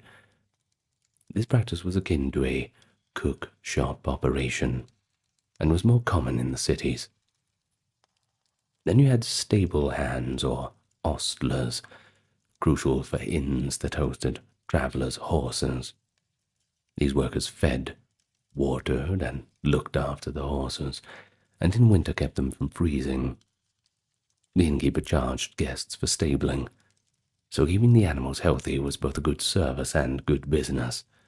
After all, you don't want to stable someone's horse and they come back the next morning to find it frozen to death. Now here's something. On occasion, you would have musicians or hired entertainers. Now, they were not regular staff, but taverns did often welcome minstrels who might perform for tips or food or lodging. A fiddler or singer could enliven the evening and draw a bit more custom. Some tavern keepers would encourage such performances, effectively making their tavern a hub for music and storytelling on market or holidays. The clientele of the medieval tavern, it all depended greatly on its type and location. A village alehouse might see the same locals every single day, peasants, artisans, or all relaxing after work. But in towns, the tavern attracted a mix. Local tradesmen visiting merchants, even students, especially in university towns like Oxford or Paris, even sometimes the clergy, Though the pious were supposed to refrain, many did not, due to the chagrin of the bishops too. And there were also travellers, messengers, pilgrims, peddlers, knights errant, and they all needed a place to sleep and eat. The social classes mingled in taverns more freely than other settings. Contemporary observers noted that in the tavern, for pope and king alike, all drink without restraint. Now that line from the In Taberna song humorously lists all ranks of society drinking together: the lady, the lord, the soldier, the cleric, the man, the woman, the servant. Indeed, taverns were one place where the usual social hierarchies seemed to loosen out a little bit. Especially after a few drinks, no one really cared. A scholar or a squire might find himself dicing and joking with a blacksmith or sailor. This commingling sometimes led to a few tensions, however. For example, university students, generally from more privileged backgrounds, clashed with the local townsfolk in taverns. The famous St. Scholastica's Day riot of 1355 in Oxford actually began when two students insulted the wine quality at Swindlestock Tavern and ended up trading blows with the innkeeper. Of course, this sparked a town versus student melee, and it left nearly 100 people dead. All fun and games until the end of the sentence, right? Now, while that occurred, slightly after the High Middle Ages, it does show a constant of tavern life. When disparate people get together to drink, well, conflict can brew up as easily as the ale does. But beyond serving food and drink, taverns played crucial roles as information and networking centers. News traveled through taverns as through no other place. Travelers brought gossip from afar. Minstrels spread tales and news. Local deals were struck at tavern tables, and even political conspiracies sometimes fermented over ale. Of course, that's only people getting drunk. One thing leads to another. Chronicles and letters from the period revealed that taverns were often the setting for notable encounters. Merchants would choose a reputable inn to meet partners or clients, essentially conducting business over pints of ale or a jug of wine. Guilds on occasion, too, held informal gatherings. In 14th century London, some craft guilds met at specific taverns which became their unofficial headquarters. But for the common folk, it was quite the recreational centre. Games, they were a big draw. Dice, board games like backgammon, throwing games, they were all common sights on tavern tables. With games, of course, came gambling, and taverns were hotbeds of that, to such an extent that some towns banned dice play outside of taverns in an event to confine the vice. Taverns also hosted celebrations, a successful harvest, a saint's feast day, or a wedding eve often spilled into local alehouses for communal toasting. For young people, the alehouses could be a place of courtship, or indeed mischief. Though moralists fretted about it, villagers acknowledged that youths might meet and mingle at the ale bench. And, well, complaints notwithstanding, you're never going to stop people from doing that. The tavern keeper had to manage this lively atmosphere. One essential skill, of course, was keeping order. The tavern keeper was expected to break up any fights and throw out those who became a little bit too unruly. And this was more than just good sense. It was legally mandated in many places that the innkeeper maintain peace on their premises. Town laws in Germany and England held innkeepers responsible for violent brawls if they did not intervene or report them. Some sources even suggest that innkeepers could face fine for bloodshed. Tavern keepers sometimes employed a strong servant or maintained a cudgel behind the bar, just in case. As one writer later quipped, a good innkeeper needed, quote, the patience of Job and the strength of Samson when dealing with the drunk patients. Now, interestingly, the duty to keep order also intersected pretty much with public safety. English common law would eventually make innkeepers answerable for the security of their guests and their goods. Already, in our period, if a traveller's horse was stolen from an inn stable or his bag pilfered while he slept in the inn, the innkeeper could be held liable to compensate the loss, unless he could prove he took all precautions.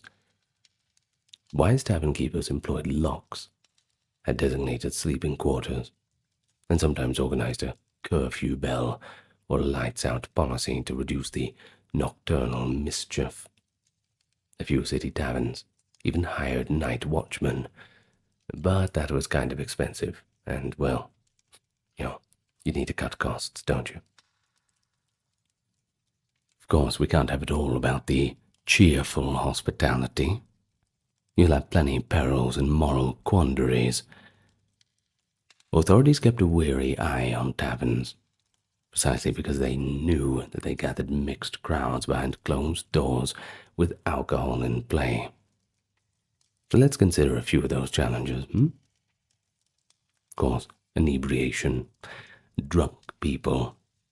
That's the most obvious issue. Medieval society was surprisingly tolerant of moderate drinking. However, habitual drunkenness was frowned upon and sometimes punished. The keeper had to decide when to stop serving an obviously drunken guest. Fail to do so, and that guest might start a fight or damage property. The literature of the time is full of warnings, too. One 12th century cleric described taverns as places where men, quote, drink the blood of the grape until the room spins and shameful behavior ensues. The rule of the Knights Templar in 1129 and other military orders explicitly forbade members from entering taverns precisely to maintain discipline. That a rule had to be stated suggests some eager young knights might otherwise slip into the local tavern, with potentially unruly results. A tavern keeper in a garrison town might thus find himself turning away cowled Templars or Hospitallers who were under oath not to be there, or face their order's penalty if caught. Of course, we've also seen how tavern altercations could escalate into violence, apart from our Oxford riot example. Medieval chronicles occasionally recount murders that occurred at taverns, and it doesn't get more violent than that. Here's one case, from the Crusader states. It tells of Count Hugh of Jaffa in 1134. While gambling in a tavern in Jerusalem, he was suddenly attacked and stabbed. In that account, the tavern, described as a merchant shop used for gaming and drinking, became the stage for a political assassination. But in more mundane reality, tavern brawls between locals were pretty common. Blows with fists, drinking pots, or even daggers could be exchanged. The tavern keeper's challenge was to calm the tensions early. Some tavern keepers employed a simple rule: all weapons left at the front. A few medieval taverns had a chest or rack by the door where customers were supposed to deposit swords and daggers upon entry, a precursor to the coat check, I suppose. How widely this was enforced is pretty unclear, but at least one city, London in the 13th century, forbade carrying unsheathed weapons in taverns, indicating authorities encouraged disarmament inside the drinking houses. Then there was gambling. Of course, all the problems that come with it. The taverns often ran hand in hand with games of chance. Despite periodic bans by kings or bishops on dice and cards, you could never really stop it. Some tavern keepers might run a side gambling den or take a small cut from the wages as a house fee. This could be lucrative, but it also invited trouble. Debts incurred in drink led to bitter quarrels. Moralists bemoaned taverns as schools of dice where youths learned to gamble away all their money.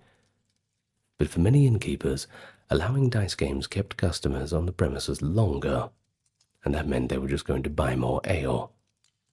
So yes, it was a vice, but quite tolerated. Similarly, we also had the women of the night lurking in some taverns. Especially in larger towns, certain taverns gained reputations as fronts for those midnight rendezvous, those who wanted to procure some companionship. In 1268, even far away in the Holy Land, the Sultan Baybars complained about a Frankish tavern in Jaffa that had installed a Muslim woman in it for illicit purpose, essentially accusing the Crusaders of running a very dirty establishment under the sign of a tavern. Within Europe, civic records occasionally mention tavern keepers charged with allowing loose women on the premise. The savvy innkeeper might officially forbid such activity, but unofficially some inns did profit from renting out the back rooms. Well, the line between tavern and a more illicit establishment could always blur, and it's one of the reasons that the more respectable in society sometimes chose to keep their distance. There is a less sensational but important challenge, and that is maintaining a basic level of cleanliness. Taverns could get filthy. Brushes on the floor soaked with spilled ale, greasy wooden tables, unwashed pots, and the ever-present smoke from torches and hearths. A good tavern keeper would sweep out the hall, bring in fresh rushes or straw for flooring, wash drinking vessels, and air out bedding in inns to prevent fleas. This was not merely for comfort. Travellers indeed took note of the inn's hygiene. A 15th century traveller's guide advised choosing inns that appeared clean to avoid those that stank of sour ale and vermin visibly present. Poor sanitation could also draw fines. A few cities had health inspectors who would censure taverns for rotten food or foul privies. Medieval understanding of germs was pretty much non-existent, but they did understand that bad ale would make you sick. Spoiled meat could cause illness, so tavern fare had to be relatively fresh. After all, it only takes one bad meal or a bad drink to lose a customer for life. For example, unsold meat pies might be required to be thrown out the day after to avoid food poisoning incidents. And indeed, an unlucky tavern could get a reputation for making patrons ill. Well, they wouldn't be around for too long after that, certainly.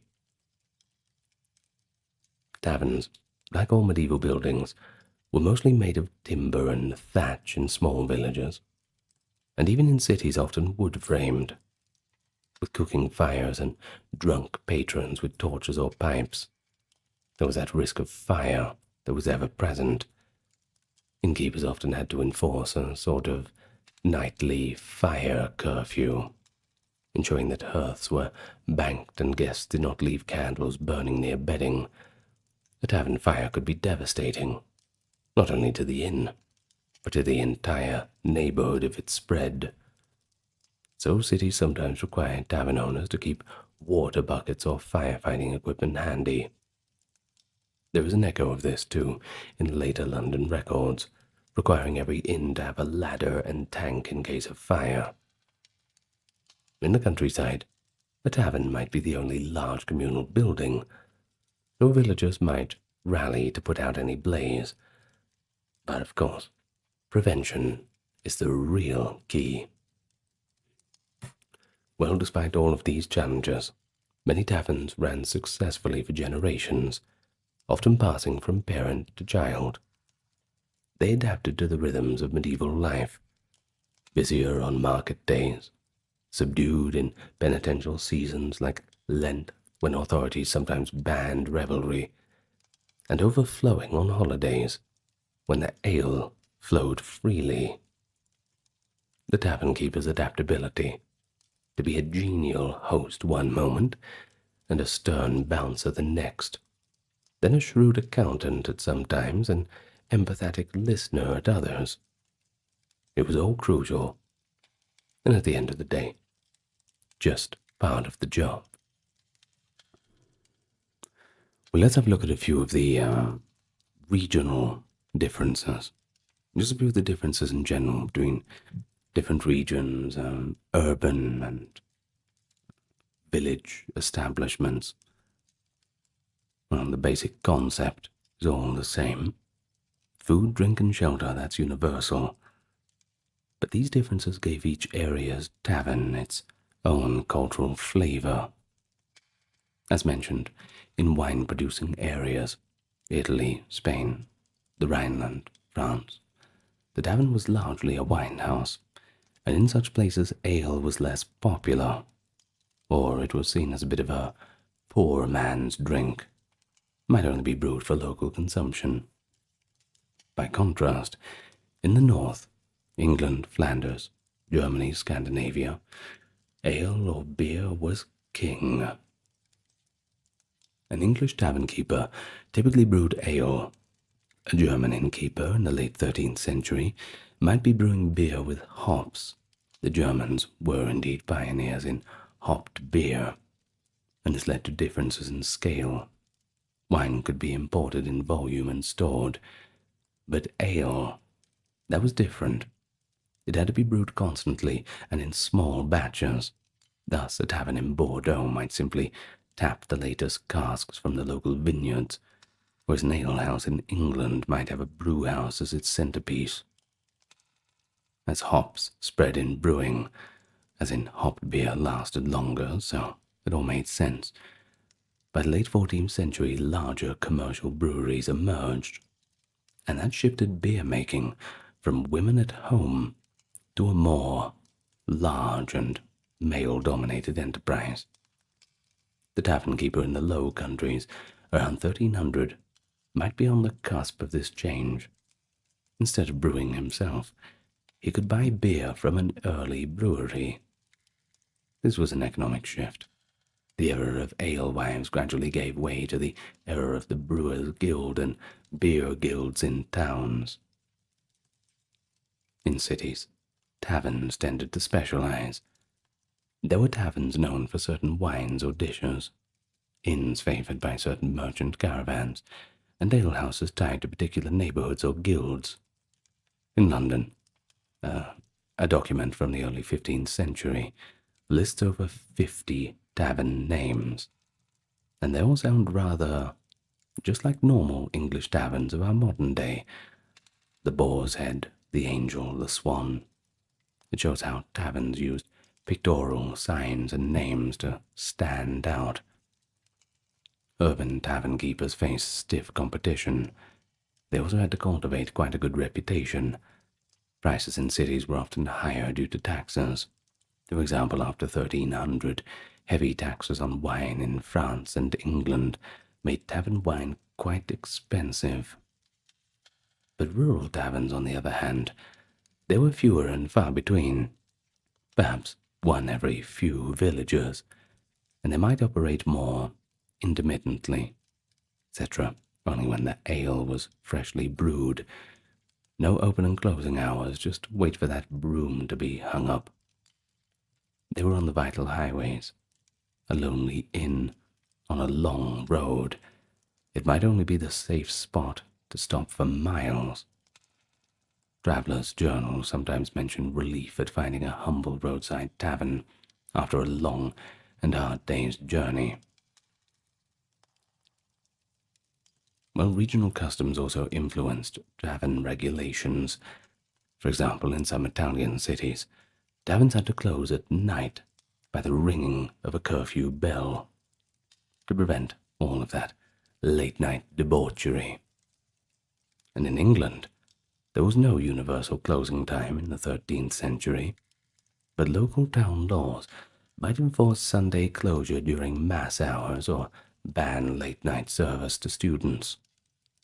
Penalties for transgressions varied. Sources from France tell of blasphemous or swindling taverns being pilloried. German towns sometimes combined the tavern trade with brewing rites in unique ways, etc. Only certain houses were granted brow and serve rights. A high medieval tavern keeper in Bavaria might thus need to be part of a guild, or officially recognized by the Duke to brew beer for sale. But despite all the differences, the unifying theme across regions and classes was that taverns were indispensable. A 12th century English text whimsically claims that ale is proof that God loves his creation, and by extension, the alehouse is a blessed place. Maybe a bit of irony, of course. Medieval people accepted taverns as part of the social landscape, sometimes praised for their hospitality, and other times blamed for society's ills, but they could never outlaw them altogether. Attempts at prohibition were virtually unknown. Alcohol was too central to diet and culture. Even reformers who criticized taverns usually conceded that travelers and pilgrims needed somewhere to stay. We just can't leave them out in the mercy of the elements. Now that would not be very Christian at all. Well, we are drawing towards the end of our time together today. But there's a few little goodies that I've left till last. It shows a bit of the colour and character that went into the tavern. There's a few vivid little tales and facts that have emerged from the old primary sources. The first one is the tale of the two alewives. In medieval literary allegory, tavern keepers sometimes appear as stock characters.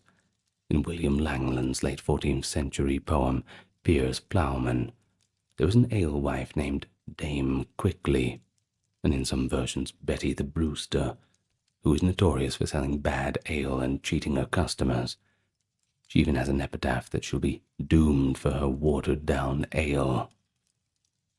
Now this poem's interesting, because it notes how she dilutes ale with water and serves it in unclean vessels, deceiving both pilgrims and the poor. Yeah, it's an exaggerated satire, but it does mirror real concerns that tavern keepers had to balance that profit versus honesty. Despite church strictures, not all clergy shunned the tavern. Some monastic accounts slyly record monks sneaking out for a cheeky pint with the boys. One story tells of a monastery where the ale was so bad that certain monks regularly escaped to a nearby inn for something decent to drink, only to be caught and disciplined. This prompted the abbot to actually hire the tavern's brewer to improve the monastery's own stock. Well, let's have a little talk about tavern names and signs. Like I said at the start of the video, they're a culture unto themselves. Medieval taverns typically had symbolic names, since literacy was quite low. A tavern would be known by its sign, etc. The Green Dragon, a dragon painted on the signboard, or the crown, or perhaps the boar's head, or the flying bird, or something like this. In London, a list from the early 1400s indeed shows tavern names inspired by animals, objects, saints, and heraldry. A tavern keeper thus also had to be a bit of a marketer. The iconic painted inn sign has its roots in our own period. Well, the period we're talking about, I mean. By the High Middle Ages, it was common to hang a recognizable icon outside one's tavern. We've already noted the simpler, universal symbols like the ale stake or bush. But gradually, more personalized signage emerged. For example, Chaucer set his Canterbury Tales Pilgrims gathering at the Tabard Inn. Now, tabard is a type of tunic. Likely the sign displayed a picture of a tabard coat. Indeed, Chaucer's description of that inn and its host gives us a rather delightful snapshot. The host of the Tabard, Chaucer calls him Harry Bailey, is a stout and merry man, who is so genial in hosting that he joins the pilgrimage as a tour guide. Chaucer's host even proposes the storytelling contest to entertain the group, a clever innkeeper turning a journey into a social game. Through this, we glimpse how talented tavern keepers could be, the life of the party, the facilitator of communities.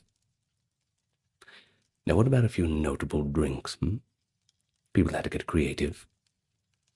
Ale and wine, they were the staples. But there was also mead, which is a kind of wine made from honey. That was popular in regions with beekeeping. Cider was common in ale-growing areas, like Normandy or England's West Country. Though cider was often sold by farmsteads, some taverns did serve it. Spiced wines called piment or hippocras were high-end luxuries. These were wines mixed with sugar, ginger, cinnamon, whatever spices you could get, served warm in winter. A tavern keeper might have a special recipe for a hot spiced ale or mulled wine to draw customers on cold nights. By the late 13th century, distilled spirits, the early forms of brandy and whiskey, were finally starting to appear, but still rare. A high medieval tavern wouldn't yet be selling shots of hard liquor. That came later in the late medieval period when distillation spread. But they did, however, make potent concoctions like braggart, which packed quite a punch. His ale mixed with some honey and herbs, a little bit stronger than the usual. We also have evidence of taverns hiring storytellers, or allowing theatrical troupes to perform short farces in their yards. In Southwark, near London, in the 14th century, some inn-yards were used for plays, quite a precursor to the Elizabethan theatre tradition. In village taverns, the entertainment might be more rustic. Jugglers, trained animals, or just bawdy jokes told by the locals. And on the flip side, taverns, of course, could be spots of crime. Cutpurses, that is, pickpockets, frequently crowded taverns to ply their trade. A traveller who drank too deeply might wake up to find his pockets quite lighter than expected. Of course, I suppose he could be gaslighted into thinking he just spent it all on alcohol. Savvy tavern keepers did keep an eye out for known thieves, since if word spread that one's inn was unsafe, business would drop. There's a record from Bruges of a tavern keeper who colluded with thieves. He would get wealthy foreign merchants drunk and then signal the thieves to rob them. Well, he didn't last that long. When caught, needless to say, he faced harsh justice. But most of the time, tavern keepers were very honest, cooperating with local watchmen to ensure their premises did not become dens of thieves. After all, it tends to push the customers away. Now, one more before we finish up. There is one story that shows the physical risk of the tavern trade. It actually comes in the form of a coroner's report from England in 1270. It tells of two women, Amice and Sybil, who were brewing ale in the brewhouse of an inn. As they carried a tub of boiling water to the vat, Amice slipped and fell into the boiling liquid. Despite Sybil's quick rescue attempt, Amice was grievously scolded, and the poor thing died the next day. This tragic incident, which shows a little bit of the unseen dangers faced by tavern keepers and their workers. Open fires, heavy barrels, boiling liquid, an ever-present occupational hazard in the days long before occupational health and safety regulation. And let that remind you that while we've gone through all of this and it all sounds nice and pretty, all good fun, that there is a rather dangerous image of the tavern too. It's still medieval times, and in medieval times you are never really safe. There are a few figures that capture the imagination, quite like King Baldwin IV, remembered by history as the Leper King. It is a story that reads almost like a paradox. A young monarch, stricken by one of the most feared maladies of the Middle Ages, yet ultimately celebrated for his courage, leadership, and tenacity. Baldwin reigned from 1174 to 1185, a critical period when the Crusader state stood precariously between survival and complete annihilation. Ascending the throne as a boy, and despite a steady physical decay brought on by leprosy, eventually leading armies into battle against the formidable Muslim Sultan Saladin. Contemporary chroniclers, both Latin Christian and Muslim, documented his life in vivid detail. From the devoted account of William of Tyre, the archbishop who educated Baldwin, to the observations of Ibn al-Athir and others who noted the kingdom's fate after Baldwin's passing, these near-contemporary sources allow us to piece together a rich chronological story. What emerges is a portrait of a king who, against all odds, became the linchpin of the defense of Christendom. Hello everyone and welcome to the channel. Off we go back onto another exploration of the time of the Crusades. This time, talking about the great King Baldwin IV of Jerusalem. Well, thank you for those who have subscribed. If you haven't, I invite you to do so. And you may enjoy this entire video ad-free here on YouTube due to the generous contributions of the patrons and members. Thank you very much to them. And thank you for checking out the merch store if you feel so inclined. Now, with all that out of the way, introductions done, let us get nice and relaxed. And we're going back to mid-1161. The son of King Amalric I of Jerusalem and his first wife, Agnes of Courtenay, Baldwin IV was born in mid-1161. He had one elder sister, Sibylla, born a year or two earlier. Through his father, Baldwin came from the Frankish house of Anjou, also known as the Amalrikids, which had ruled Jerusalem for a generation, and through his mother, he was a descendant of the Counts of Edessa. Well, the political climate into which Baldwin was born was complex to say the least. The Crusader kingdom, established after the First Crusade of 1099, had reached its zenith in territory. But there was a problem. It was constantly threatened by powerful Muslim neighbors. In Baldwin's infancy, Jerusalem's enemies were divided: the Fatimid Caliphate in Egypt and Nur ad-Din's Zengid dynasty in Syria. But a new leader, Saladin, was on the rise, poised to unite Egypt and Syria into a single caliphate. Internally, the kingdom of Jerusalem was governed by a high court of barons and prelates who jealously guarded their rights. Baldwin's family itself was touched by court politics. His parents' marriage was annulled on grounds of consanguinity, likely due to baronial disapproval of Agnes when Baldwin was just a toddler. Thus, Baldwin and Sibylla were raised apart from their mother for much of their childhood. Sibylla in a convent under the care of her great-aunt Abbess Lovetta of Bethany. and Baldwin, under the watch of his father, and the appointed guardians of the court. But what about Baldwin as a young lad? Well, reportedly he showed quite a bit of intellectual promise and a lively spirit.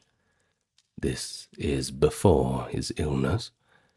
In 1170, when Baldwin was around 9 years old, King Amalric entrusted his son's education to William of Tyre, a learned cleric, who was then the Archdeacon of Tyre. William would later recall these years fondly and candidly. He described Baldwin as an apt pupil. Quote, Baldwin was adept at literary studies. He had a tenacious memory and loved to talk. He was, like his father, an avid listener to history and very willing to follow good advice. The boy was of striking appearance, too. Handsome, resembling his father Amalric in face and bearing. He quickly learned the knightly skills expected of a Frankish prince. Despite an emerging physical handicap, Baldwin mastered horseback riding and could control his mount skillfully with his knees, compensating for weakness in one of his hands. It was this determination in the face of adversity that would become an early hallmark of his character. But childhood was not the best of times. It was in this time that William had first noticed the ominous signs of Baldwin's illness. He provides a vivid first-hand account of the moment he realized his young charge might be suffering from leprosy, a disease greatly feared in the 12th century. One day, Baldwin was playing rough games with the other noble boys of the court, a group of boisterous children pinching and tussling. Normal stuff.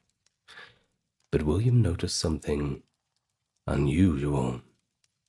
While the other children yelped in pain when pinched, Baldwin had no reaction. He endured it altogether too patiently, as if he did not feel a thing. This happened repeatedly, enough to raise concern. William writes, At first I thought it was due to his endurance, but I discovered his right arm and hand were partially numb, so that he did not feel pinches or even bites there. The gravity of the discovery weighed on William.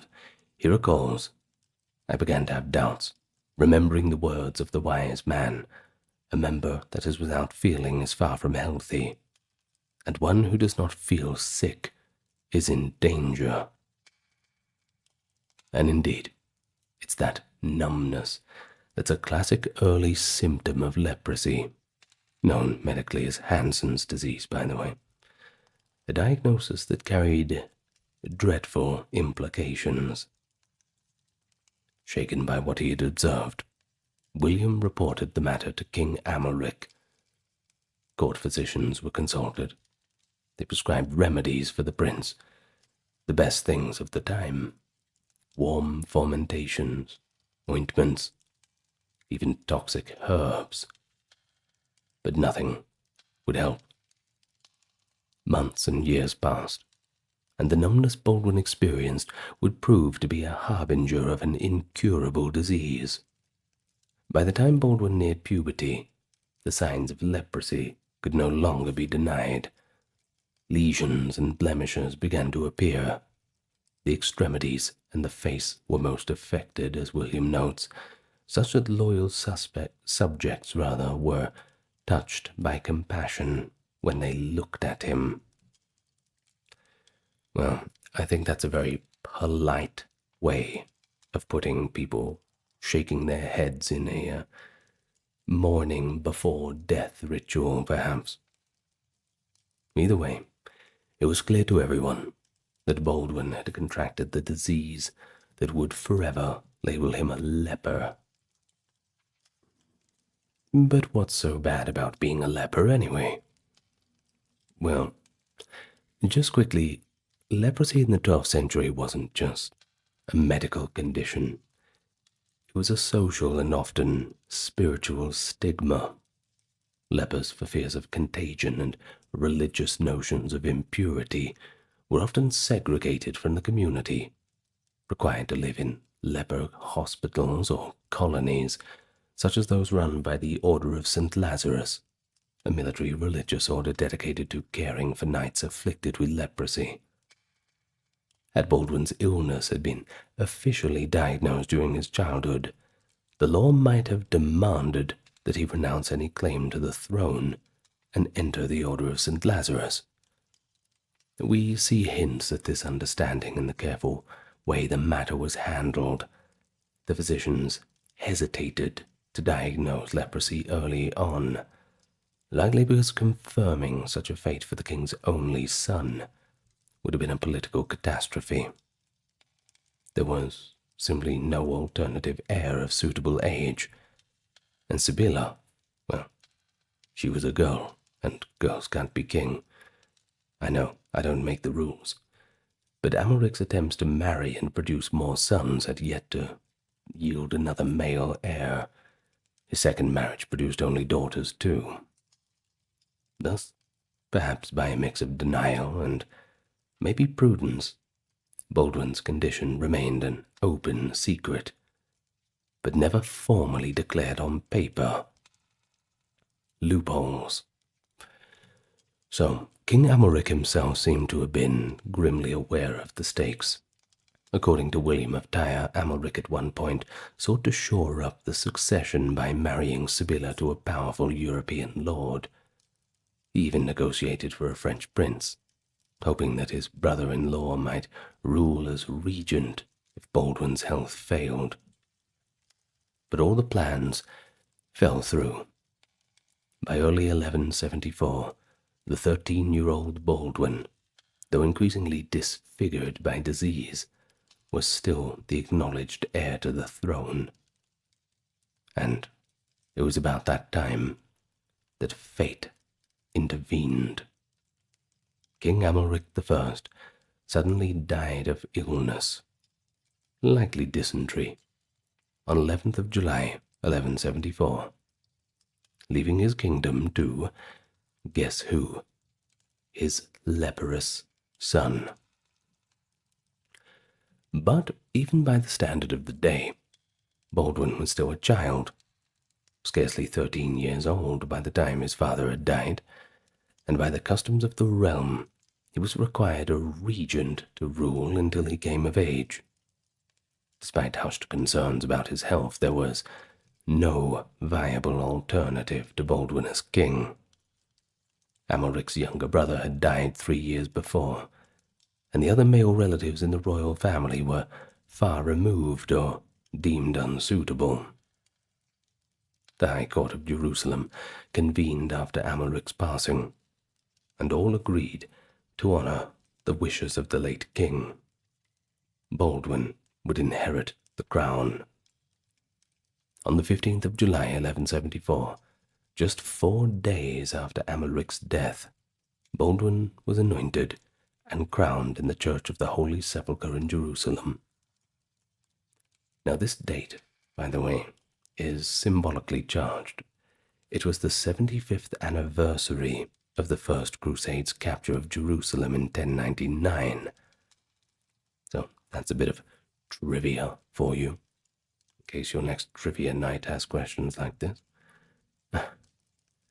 Well, in a grand ceremony led by the Latin Patriarch, Amalric of Nesle, the boy king was invested with the regalia of the Kingdom of Jerusalem. Those present could not have missed the poignant significance.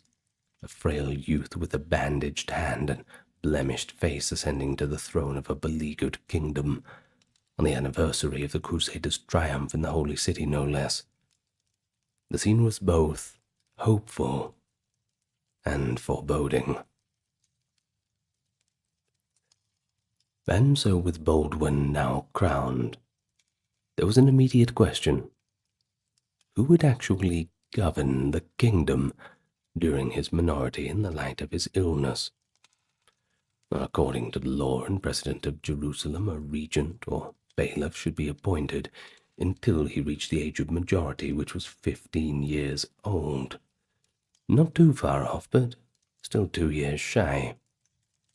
Furthermore, as William of Tyre shrewdly observed, given Baldwin's leprosy, quote, the powers of the regent must necessarily become more important as the king's disease ran its inevitable course.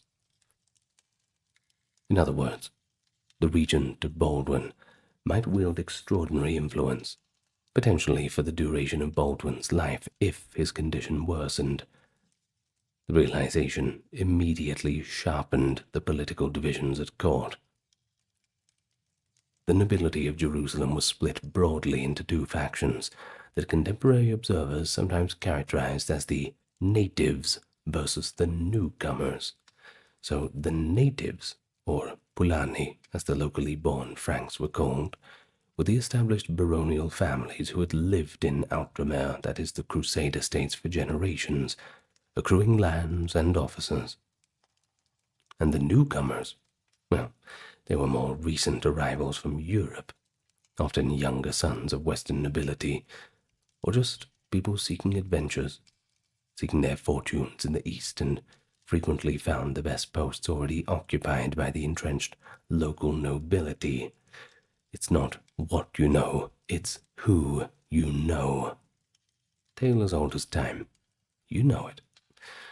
Well, these newcomers resented the old guard, and were quick to accuse the natives of having gone soft or even orientalized by local customs.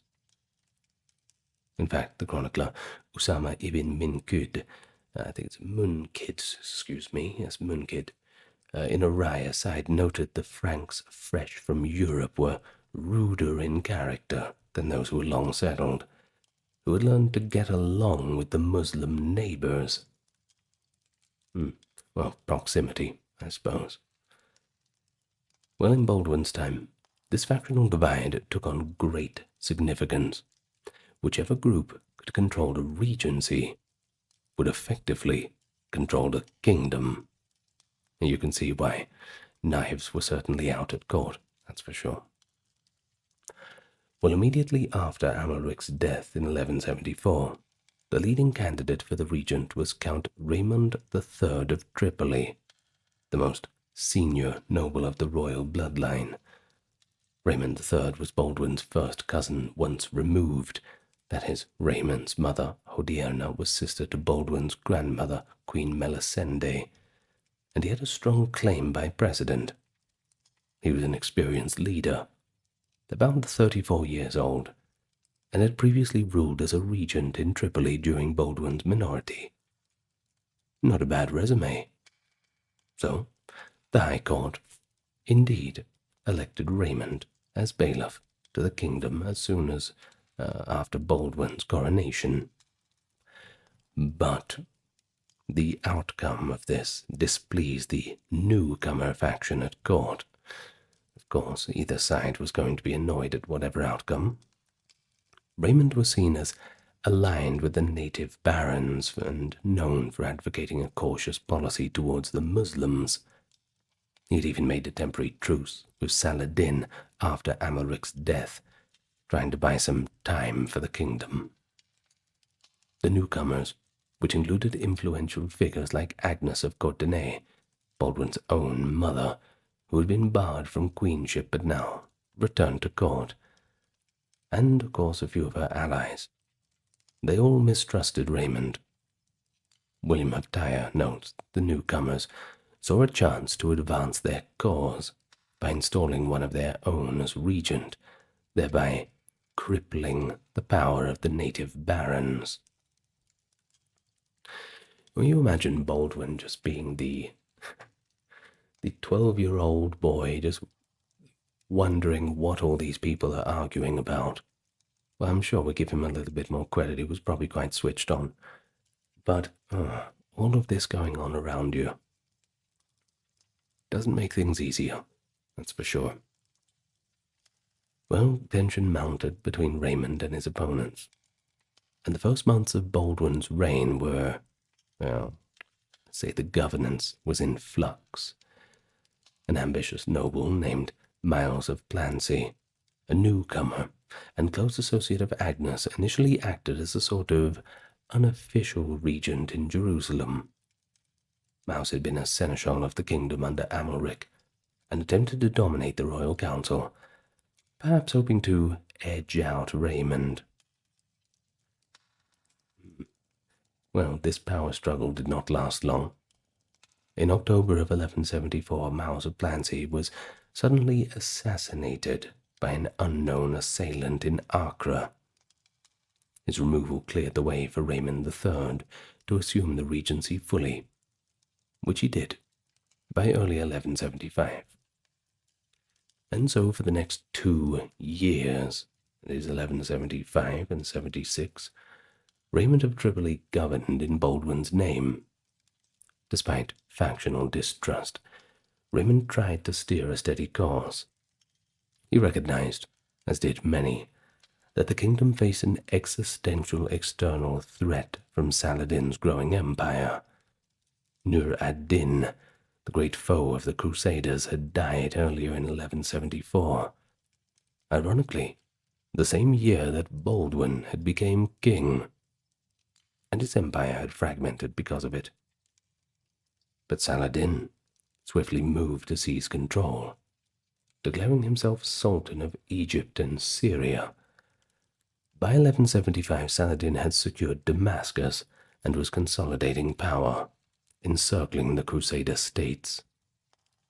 Raymond brokered a truce with Saladin during these years, judging correctly that the Latins were in no position to invite a major war while the king was a child and their leadership was divided. Within the kingdom, however, intrigue continued. The Queen Mother Agnes of Courtenay, whom William of Tyre tartly calls, quote, a woman hateful to God for her role in sowing discord, worked to increase her influence over her son. By 1176, Baldwin had turned 15 and was declared to have reached the majority. In a symbolic assertion of his personal rule, Baldwin publicly decided to rule in his own right from 1177 onward, thus ending Raymond's formal regency. That's right, you're fired. Well, in truth, and all jokes aside, Baldwin at 15, precocious and determined, did begin to exercise more direct authority. One of his first acts was to invite his mother Agnes back to court and elevate her status. Agnes, now in her late 30s, became one of Baldwin's closest advisors, a backseat driver, I suppose, despite never really holding a queenly title. Observers noted that Baldwin was genuinely affectionate towards his mother and trusted her counsel. Baldwin sounds like a good boy, eh? You've got to be good to your mother. Agnes and her brother, Jocelyn III of Edessa, who was given the important office of seneschal, by the way, formed the core of what some historians dubbed the court party, or the Courtenay faction. Now guess what? The shift did not sit well with Raymond of Tripoli and the Old Guard. They saw their influence wane as Baldwin, influenced by his mother and her allies, began favoring certain newcomers. The potential for a clash was very high. In early 1180, an incident nearly led to civil war. Raymond III and Bohemond III of Antioch, another relative and ally, marched to Jerusalem with armed followers, perhaps aiming to assert control or arrange a marriage for Baldwin's sister Sibylla that would favor their faction. Sensing a possible coup, Baldwin IV, now about 18, acting decisively, thwarted them by a political masterstroke. He hastily arranged the marriage of Sibylla to Guy de Lusignan, a newcomer, favored by Agnes and King Baldwin. It was a unwelcome surprise, and in April of 1180 it effectively shut out Raymond's plans. Sibylla was now tied to the Courtenay faction through Guy, and any ambitions Raymond had of controlling the succession were completely dashed.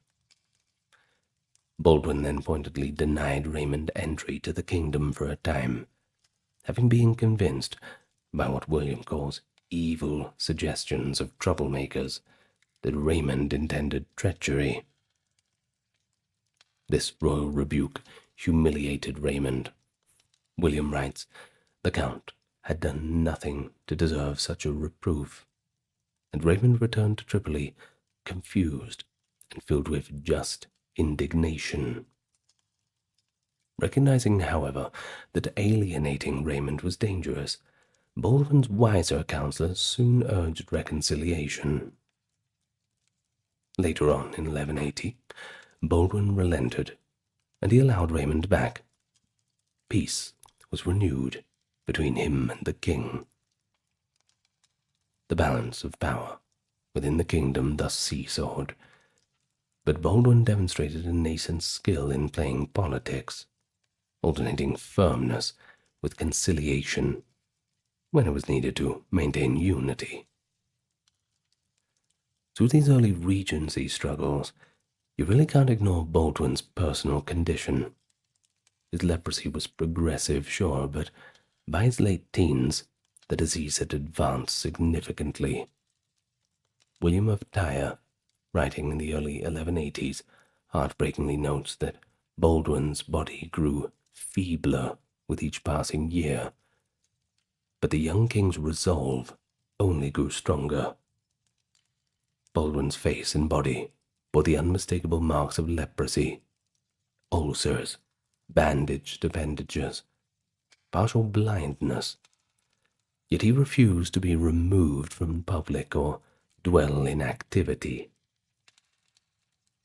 Some in his court privately suggested that Baldwin abdicate and retire and live out his days more comfortably on one of his estates, but he rejected the idea outright. Though his body was frail and impotent, his mind was still strong and vigorous, as William attests. The young king labored to perform his duties beyond his strength, concealing pain and infirmity under royal robes. Even at the early stage of his reign, Baldwin was setting an example of fierce dedication, one that earned him admiration among his followers. And, as we shall see, this personal courage would soon be put to the ultimate test. That test is on the battlefield. By 1176, Baldwin had well and truly taken the reins of government, and the kingdom of Jerusalem had to brace for a renewed conflict with Saladin. The relative calm of the early Regency years, when Saladin and the Crusaders observed truces, was coming to an end. Saladin, having solidified his rule over Egypt and most of Syria, was eager to test the young king. For Baldwin's part, despite his illness, he was keen to assert himself as a warrior king in the tradition of his predecessors. At around age 16, Baldwin planned an ambitious offensive strategy. He considered striking at Egypt in conjunction with a fleet from the Byzantine Empire. In 1177, Philip of Alsace, a prominent French crusader count, arrived in the Holy Land, and discussions were held for a joint expedition into Saladin's heartland. But the plans, they ultimately fell through. The Byzantine navy never showed up, and Philip turned his attention north. But they do demonstrate Baldwin's willingness to go on the offensive, even in the most precarious of circumstances. Saladin was soon taking the initiative. In late 1177, learning that the Crusader forces were divided, with Count Philip and many knights gone to attack Muslim targets in Syria, Saladin led a large army from Egypt into the kingdom, aiming straight for Jerusalem. Baldwin's available army was pretty small, and many of his barons were occupied elsewhere. It was at this critical moment that Baldwin really showed his resolve. Though greatly outnumbered and suffering from disease, the 16-year-old king mustered every knight he could, including the ever-bold Reynald of Chatillon, Lord of Audrey-Jourdain, who had recently been released from captivity and became Baldwin's close ally. The Latin chroniclers describe Baldwin during his campaign with near reverence. He insisted on accompanying his troops in person, his leprous hands perhaps strapped to the reins of his horse, his body armored, and face wrapped in cloth to cover lesions. The decisive encounter came on the 25th of November, 1177, at a site called Montecassard, near Ramla. Baldwin's forces, perhaps just a few thousand strong, caught Saladin's army in a moment of laxity. The Muslims were surprised, possibly dispersing to raid. The result was one of the most spectacular victories in Crusader history. Baldwin, carried into the battle, fought at the head of his troops under the banner of the True Cross, which was borne by the Bishop of Bethlehem in the absence of the Patriarch. With a cry of Deus vult, God wills it, the Frankish knights charged. The Muslim host, though numbering in the tens of thousands, was thrown into complete confusion by the sudden assault. Chroniclers report that the teenage king, afflicted as he was, refused to stay back. He was in the thick of the combat, bolstering the morale. The rout of Saladin's army was complete. The Muslim forces were quickly routed and pursued for 12 miles, suffering heavy casualties. Saladin himself was lucky to have narrowly escaped the field. According to sources, Saladin fled back to Cairo, reaching the city on the 8th of December, with only a tenth of his army. The rest of his host had been cut down or scattered. It was almost a miraculous triumph for the Franks and for Baldwin personally. But many would later see it as divine providence in the fact that a leper king had defeated the seemingly invincible Saladin, and he did it on St. Catherine's Day nonetheless. So stunned were Saladin's followers by this defeat that, as one historian notes, they considered it redeemed only by Saladin's ultimate victory a decade later at Hattin. And so the Battle of Montecassard of 1177 instantly enhanced Baldwin's reputation. News of the victory spread to east and west. Contemporary Muslim chroniclers, typically reserved about Frankish success, had to acknowledge the severity of Saladin's setback. It was said that Saladin was so shamed by this defeat that he swore not to smile until he avenged it. Legend mentioned in later Arabic sources. In the Christian camp, Baldwin's prestige soared. The victory demonstrated that despite his ailment, he could lead and inspire. William of Tyre, though not present on the battlefield, later praised the king's valor at Montecassard in glowing terms. But the win also brought the kingdom precious respite. Saladin retreated to lick his wounds, and for some time the pressure on the kingdom's borders was eased. The young king, however, did not rest on his laurels. The challenge was now to consolidate and prepare, for the next round was inevitable. In the aftermath of Montecassard, Baldwin sought to strengthen the kingdom's defences. One strategic initiative, likely advised by his nobles, and perhaps inspired by the aggressive Reynald of Chatillon, was the fortification of the vulnerable frontiers. In 1178, Baldwin ordered the construction of a new castle at a site known as Jacob's Ford, up near the Jordan River, north part of it, only a day's march from Damascus. This castle, called Chastelet, was meant to threaten Saladin's territory and guard a key crossing of the river.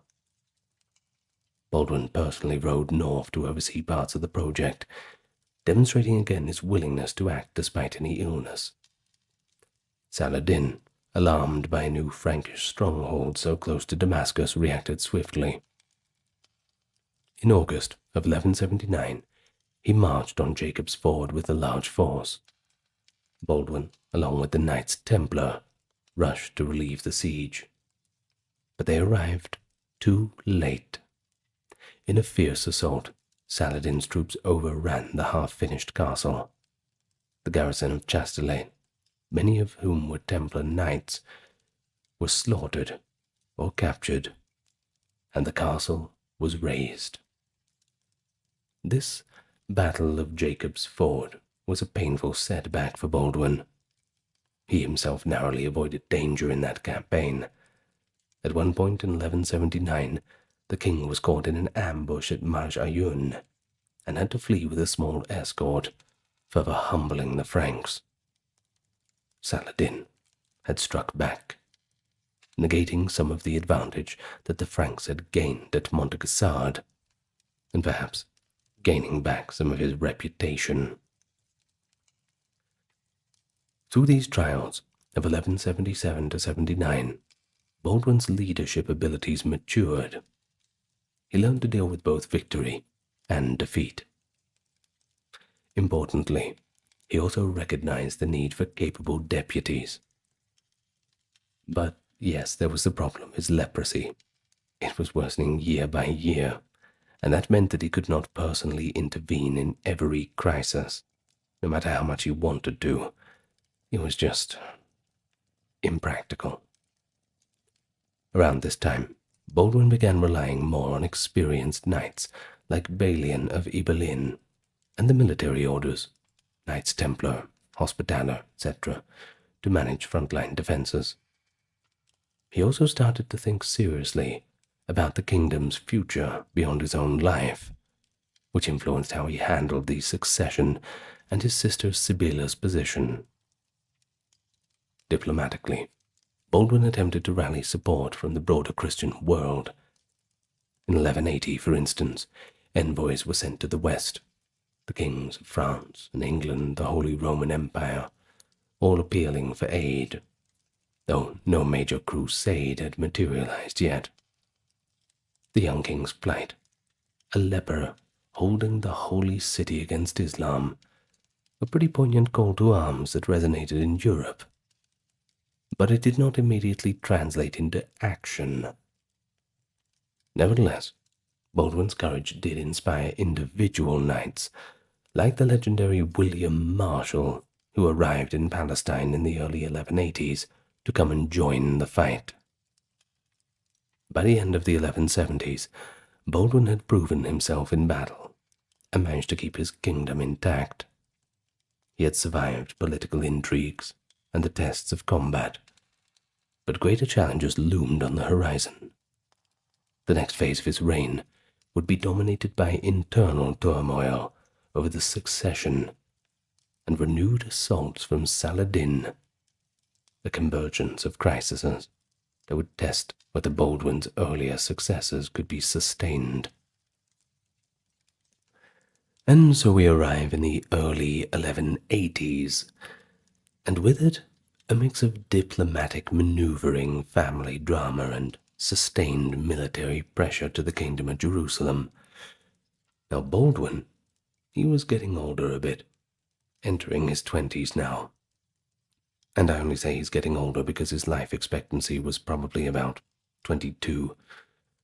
But he was beset by both the relentless advance of his disease and the equally relentless dilemmas of succession. The central question was stark. Who would rule after Baldwin was gone? Who, by all accounts, would not produce an heir of his body? Leprosy had rendered him unable to marry or father children. Certainly wasn't a very eligible bachelor. The obvious candidate was his sister, Sibylla.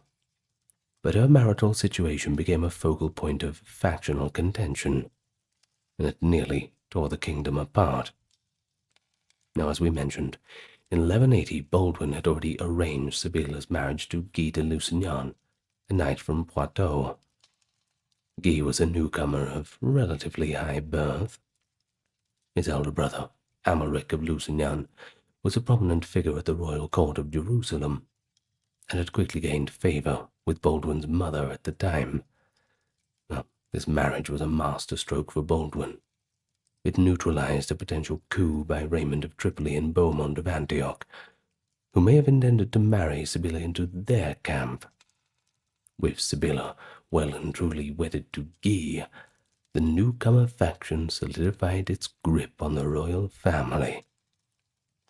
Guy was granted the title of Count of Jaffa and Ascalon, effectively placing him next in line for the throne as Sibylla's consort. Contemporary chronicles, like William of Tyre, initially had misgivings about Guy. He was seen as, quote, young, of prominent family, but new to the East. Nevertheless, Baldwin seemed content, at first, with his choice, and for a brief time the court enjoyed modus vivendi. Raymond withdrew to his territories. Baldwin ruled with the support of his mum, Uncle Jocelyn, and the new brother-in-law Guy. Everything was happy. But, as we know, the harmony cannot last. Guy de Lusignan's conduct soon created rifts. Latin historians imply that Guy was opposed by a large fraction of the nobility from the very beginning. The native barons mistrusted Guy's coterie of former Poitevin knights, and felt he even lacked the experience and wisdom needed to lead. Baldwin himself gradually got bought over to that opinion too, little by little souring on Guy. The turning point came during Saladin's renewed invasions in 82 and 83. But before we get to that, in 1181, the volatile Reynald of Chatillon, now firmly part of Baldwin's inner circle, broke the truce with Saladin by attacking a rich caravan traveling from Damascus to Egypt. Reynald's lawless raid, motivated only by greed and, well, maybe a sprinkling of religious zeal too, understandably provoked Saladin's fury. He demanded redress from King Baldwin, but Baldwin, debilitated and unable to punish the powerful Reynald, could do very little beyond offering an apology. And that's not going to work. So in response, Saladin retaliated. He imprisoned some Christian merchants in his land and prepared for war. In 1182, Saladin led an army through the Sinai into Frankish territory, bypassing the usual coastal strongholds by marching a desert route to Damascus. The kingdom mobilized in defense. It didn't help that by this time that Baldwin's condition had dramatically worsened. William of Tyre recounts that in 1182, Baldwin suffered a severe bout of illness, a high fever, and that's just on top of his advanced leprosy. The king had lost his eyesight, and his extremities were so ravaged by the disease that he was unable to use either his hands or feet. In effect, he was now blind and crippled, a king who could neither walk, not to mention hold a sword. And it was at this desperate juncture that Baldwin's advisers urged him again to consider abdication for his own comfort. But he still refused to abandon his responsibilities. Instead, he took an unprecedented step. He appointed Guy de Lusignan as regent of the kingdom in late 1182. Gathering the barons at Nazareth, where he lay ill, Baldwin formally invested Guy with control of the government. The young king would keep only the royal title, the city of Jerusalem, and a small annual income. Guy was to rule everything else on his behalf. Vassals throughout the realm were commanded to do homage to Guy as Baldwin's regent. It was a bold attempt to ensure continuity of command given Baldwin's incapacity, effectively a trial run for Guy as heir. Initially, all went pretty smoothly. The lords swore allegiance to Guy, and Baldwin hoped his brother-in-law would rise to the occasion. Well, let's see how he goes, A great test came very soon after. In 1183, Saladin launched one of his largest invasions yet, aiming to finally crush the Crusader kingdom. He gathered forces from Egypt, Syria, and as far away as Mesopotamia, and moved into Galilee. The Franks, under Guy's leadership, with Baldwin too ill to ride, though he was present nearby carried on a litter, concentrated their army at a defensible position near the springs of Safuria. For days, Saladin maneuvered, attempting to draw the Franks into open battle. This campaign climaxed in a tense confrontation, often referred to as the Battle of Al-Ful, or the stand at the Belvoir Castle. Sources describe the young King Baldwin being carried on a stretcher among his troops, so that his presence would inspire them, even if he could not fight. And indeed, during the siege of Kerak later that year, Baldwin insisted on accompanying the relief force in a litter, so he could barely stand or see, yet continue to direct his men. At Safuria, however, it was Guy de Lusignan effectively in command. Guy adopted a cautious strategy. He kept the army in the camp, refusing to be lured out by Saladin's provocations. The stalemate lasted some days, both sides hesitant. Saladin feared a full frontal assault against his prepared Crusader positions, and Guy feared a rash charge that could lead to disaster. Eventually, with supplies running low, Saladin withdrew his forces back to Damascus without a pitched battle. In one sense, Guy's caution had averted a defeat, but in another, his inaction squandered an opportunity to strike a blow at the Sultan's host. I mean, he was right there. They could have got him, but he just hid in the camp the whole time. It's not really a victory if you don't even fight.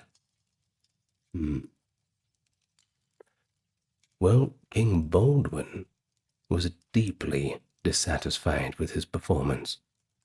In his view, Guy had shown timidity bordering on cowardice by not aggressively confronting Saladin's army when it began to withdraw.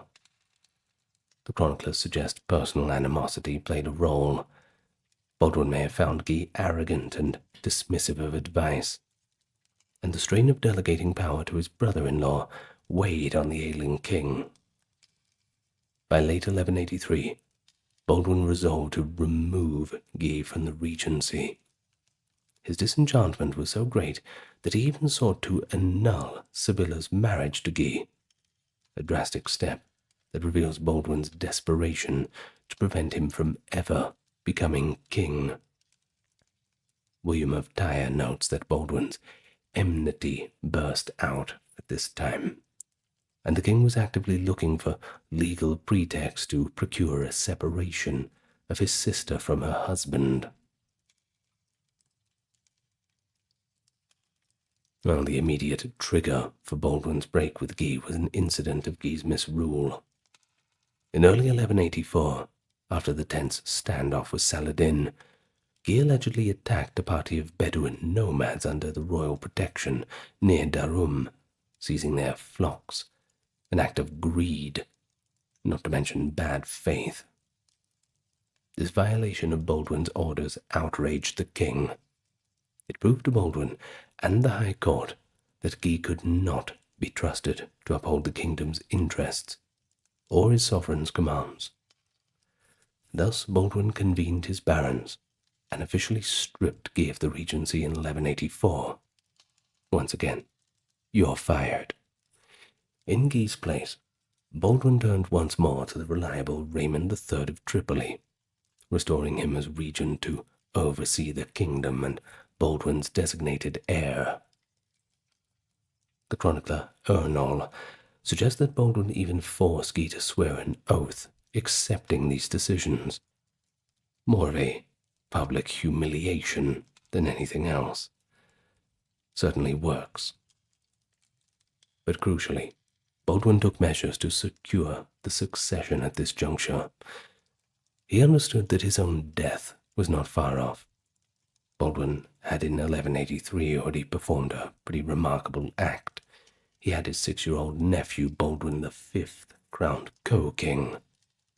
In a solemn ceremony at the Church of the Holy Sepulchre, little Baldwin V was anointed and crowned alongside his uncle. The kingdom thus briefly had two Baldwins on the throne, the leper king and the child king. This unprecedented step was Baldwin's insurance policy to guard against a succession dispute. The High Court swore to recognize Baldwin V as the next king, and a regency council with Raymond at its head, and with checks involving the Pope and the kings of England and France as arbiters, was established to govern during Baldwin V's minority. By these acts, Baldwin IV hoped to block Guy de Lusignan's path to power and ensure the continuity of rule by passing the crown to his nephew, in whom the blood of the previous king, via Sibylla and Amalric, had continued. Meanwhile, one more notable event of this period showcased Baldwin's commitment, despite his physical decline, and that was the siege of Kerak in Moab of 1183. Now, the story of this is in late 1183, Saladin targeted the fortress of Kerak in Transjordan, held by Reynald of Chatillon, in retaliation for Reynald's provocations, including an audacious raid into the Red Sea threatening Islam's holy cities. By coincidence, a royal wedding was taking place inside Kerak during the siege.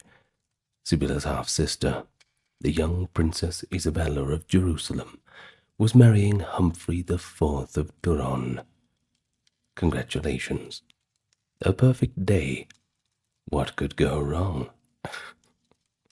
As Saladin's siege engines bombarded the castle, an almost chivalric exchange occurred.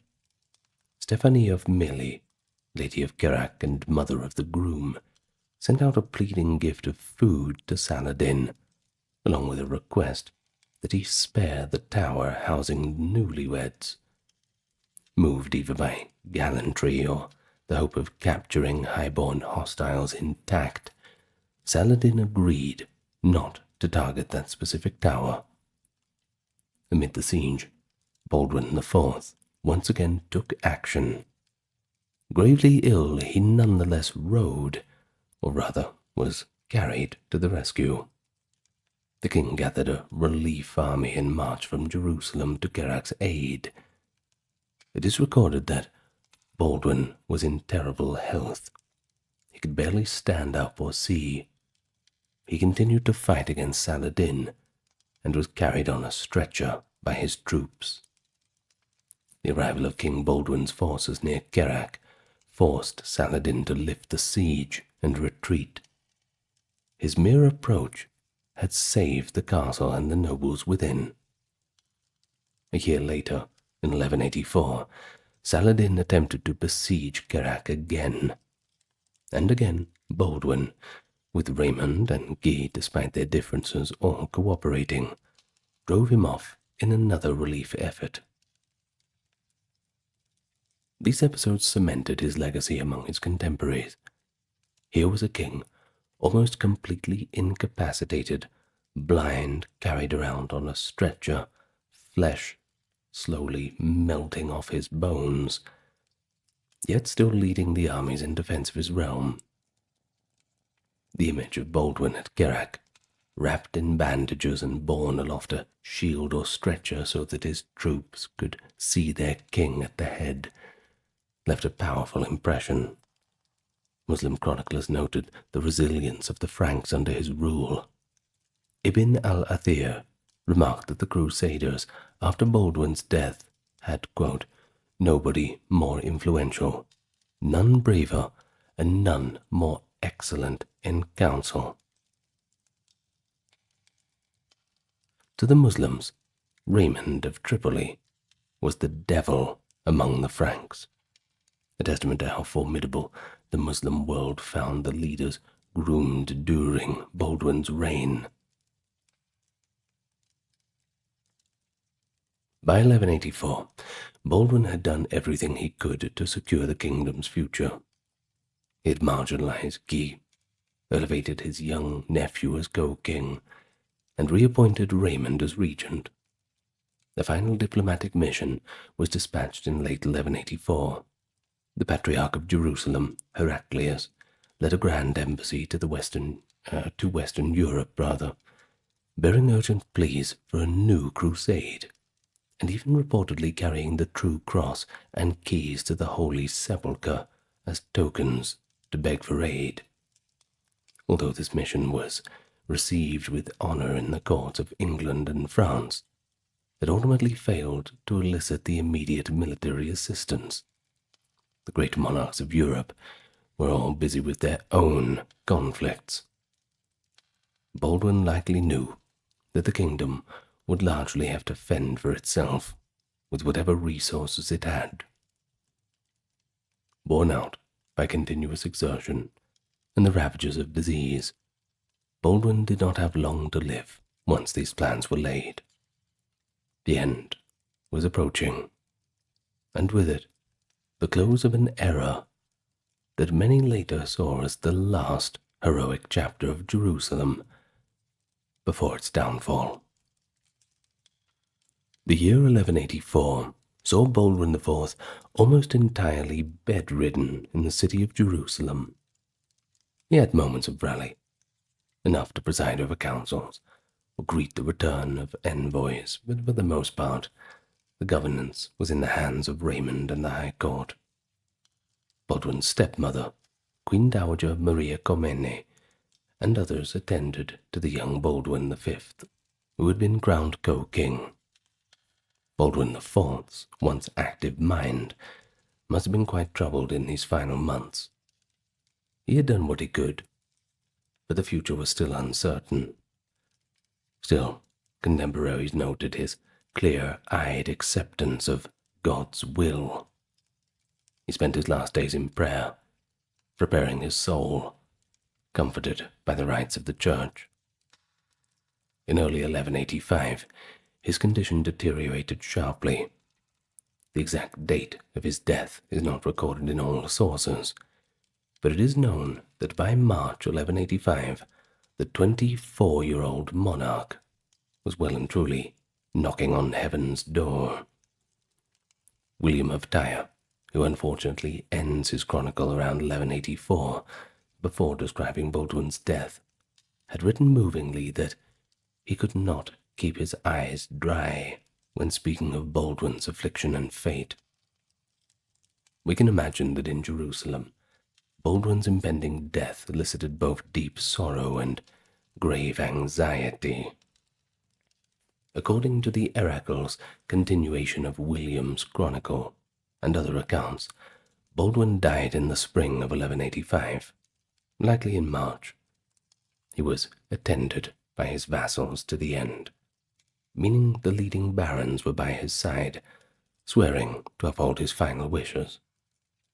The Patriarch Heraclius would have administered the last sacraments to the dying king. In his will, Baldwin reaffirmed the arrangements for his nephew's succession and Raymond's regency. He specifically charged the barons to remain united and observe the truce with Saladin that Raymond of Tripoli had recently negotiated. Indeed, one of Baldwin's final acts of king was concluding a truce with Saladin in 1185, meant to last for 4 years. Saladin, whose own young son had died around that time, perhaps felt a bit of empathy, and he agreed to the truce, giving the kingdom a desperately needed breathing spell. Well, he passed away in the holy city he defended all his life. His body, wrapped in fine linen, would have been carried in solemn procession to the venerable Church of the Holy Sepulchre, where he was entombed alongside his father, King Amalric, and his illustrious ancestors. The grief at his funeral was profound. Even those magnates who had opposed some of his policies recognized the loss of an extraordinary leader. The High Court and Raymond of Tripoli immediately recognized King Baldwin V, now a boy of 8, as the sole king. Raymond assumed the regency officially, and Jocelyn of Edessa became the guardian of the child, all according to Baldwin's careful plan. Latin chroniclers remark that Baldwin IV's passing was the first in a chain of events that would soon bring calamity. The stability he had managed to enforce began to quickly unravel after his death. During Baldwin V's short reign, 1185 to 1186, the kingdom remained at peace thanks to the truce. But Baldwin IV's fears about the succession were tragically vindicated when poor little Baldwin V himself died in summer of 1186, possibly of illness, or, as some later alleged, by foul play. With the child's death, the delicate arrangements that Baldwin IV had set up completely collapsed. Sibylla, Baldwin IV's beloved sister, seized the throne in Jerusalem with the support of the faction loyal to her, and crowned her husband, Guy de Lusignan, as king.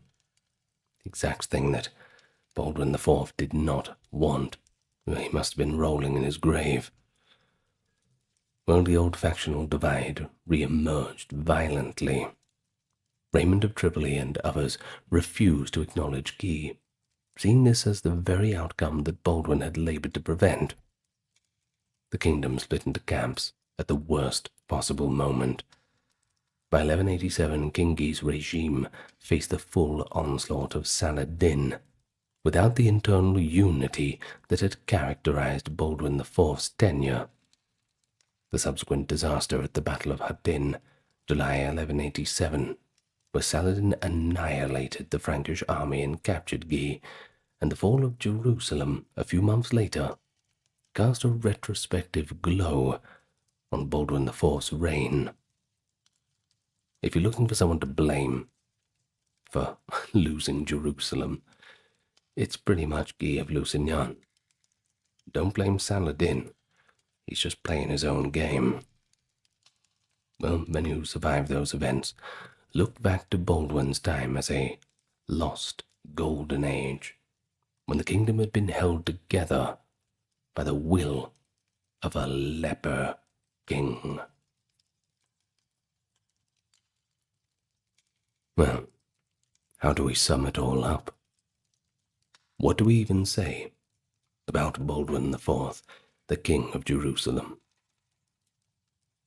Medieval annals sometimes likened him to the biblical figure of Job, who kept his faith amid suffering, or to Constantine the Great, who is rumored in legend to have contracted leprosy and been miraculously cured by faith, though Baldwin, of course, received no earthly quarter. In the Crusader genealogical histories, known as the lineages of Outremer, Baldwin is fondly remembered as Baldwin the Leper, and that's not a term of insult, but almost endearment and marvel. It's as if to say, yeah, that's right, Baldwin the Leper, our king, and a bloody great king at that.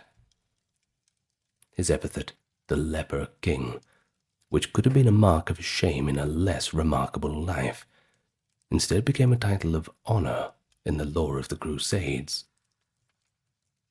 In the long view, Baldwin's life illustrates the precariousness of the Crusader states in the late 12th century. He was a king who reigned at the nexus of an immense historical force, the rise of Saladin and the coming climax of the Crusader era.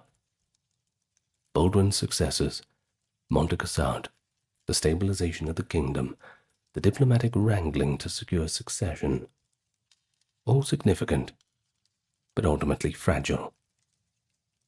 After his death, the lack of comparative unifying figures led to a factional collapse, the thing that he wanted to prevent the most. The subsequent loss of Jerusalem in 1187 profoundly shaped both Muslim and Christian consciousness, making Baldwin's reign appear in hindsight as a final stand of an ailing kingdom under an ailing king. Yet the legacy is not merely one of tragedy. It's an inspiration, a testament to how courage and devotion can transcend our physical limitations. The mental image of Baldwin IV, clad in armor to hide his deformities, charging into battle with the relic of the true cross held aloft, became emblematic of the chivalric ideal in later chronicles, and even in modern storytelling. In an age when rulers were expected to be the epitome of physical prowess, Baldwin turned the concept completely on its head. His moral and spiritual fortitude defined his kingship. And he was a king not because of the strength of his body, but because of the will and the loyalty he commanded. As William of Tyre eulogized in a passage written when Baldwin was still alive, but with William sensing the inevitable. Each day he grew more ill, yet each day he grew in virtue. Well, it's a chronicle of heroism under adversity. From his childhood games where numb flesh betrayed that terrible secret, to the grand battles where he stood as the unyielding bulwark of his people, all the way to their delicate negotiations and plans made on death's door. Every chapter of Baldwin's life is an insight into the complexities of Crusader kingship. He died young, way before his time, and his kingdom would face its darkest hour soon after. But his example endured. The Leper King, leaving behind that legacy of resilience and faith that has echoed through the centuries, ensuring his name, like the holy city he once ruled, will never be forgotten. So next time you feel like calling in sick or perhaps shirking your responsibilities due to some kind of illness, perhaps you can ask yourself what Baldwin would want you to do. Yes, Your Majesty, I will be going to the gym. Now let me thank the top-tier patrons and supporters. Dark, Kimberly, Christine, Sally, Ember, Susan, Cameron, Legitimus, Carrie, Charlene, Lynn Therese, Katiana, Ulfednir, Alexander, Charles, Christine, Dr. Neuro Nerd, Erin, Jaden, Jim, Jeffrey, Jessica, Madeline, Melissa, Orthodox Review, Scott, Stark Factory, Shell, Wendy, Josie, Sarah, Ryan, Thor, Cameron, Stefan, Kevin, Crystal, HMSHH, Talvery, Anthony, Lucy, Brandon, and Gugu Bubonic. Thank you so much. Well, that is it for me for tonight. You're welcome to watch another video if you please. Or just, I don't know, do what you like. Thank you for joining me. Always a pleasure. And what a great life. Baldwin IV of Jerusalem. Rest in peace. Lots of love to you all. Good night, everyone.